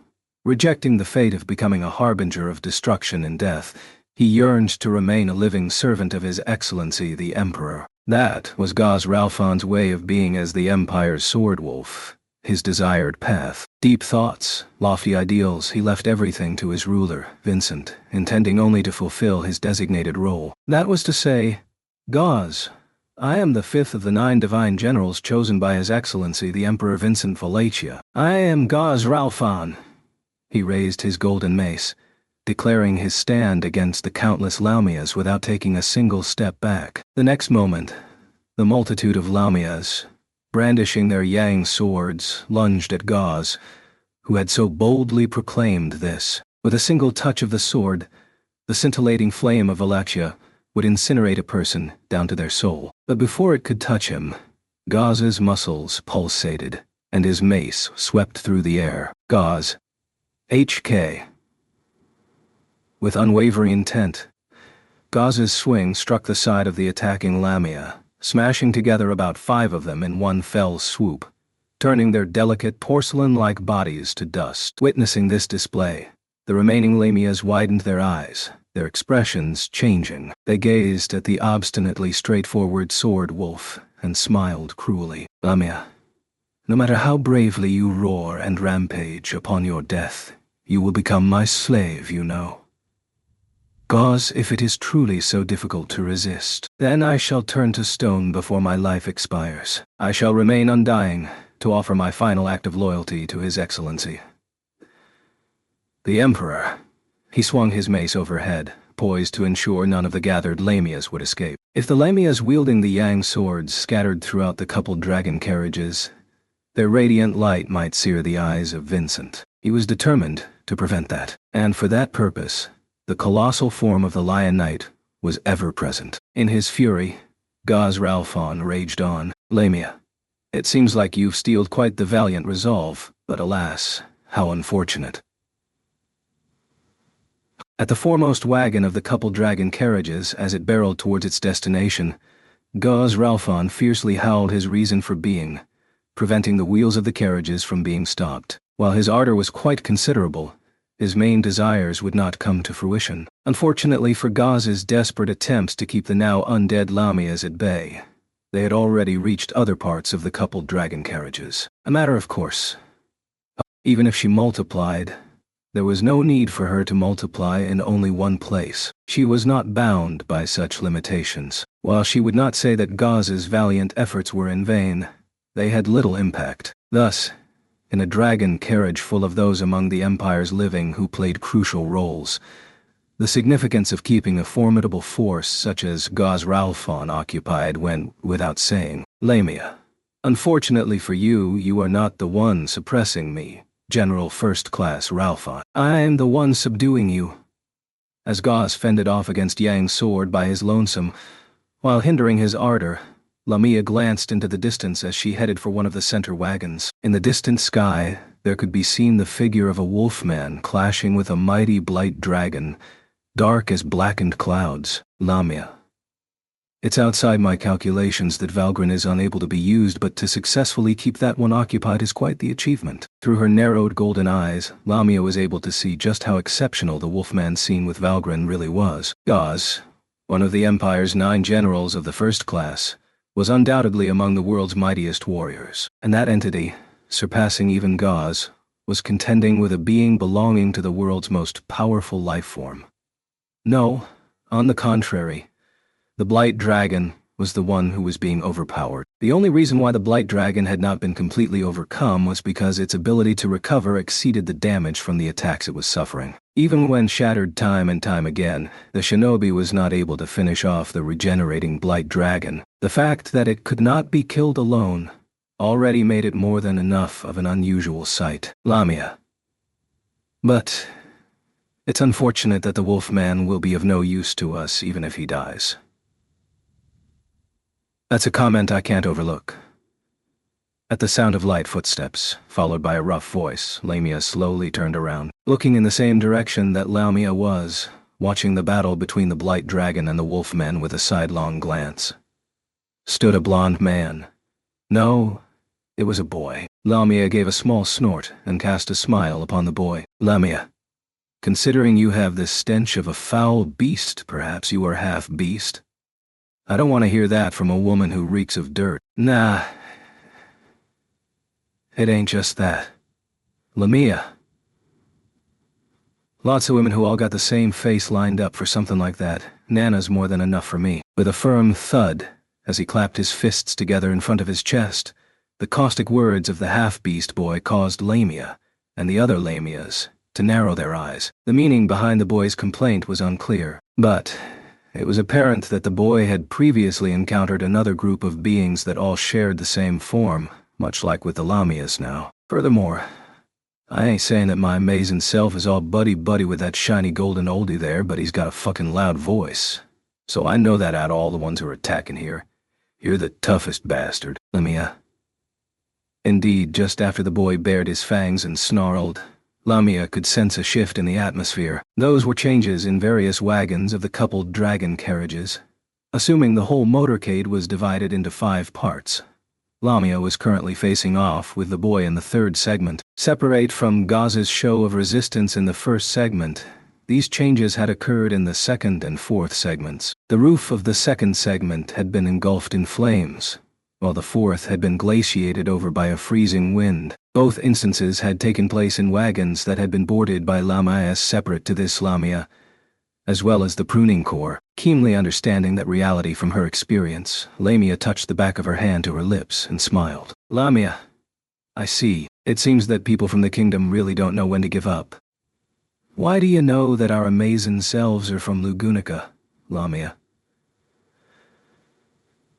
I only just figured it out, after all. You didn't seem very characteristic of imperial citizens. So I just tried to ask. I find it rather adorable. Nah, that ain't it. Teasing my amazing self ain't the only purpose. Observing Lamia's smile as she mocked him, the boy shook his head. It was not a matter of being unable to admit defeat, nor, for that matter, was it insight. If it had to be put to words, it would be the boy's instincts. It was a primal, innate ability to sniff out the truth. In his mind, the boy had connected the dots between what he had sniffed out and Lamia's earlier words. Considering the talk about how you can't use the admirer, and your disappointment about where my amazing self's from, Lamia, that's enough chatter. Evidently, the boy was using his head despite it not being his forte. Seeing someone give their utmost effort to that which they were unsuited for was very, very irksome to Lamia. As Lamia shrugged her slender shoulders, another Lamia slashed at the boy in response. Ducking down, the boy evaded the sharp tip of the red blade, slamming the back of his fist into that Lamia's abdomen. But another Lamia slashed through the body of the Lamia who had been blown away. The bisected body of that Lamia caught fire, and from behind the curtain of the blazing inferno, a lethal thrust aimed for the boy's life. With a brief roar, the boy kicked off the roof and leaped up into the air. An undead flying dragon sliced through the air in its approach, and the boy who tried to escape into the air was snatched into the deceased dragon's maw. With the boy in its mouth, the undead flying dragon ascended, and shortly thereafter other undead flying dragons swarmed. Lamia. It was the same with General First Class Ralphon, but those who need to close the distance will find that they have poor affinity with the Yang sword. Adjusting her grip on her unswung Yang sword, Lamia spoke to the boy, who was being swarmed by the undead flying dragons. With just one slash of the Yang sword, its flames would scorch a soul until naught remained. The magical blade's effect, which boosted the physical abilities of the wielder, could transform even the pampered members of the Valatian imperial family into top-notch fighters. And, for someone who had dedicated time to the art of the sword, its benefits went without saying. Lamia. Now then, the boy with that beastly stench is dealt with. All that's left is Nia Sama's whereabouts. Taking her time as Lamia was about to embark on a leisurely stroll, a thunderous roar suddenly rang out above her head. The flock of undead flying dragons, so many had swarmed that it seemed like a round sphere, and over 10 of them had been blown away mid-air, bursting into smithereens. Emerging from the center of that outburst, bearing not the slightest resemblance to the slender and agile boy from just before, was a mighty, gigantic tiger. The large tiger, swinging its mighty arms, larger than bundles of many logs, blew away the swarm of undead flying dragons, and immediately swooped down. Its weight made the roof of the coupled dragon carriages creak, and in the next instant, it lunged toward Lamia. Lamia. Whirling around, Lamia slashed the Yang sword upwards from a low position. She was momentarily taken aback. However, the beastification had made him a larger target. Against a wielder of the Yang sword, where a mere graze could ensure victory, this was a bad move. As the large tiger leaped toward her, its chest would instantly be sliced open by the Yang sword. "Hurrah, Lamia, mine." A sound was made as the tip of the Yang sword scraped against steel, and Lamia's golden eyes widened. The giant tiger plunged forth, and rather than slamming its brawny arm into Lamia, it instead dug its claws into the roof a half of a step in front of her. forcibly upheaving it to use as a shield. Lamia's sword stroke glided off its surface, and as the large tiger pivoted, it drove its other arm directly into her. The impact tore away Lamia's upper body, and her shattered form was knocked down to the side of the carriage. The giant tiger had exceeded Lamia's expectations. Yet, much like Gauze, it was a futile effort. Lamia. Even if this Mundiz, as she crumbled to dust before hitting the ground, Lamia's lips spun words. Even if this body were to perish, she would simply regenerate, just like her other selves. Moreover, the advantage of this regeneration was not just the fact that death did not mean the end. The next Lamia to rise would inherit all of this Lamia's experiences, which meant Lamia, as Lamia fell. Sensing the other Lamias and the pruning core springing towards the giant tiger, her crumbling field of vision caught a glimpse inside one of the wagons of the couple dragon carriages that she was leaving behind. Inside that wagon, her eyes met with someone gazing out of the window. She had ascertained which carriage the person she sought was in, so that she could pass this information on to the next Lamia. Lamia. Found you, Vincent Niyazama. Burstets. Your Excellency. It was undoubtedly Lamia Godwin, revived as an undead, who had just now been shaken off the roof and had smashed to the ground. With his own eyes, Burstets had already confirmed this fact. As soon as he saw that the pruning core, with whom he was well acquainted, was participating in this fierce assault on the dragon carriage, he knew full well that it was Lamia who was behind it. Still, the sight of Lamia's body shattering and being reduced to dust shocked Burstets. Serena, I had hoped to see you at least once, but I didn't expect it to be like this. Burstets. High Countess Dracroy. Serena, don't look at me like that, Prime Minister. You saw the same thing I just did. If Her Excellency Lamia was crushed like that, might it stop her private army? The pruning corps. Am I understanding that right? Burstets. Serena. This doesn't look very promising, though. The undead Lamia had just met her end outside of the carriage window, and Serena, smiling, shrugged her shoulders. She spoke with dim expectations, and even though Lamia, to whom she had sworn her loyalty, was killed, there was not a shred of hope regarding the onslaught of the pruning corps. Based on the previous discussion at the military conference, death did not seem to be the end for the undead. Sphinx, the main perpetrator behind the great disaster, aimed to use even death itself to destroy the Empire. After all, if this witch could do it, what could the Poison Princess not do? Even without witnessing the undiminished fighting spirit of the pruning corps, the end of Lamia was surely ahead of them. Anastasia-sama, please stand back. Raising a dignified voice, a young man in a wasa wielded a flowing sword. A rainbow-colored slash easily sliced through the solid black armor of the pruning corps, as if it were hot steel slicing through ice. Even Burstets, who was not blessed with martial prowess, could see that this young man, Julius, was no less capable than the Empire's finest warriors. Anastasia. But even my Julius can't stay fighting forever. We gotta move the situation forward. Anastasia muttered as she stroked the scarf around her neck, protected by Julius's struggle. Julius and Garfield, respectively, were fighting the enemy inside the carriage and on the roof, but along with Lamia, who had fallen earlier, both inside and outside were fierce battles. It was a situation in which all the personnel who could fight were fighting, including the guards. Ubilk. Even so, don't you feel like we're being targeted a bit too much? Anastasia, maybe. But ain't it 'cause you're here? I can see that sore on your chest. Looks like it's been marked up pretty good. Ubilk? Mark? What? It's true. Ubilk, who had been taken out of his confinement room, looked down at his loose blouse and raised his voice. As Anastasia had said, there were traces of a welt on his white skin that she had happened to glimpse.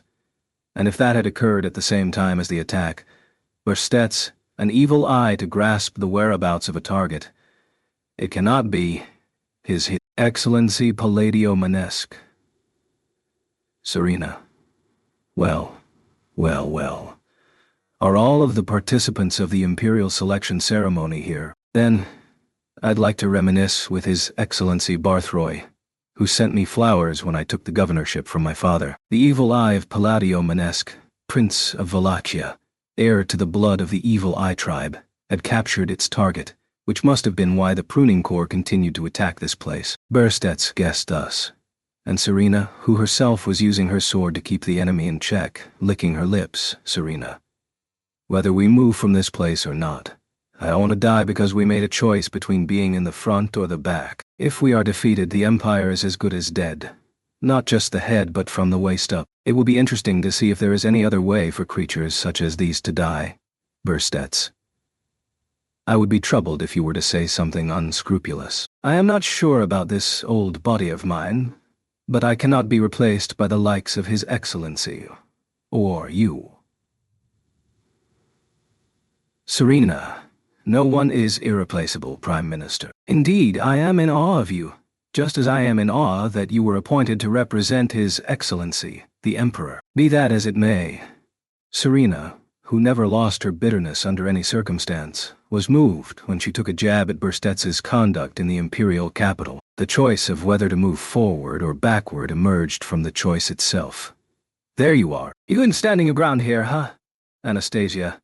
Natsuki-kun, crossing the threshold of the door to the rear carriage, which had already been breached by the pruning corps' attack, a small silhouette rushed into the carriage where Burstets and his group were. At the sight of the black-haired boy at the head of his group, Anastasia raised her voice in welcome. Those who had just hurriedly arrived with a boy named Natsuki Subaru, and a girl in a dress holding his hand. Following them were a dear girl, a girl with blonde hair, and two young ladies who shared identical features, apart from one having pink hair and the other having blue hair. Julius. Subaru. What happened to Emilia-sama? Subaru. Emilia-tan is fighting hard in the rear section. She's freezing the vehicle to reinforce it so that the enemies can't get in. And if we had stayed, we'd have ended up frozen too. Anastasia. That's quite a high-handed move. But still, it's a winning one. Subaru answered Julius's question, which was asked as he forced an undead back out the window as it was trying to break in. Anastasia batted an eye shut at the frowning boy's response, and then directed her light blue gaze behind him, towards the blonde girl. Anastasia. With all this going on, I guess your talk's been put on hold. Subaru. No, I already concluded my discussion. It's just that the opportunity to convey it to everyone's been interrupted. What about that bastard Abel? Does he have the same mark as me? Standing alongside the blonde girl, Subaru spoke thus and pulled his shirt down to show them a spot on his chest. There, a raised welt identical to the one on the stargazer, U-Bilk, could be seen. As soon as he noticed it, U-Bilk loudly exclaimed, Ah! U-Bilk. See, I knew it! You've got the same mark on you. That must mean we're fellow stargazers, Subaru. I keep telling you, that's not it. It's not just on me. It's the same on my cute Biko, and I feel sorry for her. What's there in common here? Most likely, it is marking the obstacles to the great disaster that need to be eradicated. This time, a voice had come from the door opposite from where Subaru and the others had entered, and the one it belonged to rushed in from the corridor that led to the car at the front. Appearing side by side were Otto, a tactician of the kingdom who had exerted a strong influence in the War Council, and a girl who had devoted herself to healing the wounded soldiers. Upon their entry, Subaru turned around, his eyes wide in surprise. Subaru? Otto? Petra? Are you both okay? I'm sorry about earlier. Otto, let us leave that discussion for later. Right now, we need to exchange crucial information. Petra, the mark you were saying appeared on Subaru and Beatrice-chan. It's appeared on Master too. Right now, Master is in the dragon carriage up ahead, drawing the zombies to him. Pink-haired woman. Roswell-sama also has the mark.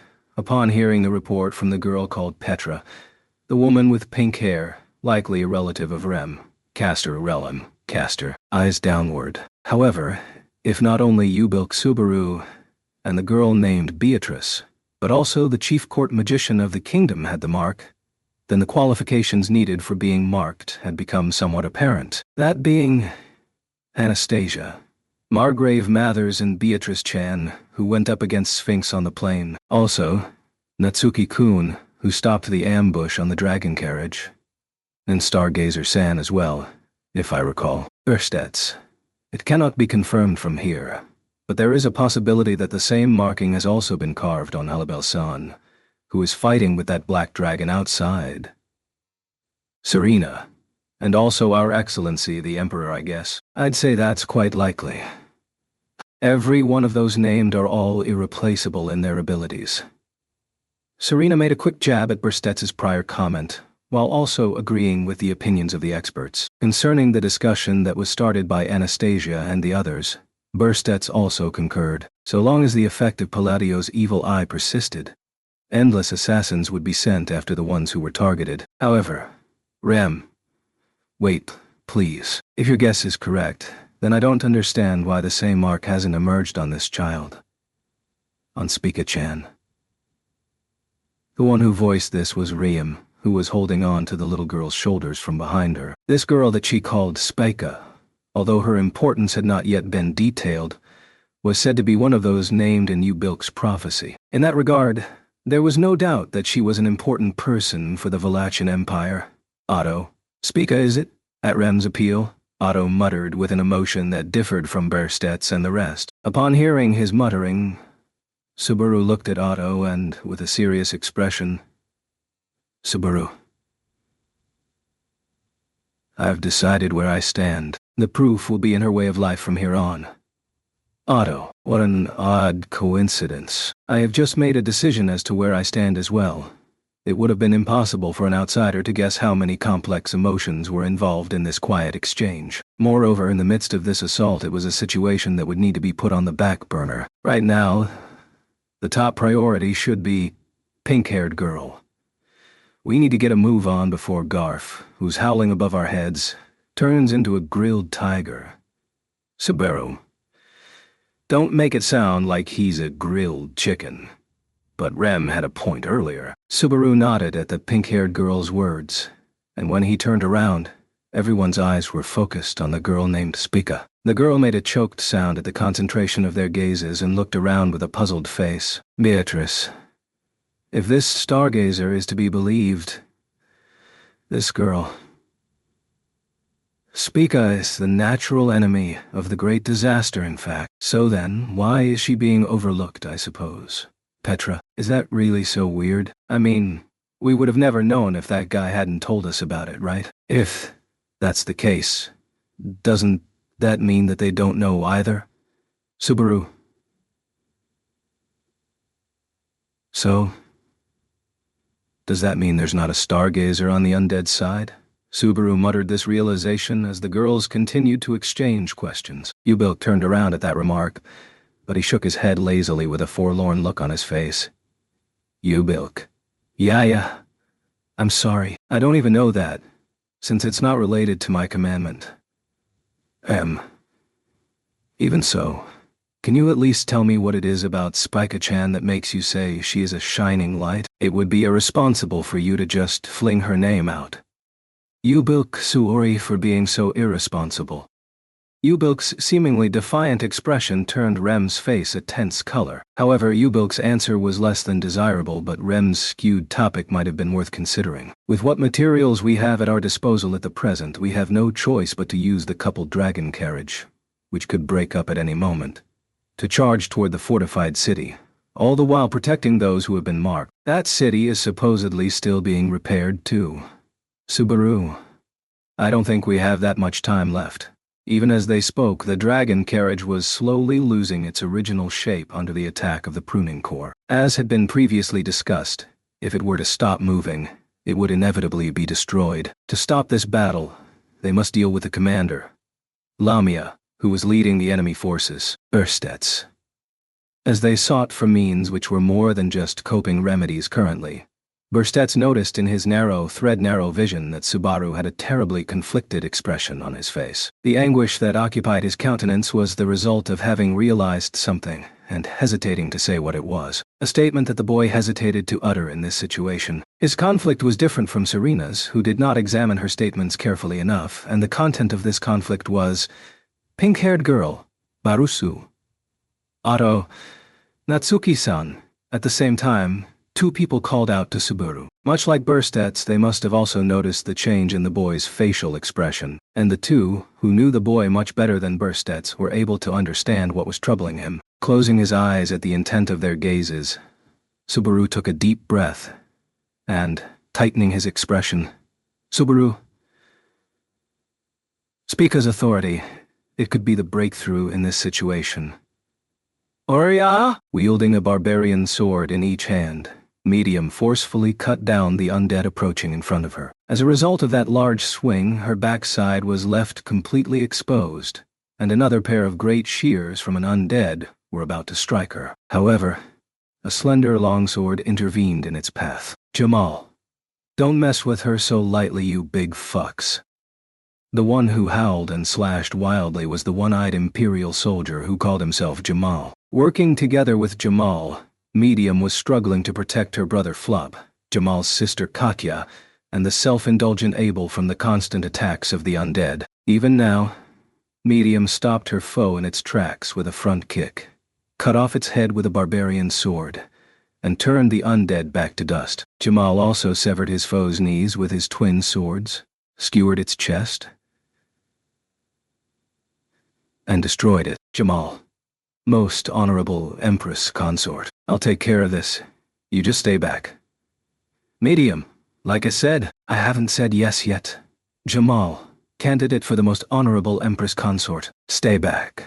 Medium, Geese, Medium, not accustomed to being treated so respectfully, could not hide her bewilderment. It had been that way ever since the earlier discussion between Flop and Abel. Abel pointed it out already, but Medium had cooperated with her brother without asking anything of Flop's thoughts. In hindsight, she should have asked him a bit like Abel said. "Medium, then I wouldn't have been so surprised."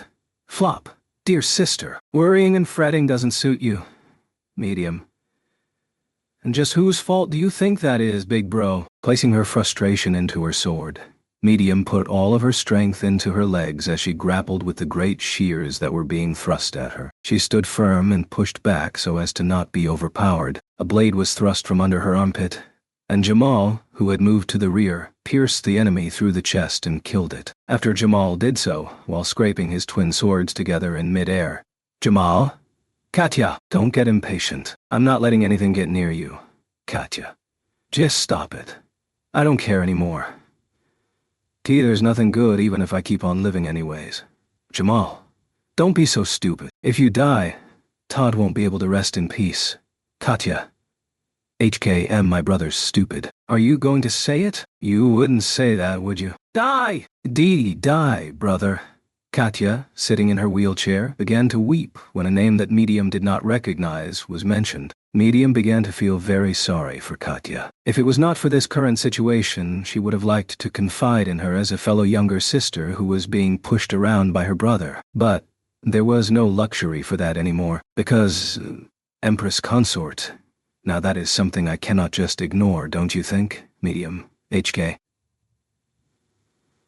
"I wonder, are you qualified to accompany the Sword Wolf among Sword Wolves?" Tilting their head, standing out from the black-armored undead who were rushing toward them, was a very beautiful undead, even from Medium's point of view. If not for her pale skin and eerie golden eyes, she would have been a sight to behold. Whether the power of her words came from her being dead, or from when she was alive, her words were remarkably intimidating, rendering Medium unable to answer back. "Isn't. Whatever answer that girl would give you, it would be of no use, since you are already dead." And so, it was Abel, not Medium, who answered back. Abel and this beautiful undead glared at each other with Medium, Jamal, and the undead soldiers in between, from the front of the carriage, all the way to the very back. "Wrong." Abel and this beautiful undead stared at each other. "Hello, Vincent Izama. You look as dignified as ever. Maybe you have even lost some weight, Vincent?" "Just when I begin to think that my brothers and sisters are no longer able to pester me, you and Palladio seem to have wandered back. It is inevitable that my cheeks would appear a bit gaunt." "Phoo. Of course I would want to wander back." "You saved Priska, right?" "Sama, Vincent. I wonder if you are qualified to punish me and Palladio Ni-Isama when it was you, Anu-Isama, who violated the premise of the imperial selection ceremony. If the truth were to become known, no one would recognize you as the emperor, would they? With a sneer, the undead princess laughed with her hand covering her mouth. Abel's black eyes shook slightly at her words. With those eyes, Abel tried to say something back to her, but... Medium. There's someone. I think Abelchin is the emperor. Jamal. Me too, your excellency, the emperor. There's no need to listen to the dead. Unable to hold back, the voices of Medium and Jamal, who had taken advantage of the situation, shook the carriage. Hearing both of their statements, Abel's eyes widened even more than before, and the princess's eyes narrowed. With irises glowing of Aurelian lustre, characteristic to the undead, she looked at Medium and Jamal, and, do pray tell, these soldiers over there, do they have any idea of who I am? Jamal, huh? By the looks of it, you're a part of the Valatian imperial family, but what does it matter when you're dead? Those who die a dog's death are losers, and those who live are sword wolves. That's it. That's the way of the Empire. Shouting out the world's most simple logic, Jamal resumed his melee with the enemy soldiers. At the pleasantry of that momentum, Medium blinked her eyes and smiled. Smiling, Medium, like Jamal, resumed fighting. Medium. You're way cooler than Abel Chin, Jamal Chin. Jamal. That's disrespectful, most honorable Empress Consort. Giving a wild grin at Medium's praise, Jamal rampaged with his twin swords. The confrontation between Abel and the princess continued, with those fights occurring in between. Abel narrowed his sable eyes at the princess as the latter seemed to have become slightly displeased. Vincent. I sense the presence of many Yang swords. You are not alone, Lamia. Lamia. So what? I suppose you may be happy that your cute little sister has multiplied? Or perhaps, since it's not Priska, Vincent Niazama isn't interested. Vincent. Supposing that you are making use of the undead's mechanisms to induce phenomena outside the realm of reason, for what reason do you appear before me without those numbers? At the mocking attitude of the princess, of Lamia, Abel was not at all concerned. Yet, within Lamia's silence, Abel went ahead and found a clue. With his narrowed sable eyes, Abel gazed at his little sister, who seemed to have been completely changed. Vincent, there is a limit to your numbers. Moreover, the majority of them are being subdued. Gaz. Lamia, you say that so calmly, Anisama. If that's true, then General First Class Ralphon's efforts would be worthy of a medal, no? That poor soul, saying that he's fine with being a pawn. Vincent, and hence, I chose him. In a quiet voice, Abel interrupted Lamia. Abel naturally crossed his arms on the spot and took Lamia's gaze and words head-on. Vincent. He's one of the generals that I have selected. It is only natural that he should work to that capacity. After stating so imposingly, Abel continued by calling her name, Lamia. Then, to Lamia, as she looked at him with slightly widened eyes, he spoke. Vincent, I have never once thought of you as an insignificant being. Lamia. At the words that were spoken to her, Lamia's expression greatly shifted. Up until then she had looked nothing but fascinated, very sadistic, and otherwise discontent. But upon hearing Abel's words, the look on her face changed. Her Aurelian eyes widened, and she bit her lip. Lamia. Vincent Volakia. The next moment, the expression that Medium had seen vanished in an unbelievable manner, and a different expression appeared. Her face, in which no real blood flowed, housed a definite indignation, and as her Aurelian irises violently spasmed, she reached into the air and unsheathed her treasured sword, shining a brilliant red. The treasured blade of dazzling radiance in hand, Lamia stepped forth, kicking off the floor, kicking off the wall. Slipping through the gap between the undead, she leaped toward Abel. That radiance, as if flames or even light itself were being swung down, brightly illuminated the interior of the carriage filled with undead, and attempted to extinguish Abel in his entirety. Staring at that head-on, the treasured sword swung down toward Abel's nose. Medium. Abel Chin. Kicking off an undead, Medium jumped back, catching the treasured sword with her barbarian sword. After time stood still for a moment, Medium's barbarian sword melted, and the treasured sword continued in its trajectory. Jamal. Your Excellency. The Emperor.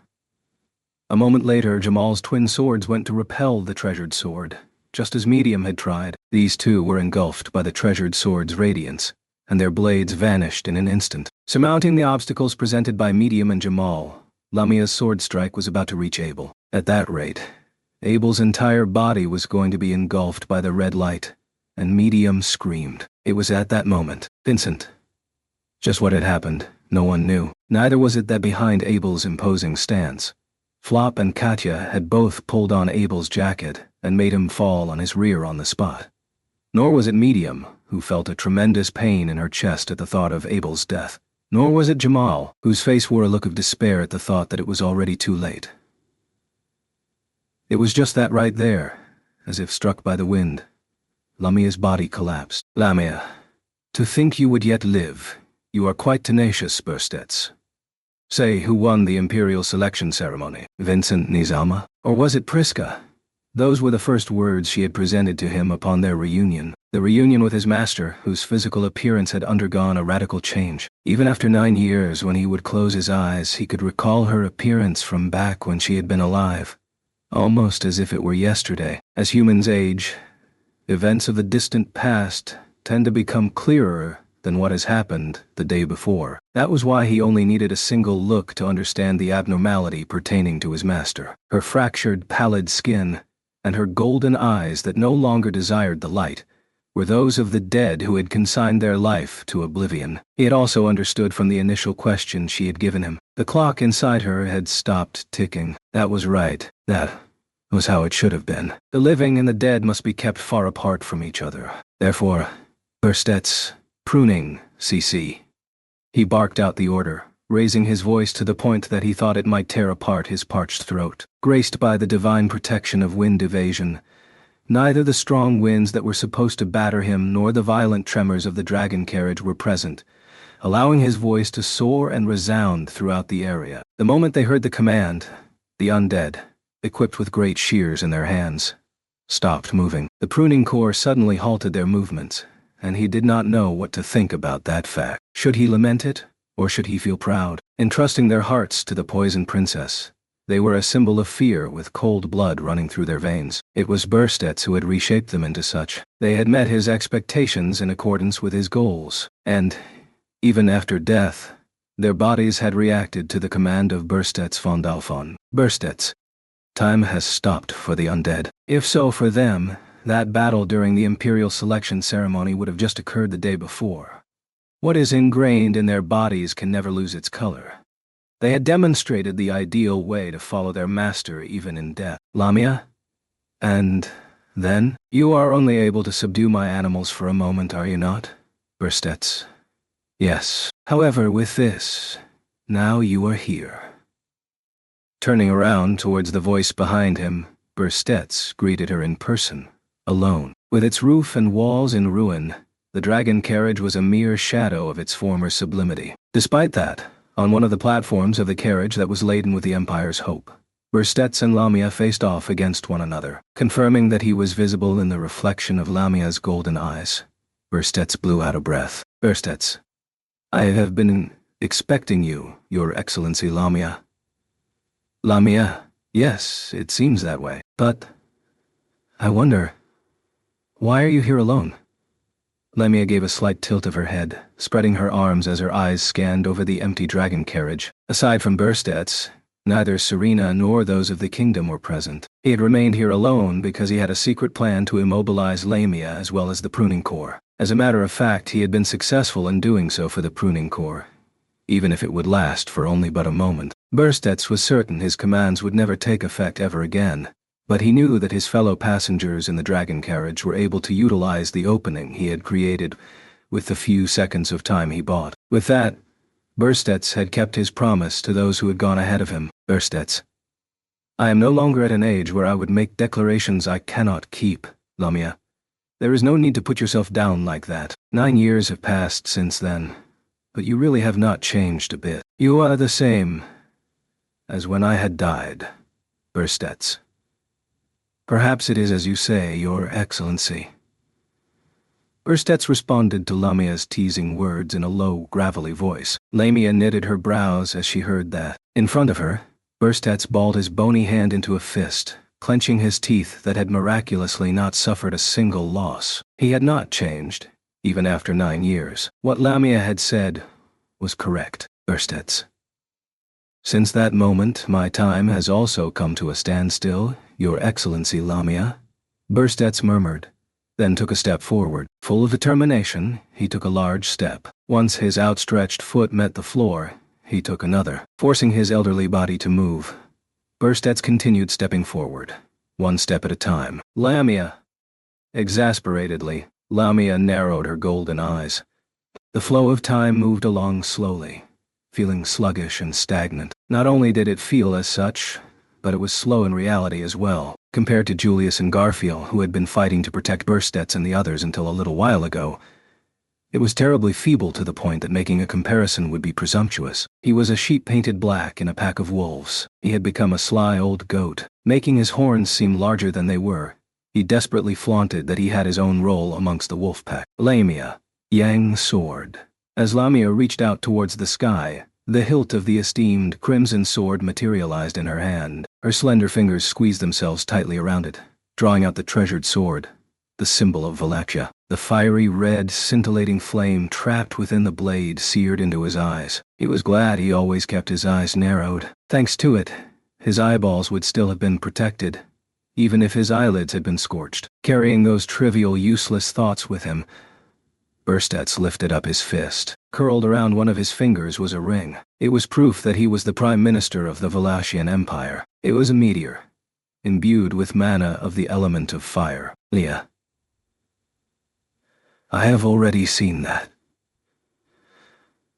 The coldness in Lamia's gaze retained its ice, having already seen the meteor in action at the imperial capital, within the Crystal Palace, inside the throne room. Berstets's advance was terribly slow, and his last resort had already been subjugated once. On the other hand, his opponent possessed one of the 10 enchanted swords, which wielded power relative to the top echelon of the world. Berstets. Your Excellency. He knew it would take less than a single second for her to cut him down and reduce him to cinders. Despite that, out of his entire life, which spanned close to 70 years so far, Berstets made full use of the longest second he had lived. And then, he told his master what he had told her in the past. Once again, Berstets. We have lost. Berstets threw down his raised fist as he spoke, pointing the ring at the floor. There, he activated the meteor. Flames swelled up and burst out beneath his feet, augmenting the Elder's sluggish advance with blazing momentum. With great intensity, Berstets's entire body barreled towards Lamia. Lamia's golden eyes widened upon seeing the old man's body throw itself at her from up close. In those wide, gold-colored optics, there was the reflection belonging to Berstets Foldalfon. Gazing into the face that Berstets saw in her eyes, Lamia continued to hold up the Yang sword. And, Lamia. So, you were capable of making such a frustrated face. They were lady and vassal, with a long-lasting affiliation while maintaining a respectable distance, who never had a heart-to-heart conversation with one another. For the first time, Lamia's enigmatic vassal displayed an expression that she had never seen before. On that face, full of wrinkles and thin eyes narrowed to the point that his pupils were not visible, the elderly man appeared as if he were about to cry. Her hand stilled.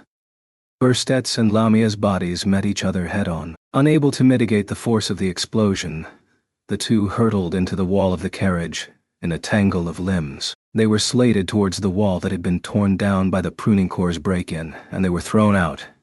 Just like that. Squeezing tightly with fingers as bare as a withered tree, the elderly man grabbed onto the dress of the beautiful girl and refused to let go. Without separating from one another, their bodies were forcefully ejected out of the coupled dragon carriage. In that instant, a shockwave struck all of the countless Lamia godwins that had appeared within the coupled dragon carriages. Lamia. The Lamias fighting Gaz Ralphon. The Lamias fighting Garfiel Tinzel. The Lamias fighting Roswell Ella. Others. The Lamias fighting Amelia, and the Lamias in the other parts of the dragon carriage were all affected by the shock simultaneously. A divine protection is a blessing that can be bestowed upon lives born into this world. Their true natures have not been elucidated to this day, and much is still shrouded in mystery. However, regarding divine protections, many hold a single conviction that they intuitively understand. That is, that divine protections affect the soul of the ones to whom they are granted and the ones on which they are targeted. Whether this is true or not has never been proven. However, this much can be said. Burstets von Dalfon was thrown out of the dragon carriage with one of the Lamia godwinds, and they were both excluded from the effects of the divine protection of wind evasion at the same time. And then, as one of the Lamia godwinds brought her sword down on Vincent Valacia, and both Medium O'Connell and Jamal Orley failed to block the attack. It was also the very moment when tragedy was about to strike in front of Flop O'Connell and Katya Orley daughter.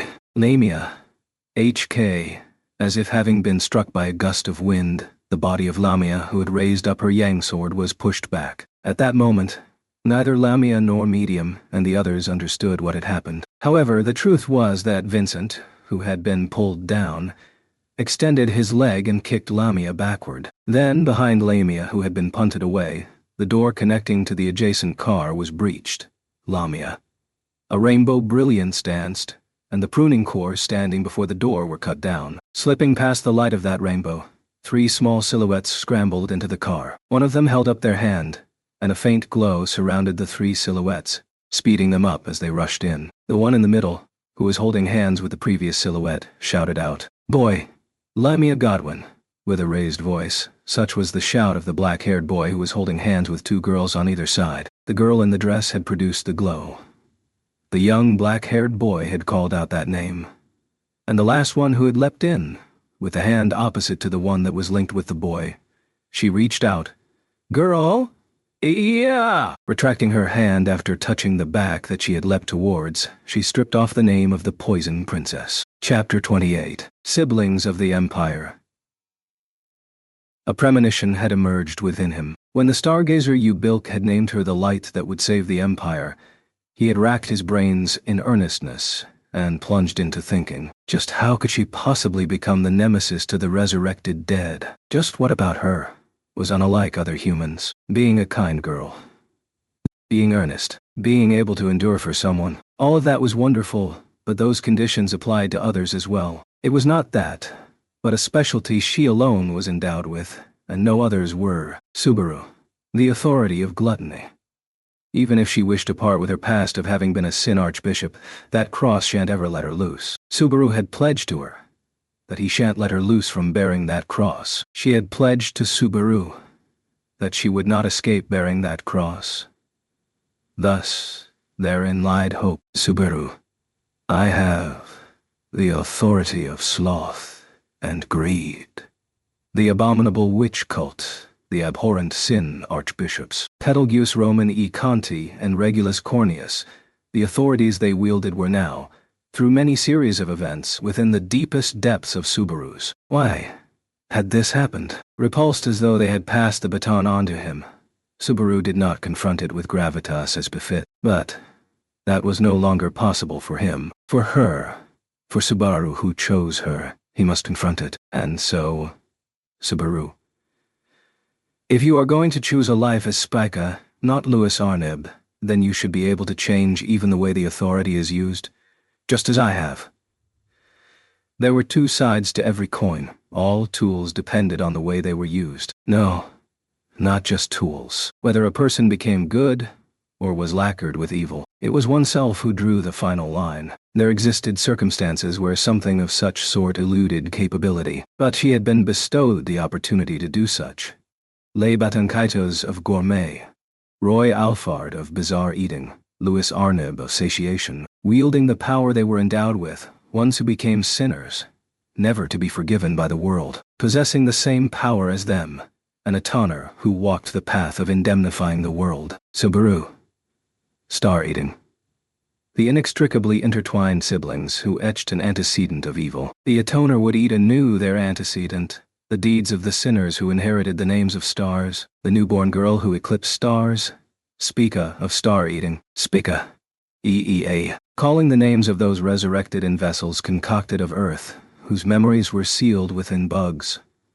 The star-eating of the girl bestowed with the name of the Alpha Virginis was activated with her protruding hand, with the touch of her protruding hand, fingers. He knew of an empty place, white, where naught held meaning, the place where the elements of all souls, be they beautiful or sullied, were scoured and born anew, eating their role, that of those who had been hauled down from that place, eating their fate, such that those souls could never again be food for another.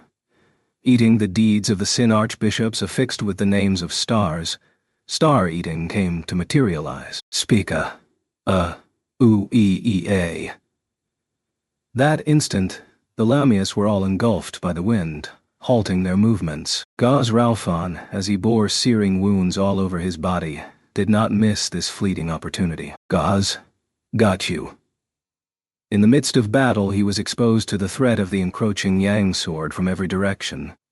However, Gaz shed his flame-engulfed armor, enduring the onslaught. As he skillfully handled each attack, Gaz closed his eyes, his will to fight undiminished, devoting himself to the sounds around him. Thanks to the divine protection of wind evasion, he could concentrate on the sounds of the Lamias he opposed. With more than 20 Lamias, and the sound between all of them remaining identical, Gaz understood that he was facing a truly formidable foe. But, for all the identical Lamias, their compatibility against Gaz was the worst possible. For some unknown reason, all the Lamias had collapsed simultaneously. It must have been Vincent's doing. The Valatian emperor, to whom Gaz swore loyalty, had prepared a means to break the deadlock. Even in such a situation, it was enough to bring Gaz to the brink of tears. Holding back his emotions, Gaz raised his mace, and twisting the middle of its long handle, he disassembled it into the two parts of the striking head and the shaft. Using the shaft, he struck the striking head with great force. In an instant, the shockwave of sound that erupted crashed against only the collapsed Lamia. The golden mace wielded by Gaz, combining a long spear-like handle with a spherical striking head, was a masterpiece forged exclusively for his use. Weighing as much as 10 men with a single swing, when combined with Gaz's Herculean strength and exceptional ears, it realized a technique unattainable for others. Each and every living organism possessed vibrations unique to themselves, and the howl, which could strike one's opponents with those same vibrations in the form of sound, had been attained by Gaz. Contrary to his bold and dauntless appearance, Gaz Ralphon possessed ears that could distinguish even the nuances in the sounds of the wind, and he had the skill of a genius who could delicately perform with any and all musical instruments. That deadly howl was precisely why Gaz was known as the Lion Knight. Once he had seized her unique vibrations in the heat of battle, Gaz's howl assailed Lamia. No. It assailed all the Lamias, causing the cracks within each of them to grow, shattering the undead princesses. The same events transpired in various carriages separate to Gaz's battlefield. Deeming flames to be ineffective against the Yang sword, and instead confronted Lamia and the pruning core with blades of wind and landslides of earth, was Raul. Using the immense strength from his beastification, his beastly claws ferociously tearing through Lamia, the pruning core, and even the dragon carriage itself, was Garfield. Reinforcing the dragon carriages with ice as they were destroyed one after the other, slipping past the group of ice sculptures she had created to take on the pruning core, and battling with the Lamias, was Emilia. Everyone aboard the coupled dragon carriages did not overlook the moments of opportunity that had been created in an unexpected way. They did not overlook the fleeting instants, believing that someone, even if they did not know who, would create such a moment. With the radiant Yang sword in hand, the Lamia Godwins were shattered one after the other. Lamia, HK. Spica. Ow! Clenching down on her molars, Lamia spun her body around and slammed her long legs against the girl who had touched her back. Spica. Receiving Lamia's kick, Spica's body was violently blown away. Subaru, who had been holding Spica's hand, and Beatrice flew an excessive amount together. There was a reason for that other than simply the strength of Lamia's legs. Due to the effects of Beatrice's Murak, the gravity applied to Subaru and the other two had decreased as much as possible, and they had become as light as ping-pong balls. Uru, Guo, Julius. On it! Slipping under Subaru and the others who had been sent flying, Julius stepped towards Lamia, tearing through the dust of the pruning core, which he had cut down. The thrust of the night sword, clad in rainbow as it was unleashed upon Lamia, housing an aurora. Julius's sword thrust even cut through the great shears of the powerful soldiers, as if they were pudding. However, the yang sword held by Lamia released a light and heat more intense than the brilliant rainbow of Julius's sword, and halted the blow from the thrusting attack head-on. As light erupted upon the clash of sword on sword, Julius and Lamia both repelled each other. Both parties counterattacked immediately, and the next sword fight did not begin. Lamia. Even in the Imperial selection ceremony you never once did things by your own hand, now did you? Vincent.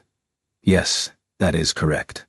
Loosening her lips, Lamia muttered those words like a sigh. Responding to that was Abel, who stood directly behind her. In Abel's hand was gripped a half-melted barbarian sword, and although the blade had become short and dull, it still was able to pierce through Lamia's back. Lamia, at long last you finally feel inclined to use your own hands to kill your blood-related sibling.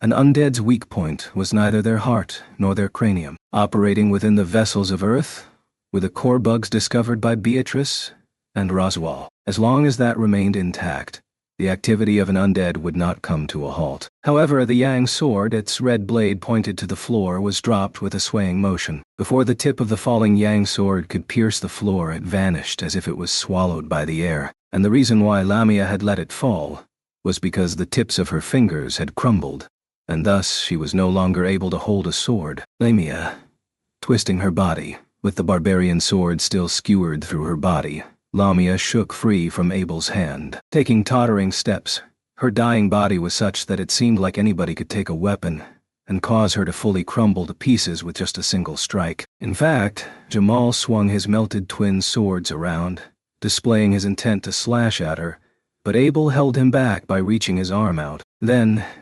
gasping very feeble breaths, Lamia looked back at Abel. And Lamia. It seems that neither father nor Barthroy Nizama have come back. After all, those two were satisfied. Vincent. Lamia. Those brief words left behind by Lamia had caused Abel's sable eyes to waver. Seeing that single reaction, Lamia narrowed her lifeless Aurelian eyes, and her cracked face of pallid hue contorted into a smile. It was an awfully devilish smile. Lamia. General First Class Temeglyph. Immediately after, Lamia's expression changed, and she called out a name with a shrill voice. It was not a name that was known to Subaru, but for several of the people currently present, that name held immense significance. Of course, that also went for the very person whose name was called out. Julius. Al-Clazaria.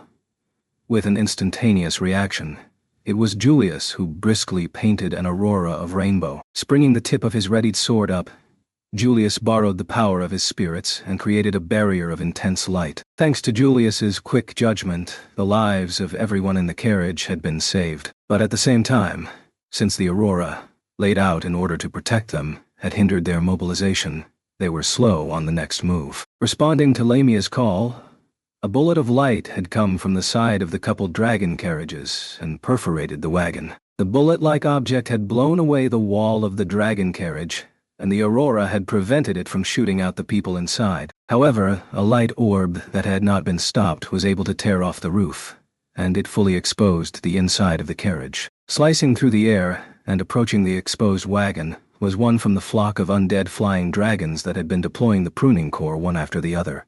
No. It was one that had mastered acrobatic flight to an extent utterly incomparable to that of the rest of them. Clad in a fierce wind, that dark, undead flying dragon swooped down upon the dragon carriage and snatched up Lamia. Having dropped the yang sword, Lamia's arm had already been reduced back to its shoulder, and she was swept up into the air. Sat astride the undead flying dragon.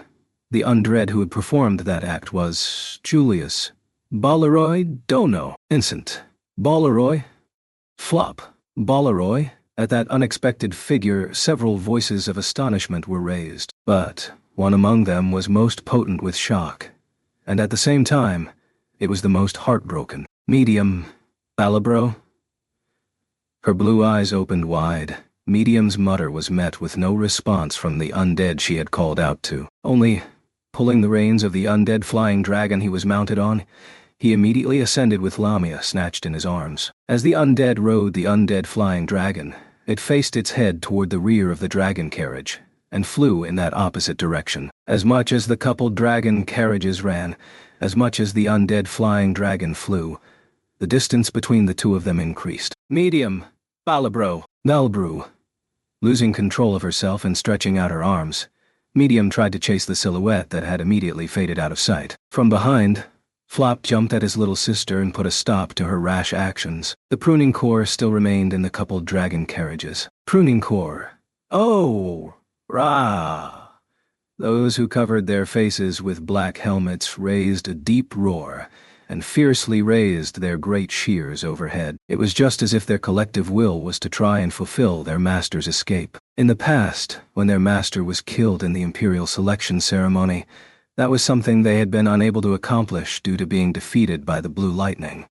So now that they had been turned into undead, that was the dying wish they would attempt to fulfill. Anastasia. Everybody don't lose focus till it's all over. Anastasia shouted a command, and Julius, being the first to receive that order, burst into action. Those who could fight took up their weapons and clashed head-on with the pruning core, who had just raised their own spirits. Thus, the current clash annihilated them down to their very last soldier. But, having bought time until their master could make her escape, there was no doubt that the final moments of this raid by the pruning core had certainly blossomed into a flower of success. Around the same time when Balaroy Temiglyph had snatched up Lamia Godwin and flew away, far, far away, collapsed on the tracks left behind by the speeding coupled dragon carriages, the old man covered his face with his hands. His entire body creaked in pain, and his hideously burnt legs impudently cried out. Yet, neither the pain nor his inflamed wounds were things the old man had desired. Pain and wounds and the like he gave not the slightest care. Why? Why had he failed to die yet again? I was given an opportunity. To the old man who was lying on his back, cursing his own disgraceful self, she said so. She was not in human form, but her supple yet strong, beastly appearance epitomized what the humans of the Valachian Empire deemed to be superior and beautiful. Acting with the forces that were left behind at the rear of the dragon carriage, chasing after the coupled dragon carriages in order to deliver a message, she had certainly witnessed the figure of the old man leaping out with the flames of the thames of the meteor. And, just before the old man was about to slam against the ground, she had snatched him away from death. Man. By opportunity, you mean? Woman. When you were thrown out of the dragon carriage, I could not have made it to you in time with these legs of mine. But the undead that flew out with you sent you flying. Man. Woman. In that brief bit of time, my legs were able to make it. That is all I am able to say. Shaking her head slowly, the beautiful golden-furred leopard informed the old man. He understood what she had said, along with the intentions behind it. However, he did not know the absolute truth. Perhaps that person had merely pushed the old man who had jumped at her aside, finding him bothersome. She was a person whose true intentions he was not able to understand in the slightest. Thus, him having no idea about what someone else was thinking was something that applied to every member of the Valachian imperial family. So, you were capable of making such a frustrated face. Erstets. HK, recalling her surprised expression when she had said that, the old man's throat clogged up on something. Just what that was, even the old man did not know. He just had this. Only this one thought. Erstets, if you even went as far as to kill your younger sister? To kill Her Excellency Lamia? In order to obtain this empire? Then take responsibility. Fulfill your duty as emperor. HK. Was he perhaps a sheep or a goat that had disguised even his own fur, merely feigning as a sword wolf? The old man, who was simultaneously none of these things, and still somewhat all of them, wrung his voice out. Those were his own true feelings that lay deep within his eyes, narrowed to the thinness of threads. The old man, the imperial prime minister, Burstets von Dalphon, reflected upon the shame of his life, and wrung it out as words. The Crystal Palace, often appraised as the world's most beautiful castle, had undergone a major change to its state of affairs. The undead roamed freely within its walls, and the wounds from the recent conflict that was centered in the imperial capital had not healed in the slightest. Remaining there was only death and destruction, without the counterparts of life and destruction, restoration. For this reason, the Crystal Palace had lost its original beauty and had become a dreadful realm of rampant repulsiveness. However, quietly opening the eyelids that contained those crimson eyes was a being who, even in this realm of suffering, had not lost their beauty. Her long orange hair was unraveled and frayed, her luxurious blood-red dress was torn all over, her snow-white skin was marred by dust and grime. But none of it tarnished her allure in the slightest. For those who were truly beautiful possessed traits that had no need for any superficial adornment. But then again, woman, compared to your current appearance, even frayed hair and torn clothing appear as excellent as gold.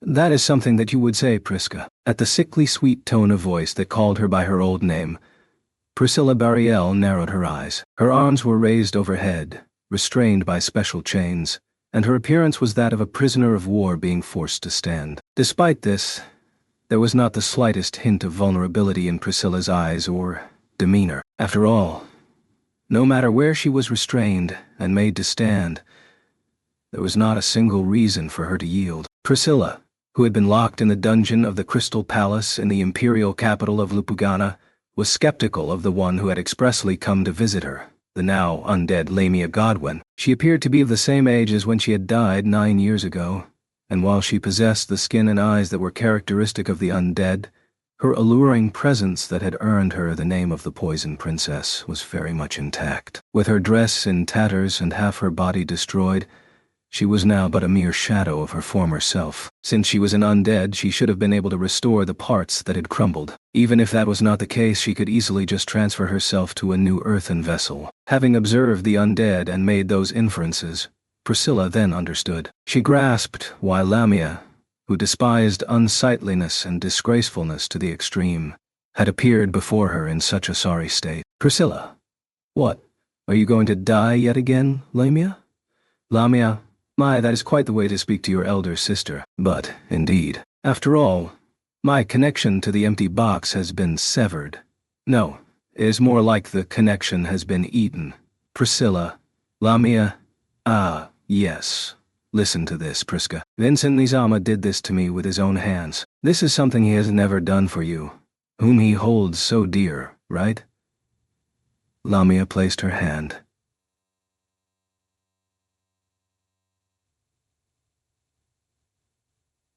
Still intact, though about to crumble, over her mouth, and laughed. Whether or not that was something that merited boasting was a matter of one's own sense of values, but Priscilla just sniffed quietly. At her reaction, Lamia narrowed her Aurelian eyes and said, Lamia, truly, it has been quite dull. Apart from you and Vincent Niyazama, there exists nobody else capable of holding a proper conversation with me.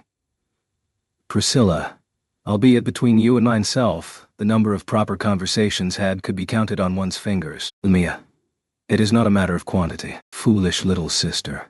With that murmur from Lamia, the hand she had placed over her mouth had crumbled and vanished. Slowly, Lamia was losing what was left of her form. Since she stood directly before her, the sight filled Priscilla's vision whether she wanted to see it or not. However, Priscilla did not shut her eyelids. Those crimson eyes trained their gaze on Lamia. And, with that gaze trained upon her, Priscilla, if your role has concluded, swiftly make your exit, Lamia. Once more, mine self shall attend your deathbed. At Priscilla's words, Lamia raised her eyebrows slightly. Then, with a smile akin to sweet, sweet poison, Lamia, such an unlovable little sister. As far as Priscilla could remember, those were the exact same words and smile as her final moments from the time she was alive. For a final convo between fellow sisters, was that enough to satisfy ya? To Priscilla, who had just witnessed the end of Lamia, the light-hearted voice of a man called out from somewhere. Turning her face in the direction of the faint footsteps, she met eyes with the undead who had descended the dungeon staircase, wearing a dauntless expression. Golden brilliance looming within black. He possessed eyes shared by all undead. However, just like Lamia, the atmosphere he exuded set him apart from the other undead of poor craftsmanship. Priscilla. So it was you? That is, the one who brought Lamia back to the palace. She sure was a tough cookie, now wasn't she? With her body in such a state, she came down to the basement all on her own, as expected of a noble Valatian princess. As an imperial citizen myself, it makes me rather proud.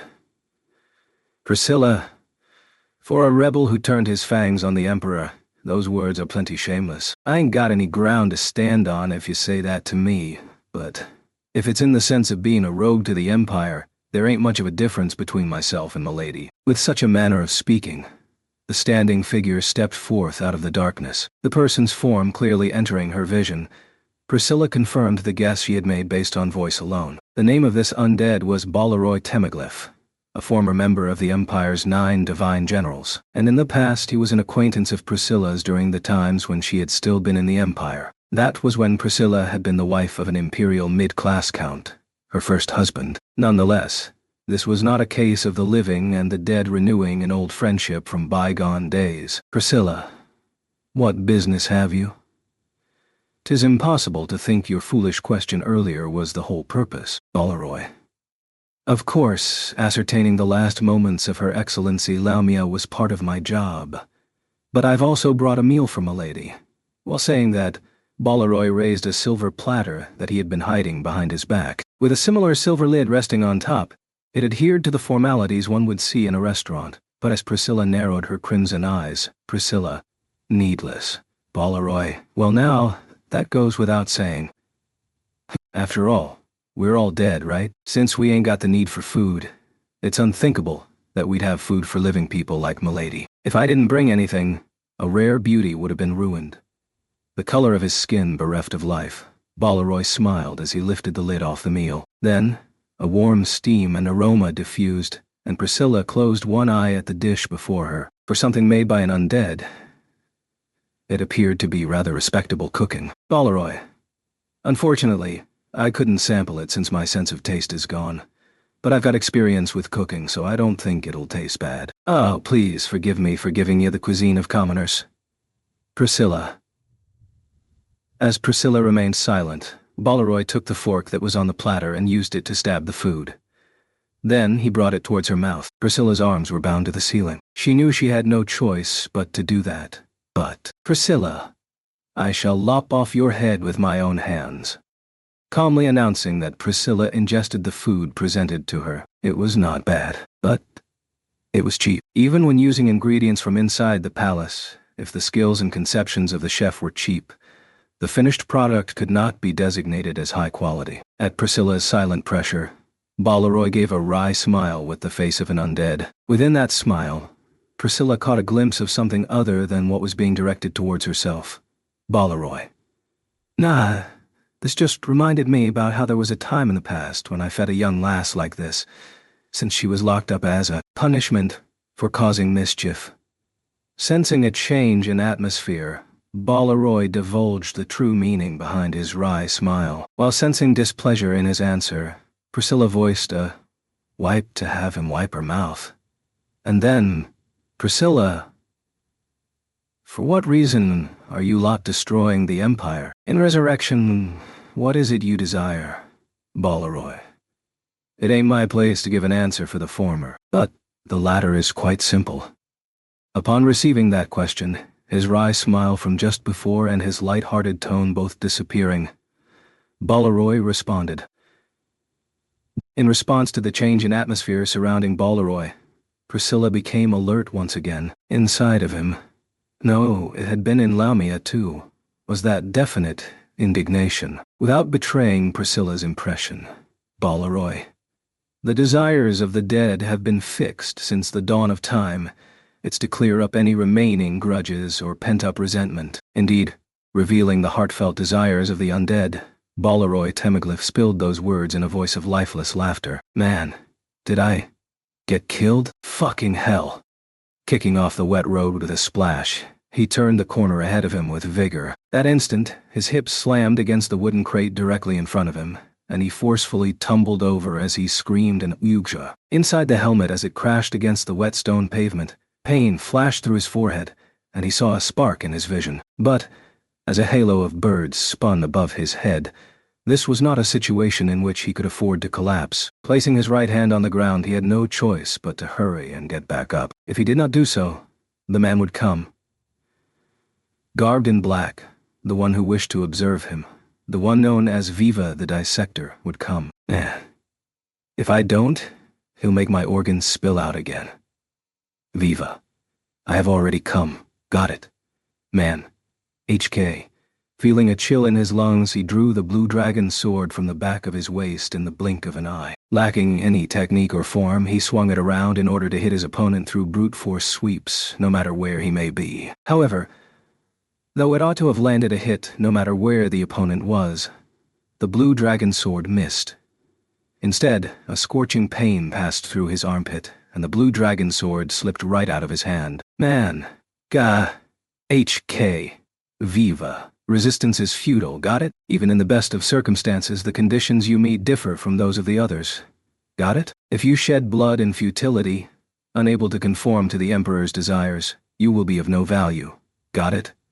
Constricting the arm where the blood was spurting out of his armpit, he struggled in vain trying to reduce the amount of blood he was losing. He would have wanted to support the open wound with his opposite hand if possible, but it had already been too long since he said goodbye to that arm for such a wish to be granted. Behind him as he let out cries of pain, dual-wielding curved-edged knives and concealing his mouth with a black cloth, a blue-haired undead turned to face him. The pair of golden eyes glared at him, intently observing him as he shed blood. That his opponent enjoyed gradually torturing people to death was not the case. As long as he believed what Viva had said several dozens of times up till now, his opponent's aim was experimentation. Using the body of a living person, it seemed there were things he wished to ascertain. Likely, that was something he had been doing over and over since the time he had been alive, which was why his alias was the Dissector. Man. So neither can I fight, nor can I escape. I want to move on to the next one, so could you just make it painless? Viva. To make it painless would be illogical. Got it? It is not as though I wish to torment you. There are merely things I wish to ascertain. Got it? Man. As I thought view, so be it. Giving up all hope that he could reason with his opponent, he shifted his gaze towards his fallen blue dragon sword. Fortunately, it was not lying very far from him, and it seemed like he would be able to jump to it. The problem would be whether he would be successful in cutting off his own head or not. If he failed, the suffering would be hopelessly prolonged. This was no time to hesitate. Man. HK. A judgment was made in 1 second. A resolve was settled in 1 second. Not even 1 second was needed for him to burst into action. Before the Dissector could commence his malevolent deeds, the man immediately dived towards the blue dragon sword without warning. Viva's response to that act was a move too slow, and in that opening he would use the blade of the blue dragon sword to slice through his own neck. No. Isn't it a little too soon to abandon this life and move on to the hereafter? Man. As he tried to slice with the blue dragon sword, something was pinning the blade down against the ground. From what he could see, what had done that was a small leg, and continuing upward, was a slender waist and a crazy smile. Standing on the blue dragon sword with one leg was the reckless act of a child wearing a Japanese-style outfit. Viva. A child.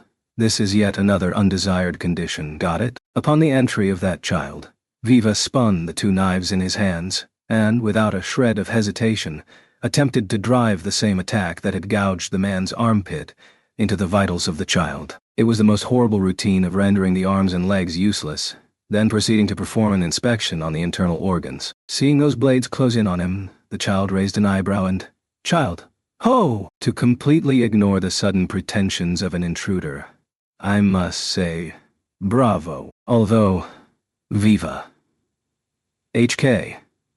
In the subsequent instant, Viva's head, his eyes wide open, came flying off from his torso. The child had kicked the hand gripping the knife Viva had tried to swing, and as that arm shattered, it was instead Viva's own head that had been severed off by his own knife. And then the child nimbly switched the foot he had standing on the blue dragon's sword, and his next kick perforated what remained of Viva's torso, and the body of the undead, on which dissection would not be required, was pulverized to smithereens. Child. Unfortunately, co-starring with a villain of poor tastes, such as yourself is, Eng. In contrast to the death battle he was taking part in, the child declared so in a frivolous tone. On the opposite side of that remark, the head of Viva, whose body had been destroyed, gave an astonished expression as it crumbled to dust, engulfed by the winds of the imperial capital. The man could do nothing but watch with a dumbfounded look on his face in his collapsed state, and still with one leg raised, the child turned to face him. Child. Pardon me for standing on top of your sword. You see, the floor is wet, right? It would be really uncomfortable for me if my Zori got wet. So that's why I'm acting like this. Man. I don't really mind that though. Looking up at the dim-witted pose of the child with one leg raised, he got himself up from his collapsed position and plopped himself down into sitting cross-legged. Just as the child said, it was unpleasant for his butt to get wet, but he was already in a state where it was too late for that, no matter what he did. Man. More importantly, I want to ask someone to lend me a hand for things that aren't too late yet. Could I count on you to help me out? Child, having only one arm would certainly be an inconvenience. That considerably striking form is exceedingly favorable for me, so it would be a waste if we parted here. That shall do fine. Giving an indifferent smile, the child vigorously added, however, and pointed at the roof of the building directly next to them, child. As I have informed you, I don't want to get my Zori wet, so let's move to higher ground first. Until then, please take care not to lose blood, Mr. Helmet. Man, my name is Al. You Yamcha boy, child. Ha, ha, ha, ha. Yamcha boy, the way you speak is kinda similar to boss. As the child roared with laughter, the man, still constricting his armpit, Al gave a long sigh. The child was clearly not an ordinary person, but Al could keenly feel the influence of a certain someone who knew many of the words that the boy was spewing out. Whether this encounter would turn out to be a good thing or a bad thing. Either way. Al, wait for me, Priscilla. No matter what, will definitely save you. Strength no longer remaining in its three heads, the colossal body finally lay limp on the ground, with wings torn asunder and many ninja tools piercing its body. Even when most of what could be said to be vital points were pierced and destroyed, it was difficult to tell just which had been the fatal strike. If there was just one thing he could say, Halibel, this won't do. I ain't good against that, ain't human, that's for darn sure. Zombies waving his sleeves about, Halibel muttered as he watched the three-headed dragon entirely turn to dust. The three additional bodies that had split off from himself also disappeared, and he took a lengthy breath from the exhaustion. As expected, fighting against an opponent on the level of a dragon took a whole lot of effort. If possible, he never wanted to be put on monster extermination duty again, Halibel. Though that may be so, Lil Anna and the rest of them.